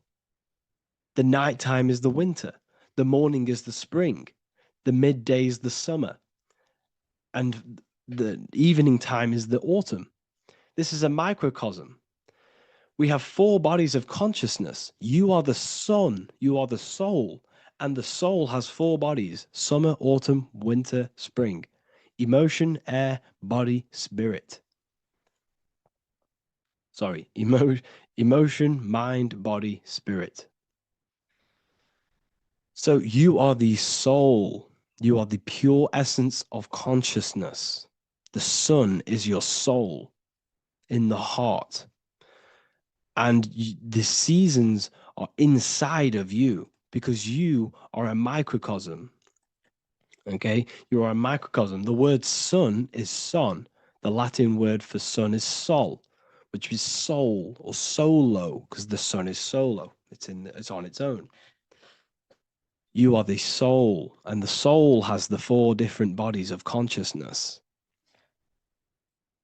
So before we move on any further, if I've blown your mind, please, if you can, leave a like, a comment, a share, and a subscribe. Let me know what videos you want me to make in the future. Please drop a like. It definitely will help me. You are a microcosm of the macrocosm. Man is a miniature universe that goes through its own cycles. The seasons of the summer, winter, spring, and autumn do not occur merely outside of him, but within him as well. The summer is within you. You feel different in the summer. You feel different in the winter. You feel, depending on the body of consciousness, it's your soul's interacting with. So the sun in the sky is your soul inside, and the sun goes through these cycles, which is affecting your bodies of consciousness, because the cycles represent your bodies of consciousness. Now, this ties in with the Bible. This is why we have 4 Gospels. This is why Matthew, Mark, Luke, and John are always seen with the 4 different zodiac sign animals or symbols. So you always see each one of the Gospels. If you just type in on Google Matthew, Mark, Luke, and John, type in ancient paintings or pictures of them, and you will find these 4 zodiac signs are always standing with each one. Taurus, the bull; Leo, the lion; Scorpio, the eagle. An old symbol for Scorpio was the eagle, and a man for Aquarius. Here you see very, very ancient paintings and artwork. Here we see Matthew, the man, Aquarius. Here we see John, the Scorpio. Same here. We also see it on the tarot cards, on the world card. We see the 4 fixed zodiac signs. Here we see it as well. These are called the 4 fixed zodiac signs. Now, when we look at the zodiac, we're no longer looking at the sky, because what you must understand is as above, so below. What is above you is inside of you. What is above is what is below. What is outside of you is within you. The zodiac is inside of you. The zodiac revolves around the sun. The sun is your soul. These are different energies of your soul. Like I said earlier, the 4 seasons are the 4 bodies of your consciousness. And in each body of consciousness, you have these different energetic energies that you can work with. Okay, so this is the true astrology. This is the true astrology, the internal esoteric astrology. You can't find much information on this at all. Very hard to find. So what we're looking at are the 4 bodies of consciousness. Obviously, when you look in the middle of each, when we look in the middle of each season, spring, the middle of spring is Taurus. The middle of winter is Aquarius. The middle of autumn is Scorpio. The middle of summer is Leo. These 4 signs are known as the 4 fixed signs. Okay, Scorpio is fixed. It's the middle of autumn. Scorpio is a water sign, emotion. Aquarius is the air sign, the mind. Taurus is an earth sign, the body. Leo is a fire sign, the spirit. This is why we see Matthew, Mark, Luke, and John with the 4 fixed signs of the zodiac, which represent the 4 bodies of consciousness. Leo, the spirit, fire. Luke, Taurus, earth, body. Matthew, Aquarius, air, mind. John, Scorpio, water, emotion. Each gospel is depicting Jesus and showing Jesus in each gospel. Each one of these gospels is showing and depicting Jesus according to the different body of consciousness. In John, this is when Jesus starts to turn water into wine. Water is emotion. Wine is transmuted emotion. This is when he does miracles with his emotions, water into wine. Aquarius, which is Matthew, air, the mind. Inside of the Gospel of Matthew, this depicts Jesus as an intellectual person, a person who's communicating and using his mind, his mental body a lot inside of the Gospel of Matthew.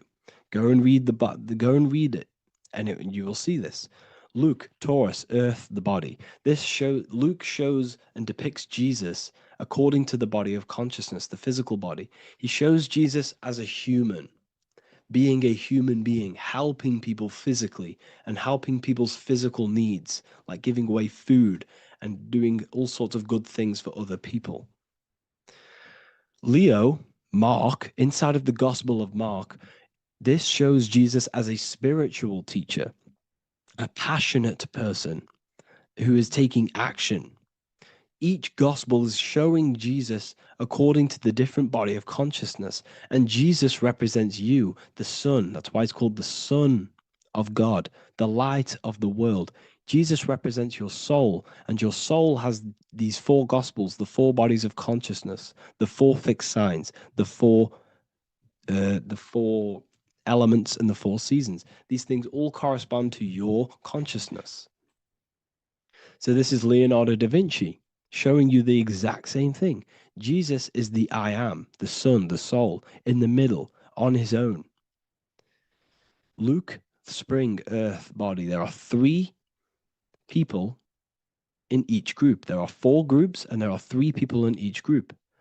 1, 2, 3. 1, 2, 3, 1, 2, 3, 1, 2, 3. fall, winter, summer, spring. These are according to the 4 bodies of consciousness. Here we see Aries, which rules the head region. He's on the head of the table. Gemini, he's holding up the 2 hands because Gemini rules the 2 hands, the 2 arms. Gemini is the 2 twins, which is the 2 arms and 2 hands, and the 2 lungs. Here we see the beginning of summer, which is Cancer. You see the big knife here. Cancer, him here, this grey-haired guy, holding a knife for the crab. Cancer, they pinch. You have a knife, symbolizing the crab. Leo, the middle of summer, showing dominance. The sun is very dominant. He's got his elbow on the table, showing dominance. Virgo has no Adam's apple. Cancer here is pointing at this woman's neck, saying there's no Adam's apple. This is Virgo, the virgin, the only woman. Jesus, the sun. This is Libra, the balancing. He's holding his arms out, balanced, showing the balancing of the sun, because when the sun enters Libra, the sun is balanced between winter and summer. So it's balanced. This is all astrology, but this is internal. Okay? This is Ezekiel's vision. Ezekiel had a vision in the Bible, and he saw the face of a man, the face of a lion, the face of an ox, and the face of an eagle. The eagle, Scorpio, the ox is Taurus, the lion is Leo, and the man is Aquarius. He saw the throne of God, and he saw the different bodies of consciousness. This is all symbolic for the different bodies of your soul. So when we look at the zodiac, we are actually looking at a map and the energies of our soul, and the energies of our bodies, and the energies of our consciousness. This is what we are looking at. Each zodiac is an aspect of our consciousness and an energy that we can work with and that we must purify. Balance and purification is essential. Imagine playing a brand new video game. Let's say a brand new video game came out and you had to play it. What happens when you play that game? You don't know the controls. You cause chaos in that game. You can't really run properly. You can't do anything properly. You're getting destroyed by other people who are playing that game. It's the same with your physical body. When you are born, you must learn how to play the game. You must learn how to balance the mind, learn how to balance the spirit, the emotions, and the physical body. We must balance and purify each body of our consciousness, which we must look after our physical body with our physical health by eating physical, electrical food like fruits and veg. We must look after our minds by being conscious of what enters our eyes, enters our ears, enters everything. Whatever enters our 5 senses is affecting our mind, our mental health, our environment, mental. We need to look after our thoughts. Control our thoughts by purifying our thoughts, only positive thoughts. Then we must purify our emotions, feeling only gratitude and love and not feeling these negative, dull emotions. Then we must look after our spiritual body through meditation and looking after our spirit. But remember, when we look after our mind, it all begins in the mind. Each body of consciousness is interlocked with the other. If you have an unhealthy body, you have an unhealthy mind, spirit, and emotions. If you have an unhealthy mind, you have an unhealthy body, spirit, and emotions. If you have an unhealthy emotions, you have an unhealthy spirit, mind, and physical body. They're all interlocked. You must balance each one of them. Look after your physical body. Look after your thoughts. Look after your emotions. Look after your spirit. But remember, the mind is the most powerful one. It's mind over matter. Once we look after the mind, because once we start to control our minds and control every thought we think, this will then turn into discipline in our physical body. Because once we learn how to discipline the mind, we learn how to discipline what we eat, we learn how to discipline what we feel, we learn how to discipline our spirit. This is all interlocked, but work on the mind first. Work on the mind first. All of this knowledge is inside of the brand new Book of Wisdom, Volume 2. This is a revolution in human consciousness. If you've read it, please leave a review down below. If you've read volume 1, leave a review down below. This is the next revolution. I don't see this information anywhere. This is the next revolution of human consciousness. And of course, if you are serious about this and you truly want to gain enlightenment and join an amazing community where you can connect with me on live calls, lectures, the Manifestation Mastery course, you can gain access to my library with over 45 PDFs plus my books. And if you do join the university, you can order a volume 2 free of charge. All you have to do is to pay for shipping. If you truly take your knowledge serious and you want to take advantage of life, join the university. This is where truth seekers belong. Just want to say thank you all. Please leave a comment. Please leave a like. It's going to help me a lot spread this knowledge to the world. And yeah, share this with a friend and subscribe. Thank you all.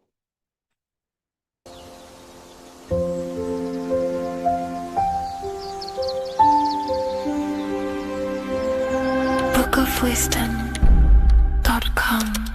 Visit today.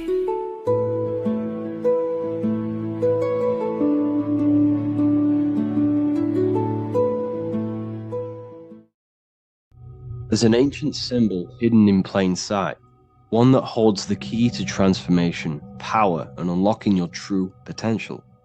It's been used for centuries by mystics, rulers, and even modern science, but almost no one understands its true meaning. Once you do, it will change the way you see yourself and the world forever. Stay with me, because this could be the key to your own awakening. The symbol of the snake or the serpent is a very powerful symbol that refers to something within you, that we all are on this journey. So first of all, we see this symbol in ancient Egypt on the top of the pharaoh's head. We also see this with Buddha, with the snake on top of the Buddha's head and below.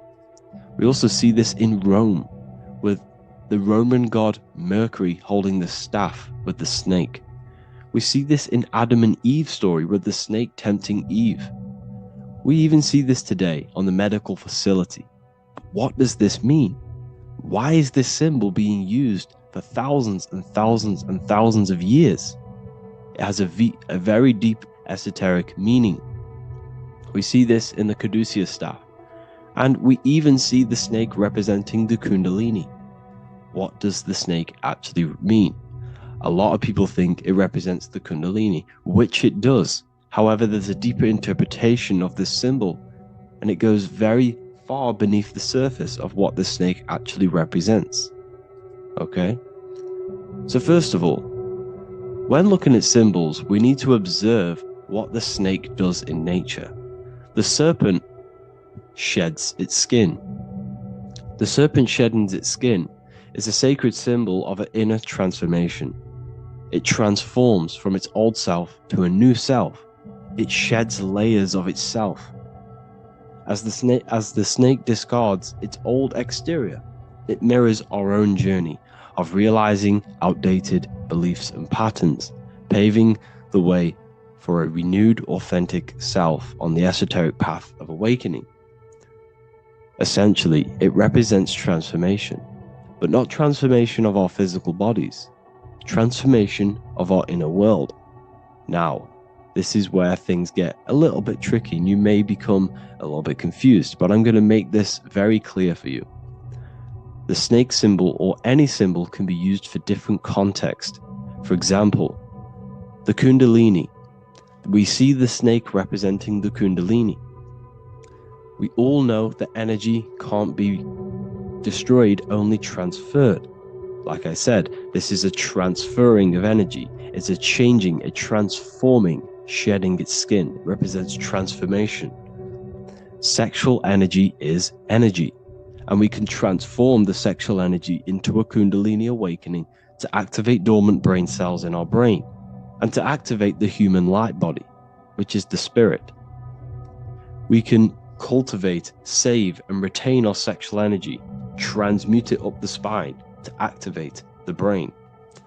This is a symbol of transformation, of energy in this context. However, when we go to the emergency services, this does not mean the same thing as the Kundalini. The snake in this context represents transformation of health. When we are picked up by the emergency services, we are looking for a transformation. We are unwell and now we need to transform to well-being. This is why they use this symbol. It represents transformation, especially with the pole and the snake climbing. It's climbing, it's transforming from the bottom to the top, shedding its skin, shedding old layers, transformation. We see this in the Bible with the snake tempting Eve to eat the apple of the tree of knowledge of good and evil. Well, what does this mean? Where's the transformation in this? Well, this is a very hidden one. The transformation takes place in Adam and Eve's consciousness and their mind.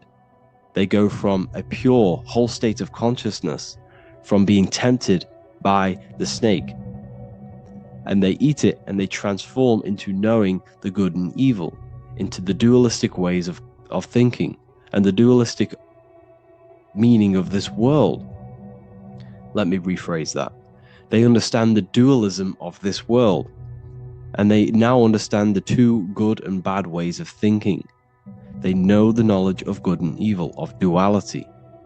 They shifted from a whole state of consciousness into their consciousness being split into good and evil. This represents the journey of every single soul that incarnates into this world, including yourself. When you were a child, you were whole. You had no understanding of good and evil. But as you grew older, you eaten the fruit. You grew to understand the knowledge of good and evil. Your consciousness split from a whole into a separate and divided way of thinking and divided understanding of the world. We suppressed aspects of ourselves to fit in with society norms. And we just limited ourselves with limiting belief systems. We knew the knowledge of good and evil. Our consciousness split from a whole state. This is what Adam and Eve is symbolic of. We see this with the Roman god Mercury, with the snake. Mercury represents intellect, communication. He's always flying in the air, which represents the air, the mind, the intellect.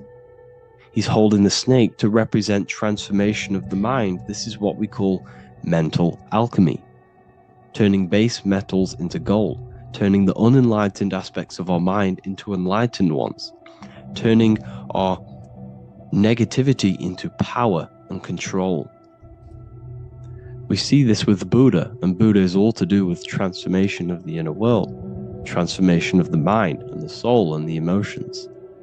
And it also represents the Kundalini. We see this in ancient Egypt. We always see the snake on the head, representing the place where the third eye is, representing the intellect or the mind's eye, the third eye, whatever you want to call it.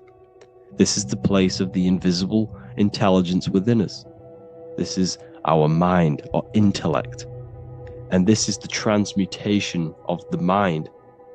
This is why the snake is on the head, representing the transformation of the mind, going from the unenlightened into the enlightened, going from the uncontrolled to the controlled mind, so that we can control the very fabric of reality. I've kind of just given that away. Why is this important? Humans are creators. We're the architects of creation, endowed with the divine power to channel the fourth dimension, which is the imagination, into reality. Each thought and intention is a seed. When nurtured with focus and clarity, transforms the unseen into the tangible experience. This creative process bridges the gap between the ethereal and the material. Humans are creators. It's impossible for you not to create. Whether you're doing this consciously or subconsciously, you've been creating your whole life, turning non-physical thought into physical reality. We are creators. However, the mind cannot create in a state of chaos. The mind cannot create with limiting beliefs. The mind cannot create with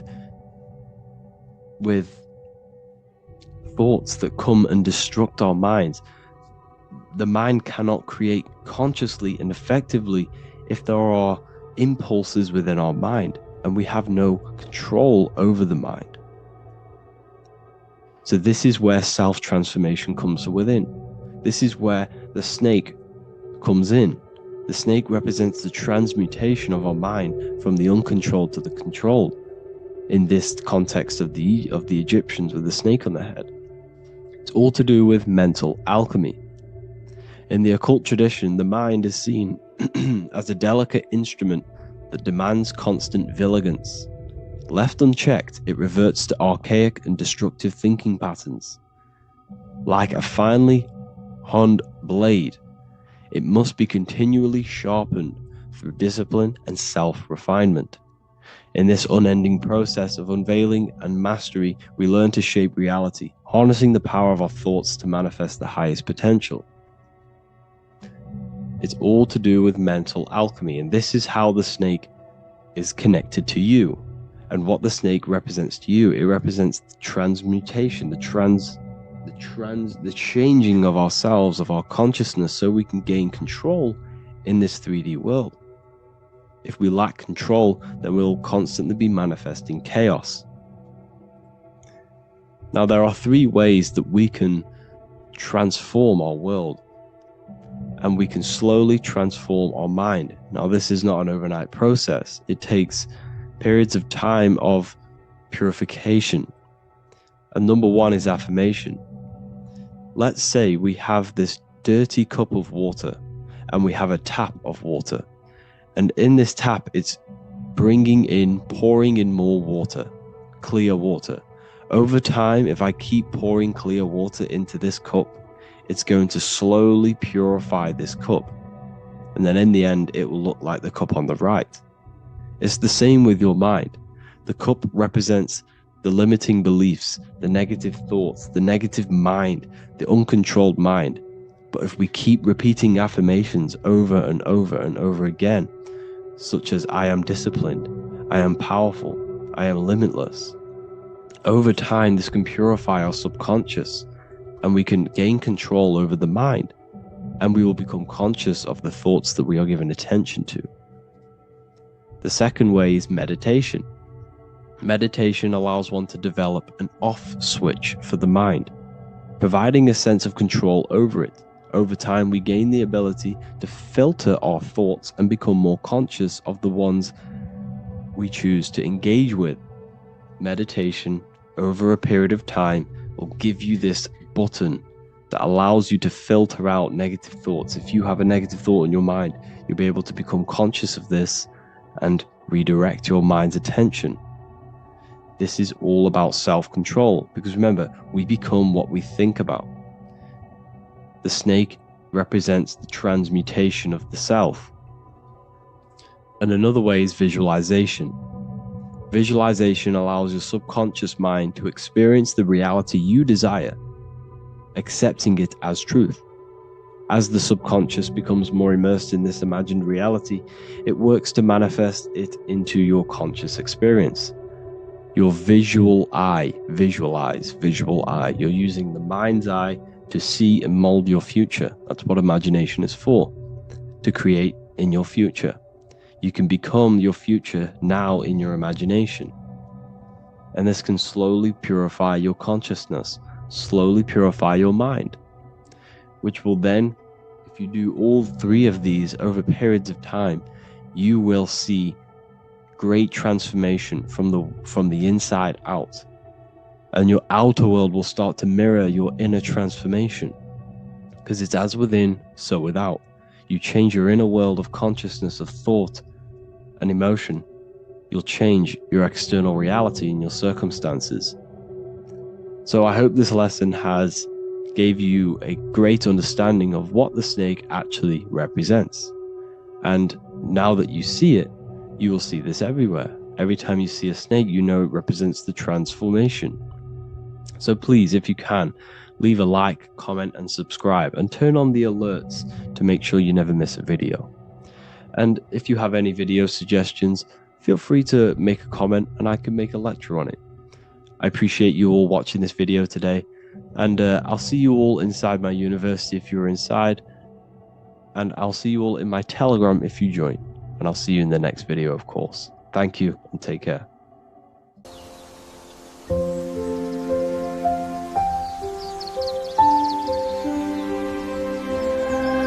bookofwisdom.com.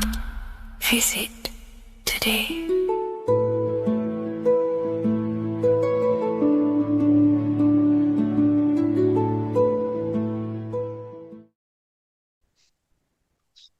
Matthew 21:1, Jesus went into the temple of God.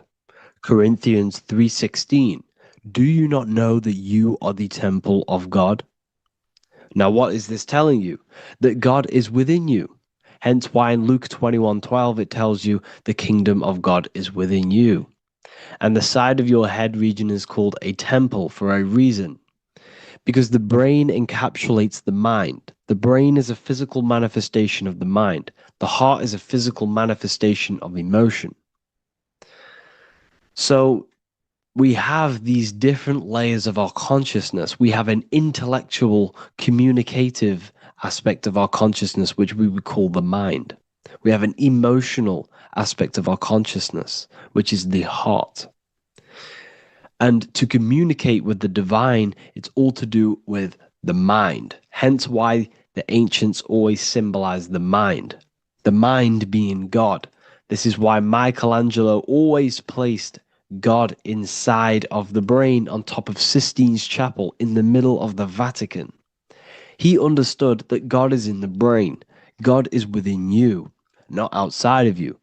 The church tells you that God is in the sky because they are creating a externalization of the truth to create a business and a distraction so that you don't find the divinity within you, so that you don't find your power. Now you have Adam, the physical man, the physical body, the ego, the lower self. And he is resting. He's not trying to reach to God, but God is reaching because the higher consciousness within you is always trying to communicate with you. It's always trying to wake you up to your divinity. But the lower mind, the lower self, Adam, the physical self, is always in ignorance of truth, always in ignorance, and stays in a materialistic way of thinking, which is the lower animal self. And this is what we call a sleep or an NPC. This is the lower mind of man.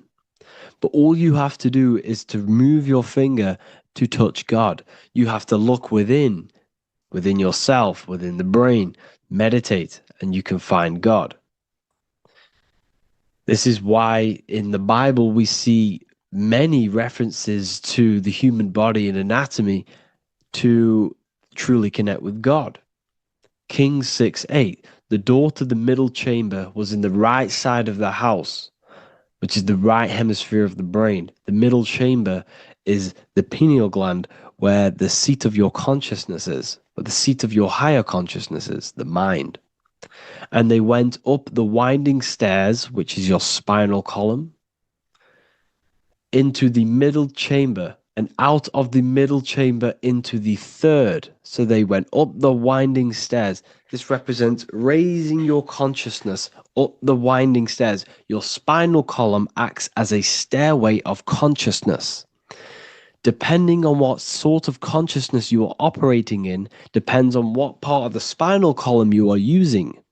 Because the spinal column ascends and descends consciousness. What do I mean?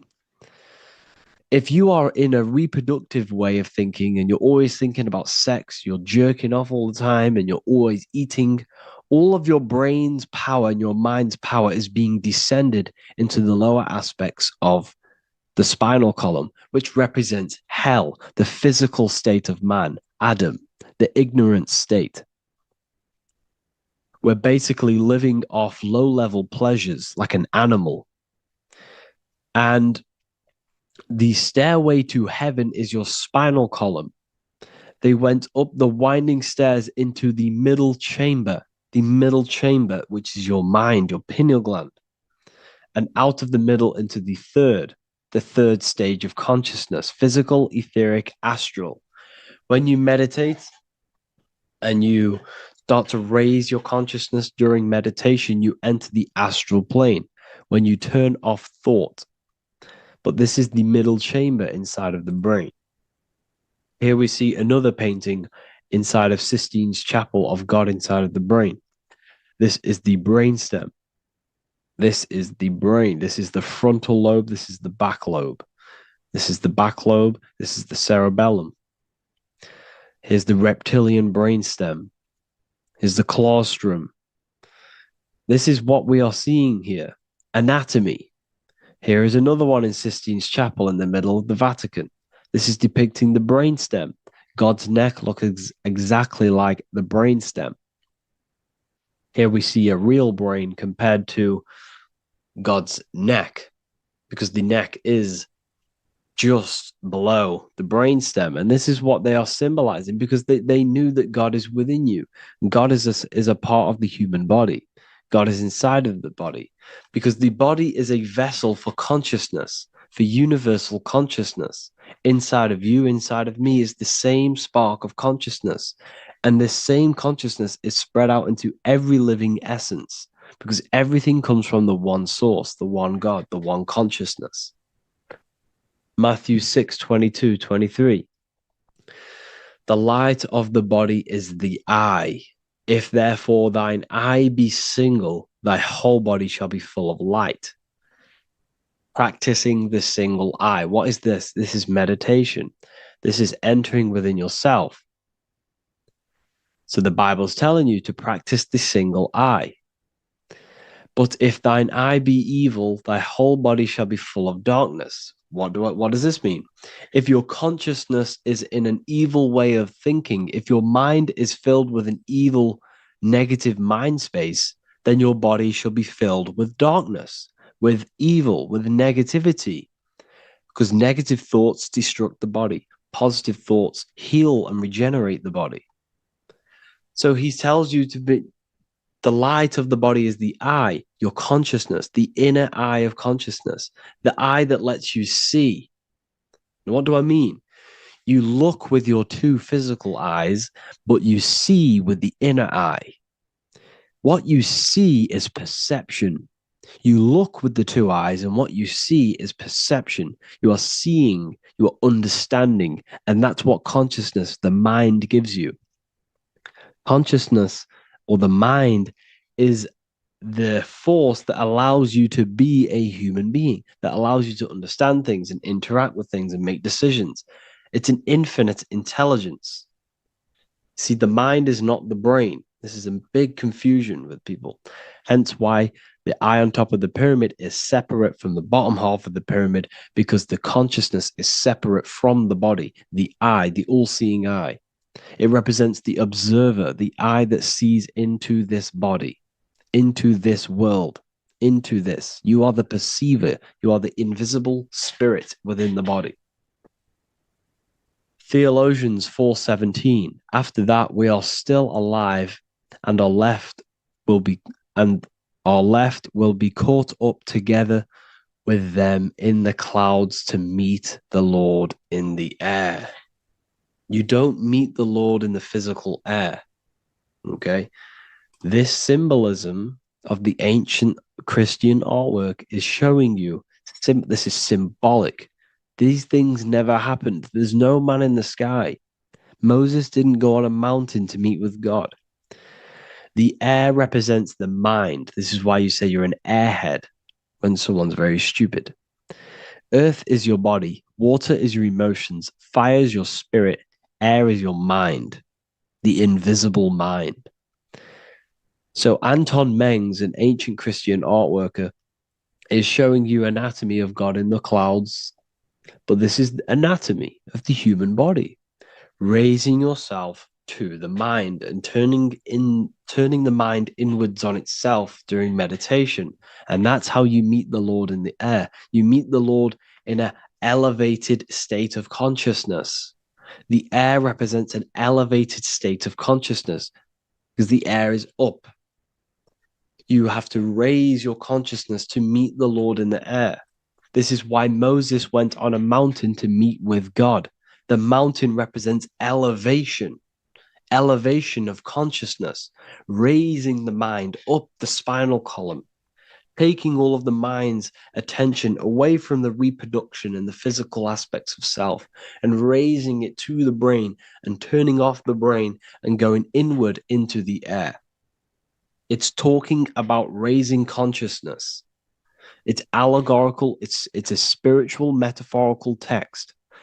The side of your head's called a temple because inside that where that temple is, right in the middle of where you call the temple, is the inner chamber, the open room, the holies of holies in the Bible, or the land flowing with milk and honey, or Mount Zion. There's so many different names for the brain, or the upper room where Jesus meets his 12 disciples, the 12 cranial nerves in your brain. This is the temple of God. Your body is a temple of consciousness. It encapsulates the consciousness. It encapsulates the mind and soul. John 10:30, Jesus states, I and the Father are one. Psalms 46:10, be still and know that I am God. He's talking about the I am within you, not within Jesus. Everyone refers to ourselves as I. I am God. When you say I, you're referring to the highest aspect of yourself. The aspect that is above all thought, above all emotion, and above all things. When you say I, you're referring to your pure awareness, your pure consciousness, the highest aspect of yourself. And anything after I is egotistical. I is God.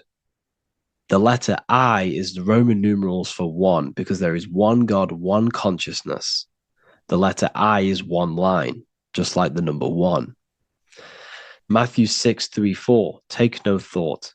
Therefore, take no thought. Take no thought. He says this 5 times because you must turn off the 5 senses and take no thought to connect with God. Be still. This is telling you to meditate and know that I am God. The I am within you. I and the Father are one. I and God are one. You, who you think you are, is a completely wrong. The body is matter. Your name isn't you. Your job isn't you. Your reputation, your trauma, your memories, your friends, family, worries, bills, interests, dislikes, goals, passions. Anything to do with the thinking mind is not you. Who you think you are is a part of your thinking aspect of consciousness. But once you remove thought, you are no longer your name. You are no longer your body. You're no longer your reputation. You are the I. You are pure awareness, pure consciousness. Pure consciousness. And this pure consciousness has latched on to this name, this job, the body, and your traumas. Your pure consciousness has attached itself to this character who you're playing in the physical world. And this is essentially who you think you are, but you are not. You are the I, you are the self, you are pure awareness. So in order for you to detach from these things, you must learn how to detach from your name, your job, your reputation. And you do this through meditation by turning off the thinking mind. Turning off the thinking mind allows other aspects of your consciousness to open up. What do I mean? Your whole life you've been thinking, and all of these thoughts has attached you to this physical body. You haven't allowed your consciousness to open up. And you can only do this by taking no thought. That's why Jesus tells you, take no thought. When you turn off the thinking mind, other aspects of your consciousness starts to open up. Other aspects of your being can open up. And this is how you astral project. This is how you do all these mystical things and things to do with consciousness. It's taking no thought. Imagination, emotions, thought, and memory are all to do with consciousness. These things are not physical. You can't touch thought. You can't touch emotions. You can't touch these things because they are not a physical thing. So you must turn off these things for other aspects of your consciousness to open up. Okay? So essentially, the Bible is a metaphorical, astrological, numerological, metaphysical, spiritual, encoded text that talks about human anatomy spirituality and the true nature of the human experience. Everything they would teach you in school is to make you think that you are this body.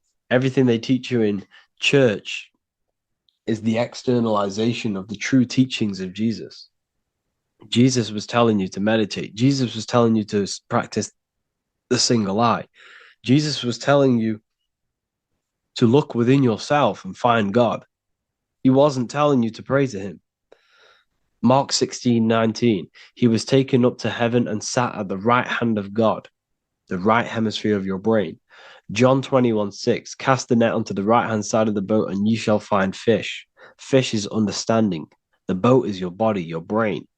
Cast your awareness into the right side of your brain and you will find understanding, because the right side of your brain is all to do with the creative aspect and the intuition and the spiritual sides of your consciousness. This is why God is here. This is why Michelangelo depicted God in the right hemisphere of your brain, because this is all human anatomy. And I speak about all of this in the brand new Book of Wisdom, Volume 2, which is now available. The start of the revolution has begun. This book is truly going to change the way people see the world. It's got so many more topics than the last one. It's truly a revolution. It's written in so much detail. It's very practical. I cannot wait to share this one with you. I just want to say thank you for the opportunity for me to create this book, because without you, I couldn't have created this. And I just love sharing my work with you. And I thank every single one of you for the support, the watch, like the views and the likes, everything, especially the people who have joined the university and stuff like that. And for people who have joined the university, you do get a free Book of Wisdom paperback if you just go to the general chat and follow the description, follow what the instructions that I gave you in the chat, and you'll be able to order a free Book of Wisdom if you are inside of the university. Plus, you get all of my other books, 2 books, and over 45 occult books on occult and esoteric things. You get lectures, live calls, a community, a manifestation mastery course, and a whole library and reoccurring updates every month, every week. So yeah, I hope you all enjoyed this video. Thank you all. Please leave a comment to help the algorithm, and leave a comment on what videos I should make. And yeah, I'll get to uploading on the YouTube a lot more now. The second book is now released. I have a lot more time on my hands. No longer using my energy to create the book. I'm now going to redirect this mental energy into the YouTube. So there will be a lot more content coming. So I need some content ideas. So feel free to comment some ideas, some YouTube videos that I can create. Thank you all, people. Have an amazing day.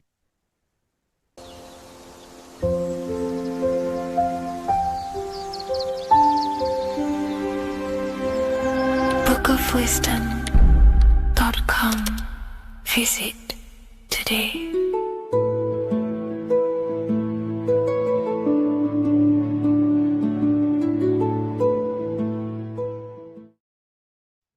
Hello, everyone. Today we're going to be discussing the esoteric and occult meaning behind the story inside of Genesis, the story of Adam and Eve. This is a widely known story, but not many people know the true esoteric meaning behind it.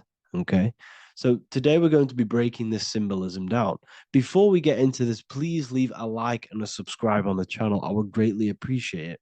And please comment below any lectures or anything you wish to know, and I could maybe make it in the future. The first thing we must understand about the Bible is that it is an esoteric and occult book. It is written in allegory. It is written in such a way that we understand the book compared to our level of perception. Now, what do I mean? If a child read the Bible, they would gain a standard meaning and story behind it. They would gain a normal interpretation of the book, of being good, praise God, and be a good person. However, me, who have studied the occult and esoteric and symbolism for a very long time, when I read the Bible, I see a deeper meaning. I can read between the lines of the allegories, which means the Bible is written in such a genius way that it speaks to your level of intelligence. Depending on how advanced you are mentally and with knowledge, will depend on how you decipher this book and how the parables inside the book can speak to you in your personal life. Okay? So the Bible is the greatest psychological book ever written in history. This is why it's known as the greatest story ever told. It's a story. What we must understand with the Bible is that the Bible creates on the surface a logical way of thinking, which is what we call religion. We read the Bible and if we think logically and we take that book literally, then we gain a religion. But if we look beyond the surface, this is what we call esoteric, metaphorical, symbolic. You can read between the lines using our right hemisphere of the brain in deciphering this book and what it truly means to us and the evolution of our mind, body, and soul. What this book actually reveals between the lines is instructions and stories which teach you how to level up your consciousness, how you can sync the mind, body, and spirit and the soul all together so you can live like a god. This is what the esoteric is. It's the purification of consciousness. Now, when it comes to Adam and Eve, okay, what we must understand is that this is the beginning of creation. This represents the beginning of your life in an esoteric way. This is symbolic for the beginning of your incarnation into this physical world. Okay. And we have Adam, masculine, Eve representing feminine. These are the two masculine and feminine energies which create the whole material universe. Okay. And as we are born with a pure consciousness. We are born with pure consciousness. Well, now, what do I mean? As a baby, we have no knowledge. We are pure essence of the soul. You know, we don't gain the knowledge of good and evil. We are pure. Yes, we're not happy all the time as a baby, and we're not sad all the time, but we have no ego. This is what I mean. Our consciousness is not split. As a baby, you are whole. You have a whole consciousness. You are yourself. You have no false identifications, no limiting belief systems, nothing. You are pure awareness and the pure soul and the pure mind. Now, this is what Genesis is representing. As we grow older, the more experiences we gain, the more thoughts we start to think, the more knowledge we gain of this world, the more impure our mind, our heart, our soul, our spirit becomes, the more impure our body becomes. As we grow older, we're infected with negative beliefs, negative thoughts, and society norms. This is a big one. As we grow older, we are molded by society. We shut off areas of ourself and we push them away so that we fit in with society. We all know this. We all did this in school. We pushed away parts of ourselves to act cool or to fit in, whatever it may be.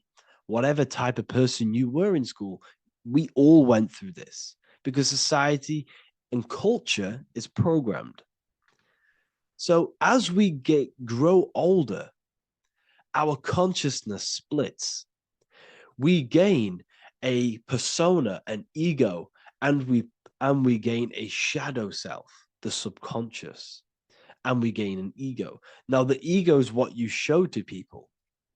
It's that character that you show, that you put on to your culture, to your family, to your friends. This is a false identification. And we also gain a shadow self. The shadow self is gained through experience. This is the subconscious. Our ego is created through experience. And so is the subconscious and the shadow self. Okay. So as we gain age in this material body, we fall from the Garden of Eden. We gain the knowledge of good and evil. This is what the symbolism represents of us leaving the garden, us eating from the fruit. Now, the fruit represents the knowledge, it represents the insight, the experience, which splits our pure consciousness. Our soul splits. Okay? We lose connection with the divine. We lose connection with our pure self through material experiences. We may lose ourselves in material experiences. We may lose ourselves in lust and material gain, wealth, and all of these lovely things that the material world offers. We lose ourselves in this. Okay? And not only that, there's another symbolic thing that we're missing with being a child. There's another symbolic meaning behind this tree in this story of Adam and Eve. And this is sexual energy. Okay? As we are a baby, we have no ability to create another human life. We have no sexual urges. We have no desire for the material things as a baby. Nothing. As we grow older, our sexual energy cultivates around the age of, it's like 10, maybe earlier for some people or later for some people. This is what we call puberty, when our sexual energy activates. This is when the masculine and feminine energies are present within the body. And we are now given the ability to create human life. We're now given the ability to bring in a soul into the material world. Now, this is what we believe and know in the esoteric world. That is what sex is. You're bringing a soul from the astral into the physical. Okay? So as you grow older, you gain this ability to use the power of creation. You gain this force within you that allows you to open a portal in the astral and bring in a soul to the material. Now, this power can be misused. This power is very powerful and should not be misused. In occult and esoteric teachings, we teach and learn sexual transmutation, how we transmute sexual energy into different areas of our life so we can grow and create. Because sexual energy is creative energy. It creates a whole new human being. So if we retain it, we can transmute it into creativity. So this energy is kind of corrupting us as well. And now I'm not saying growing up is evil, all this thing is evil. This is a natural cycle that we must go through. The soul of us must go through this cycle so that we learn, so that we overcome it, so that we gain mastery over ourselves, so that we expand ourselves. I recommend you watch the Evolution of Consciousness lecture that I did on my YouTube. An amazing lecture. It talks about the evolution of consciousness and how we're on a never-ending cycle of life and death and expansion. So leaving the Garden of Eden is symbolic. You see, Eve represents emotion. She's feminine. Adam represents action. That's why he bit the apple. You see, Eve takes the apple and tempts Adam because she's the emotion. She's the sexual desire. And Adam eats it. He releases. He misuses the power of his creation. He misuses his consciousness because of material illusions and material desires. This is natural, okay? As we grow older in this life, our soul has to experience sin. We have to experience negativity. We have to experience evil, okay? And we have to misuse this power within us to learn about it so we can overcome it and gain control over it. Now, this is why the Bible says in Genesis 3:6, "For God doth know that in the day ye eat thereof, then your eyes shall be opened, Ye shall be as gods, knowing good and evil. This is very, very, very symbolic. We come into this world to experience a dualistic way of reality. We come into this world to challenge ourselves so the soul can grow, because the soul comes from pure love from God. But we come into this world so the soul may know what it's like to be evil. You see, we are like a seed. Our soul's like a seed.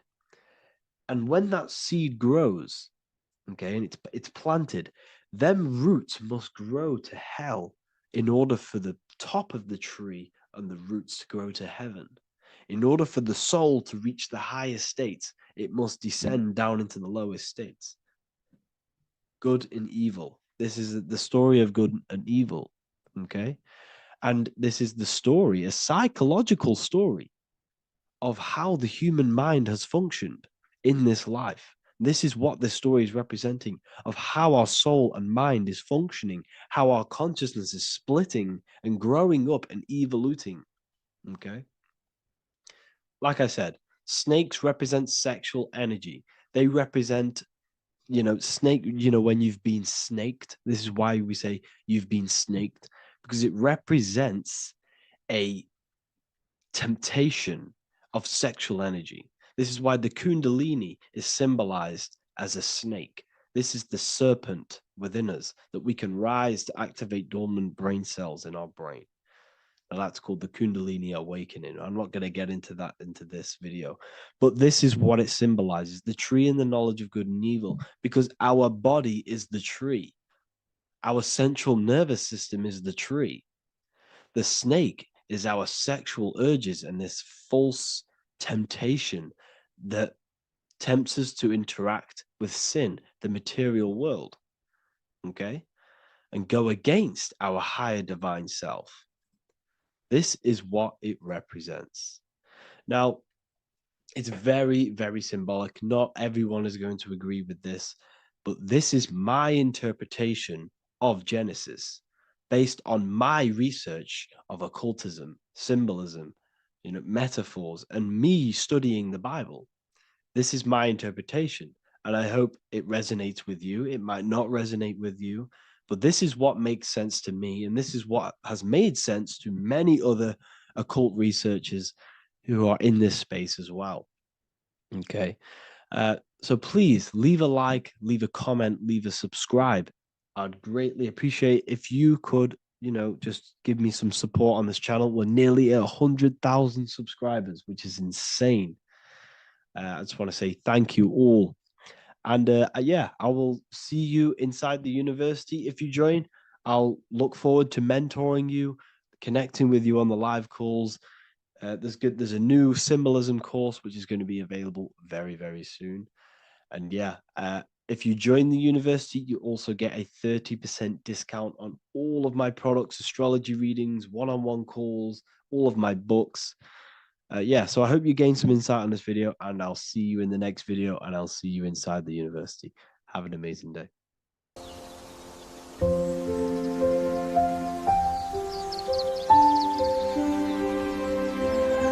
bookofwisdom.com. Visit today.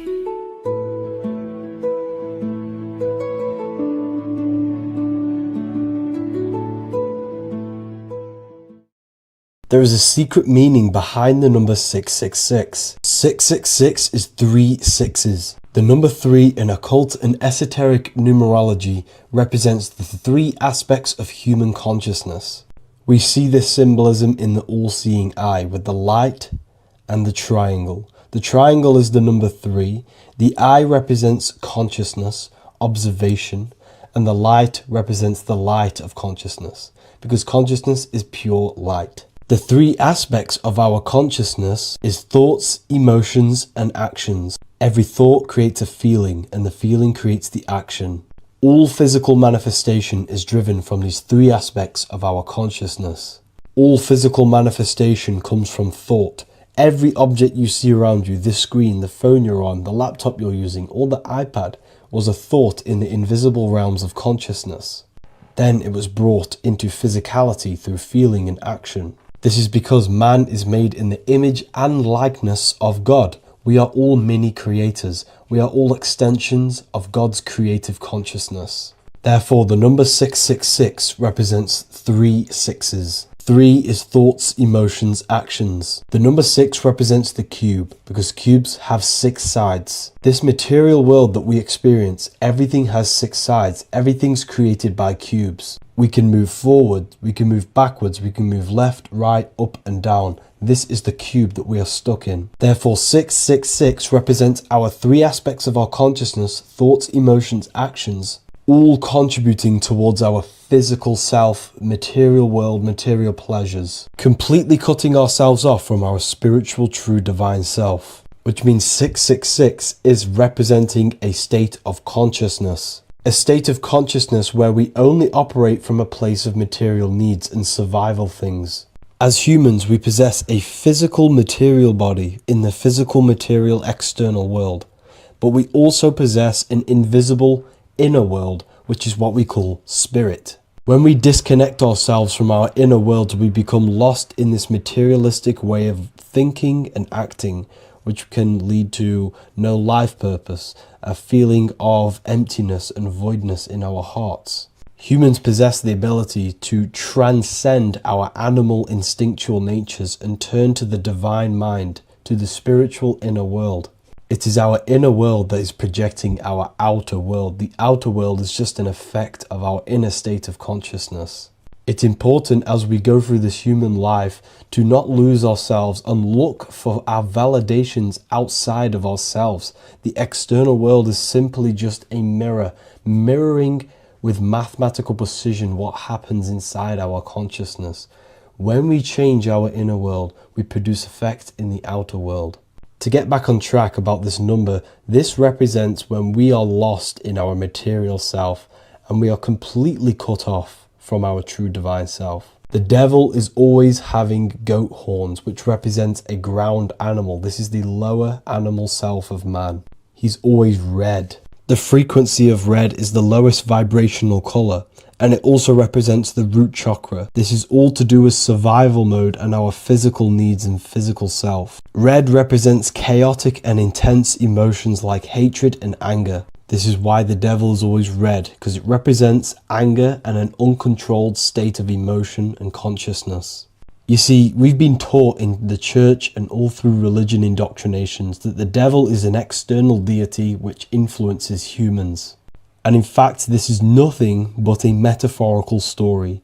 The devil is a character which represents an aspect of the human mind, the lower aspect of the human mind, a facet of our own consciousness and psyche. The voice that we have in our head that tells us to do these negative things is not an external deity pushing us to do something bad. This is an aspect of our own mind.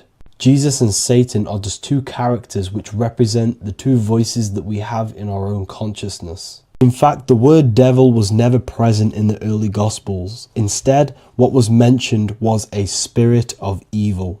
A term spirit of evil was not meant to denote a specific deity or being, but rather any force of negativity, whether it manifests as a destructive thought, emotion, or action.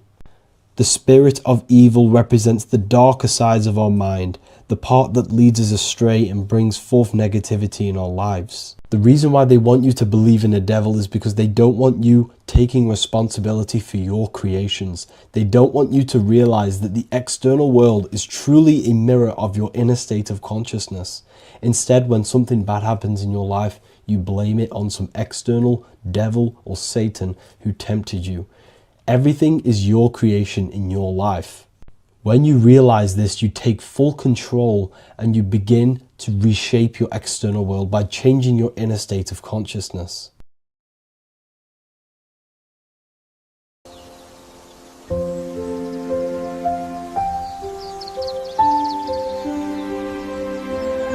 bookofwisdom.com. Visit today.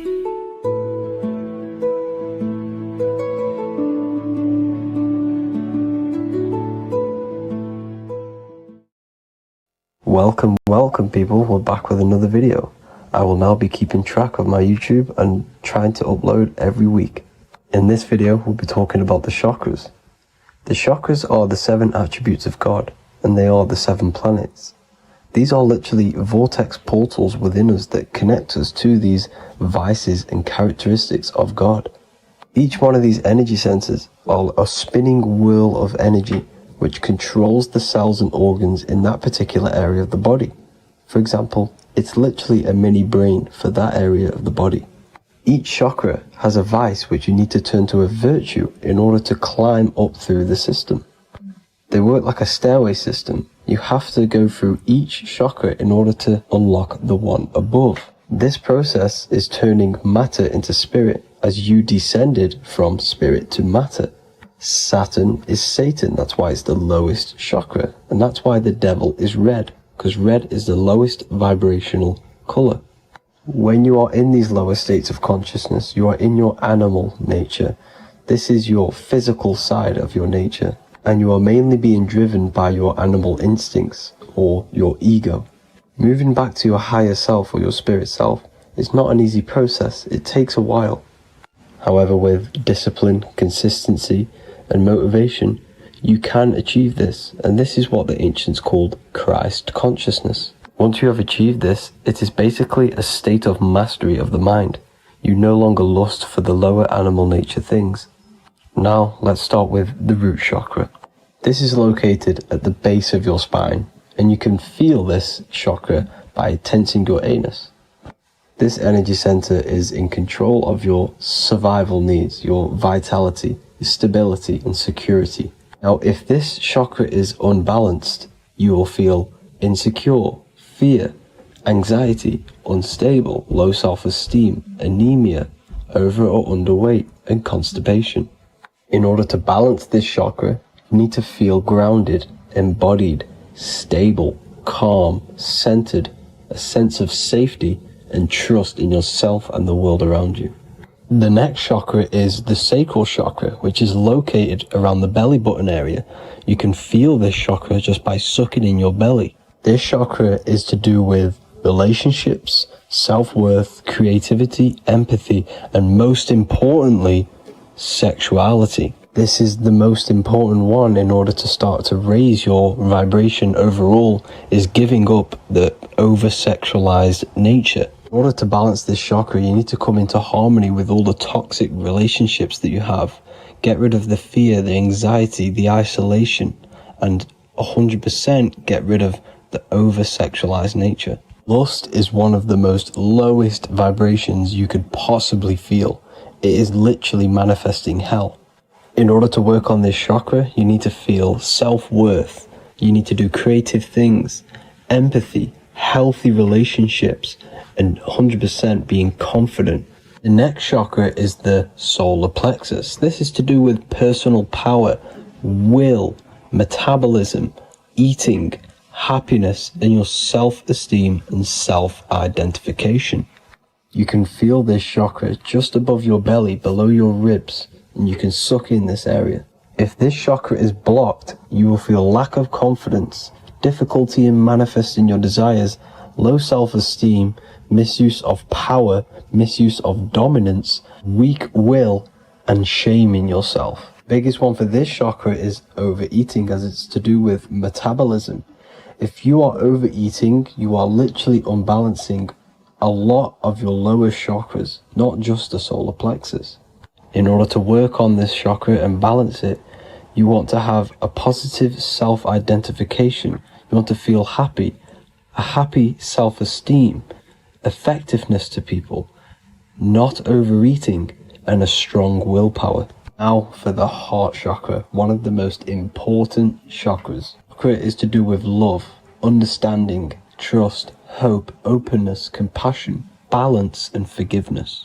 The most important because your heart is the tree of life in the body. It is the center of the toroidal field. It is the most powerful chakra. Your heart is 5,000 times stronger magnetically than your brain.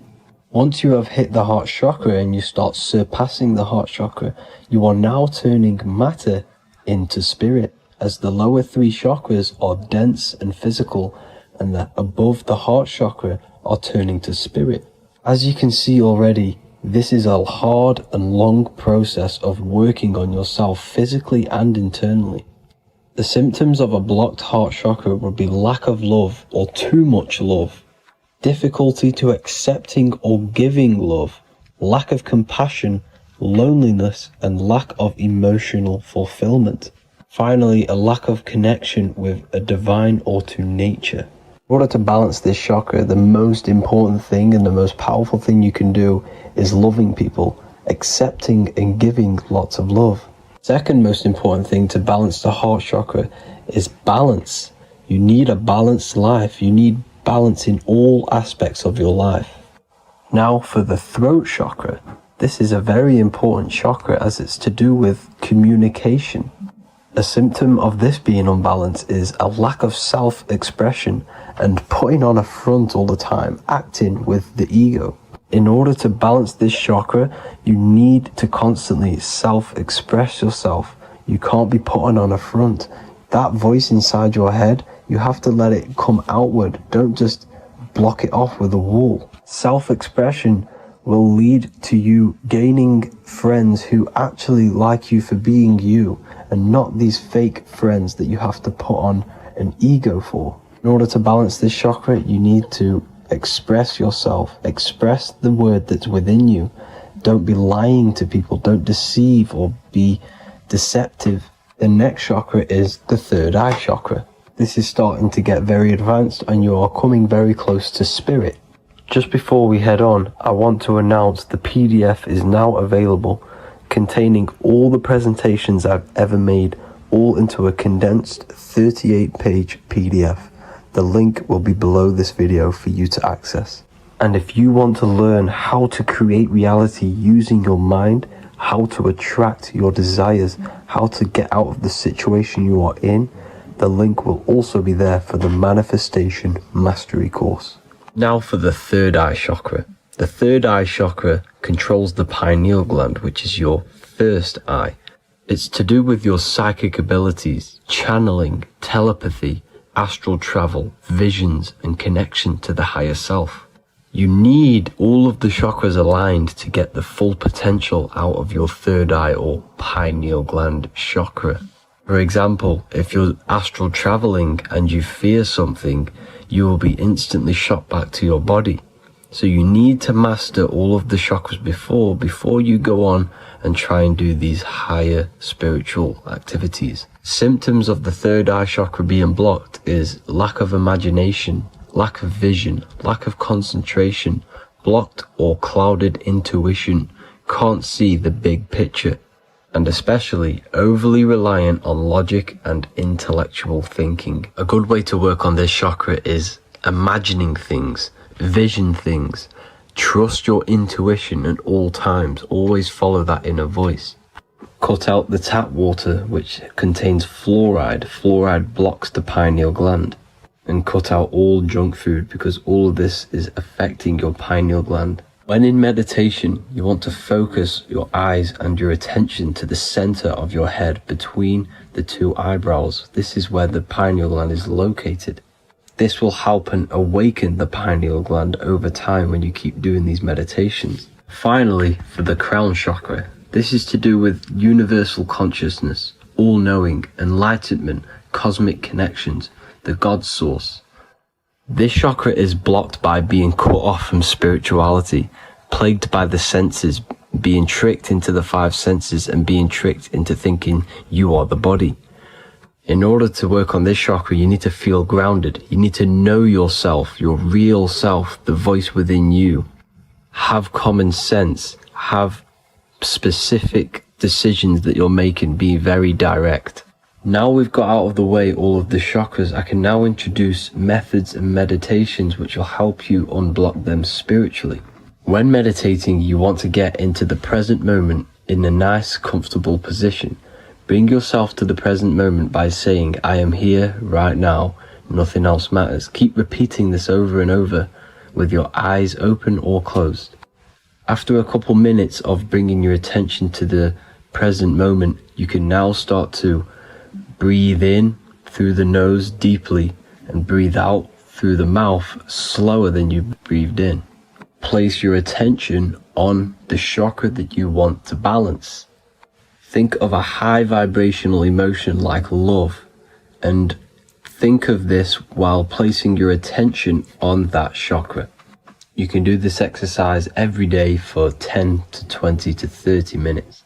The longer the better. Another practice you can do is by chanting the Bijis for each chakra. They are here starting from the root chakra all the way to the crown chakra. Or you can chant the 7 vowels. There are not 5, there are actually 7. A, I, A, O, U, M.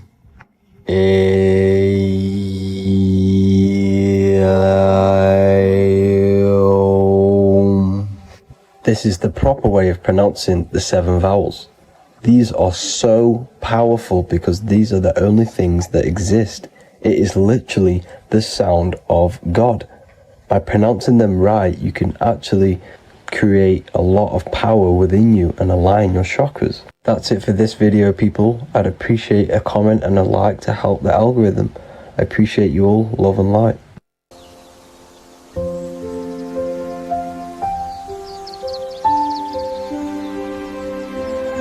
bookofwisdom.com. Visit today.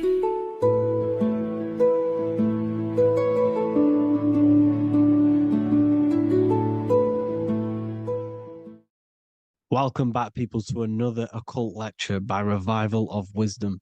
Today we're going to be talking about magic and how it's being used on us for the New World Order.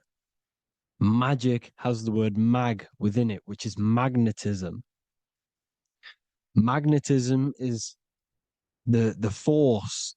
Magic is influencing forces, natural or supernatural forces, and using it for a certain agenda to gain something out of it. Now, magic is not what everyone's being thought. It's not some sort of fantasy thing. It's actually very common, and we all do it, whether you believe it or not. Magic is all to do with the mind. As I said, always say in my lectures, your mind is what creates matter. Your mind is what creates your external world. So it's all about manipulating and planting seeds within the mind, because your mind is a garden, and thoughts and words are seeds which are being planted in that garden.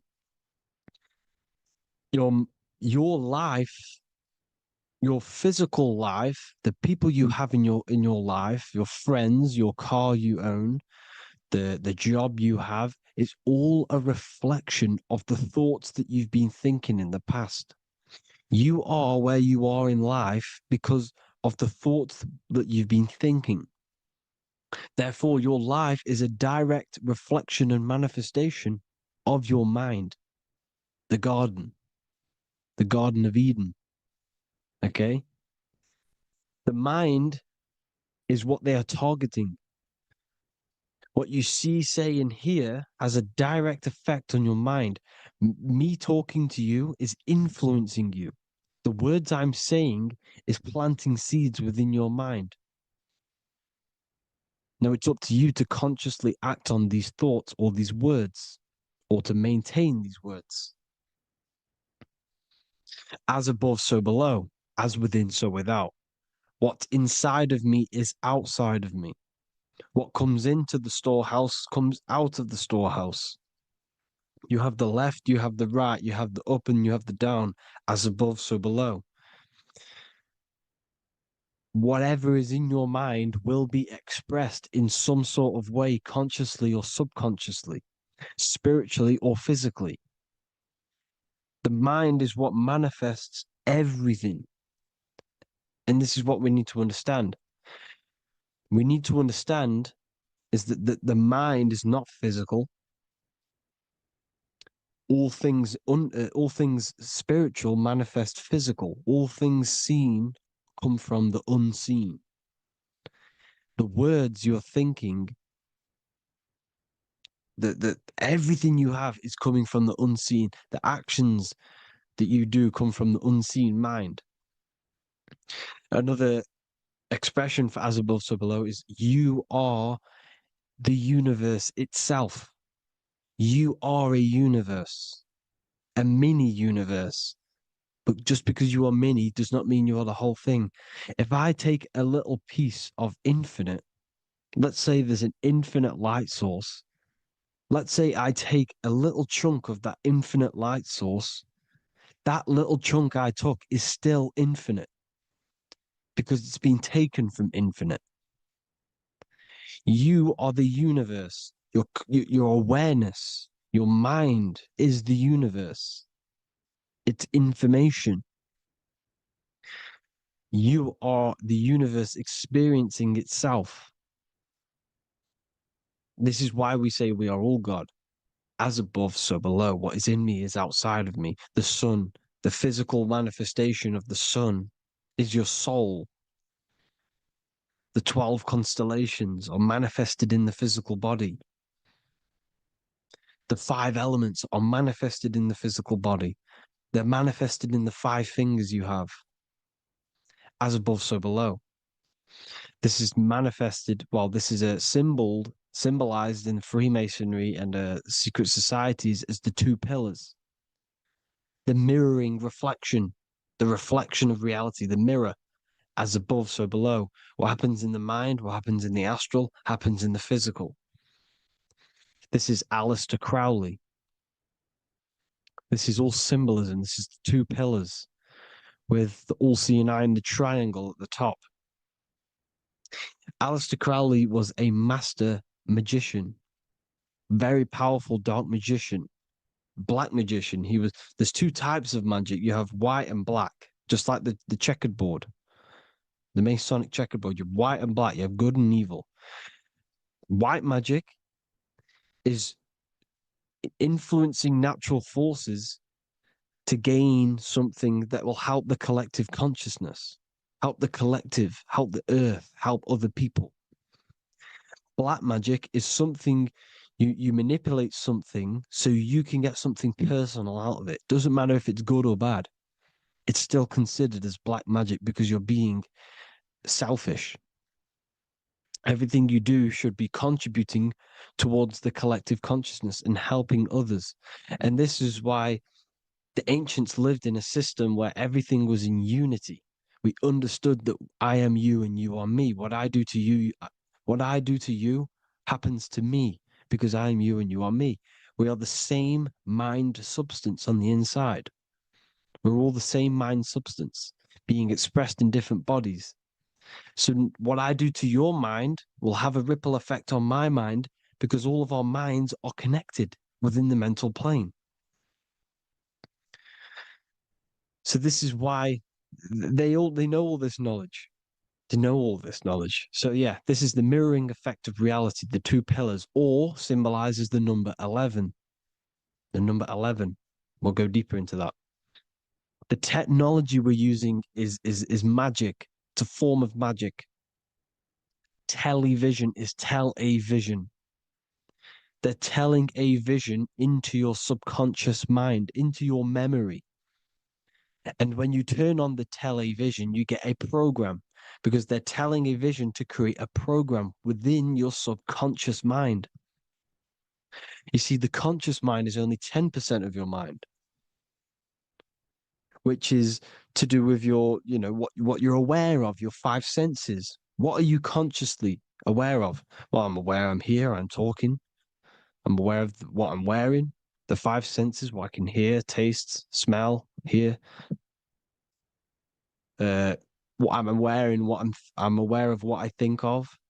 But the subconscious mind is the 90% of your mind. It's the hidden part of the mind, which is telling your heart to beat, telling your body to breathe. It's storing all of your emotions. It's storing everything you see, storing all the belief systems that you have. It has everything. It stores all of the habits you have, the values. It stores everyone's name that you know. All the words that I'm speaking right now is all coming out of the subconscious. Everything is subconscious. And it literally manipulates 90% of your daily basis behavior. Most people don't know this. What you did yesterday is what you will do today because of these beliefs and mental programs within the subconscious, stored within the subconscious. So the subconscious is what they're aiming at. They're trying to create programs within the subconscious because the subconscious manifests 90% of your thought patterns, 90% of your actions and words. They know all this stuff. So the subconscious mind is the most powerful part of the mind. Another way the subconscious manifests and influences your life is, let's say you were in a car crash years and years ago, 10 years ago. Let's say you're in this car crash, right? And you really hurt yourself. The emotion you felt in that time when you were injured in that car crash had a great impression on your subconscious mind. You see, the stronger you feel something emotionally, the stronger impact it has on the subconscious. You can remember and recall that moment and very vividly because of the impact it had on the subconscious. For example, you become that terrified of cars that it manifests into your life today, that you are wary to go in certain cars. You don't want to go in cars at all, maybe, because of that moment that stood within the subconscious. And it will manifest into anxiety. It will manifest into not going into cars. It will manifest into depression, maybe. These things, these emotional, very emotional, traumatic events have a great impression on our subconscious and they control your life. This is why you need to meditate and let go deep within yourself and let go of these internal, deep emotions that you may have repressed and keep pressing down and ignoring. But you need to address it and let go of these subconscious impressions you have, which are controlling your life, like anxiety, depression. All of these things are stemming from things that are stored within your subconscious years and years ago, more than likely. Broadcasting. They're casting spells to a broad audience, to news, north, east, west, and south. They're casting spells. No, if you watch the news, everything's red. Breaking news in red writing or the red background. Everything's red. Why? Because red's the root chakra, which is all to do with survival. They want to stimulate this root chakra because they want you down there in survival mode. They want you in survival mode because you're easier to control. They control out of fear. And not only they're casting these spells as if, because most of the things they cast in the news hasn't already happened. They're constantly bombarding you with, there might be a war breaking out, war this, war that, kill here, kill there, murders. It's impressing, it's casting spells on your subconscious mind. So when the event does turn up in real reality, in physical reality, you're less emotional, you're less surprised. You're not as surprised because you've already heard it before. Your subconscious has already heard it all before. If you never heard of a war and then a war broke out, you'd be going crazy. So they subtly program your subconscious mind through the words, because the words they say is impressing your mind. It has an effect on your mind, which will have an effect on your behavior, your words, your conversations you have with people. They're casting spells to north, east, west, and south on the tell a vision. They're telling a vision by broadcasting, by saying spells. This is why we call it spelling. Even the word, Listen, the words we say cast spells. Bless. Oh, bless you. That's be less. The subconscious mind only picks up literal things. You see, when I say bless you, your conscious mind picks that up as, oh, thank you, you're blessing me. But your subconscious picks up as be less. You see? Because the subconscious it has no filter. It's just, it is what it is. Everything is factual in the subconscious. Therefore, if I call you an idiot, your subconscious, my subconscious will think I'm talking to myself and calling myself an idiot, and it will take that as true. That is truth. Everything is truth within the subconscious. And the subconscious manifests your behavior. The devices this is the biggest one. Black scrying mirrors. Device, the devil's vice. The device. Okay? Black scrying mirrors, black screen. Screen is scrying.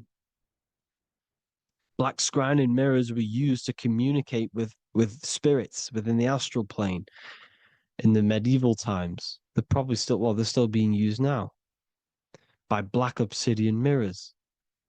And look at your phone, it's a black mirror. And there's some sort of, I'm not saying this is facts, but personally, I believe these are portals for spirits and ethereal entities to come into your life, to come into your surroundings. So this is the next big thing. The TVs, your iPhone, your iPod, all black mirrors. And mirrors are very, very powerful. Even just a normal mirror. Mirrors have an effect. Whatever you say into a mirror, what you say is energy. And when you say something into a mirror, you're saying it into yourself. It's an infinite cycle of words of energy because it's being reflected infinite times. When you say something into a mirror, it has a massive effect. You're saying it directly into your eyes, into your mind. So what you say in a mirror should be said with precaution. Never say anything negative into a mirror, because mirrors are very, very powerful ways for you to reprogram your subconscious mind for the good. You can say very positive things into mirrors and it will reprogram your subconscious mind. Okay? Manifesting is all magic. It's all magic. Everything is magic. But consciously doing it is what they're doing. They hid this knowledge. Your phone is magic. It manipulates your mind. The iPhone. Okay. See, magic isn't all of this with wands.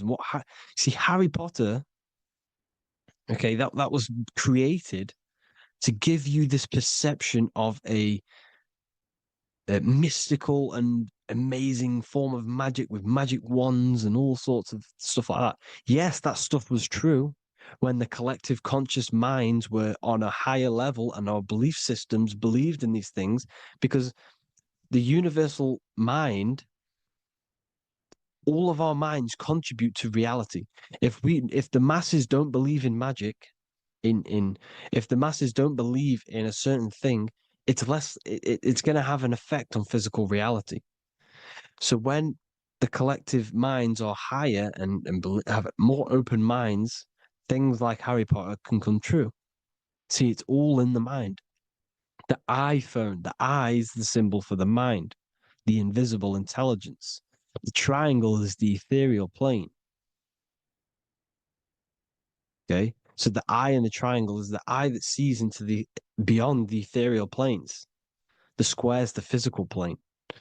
So the iPhone, your phone, is a black box, just like the Saturn black cube.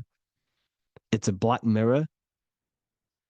It's taking photos of you every 2 seconds, and it's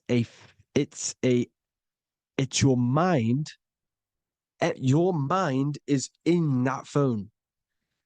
Everything you like, everything you text, everything you type in Google, everything you say to someone, every conversation is all recorded on the phone. Therefore, it is a direct reflection of your mind. Your mind is imprinted into your phone because your mind, everything you think in your mind, you're manifesting into typing, saying, taking pictures into the phone, and it's collecting it and storing it. And what they're doing, and this is for all forms of magic, it's manipulating the mind. It's all manipulating the mind. Reels, Instagram, TikTok, this is all dopamine. It's all controlling the mind. Every like you get, every follow you get, every share that you get is dopamine within your brain. They're literally targeting your brain and mind. It's all manipulating, because what they're pushing through the phones, through the media, through the news, through the televisions is visions and programs. You are the one manifesting the New World Order. They're not manifesting the New World Order. They're giving you the information so you can manifest the New World Order. Everything they say is contributing to your mind. For example, digital money and all the information they put out for you to see is contributing to your enslavement. Your mind is manifesting the New World Order. They know this. They don't manifest it. There's billions of us. We could easily run over them physically. But on a mental level, these people have the knowledge and they hide it from us, and they let us manifest reality because we are the collective. They give us the information which manifests their agenda. It's all magic through the phones, the media, the television. So your phone is a manifestation of your mind. It's a record of your mind. Hollywood, holly tree, holy tree. They used to make wands out of holy trees, because it was the most holiest wood, the best for casting and transmitting energy. So they used holly trees to cast spells. That's what Hollywood is. And in Hollywood, they have the red tear, the blood drop next to the Hollywood sign, because it's all satanic. They're all black magicians. They use Hollywood to cast the spells through the music, through the films. You see, music is a form of magic. All of this is magic. Everything they do is a form of magic because they want an agenda behind it. But it's not black magic. They're letting us create our prison. This is what you have to see. Yes, they're evil, but they're not doing anything evil, or else they would face the karma. They let us manifest this agenda through giving in the information, by telling you what's going to happen in the movies. Everything that happens in a movie, it's all there on purpose to program your subconscious, to plant a seed within your garden, your subconscious, your mind. Because when the mind is already seen something, when it comes up and turns up in physical reality, you will be less shocked and you won't rebel. So they lure you slowly. They make you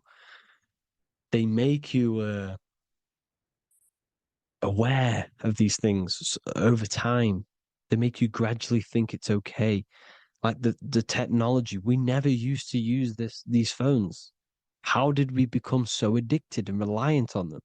Well, because first they gave you a little flick phone. Well, no, sorry, they gave you a phone in your house.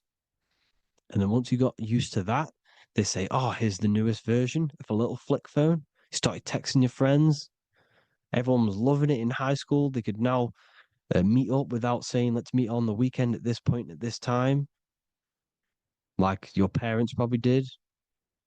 Or maybe some of you watching this, you probably had to tell your friend to meet on the weekend at a certain time because you had no way of communicating. So everyone got these phones and got addicted to them. Then they slowly got addicted to the new iPod with the touch screen. Now they invented touch screen. Then everyone got addicted to touch screens.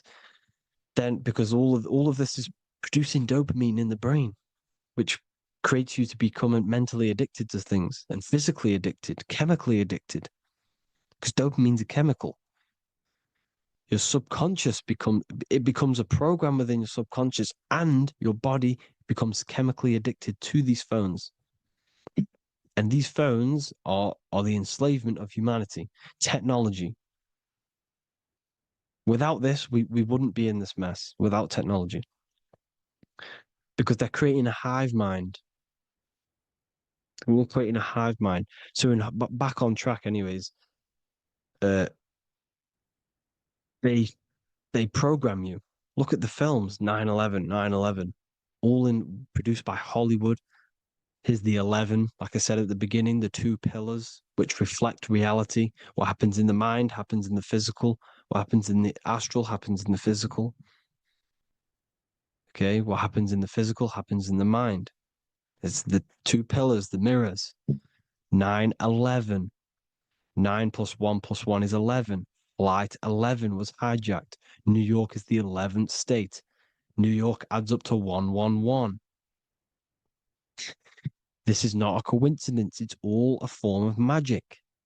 It's a ritual, energy harvesting ritual, because your mind produces energy. Your mental attention produces energy. And they're feeding off this energy in the astral plane, these demons.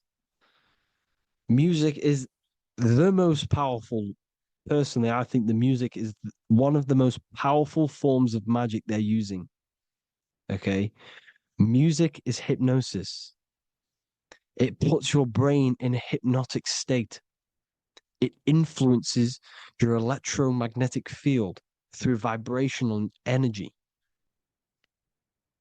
It reprograms your subconscious mind. Why do you think you remember the lyrics? You see, your subconscious stores all of the memories. Remember, the subconscious manifests 90% of your behavior. So therefore, the music you're listening to is manifesting your behavior. You wondered why some people wonder why they have drug addictions and they can't get out of violence and they can't get out of all this negative mind space. It's because the music they're listening to is creating a negative mind space. The words you listen to have plant seeds within your mind. So the reason you remember the lyrics is because that song created a program within your subconscious. Yes, that is what happens. You can use magic to reprogram your mind, but you can use music to reprogram your mind because it's all forms of magic. It's using natural mental energy forces to manipulate the physical reality. You manipulate your mind, you manipulate reality, physical reality. Okay. So the music, another very, very big one. When you turn on the radio, it's just all talks about alcohol, drugs, and sex because they want you down in the lower three chakras. They want your mind attached to matter when it's mind over matter. Your mind's not physical. You see, the word spirituality is the new trend. It's not about your spirit. It's not about your spirit. It's about your mind. It's not about, you know, uh, spirituality and looking after your spirit. And they've got you focused on your spirit. Why? Because they hide your mind from you.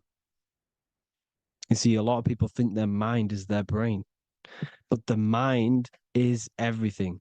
There is no physical reality without mind. You can have a brain.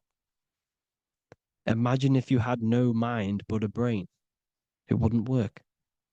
The mind is everything. The mind controls your avatar.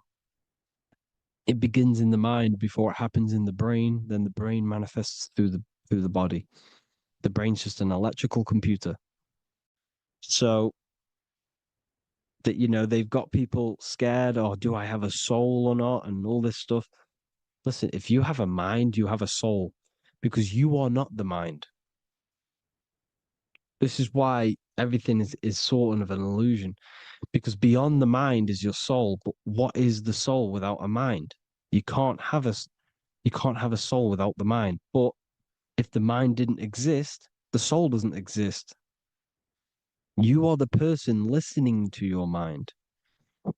I shouldn't say person, because you're not the body. You're the entity behind the mind. But if you didn't have that mind, you couldn't understand what you even were. You would just be an observer who couldn't think. So yes, we all have a soul. If you have a mind, you have a soul. Everything is mind. Everything has mind. Mind creates everything. God is mind. And then manipulating your mind through TV, your phone, every little thing, the school, it's all about the mind, people. Control your mind, you control your reality.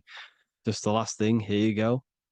Aleister Crowley, the Dark Magician, Kanye West doing the exact same thing because they're implementing magic in the music.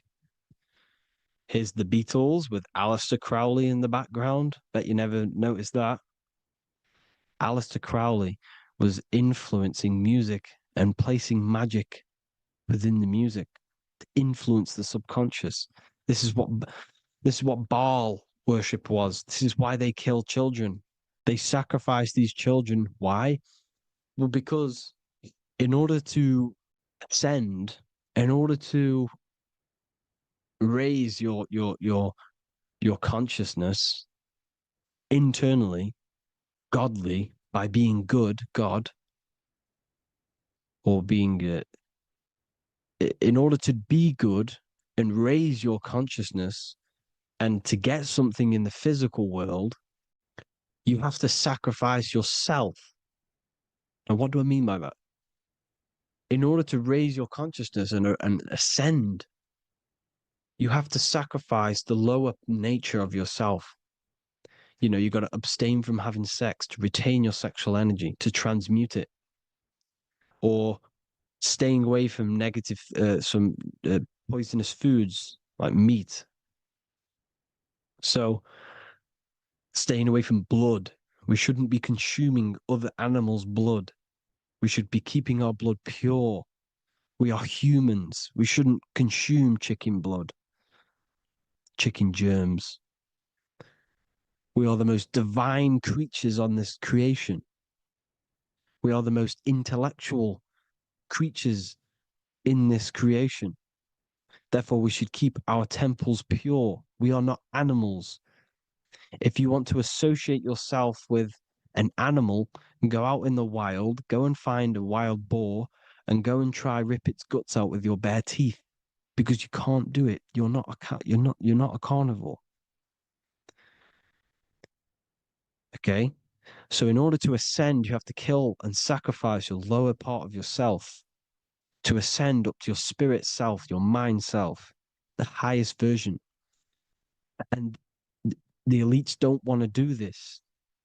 So they sacrifice other things like babies to kill them, to exchange their life over to the astral plane, so these demigods in the astral plane can give them something in return in physical.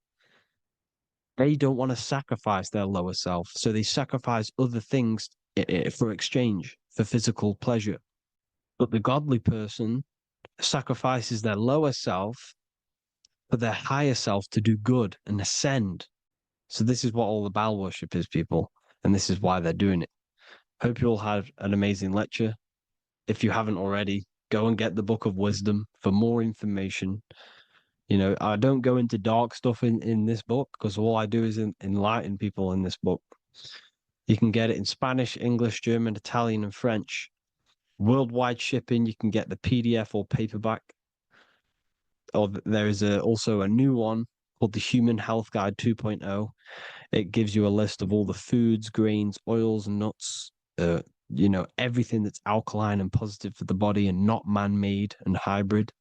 It tells you all the products to stay away from, how to fast, how to improve vision, how to improve everything, literally. So the Human Health Guide has been released. If you want that, I'll pull all the links in the bottom of the description. Hope you all enjoyed the lecture, people. God bless you all.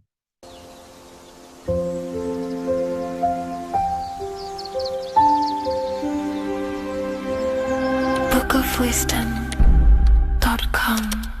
Visit today.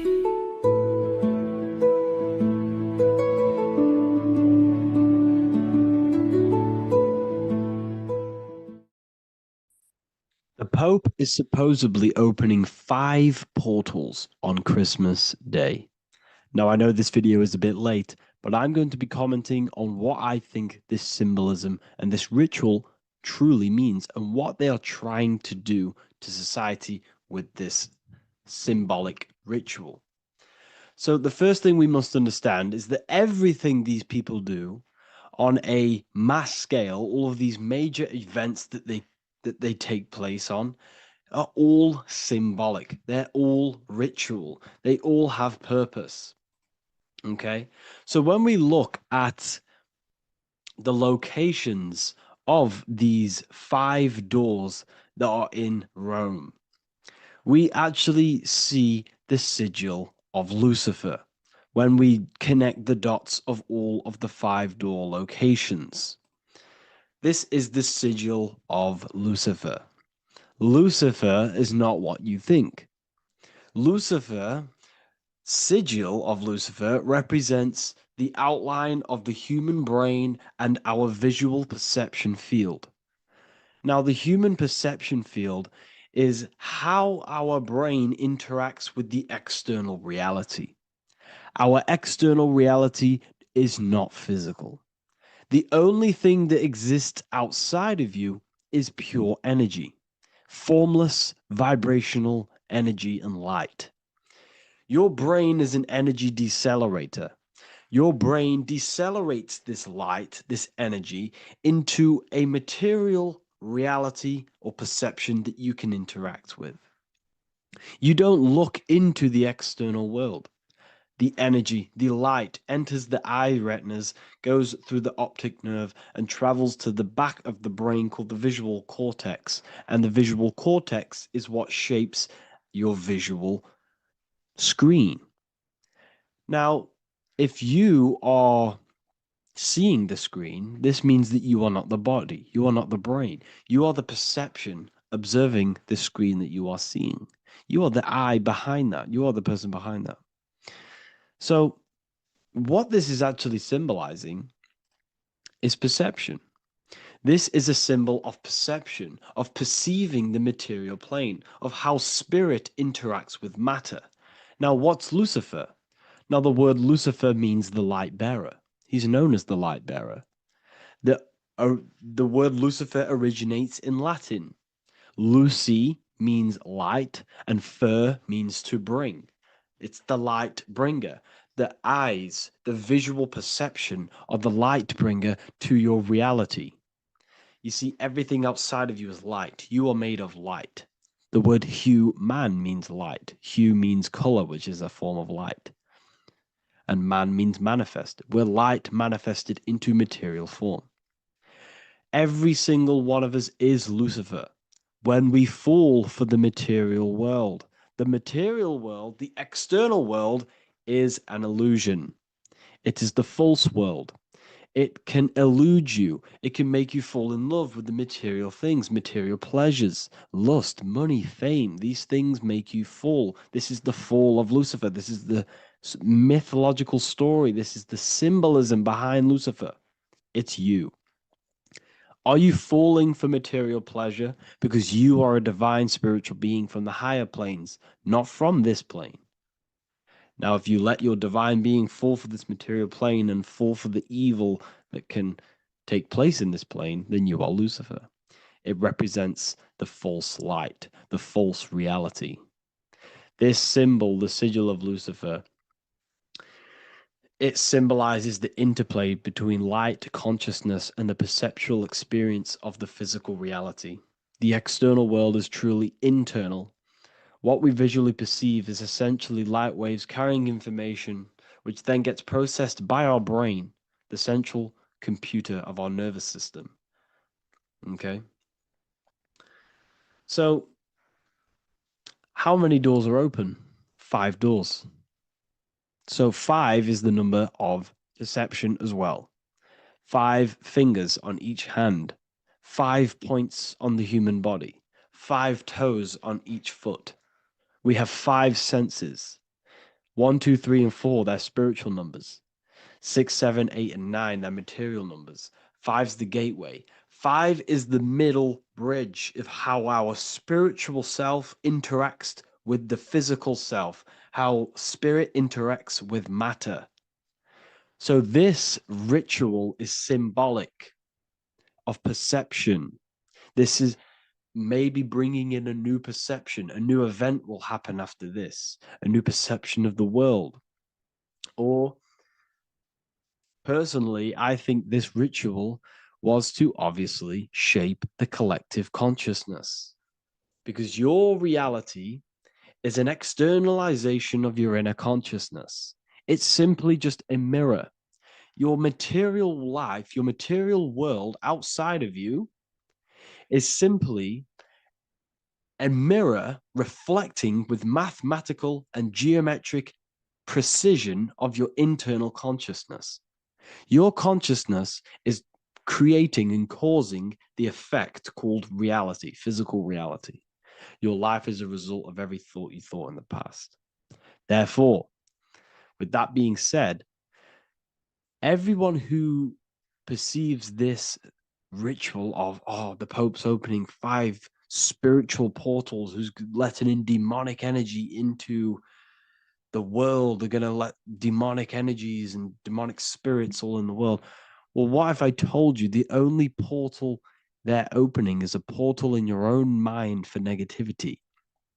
By you believing in negative forces coming into the world and going to possess everyone, that's opening up your own mind. The collective spiritual community has been brainwashed in thinking there's going to be demonic energy. Therefore, what will happen? There will be demonic energy. Not because the Pope opened up a portal to the demonic energy, it's because everyone opened up their own minds to the demonic energy. Therefore, we as a collective consciousness shape the external world on a macrocosm scale. For example, the microcosm is your personal life. Your personal life. You have created it through consciousness. Your belief system is just externalized in your world. But on a collective scale, we all believe in money, for example. And because we all believe in money, and we believe that this piece of paper holds value in our minds, okay, in the mental plane, this has an effect on the physical plane by shaping the physical plane by being ruled by this belief on a macrocosm scale. Yes, I know that money doesn't exist. It's just a belief in my mind. But that doesn't have an effect because the collective consciousness believes that money has effect, has power. When it doesn't, it's just a piece of paper with a belief behind it. If the collective consciousness stopped stopped believing in money, then the collective consciousness would have broke the spell and we would have no longer had a material plane ruled by money. You see, our beliefs is ruling and shaping our physical plane. This physical world outside of you is truly just an effect of the mind, an effect of our consciousness, our inner world. So I believe this ritual was done to change our perception, to make us think the Pope is bringing this spiritual energy and negative forces into the world.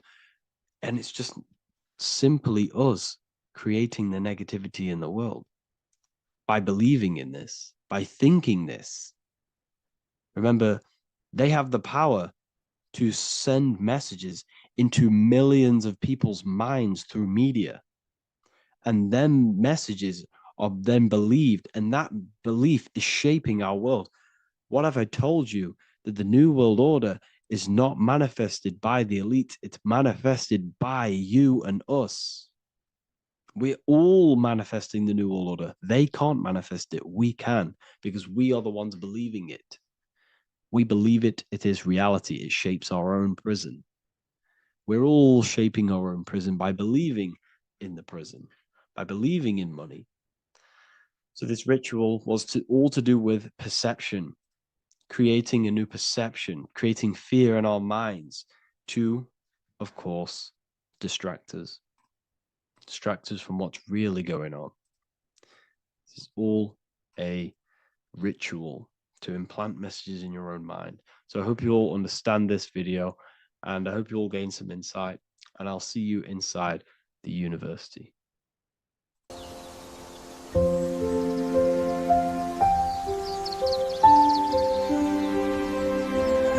bookofwisdom.com. Visit today.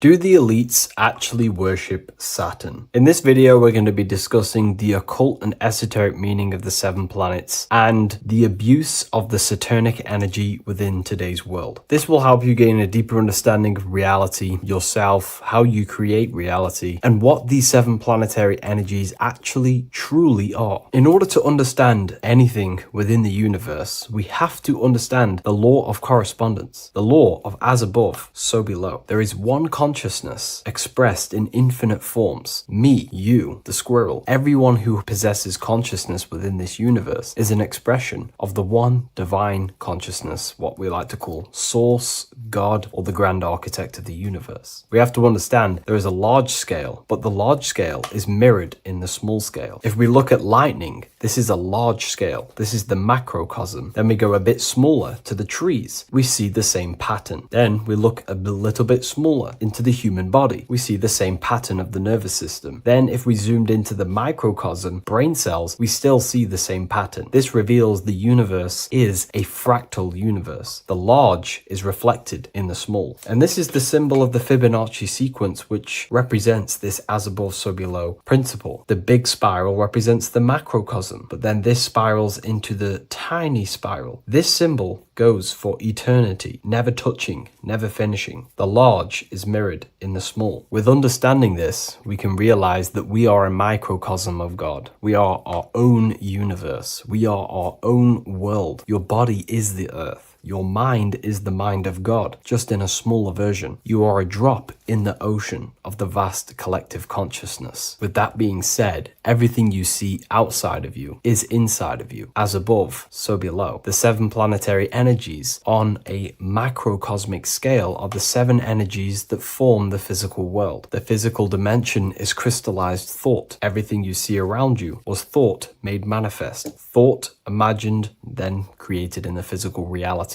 Therefore, these 7 planetary energies are 7 astral forces that create and weave the material existence. For example, if we look at a tree has 7 categories of consciousness, 7 creational forces that create the tree. This is the reason why we have 7 days of creation in the Bible. This is the reason why we have 7 days of the week for the 7 planetary energies. Monday is for the moon, Mars is for Tuesday, Mercury for Wednesday, Jupiter for Thursday, which is Thor. Thor is Jupiter. Venus for Friday, Saturn day for Saturn, Sunday for the sun. This is also the reason why we have 7 major energy centers within the body. The 7 life forces that flow through the body to give physical existence to the physical form. Man is a microcosm of the universe. With that being said, if we look at a tree is nature, and nature is the macrocosm, the creation of God's mind. And if we look at the tree, we can see 7 creational categories that go into create the tree. For example, the stem of the tree, the trunk, represents the sun. The root system, the base of the tree, where the tree grows out of, is Saturn. If we look at the fruit of the tree, that represents Jupiter. The smell, the look, the colors of the tree, that's Venus. How the tree communicates with other trees through the root system is Mercury, the intellect, the intelligence, the communication. The leaves of the tree is the moon. The defense mechanism of the tree, how it defends defends itself from infections and other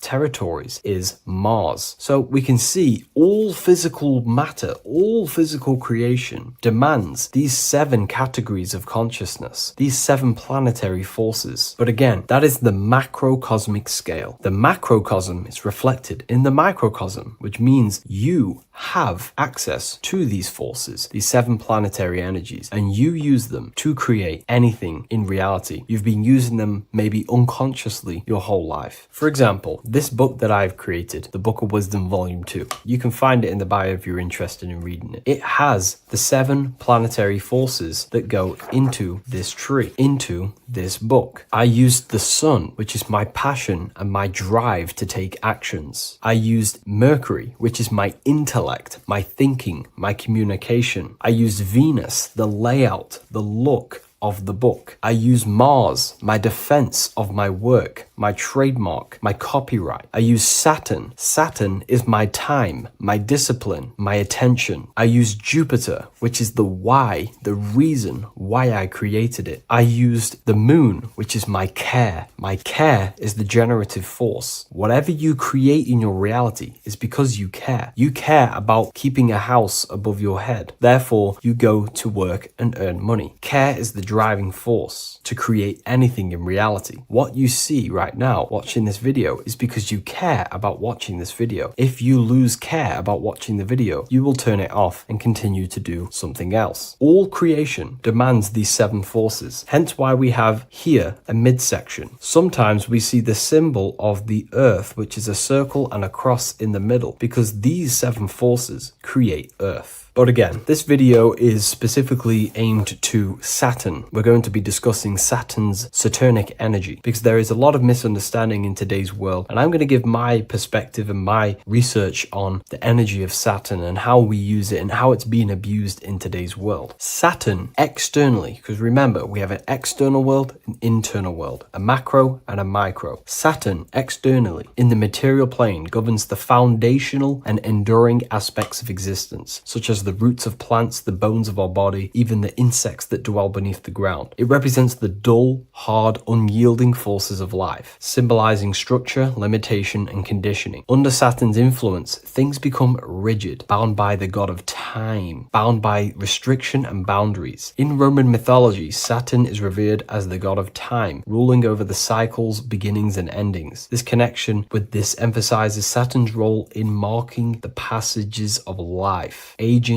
and inevitable constraints we all face. Internally, inside yourself, the microcosm. Internally, Saturn embodies the conditioning within our own consciousness. When Saturnian aspects of consciousness dominates, we become overly rigid, fixated, restricted in our thinking and actions. For example, Saturn's influence is strongly felt in today's world, where many people's minds are confined to societal norms and conditioned responses. The pervasive control Saturnian energy can lead to the sense of limitation, as people become trapped within structure imposed by society and power structures. However, we have to remember that limitation, there is dark and light. Limitation is not bad. This is why Saturn is connected to the god Satan. They are the same being. It's something that restricts, holds back, and keeps you limited, conditions and limits consciousness to its lower power. Saturn is a great teacher, guiding us through difficult life lessons that ultimately lead to growth and expansion and power. Although Saturn's energy is harsh and often challenging, it helps us to develop resilience, discipline, and wisdom. Yet in modern age, this energy has overpowered the minds of the masses, fostering excessive rigidity and limitation. Instead of being ruled by Saturn's constraints, we should seek to embrace more freedom, love, joy, balancing Saturn's lessons with openness and fluidity in our life. So like I said, Saturn rules law. Anything that is limiting or holding back, something that is a restriction or a wall. This is why we see judges wear black robes. The color black is associated with Saturn because Saturn rules over the nighttime and the winter time. Capricorn, they wear black robes. A graduate also wears a black robe with a black square cap on its head, because black is associated with Saturn, restriction, limitation. University graduates wear this. Personally, not to offend anyone, these educational systems that we have in today's world are not here to give you power, to find you the power of consciousness or yourself. They are simply to restrict you, to keep the mind limited in a certain belief system. That's not to say the things in university are completely useless, but what I'm saying is it is a conditioning by the educational system. And if we actually look at the top of the hat, it's a square over a circle. And in Freemasonry, we see the compass on top of the square. In Freemasonry, we see the square underneath the compass on top of the square. The square creates squares and the compass creates circles. So this is symbolizing the square, which is matter, the circle, which is spirit, matter over spirit, when it needs to be spirit over matter. This is a symbol of conditioning, limiting the mind into being locked in the five senses and base consciousness. Saturn's energy is keeping people restricted. This is why there is so much Saturn symbolism in today's world, because Saturn is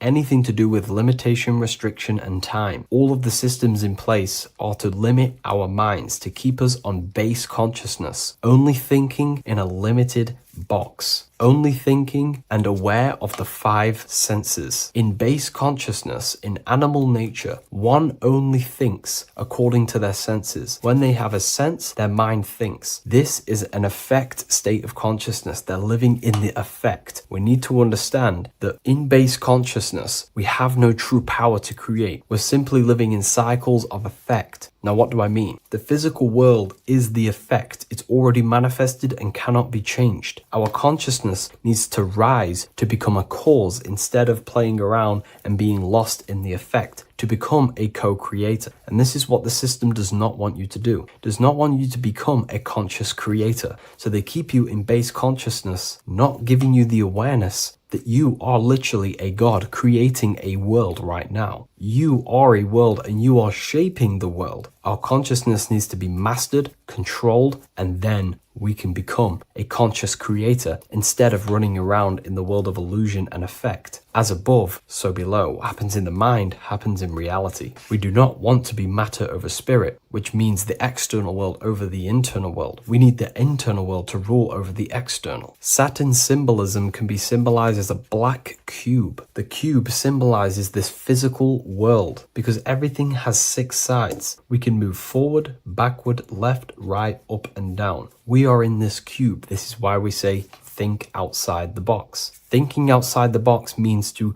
become a cause and not an effect. The mind needs to be a cause, an instruction center, and not just thoughts that are reinforcing the effect and lost in the effects of the material world. Instead of reacting, we need to become a commander. This is a symbol of conditioning and the physical plane. Black is dull, lifeless. The physical world is lifeless. It has no power to create. It has no power to do anything. It is simply a projection and an effect. You, the mind, consciousness, are the cause. You can create the effect. In today's system, Saturn's energy is heavily relied on, which is just simply man-made laws, restrictions, time wasting, and keeping people in base consciousness, only aware of the physical 5 senses. Let's get something straight about the elites. They do not worship Saturn. There is nothing to worship. They simply use the energy of Saturn to keep people limited. They're not using the planet Saturn, but they're limiting people in their belief systems and physically where they can go, restricting boundaries, countries, restricting people's minds through mass media, which is all symbolism of limitation and restriction of Saturn. They're not worshipping it, they're using it and abusing it. Saturn could be anything in your mind that keeps you limited. If you have a limited thought that does not allow you to take action on something, that is a Saturnic energy within your own mind. Anything that is indoctrination, anything that is boundaries on you, that is a Saturnic energy. Some people say that the Saturn and the moon are working together to trap our soul. This is highly symbolic. Saturn and the moon are not forming a matrix to trap your soul and keep you reincarnated. Again, this is symbolic, and in the esoteric version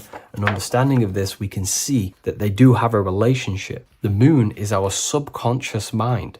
And Saturn is restriction. If we have restrictions and belief systems in our subconscious mind that keep the soul locked and trapped only in these 5 bases, these 5 senses, then we will think and condition ourselves that we are only the physical body and never actually free ourselves from the material world and ascend. Saturn and the moon are not working together, but these are highly linked. By limiting the subconscious, we keep people stuck in base awareness, keeping them locked in the world of effect, never becoming a conscious creator. We have 2 spiritual currencies, time and attention. These are the 2 currencies that we spend. We spend time or pay attention. These are the 2 spiritual currencies that pretty much create our reality. And the system aims to hijack these 2 currencies from you, to limit you, to dominate you, so you do not become a conscious creator. So again, no one worships Saturn. It's simply just a symbol of limitation and restriction. Limitation has good and bad. Limitation can make us learn, overcome, become strong, disciplined, but when it's abused, it can keep people locked in base consciousness and stuck in their lower nature, never figuring out how powerful they are. You hold the power to shape a world. That's how powerful you are, to turn thoughts into physical existence. I'll see you in the next video. Please leave a like, comment,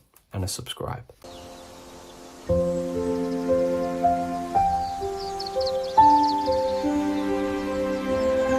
bookofwisdom.com. Visit today.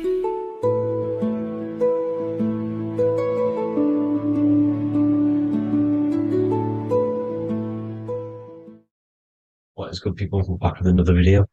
And this is going to be talking about the connection between the micro and the macro. You know, you are the universe. Everything is inside of you. So the first thing you need to understand is that the law of mentalism, we are a thought in the creator's mind. Everything's being thought into existence. We have a spark of this mind, this same mind of the creator. And everything is a state of mind. Particles or atoms, whatever you want to call them, are a mental thing. They're a product of the mind. Everything's thought into existence.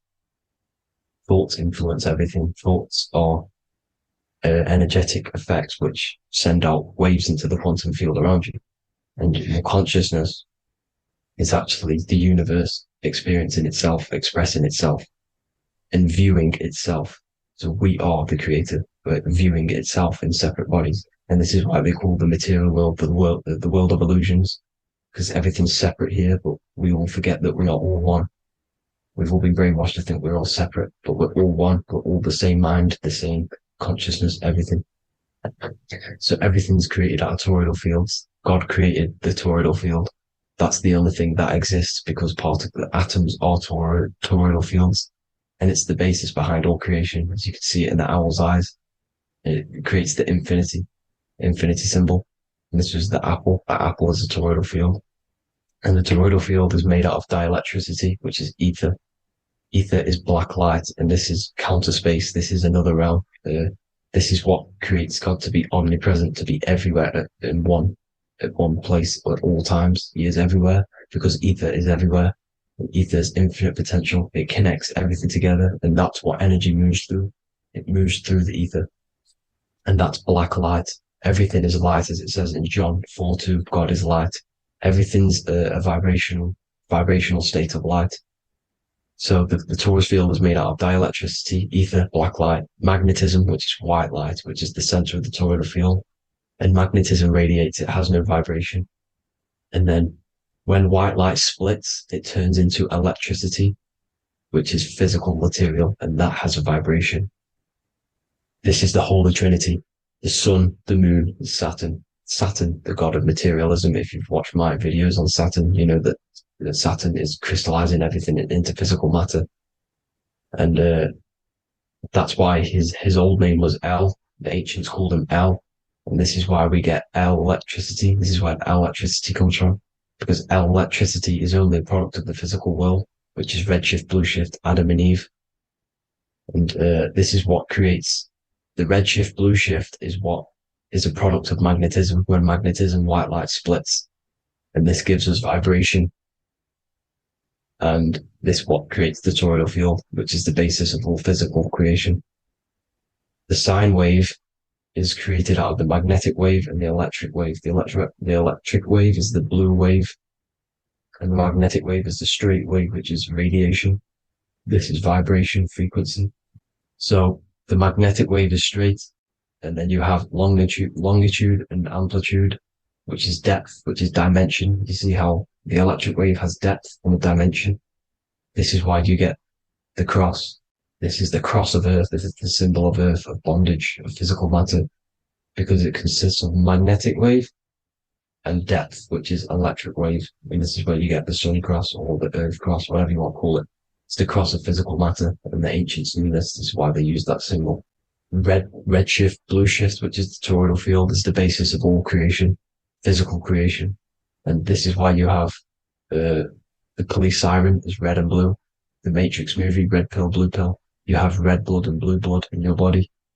The Democrat and Republic, the two parties, red and blue.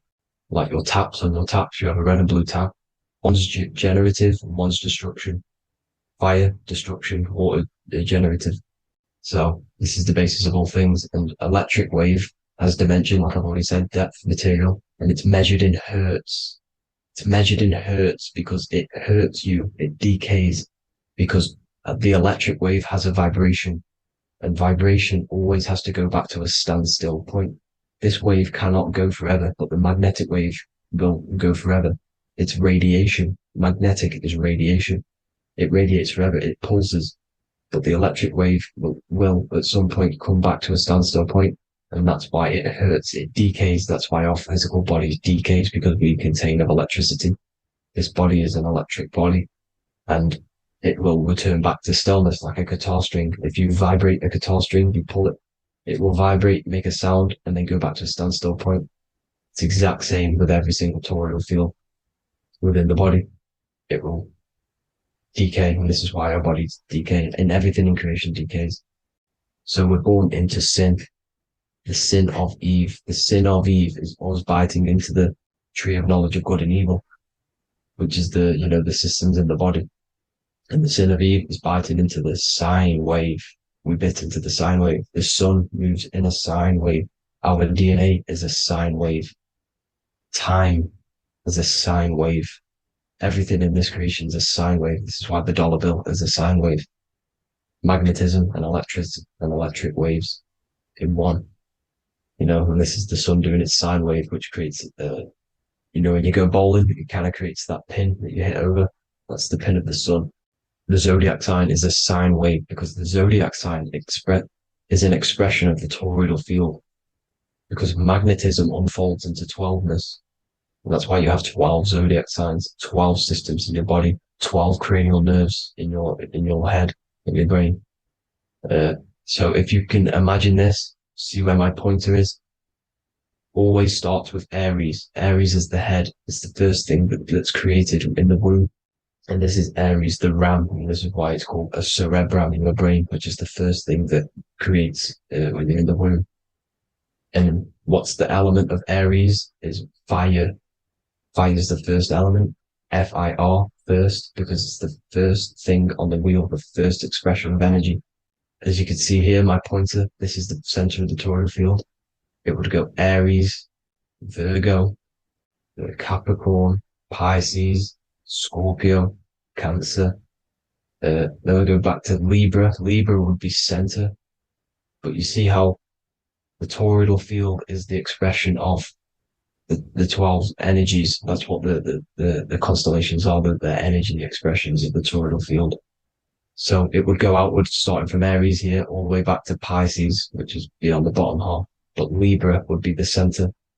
That's why Libra is the equinox. It's the equinox. Libra is when it goes from summer over to autumn. It's the equal.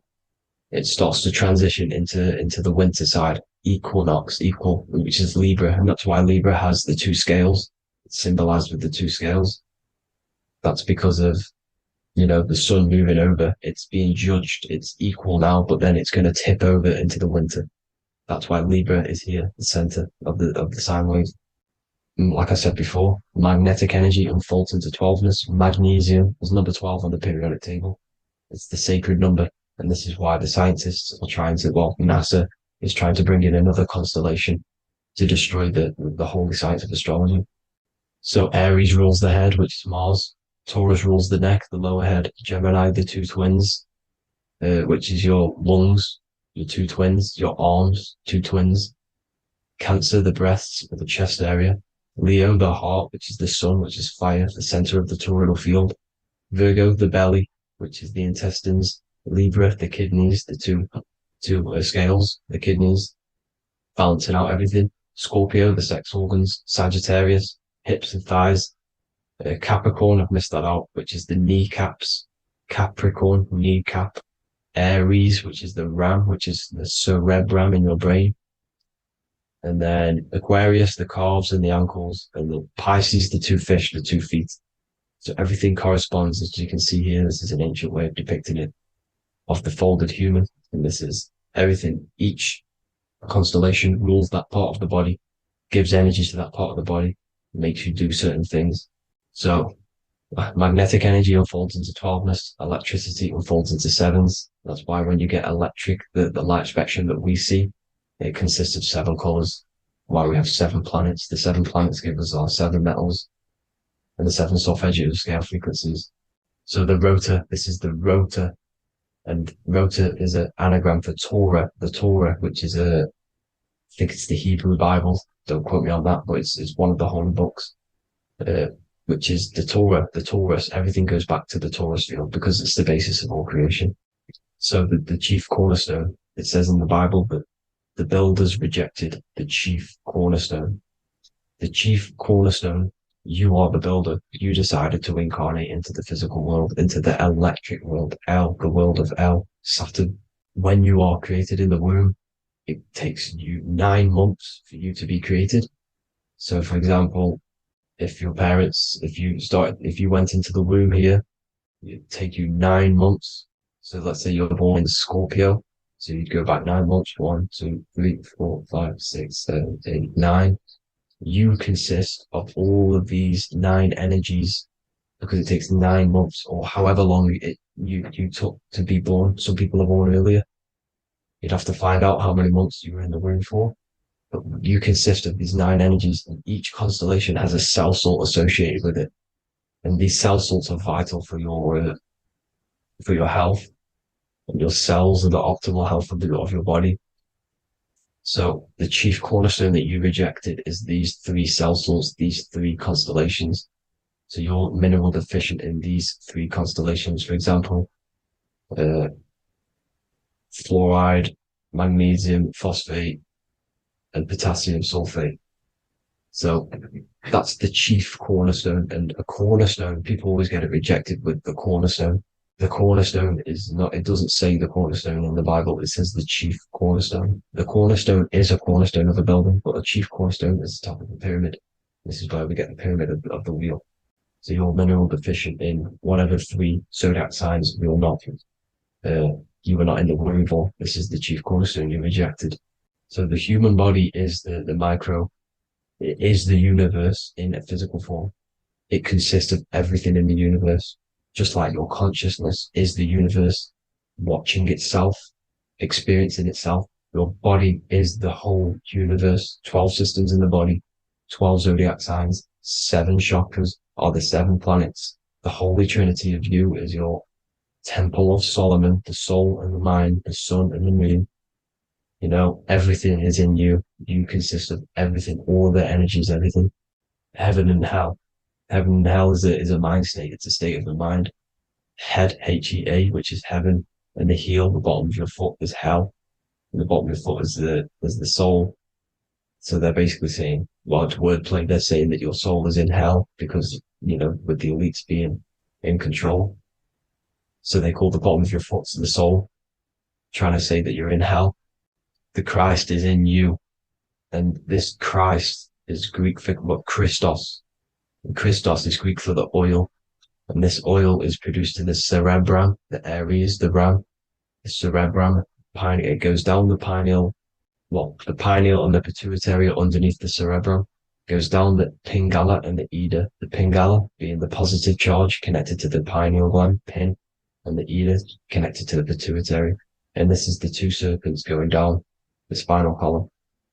And this is why Jesus goes from Nazareth to Bethlehem, and then Joseph and Mary are waiting for Jesus in Nazareth.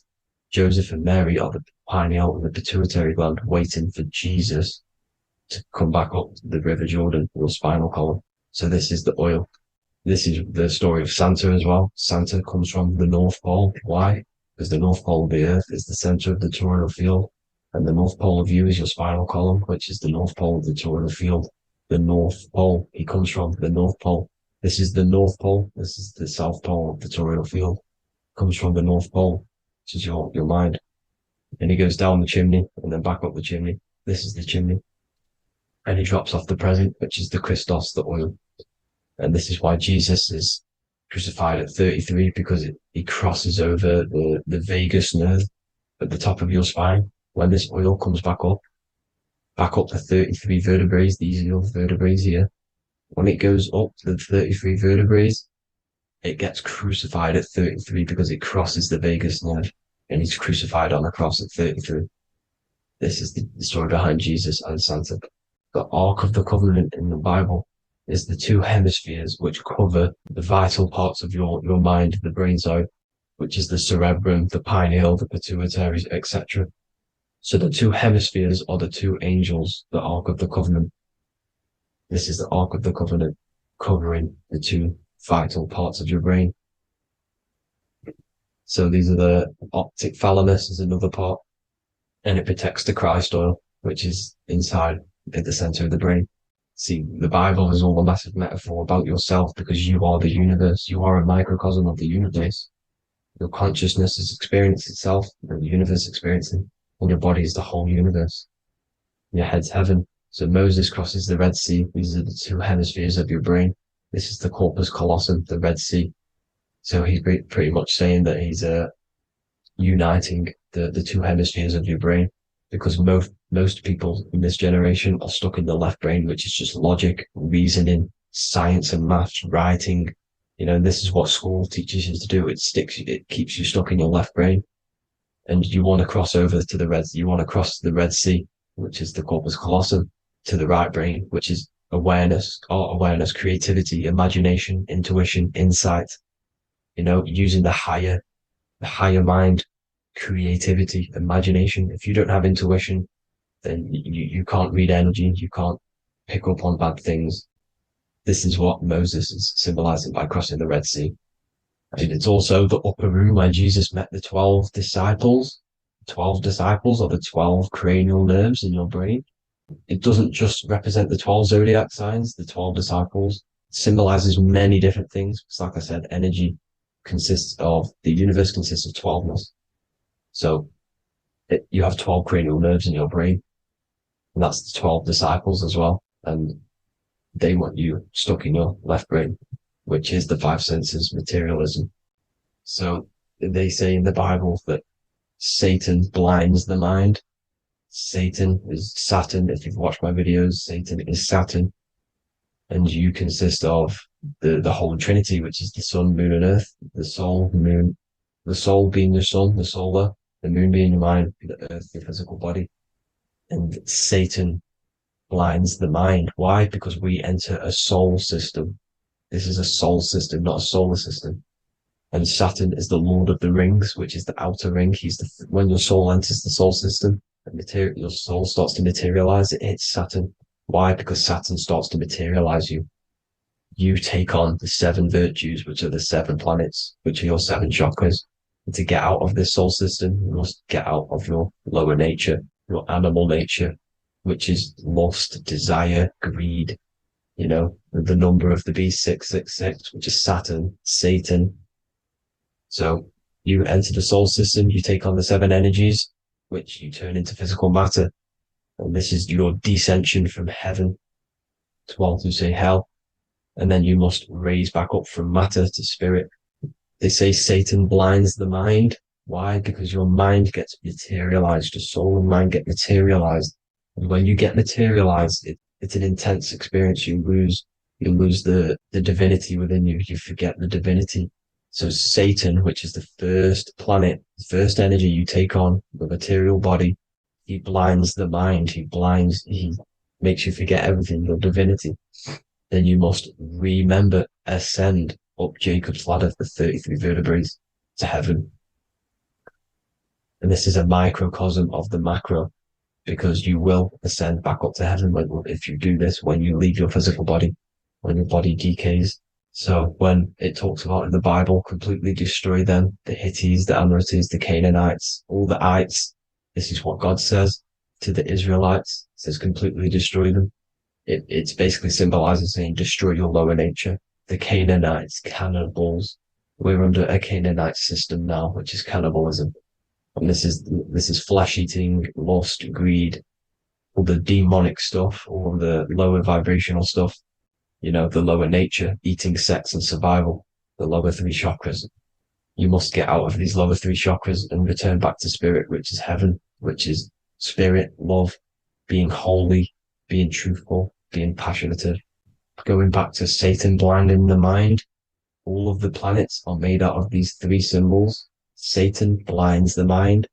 And that's why Satan's symbol, this is the symbol for Saturn, Satan, the symbol for Saturn is the cross, which is physical matter, the earth, over the moon. The moon is your mind.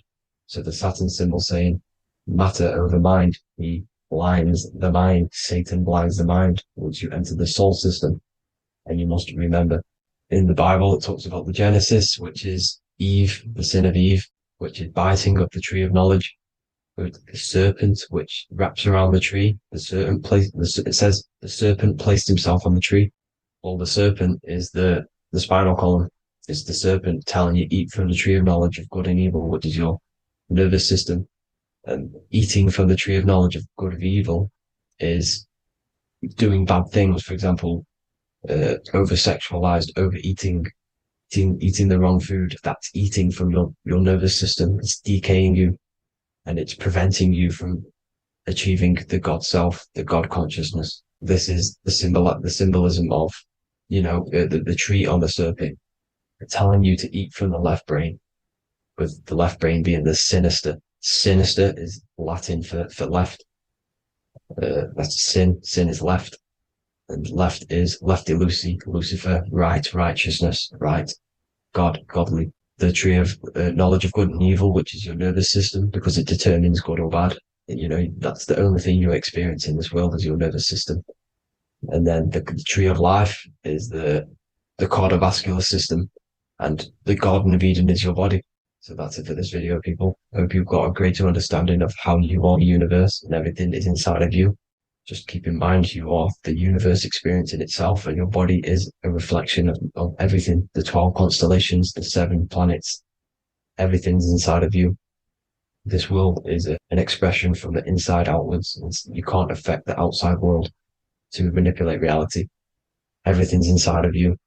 I hope you got a greater understanding of this. God bless.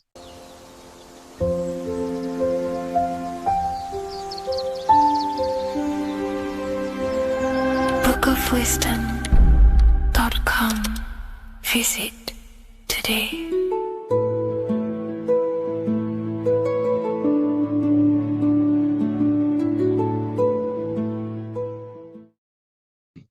This one secret that is hidden and guarded within secret societies grants you profound power, which can fully transform your life and perspective on reality.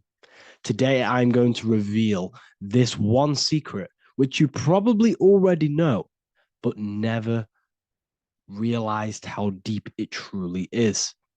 This has the power to change your life. It is the key to your potential.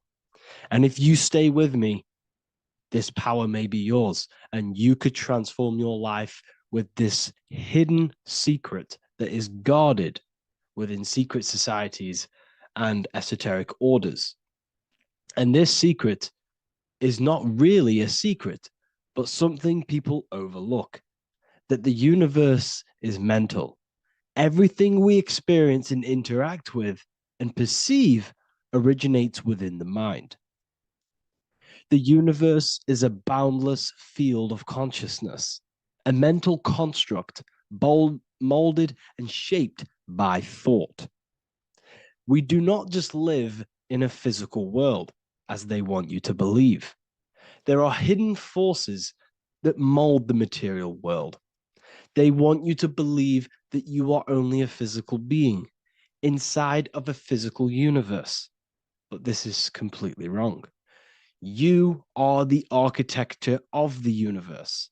Your consciousness is the very fabric of reality, and you create your own universe. The universe is an infinite field of consciousness, a vast and limitless mental construct, intricately woven and shaped by the power of thought. It is a dynamic and ever-evolving field where the interplay of awareness and attention gives form to existence. Within the boundless realm, every idea, perception, and belief contributes to the creation and transformation of reality itself. Each thought holds the power to transform reality. Your consciousness is the very fabric of reality. And this is shown in the symbol of the flower of life. The flower of life is a symbol. It symbolizes the interconnectedness of all existence, illustrating how every thought is not merely a fleeting moment, but a ripple that reverberates across every layer of reality. Each action, like the intricate overlapping circles of this pattern in the symbol, extends its influence far beyond its origin, weaving a web of interdependence where every choice impacts the whole. It serves as a profound reminder that everything is connected, bound by an unseen field of consciousness. This symbol represents how one action, one thought is a ripple in the whole vastness of the ether of consciousness. To master your mind is to master the universe, because your mind is a miniature universe. The mind is the very fabric of reality. So if we gain the hook, if we gain the power and the mastery over our minds, we have now gained the power to create reality to your will and intent. You see, most people live in a cycle, and this cycle is the outer world manipulating how they feel on the inner world. People's external circumstances are creating their thoughts and emotion in the inner world of consciousness, which is producing a constant cycle of negative manifestation. For example, let's say something negative happens to me in my external world. Then I start to think negative and feel negative. What that is actually doing is manifesting and projecting more negativity, because our thoughts hold the power to control and weave our own life. Your life is a direct correlation of every thought you thought in the past. What we need to do is stop and not let the mind control you in your reality. You need to control the mind so you can control reality. So what does this actually mean? Reality is an externalization of consciousness. Consciousness and matter are one. They're not separate. They are inseparable and interconnected. Everything we see, experience, and observe is a manifestation of thought, beliefs, and consciousness, shaping the world around us. Now, this ties in with the secret fifth element that they have hid from you.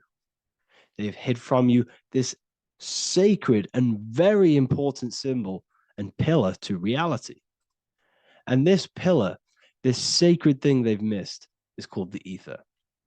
And they've held this from you for a reason, a specific reason. This is the true fifth element.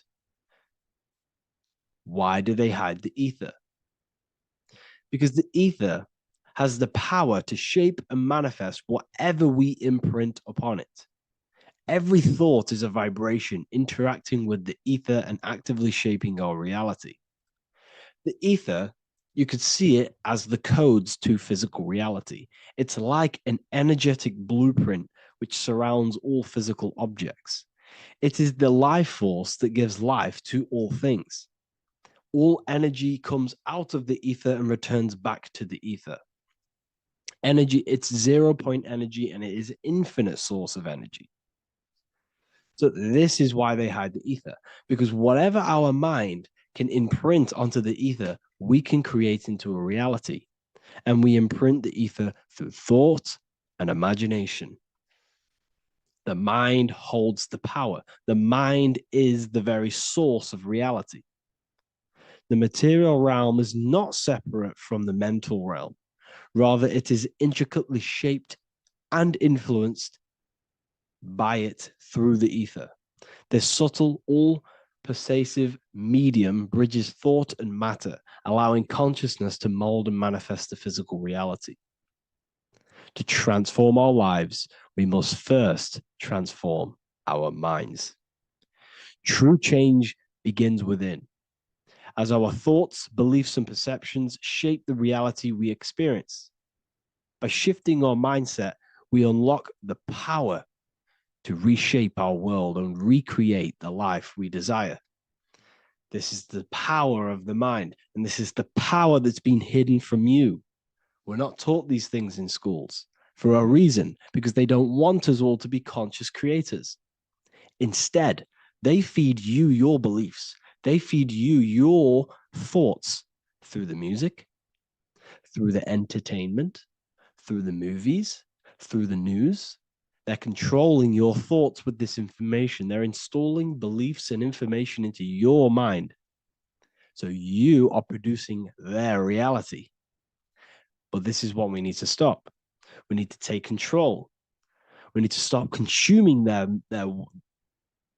music, their movies, their information, their news, because all of this is contributing towards your reality. They have the collective consciousness at the tip of their fingers. They do not create the world. We create the world by believing their beliefs and their thoughts and installing their information into our minds. You see, it's mind over matter, and most people live in matter over their mind. Most people let matter, the external circumstances, dictate their mind, when it should be the other way around. It should be mind over matter. This is the mental plane. This is the astral. This is the etheric. This is the physical. The mind holds power over the emotions, over the imagination, over the physical, and over our spirit. It holds power over everything. It's mind over matter. It's the mental body that we must transmute and change. Most of us live in a chaotic state of mind, and this is what we must change. Turn chaos into order. So we need to be mind over matter. We need to install this belief into our subconscious. I, Harry B. Joseph, have created the ultimate esoteric school on the earth. As a member, you'll gain access to live mentoring calls twice a week, along with new lectures, books, and exclusive content released every week. Additionally, you'll have a full access to all my life-changing programs. If you're ready to transform your life and start your journey today with me, join Ethereal University. These are the campuses. We have the real lecture sections filled with lectures that you can watch. Manifestation Mastery, which teaches you exactly how to reprogram your subconscious mind so you can live that reality. Sexual Alchemy, the path to empowerment of how you can transmute your sexual energy. The Real Library, where you gain access to powerful esoteric books, PDFs. Symbols of Secrets, an amazing course. The course that allows you to see beyond the veil that has been pulled over your eyes, the language of symbolism that secretly rules the world. I teach you how to read symbolism. Esoteric Exchange, live calls. You get to rewatch all of the old live calls. Mindwave Hub, this is a place of binaural beats where you can listen to infinite amounts of binaural beats. So you can meditate to them. Meditation section, numerology, health section, and electromagnetism. This is a life-changing place. And if you are serious, we only accept serious about changing your life and studying the occult and esoteric, this is the place for you. I've been there. I've been on YouTube. looking around for valuable information, trying to find good accounts, good channels, it's very hard. I had to go through years of trying to find good information on YouTube. But what I've done is, instead of you searching around everywhere for bits of information and connecting the dots, I've put it all into one big place. You get your binaural beats, you get all the programs you need to walk the path of enlightenment to transform your life. I will connect with you on the inside, and I hope this lesson, this lecture, you gained some information, you gained some power from it. Please like and comment, or don't. It's up to you. If you have any reviews, if you have any ideas of lectures that you know, if you don't understand certain things, make sure to leave a comment and I can make a lecture about it. I can make a video about it for sure. I don't mind taking recommendations for videos. So I thank you all, people. Have an amazing day.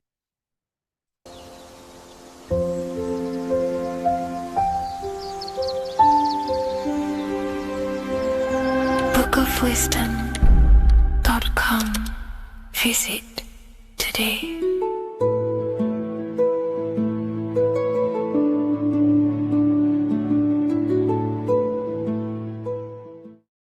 Hello, Seeker. Welcome to Revival of Symbolism, a channel devoted to the language of esoteric symbolism, guiding you to discover yourself and expand your consciousness into deeper realms of thought.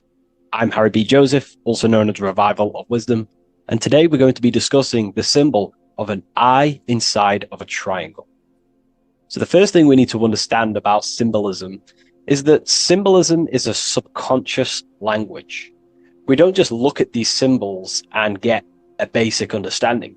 Like a word, for example, if I wrote the word hello here, you look at this and you have an instant understanding of this word in your mind. It has no deeper meaning, or veil, what we like to call it. There's no deeper meaning of this beyond a veil. It's simply just a very logical thing to do and understand.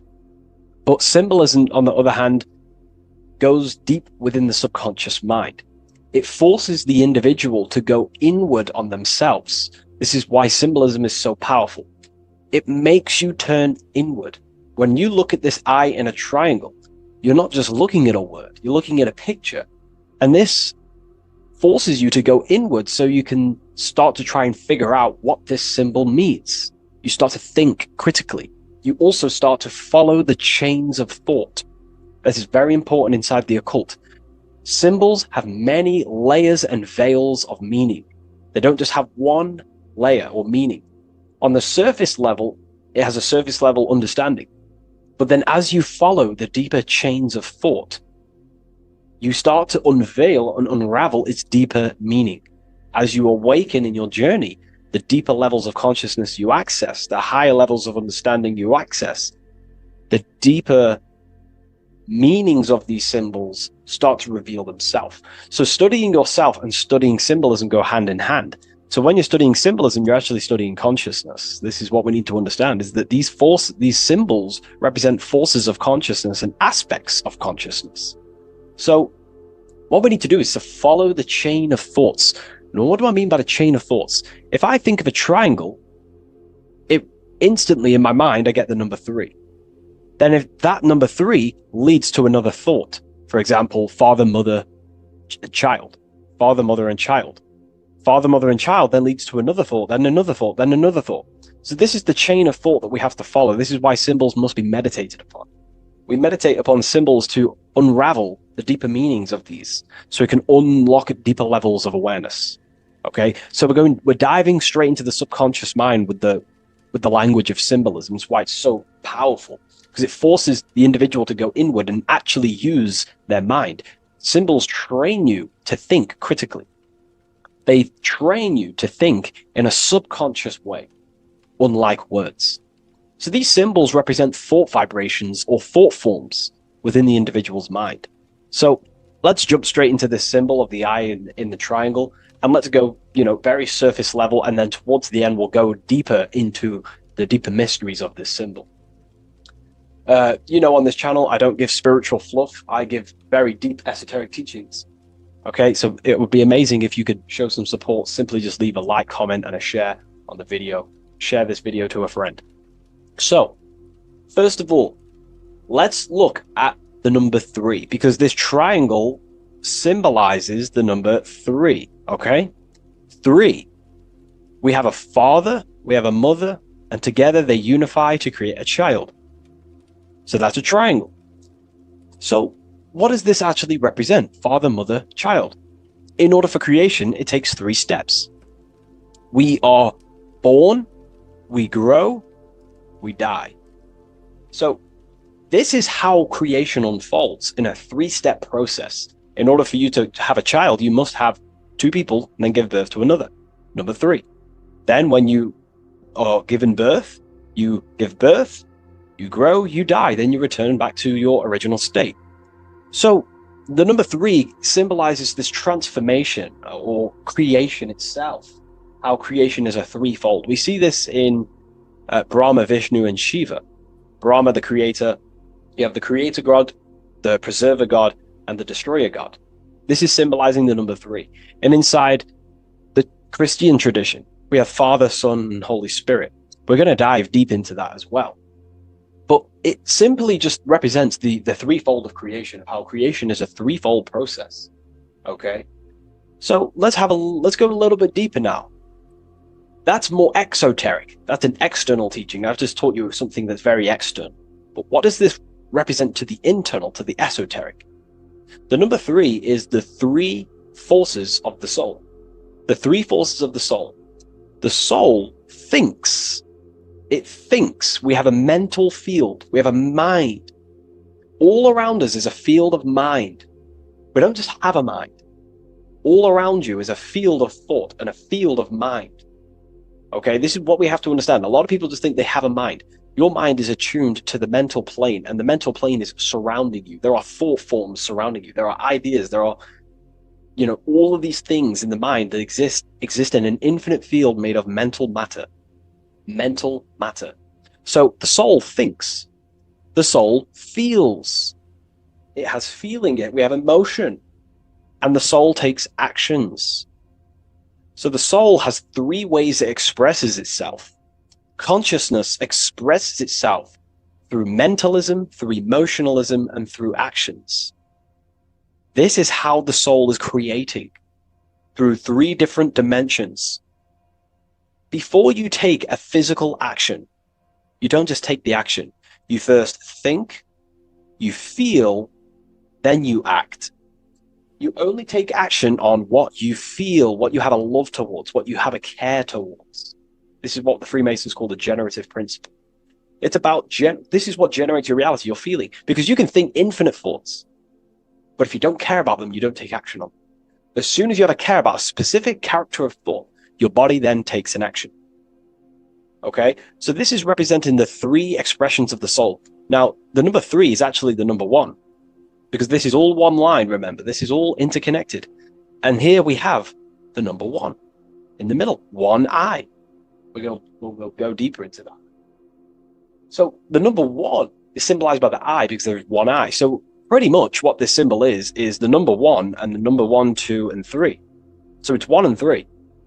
The 1 is expressed in 3 ways, which is the soul expressing itself and creating reality through 3 ways. Thought, emotion, actions. Okay? These are all actually one force. These are all one force. When we think, we feel, we act. When we act, this gives birth to a new thought and feeling. They're all one. They're all interconnected.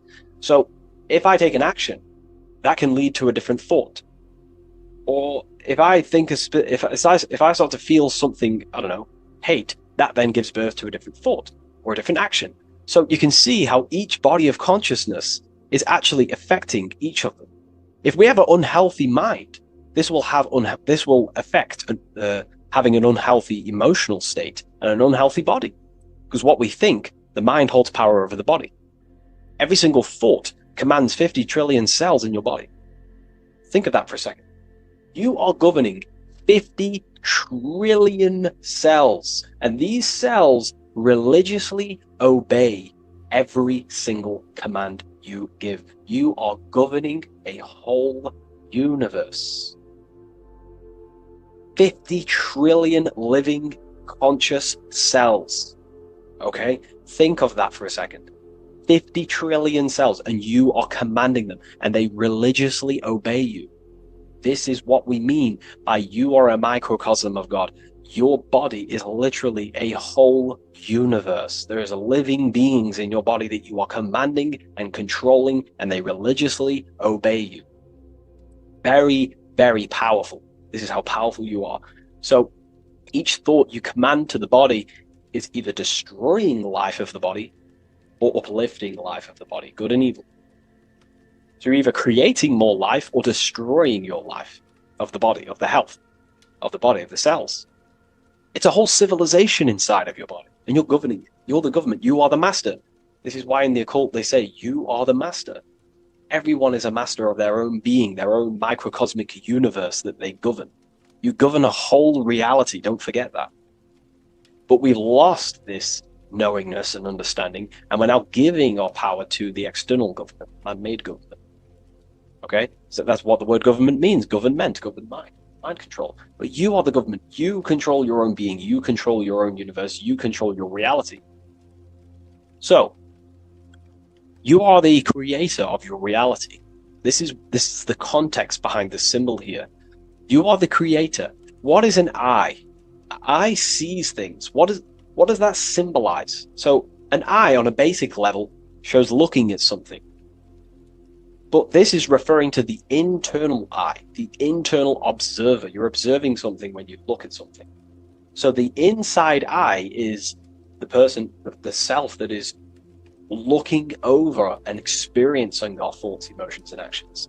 Who is the one that feels the actions? Who is the one who suffers from the negative thoughts and the negative emotions? Have you ever thought about that? Go deep within yourself. Who is the one suffering from your emotions? It's not your body. It's not your mind. It's this soul. It's the soul observing through these different bodies of consciousness, through the mind, through the emotions, and through the body. This is the observer behind it all. So, this eye is not closed.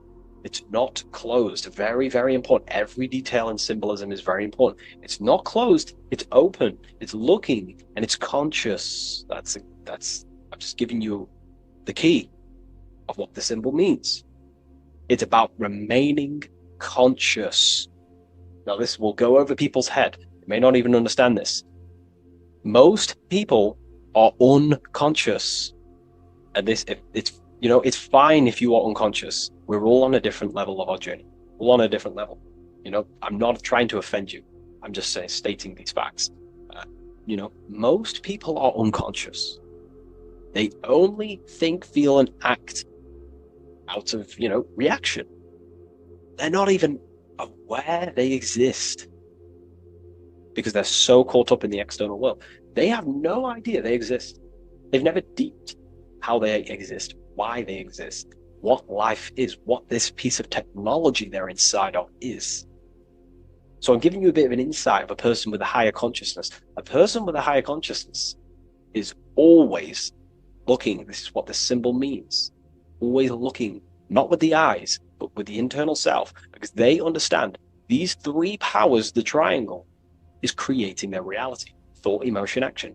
Person with a higher consciousness who knows mastered themselves is someone who is always looking and observing their thoughts and emotions and the actions they take in the world.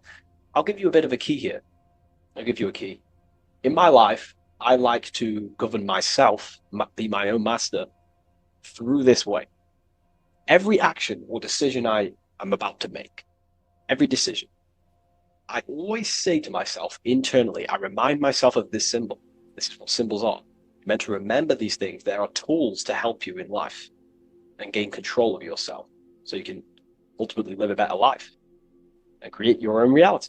I remind myself, if I take this action, what is the effect that's going to come from this action? Is this action going to benefit me, or is it going to pull me away of what I'm supposed to do? And through that, I live through this law of polarity, law of cause and effect. We cannot escape that law. You have to deeply understand this. You cannot escape the laws of cause and effect. They are always infinitely creating your reality. Cause and effect. Every thought is producing an effect. Every emotion is producing an effect. Every action is producing an effect. Therefore, you must keep this in mind and stay looking. This is what the symbol means. It means stay conscious. Always look over your thought, emotions, and actions. Always look over them. Because if you are not looking at your thoughts, emotions, and actions, and you're living, you're thinking, you're feeling, and acting unconsciously, subconsciously, without conscious awareness, you're unknowingly creating your reality. You can reach a level of mastery. There is a level of mastery. I'm not fully there yet, I'll openly admit that. But it's a goal in mind. There is a level of mastery that one can achieve where they are conscious of every single thought, every single action, every single emotion they feel throughout their day. Very, very difficult because we think around 7,000 thoughts a day, But this is ultimately the goal of mine anyway. It's completely up to you what you do. I'm just giving you this insight that's helped me in life. So it's about being conscious. This is a very overlooked thing in today's world. No, most people are unconscious. They're walking around as zombies. They don't even realize they think.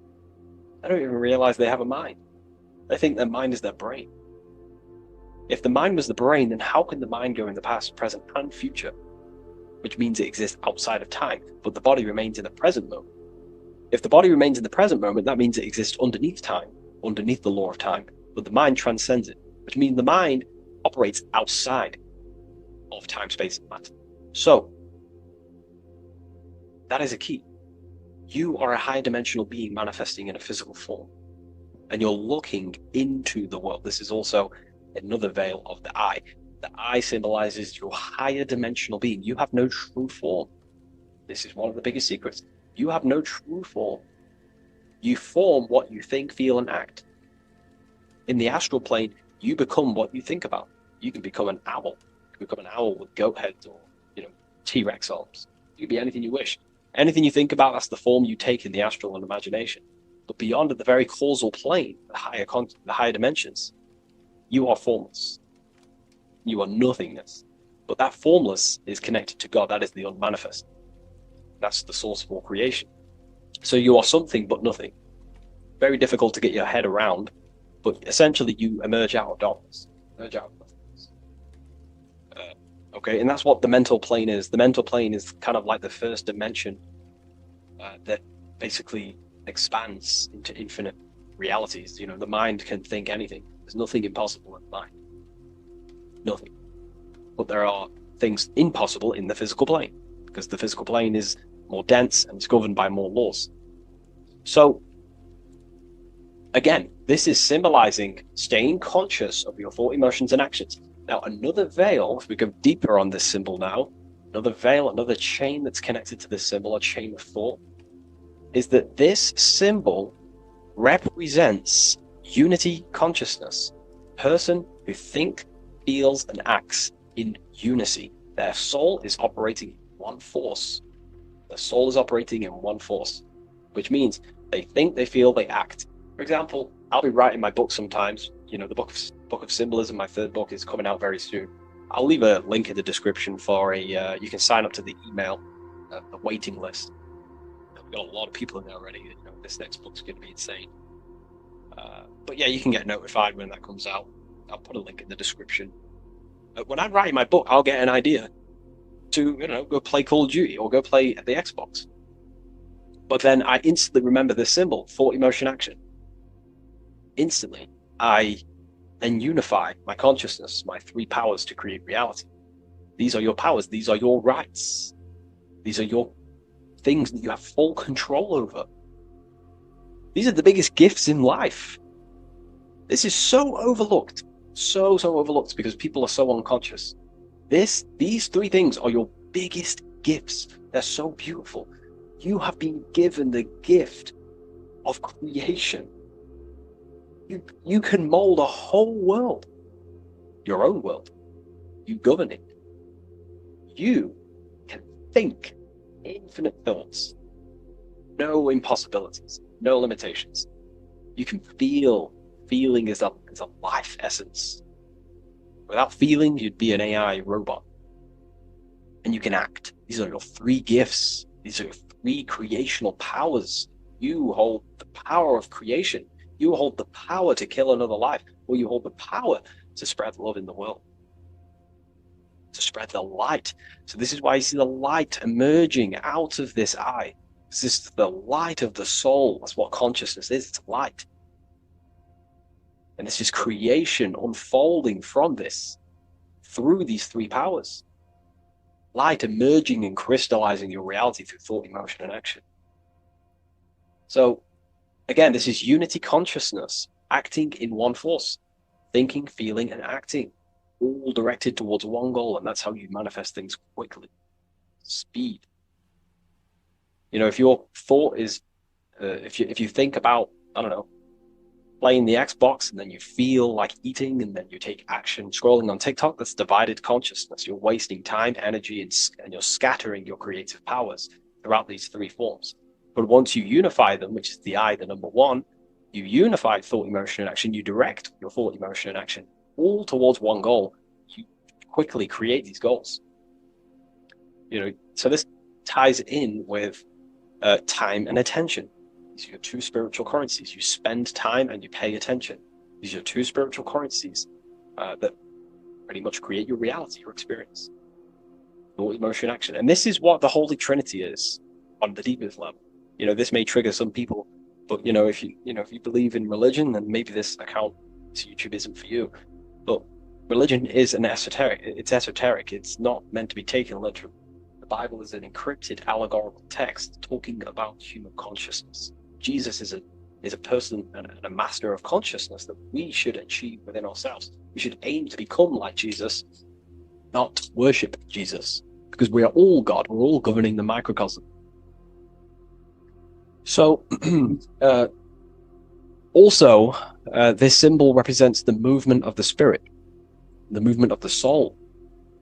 The soul goes through this triangular process, and the soul always remains, returns back to its original state.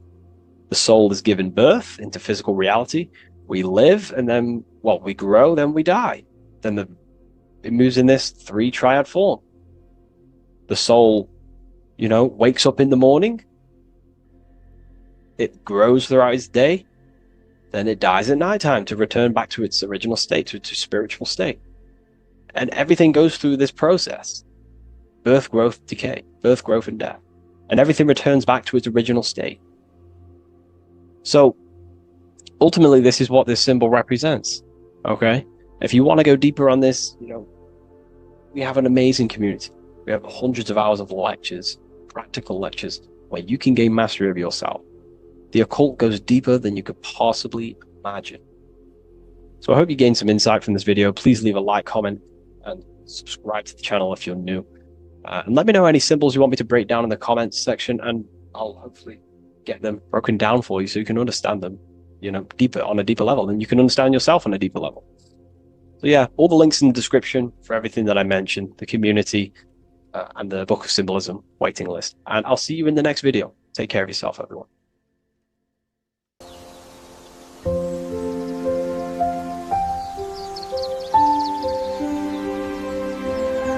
bookofwisdom.com. Visit today.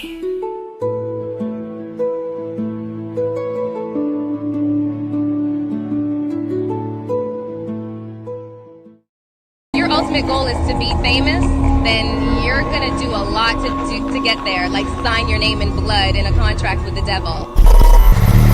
That's how I got introduced to the music industry. I swear I wanted to be like the Amy Grant of music. Yeah. But it didn't work out, and so I sold my soul to the devil. Well, needless to say, sold my soul. Alright, y'all. I'm finna sell my soul. I'ma hit y'all when I'm through. I'm gonna be rich as hell, alright?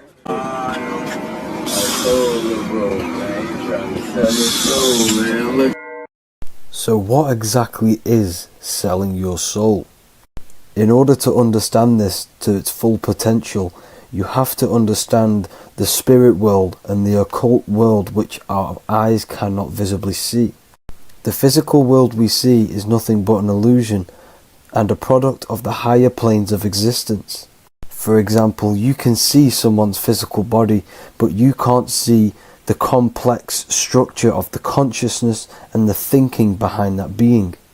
With that being said, there are forces and entities not attached to physical bodies, which they exist on the astral and etheric plane behind the physical plane. Now, there are numerous videos and music with artists talking about this. For example, I sold my soul to the devil and the price was cheap. Why do you still do it? Why are you still out here? Well, it goes back to the destiny thing. I mean, I made a bargain with it, you know, a long time ago, and I'm holding up my hand. What was your bargain? To get where I am now. Should I ask who you made the bargain with? with you know, with the chief commander. On this earth? And this earth, and then in a world we can't see. And then in a world we can't see. So selling your soul is cutting a deal with an astral plane entity in exchange for wealth and fame on this physical plane. This is classed as black magic because you are bending reality against your intuition. Now, making deals with entities beyond the physical plane, you always have to give something in exchange. When it comes with demonic entities, it always involves some sort of sacrifice, bloodshed, or humiliation. Now, there are countless of rappers who someone close to them have died just before their career takes off to the next level.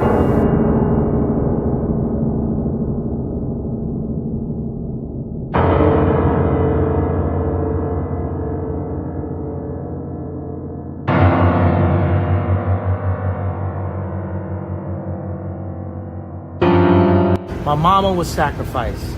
Me too. You understand? Yeah, I'm pretty sure. Michael Jordan, what about him? His daddy, right? Bill Cosby, his son, right? Dr. Dre, his son. You know, out in Hollywood, a lot of people come up missing. So these rappers and celebrities do have to do sacrifice rituals in order to take their career to the next level. Top flight, I've been going up, it's a ritual. So the occult side of this reality is heavily connected with the music industry and the elites. This is why they are all connected to Freemasonry.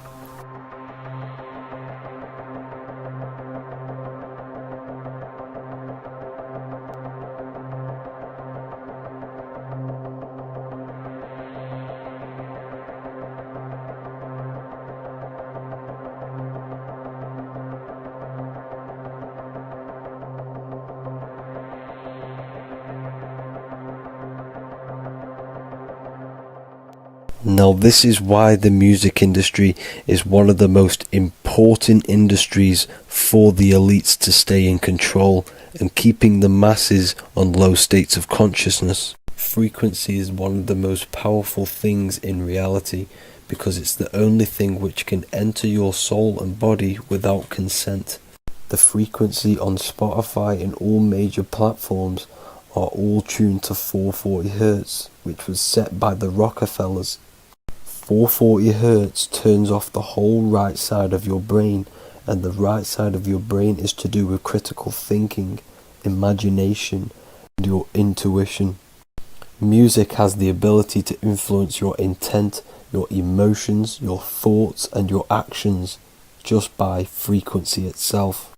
By controlling the music the celebrities put out and the things they talk about, they're actually molding society because of the celebrities' huge amount of influence over the younger generation and cultures within society. This is why the music industry is mainly talking about sex, guns, violence, and hating other people. These are all very low vibrational acts and things to do which destroys humanity and societies, keeping us all conquered and divided in order for them to stay in power. Music can actually reprogram your subconscious mind, and it is a form of MK Ultra, which is mind control. It's in my brain. Do you know that? It's living rent free. I can't get it out. You did that. Yeah, it's hypnosis. Yeah, it's hypnosis. awesome and dope. You do need to be very careful with what you're listening to and what frequency it's playing at, because all of this has an effect on your electromagnetic field and your state of consciousness. Now let's go back to selling your soul. When these rappers and celebrities sell their soul, they now gain eternal life on this physical plane. When you do sell your soul, you are allowed to live forever. And these people that are called youngins, rookies, new booties, like I was, had no idea that these people still live. They will prey, haunt, kidnap, anything to stay on top. This is their world. They have nothing but time, is what they believe. Now this explains why there's so much Saturn worship, because Saturn is the father time. He's the god of time and crystallization in the physical realm. If you want more information on that, go to my previous video. Now here is ASAP Rocky standing inside of a pentagram, but notice the way he's standing, it's an inverted pentagram. The pentagram is associated with magic, however, the upright pentagram is the 5 elements with spirit on the top. It's either called spirit or ether. It's at the top because it rules the other 4 elements, because it's the baseline of reality, which is spirit and matter. Spirit is behind the physical reality. However, when it comes to black magic, they invert the pentagram, so spirit is at the bottom because they worship the physical world. This is why the Baphomet is the inverted pentagram. These people are operating off their animal instincts. They do not want anything to do with spirit. These are antichrist. All of these celebrities know full well the effect that what they're doing on the rest of the world. They have sold themselves out, and the elites use them as puppets to push this new world order and mold society in the way they want it. This is why all the celebrities are linked to Freemasonry, because in Freemasonry you have to take the oath of silence, where you can't speak on anything that they learn inside of Freemasonry. This is the symbol of silence.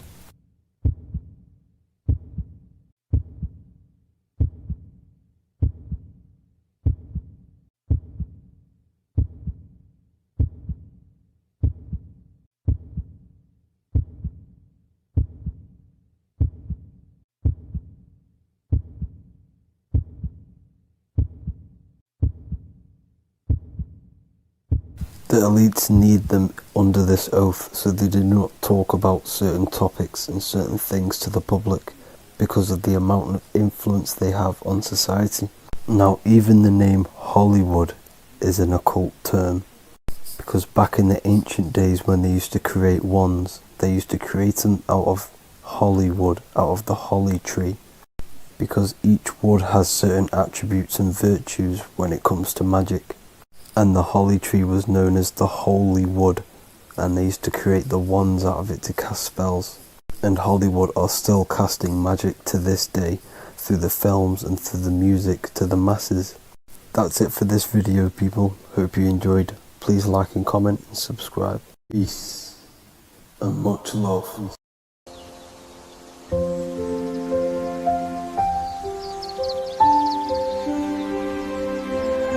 bookofwisdom.com. Visit today.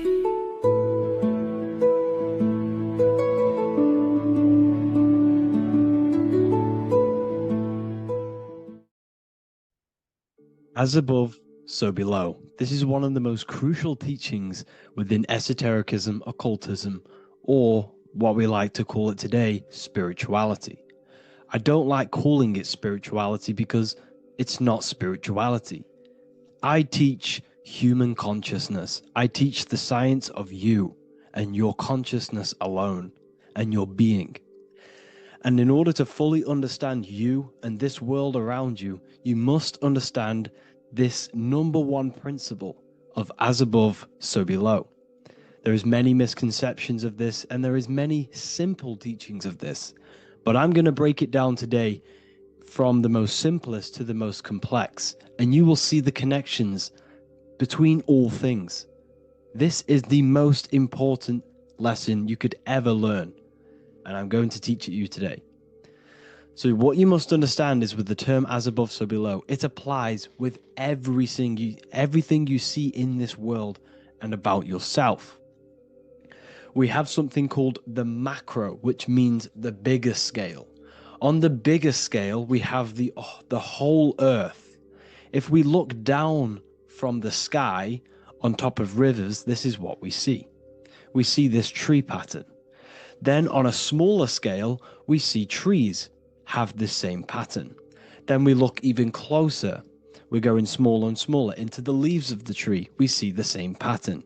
Then we go even more micro into the human brain and look at the human brain cells, and we see the same pattern. This is proof this is a fractal universe, and everything is in the micro is reflected in the macro. As above, so below. As within, so without. On the macro is a reflection of the micro. So now that you understand this, we can go a bit further. A yearly cycle of spring, summer, fall, winter is a macro. A micro is a daily cycle. So a day is a mini year. The summer is the midday. Autumn is the evening. Night is the winter, and spring is the morning. This is a macro, a reflection. We have a miniature cycle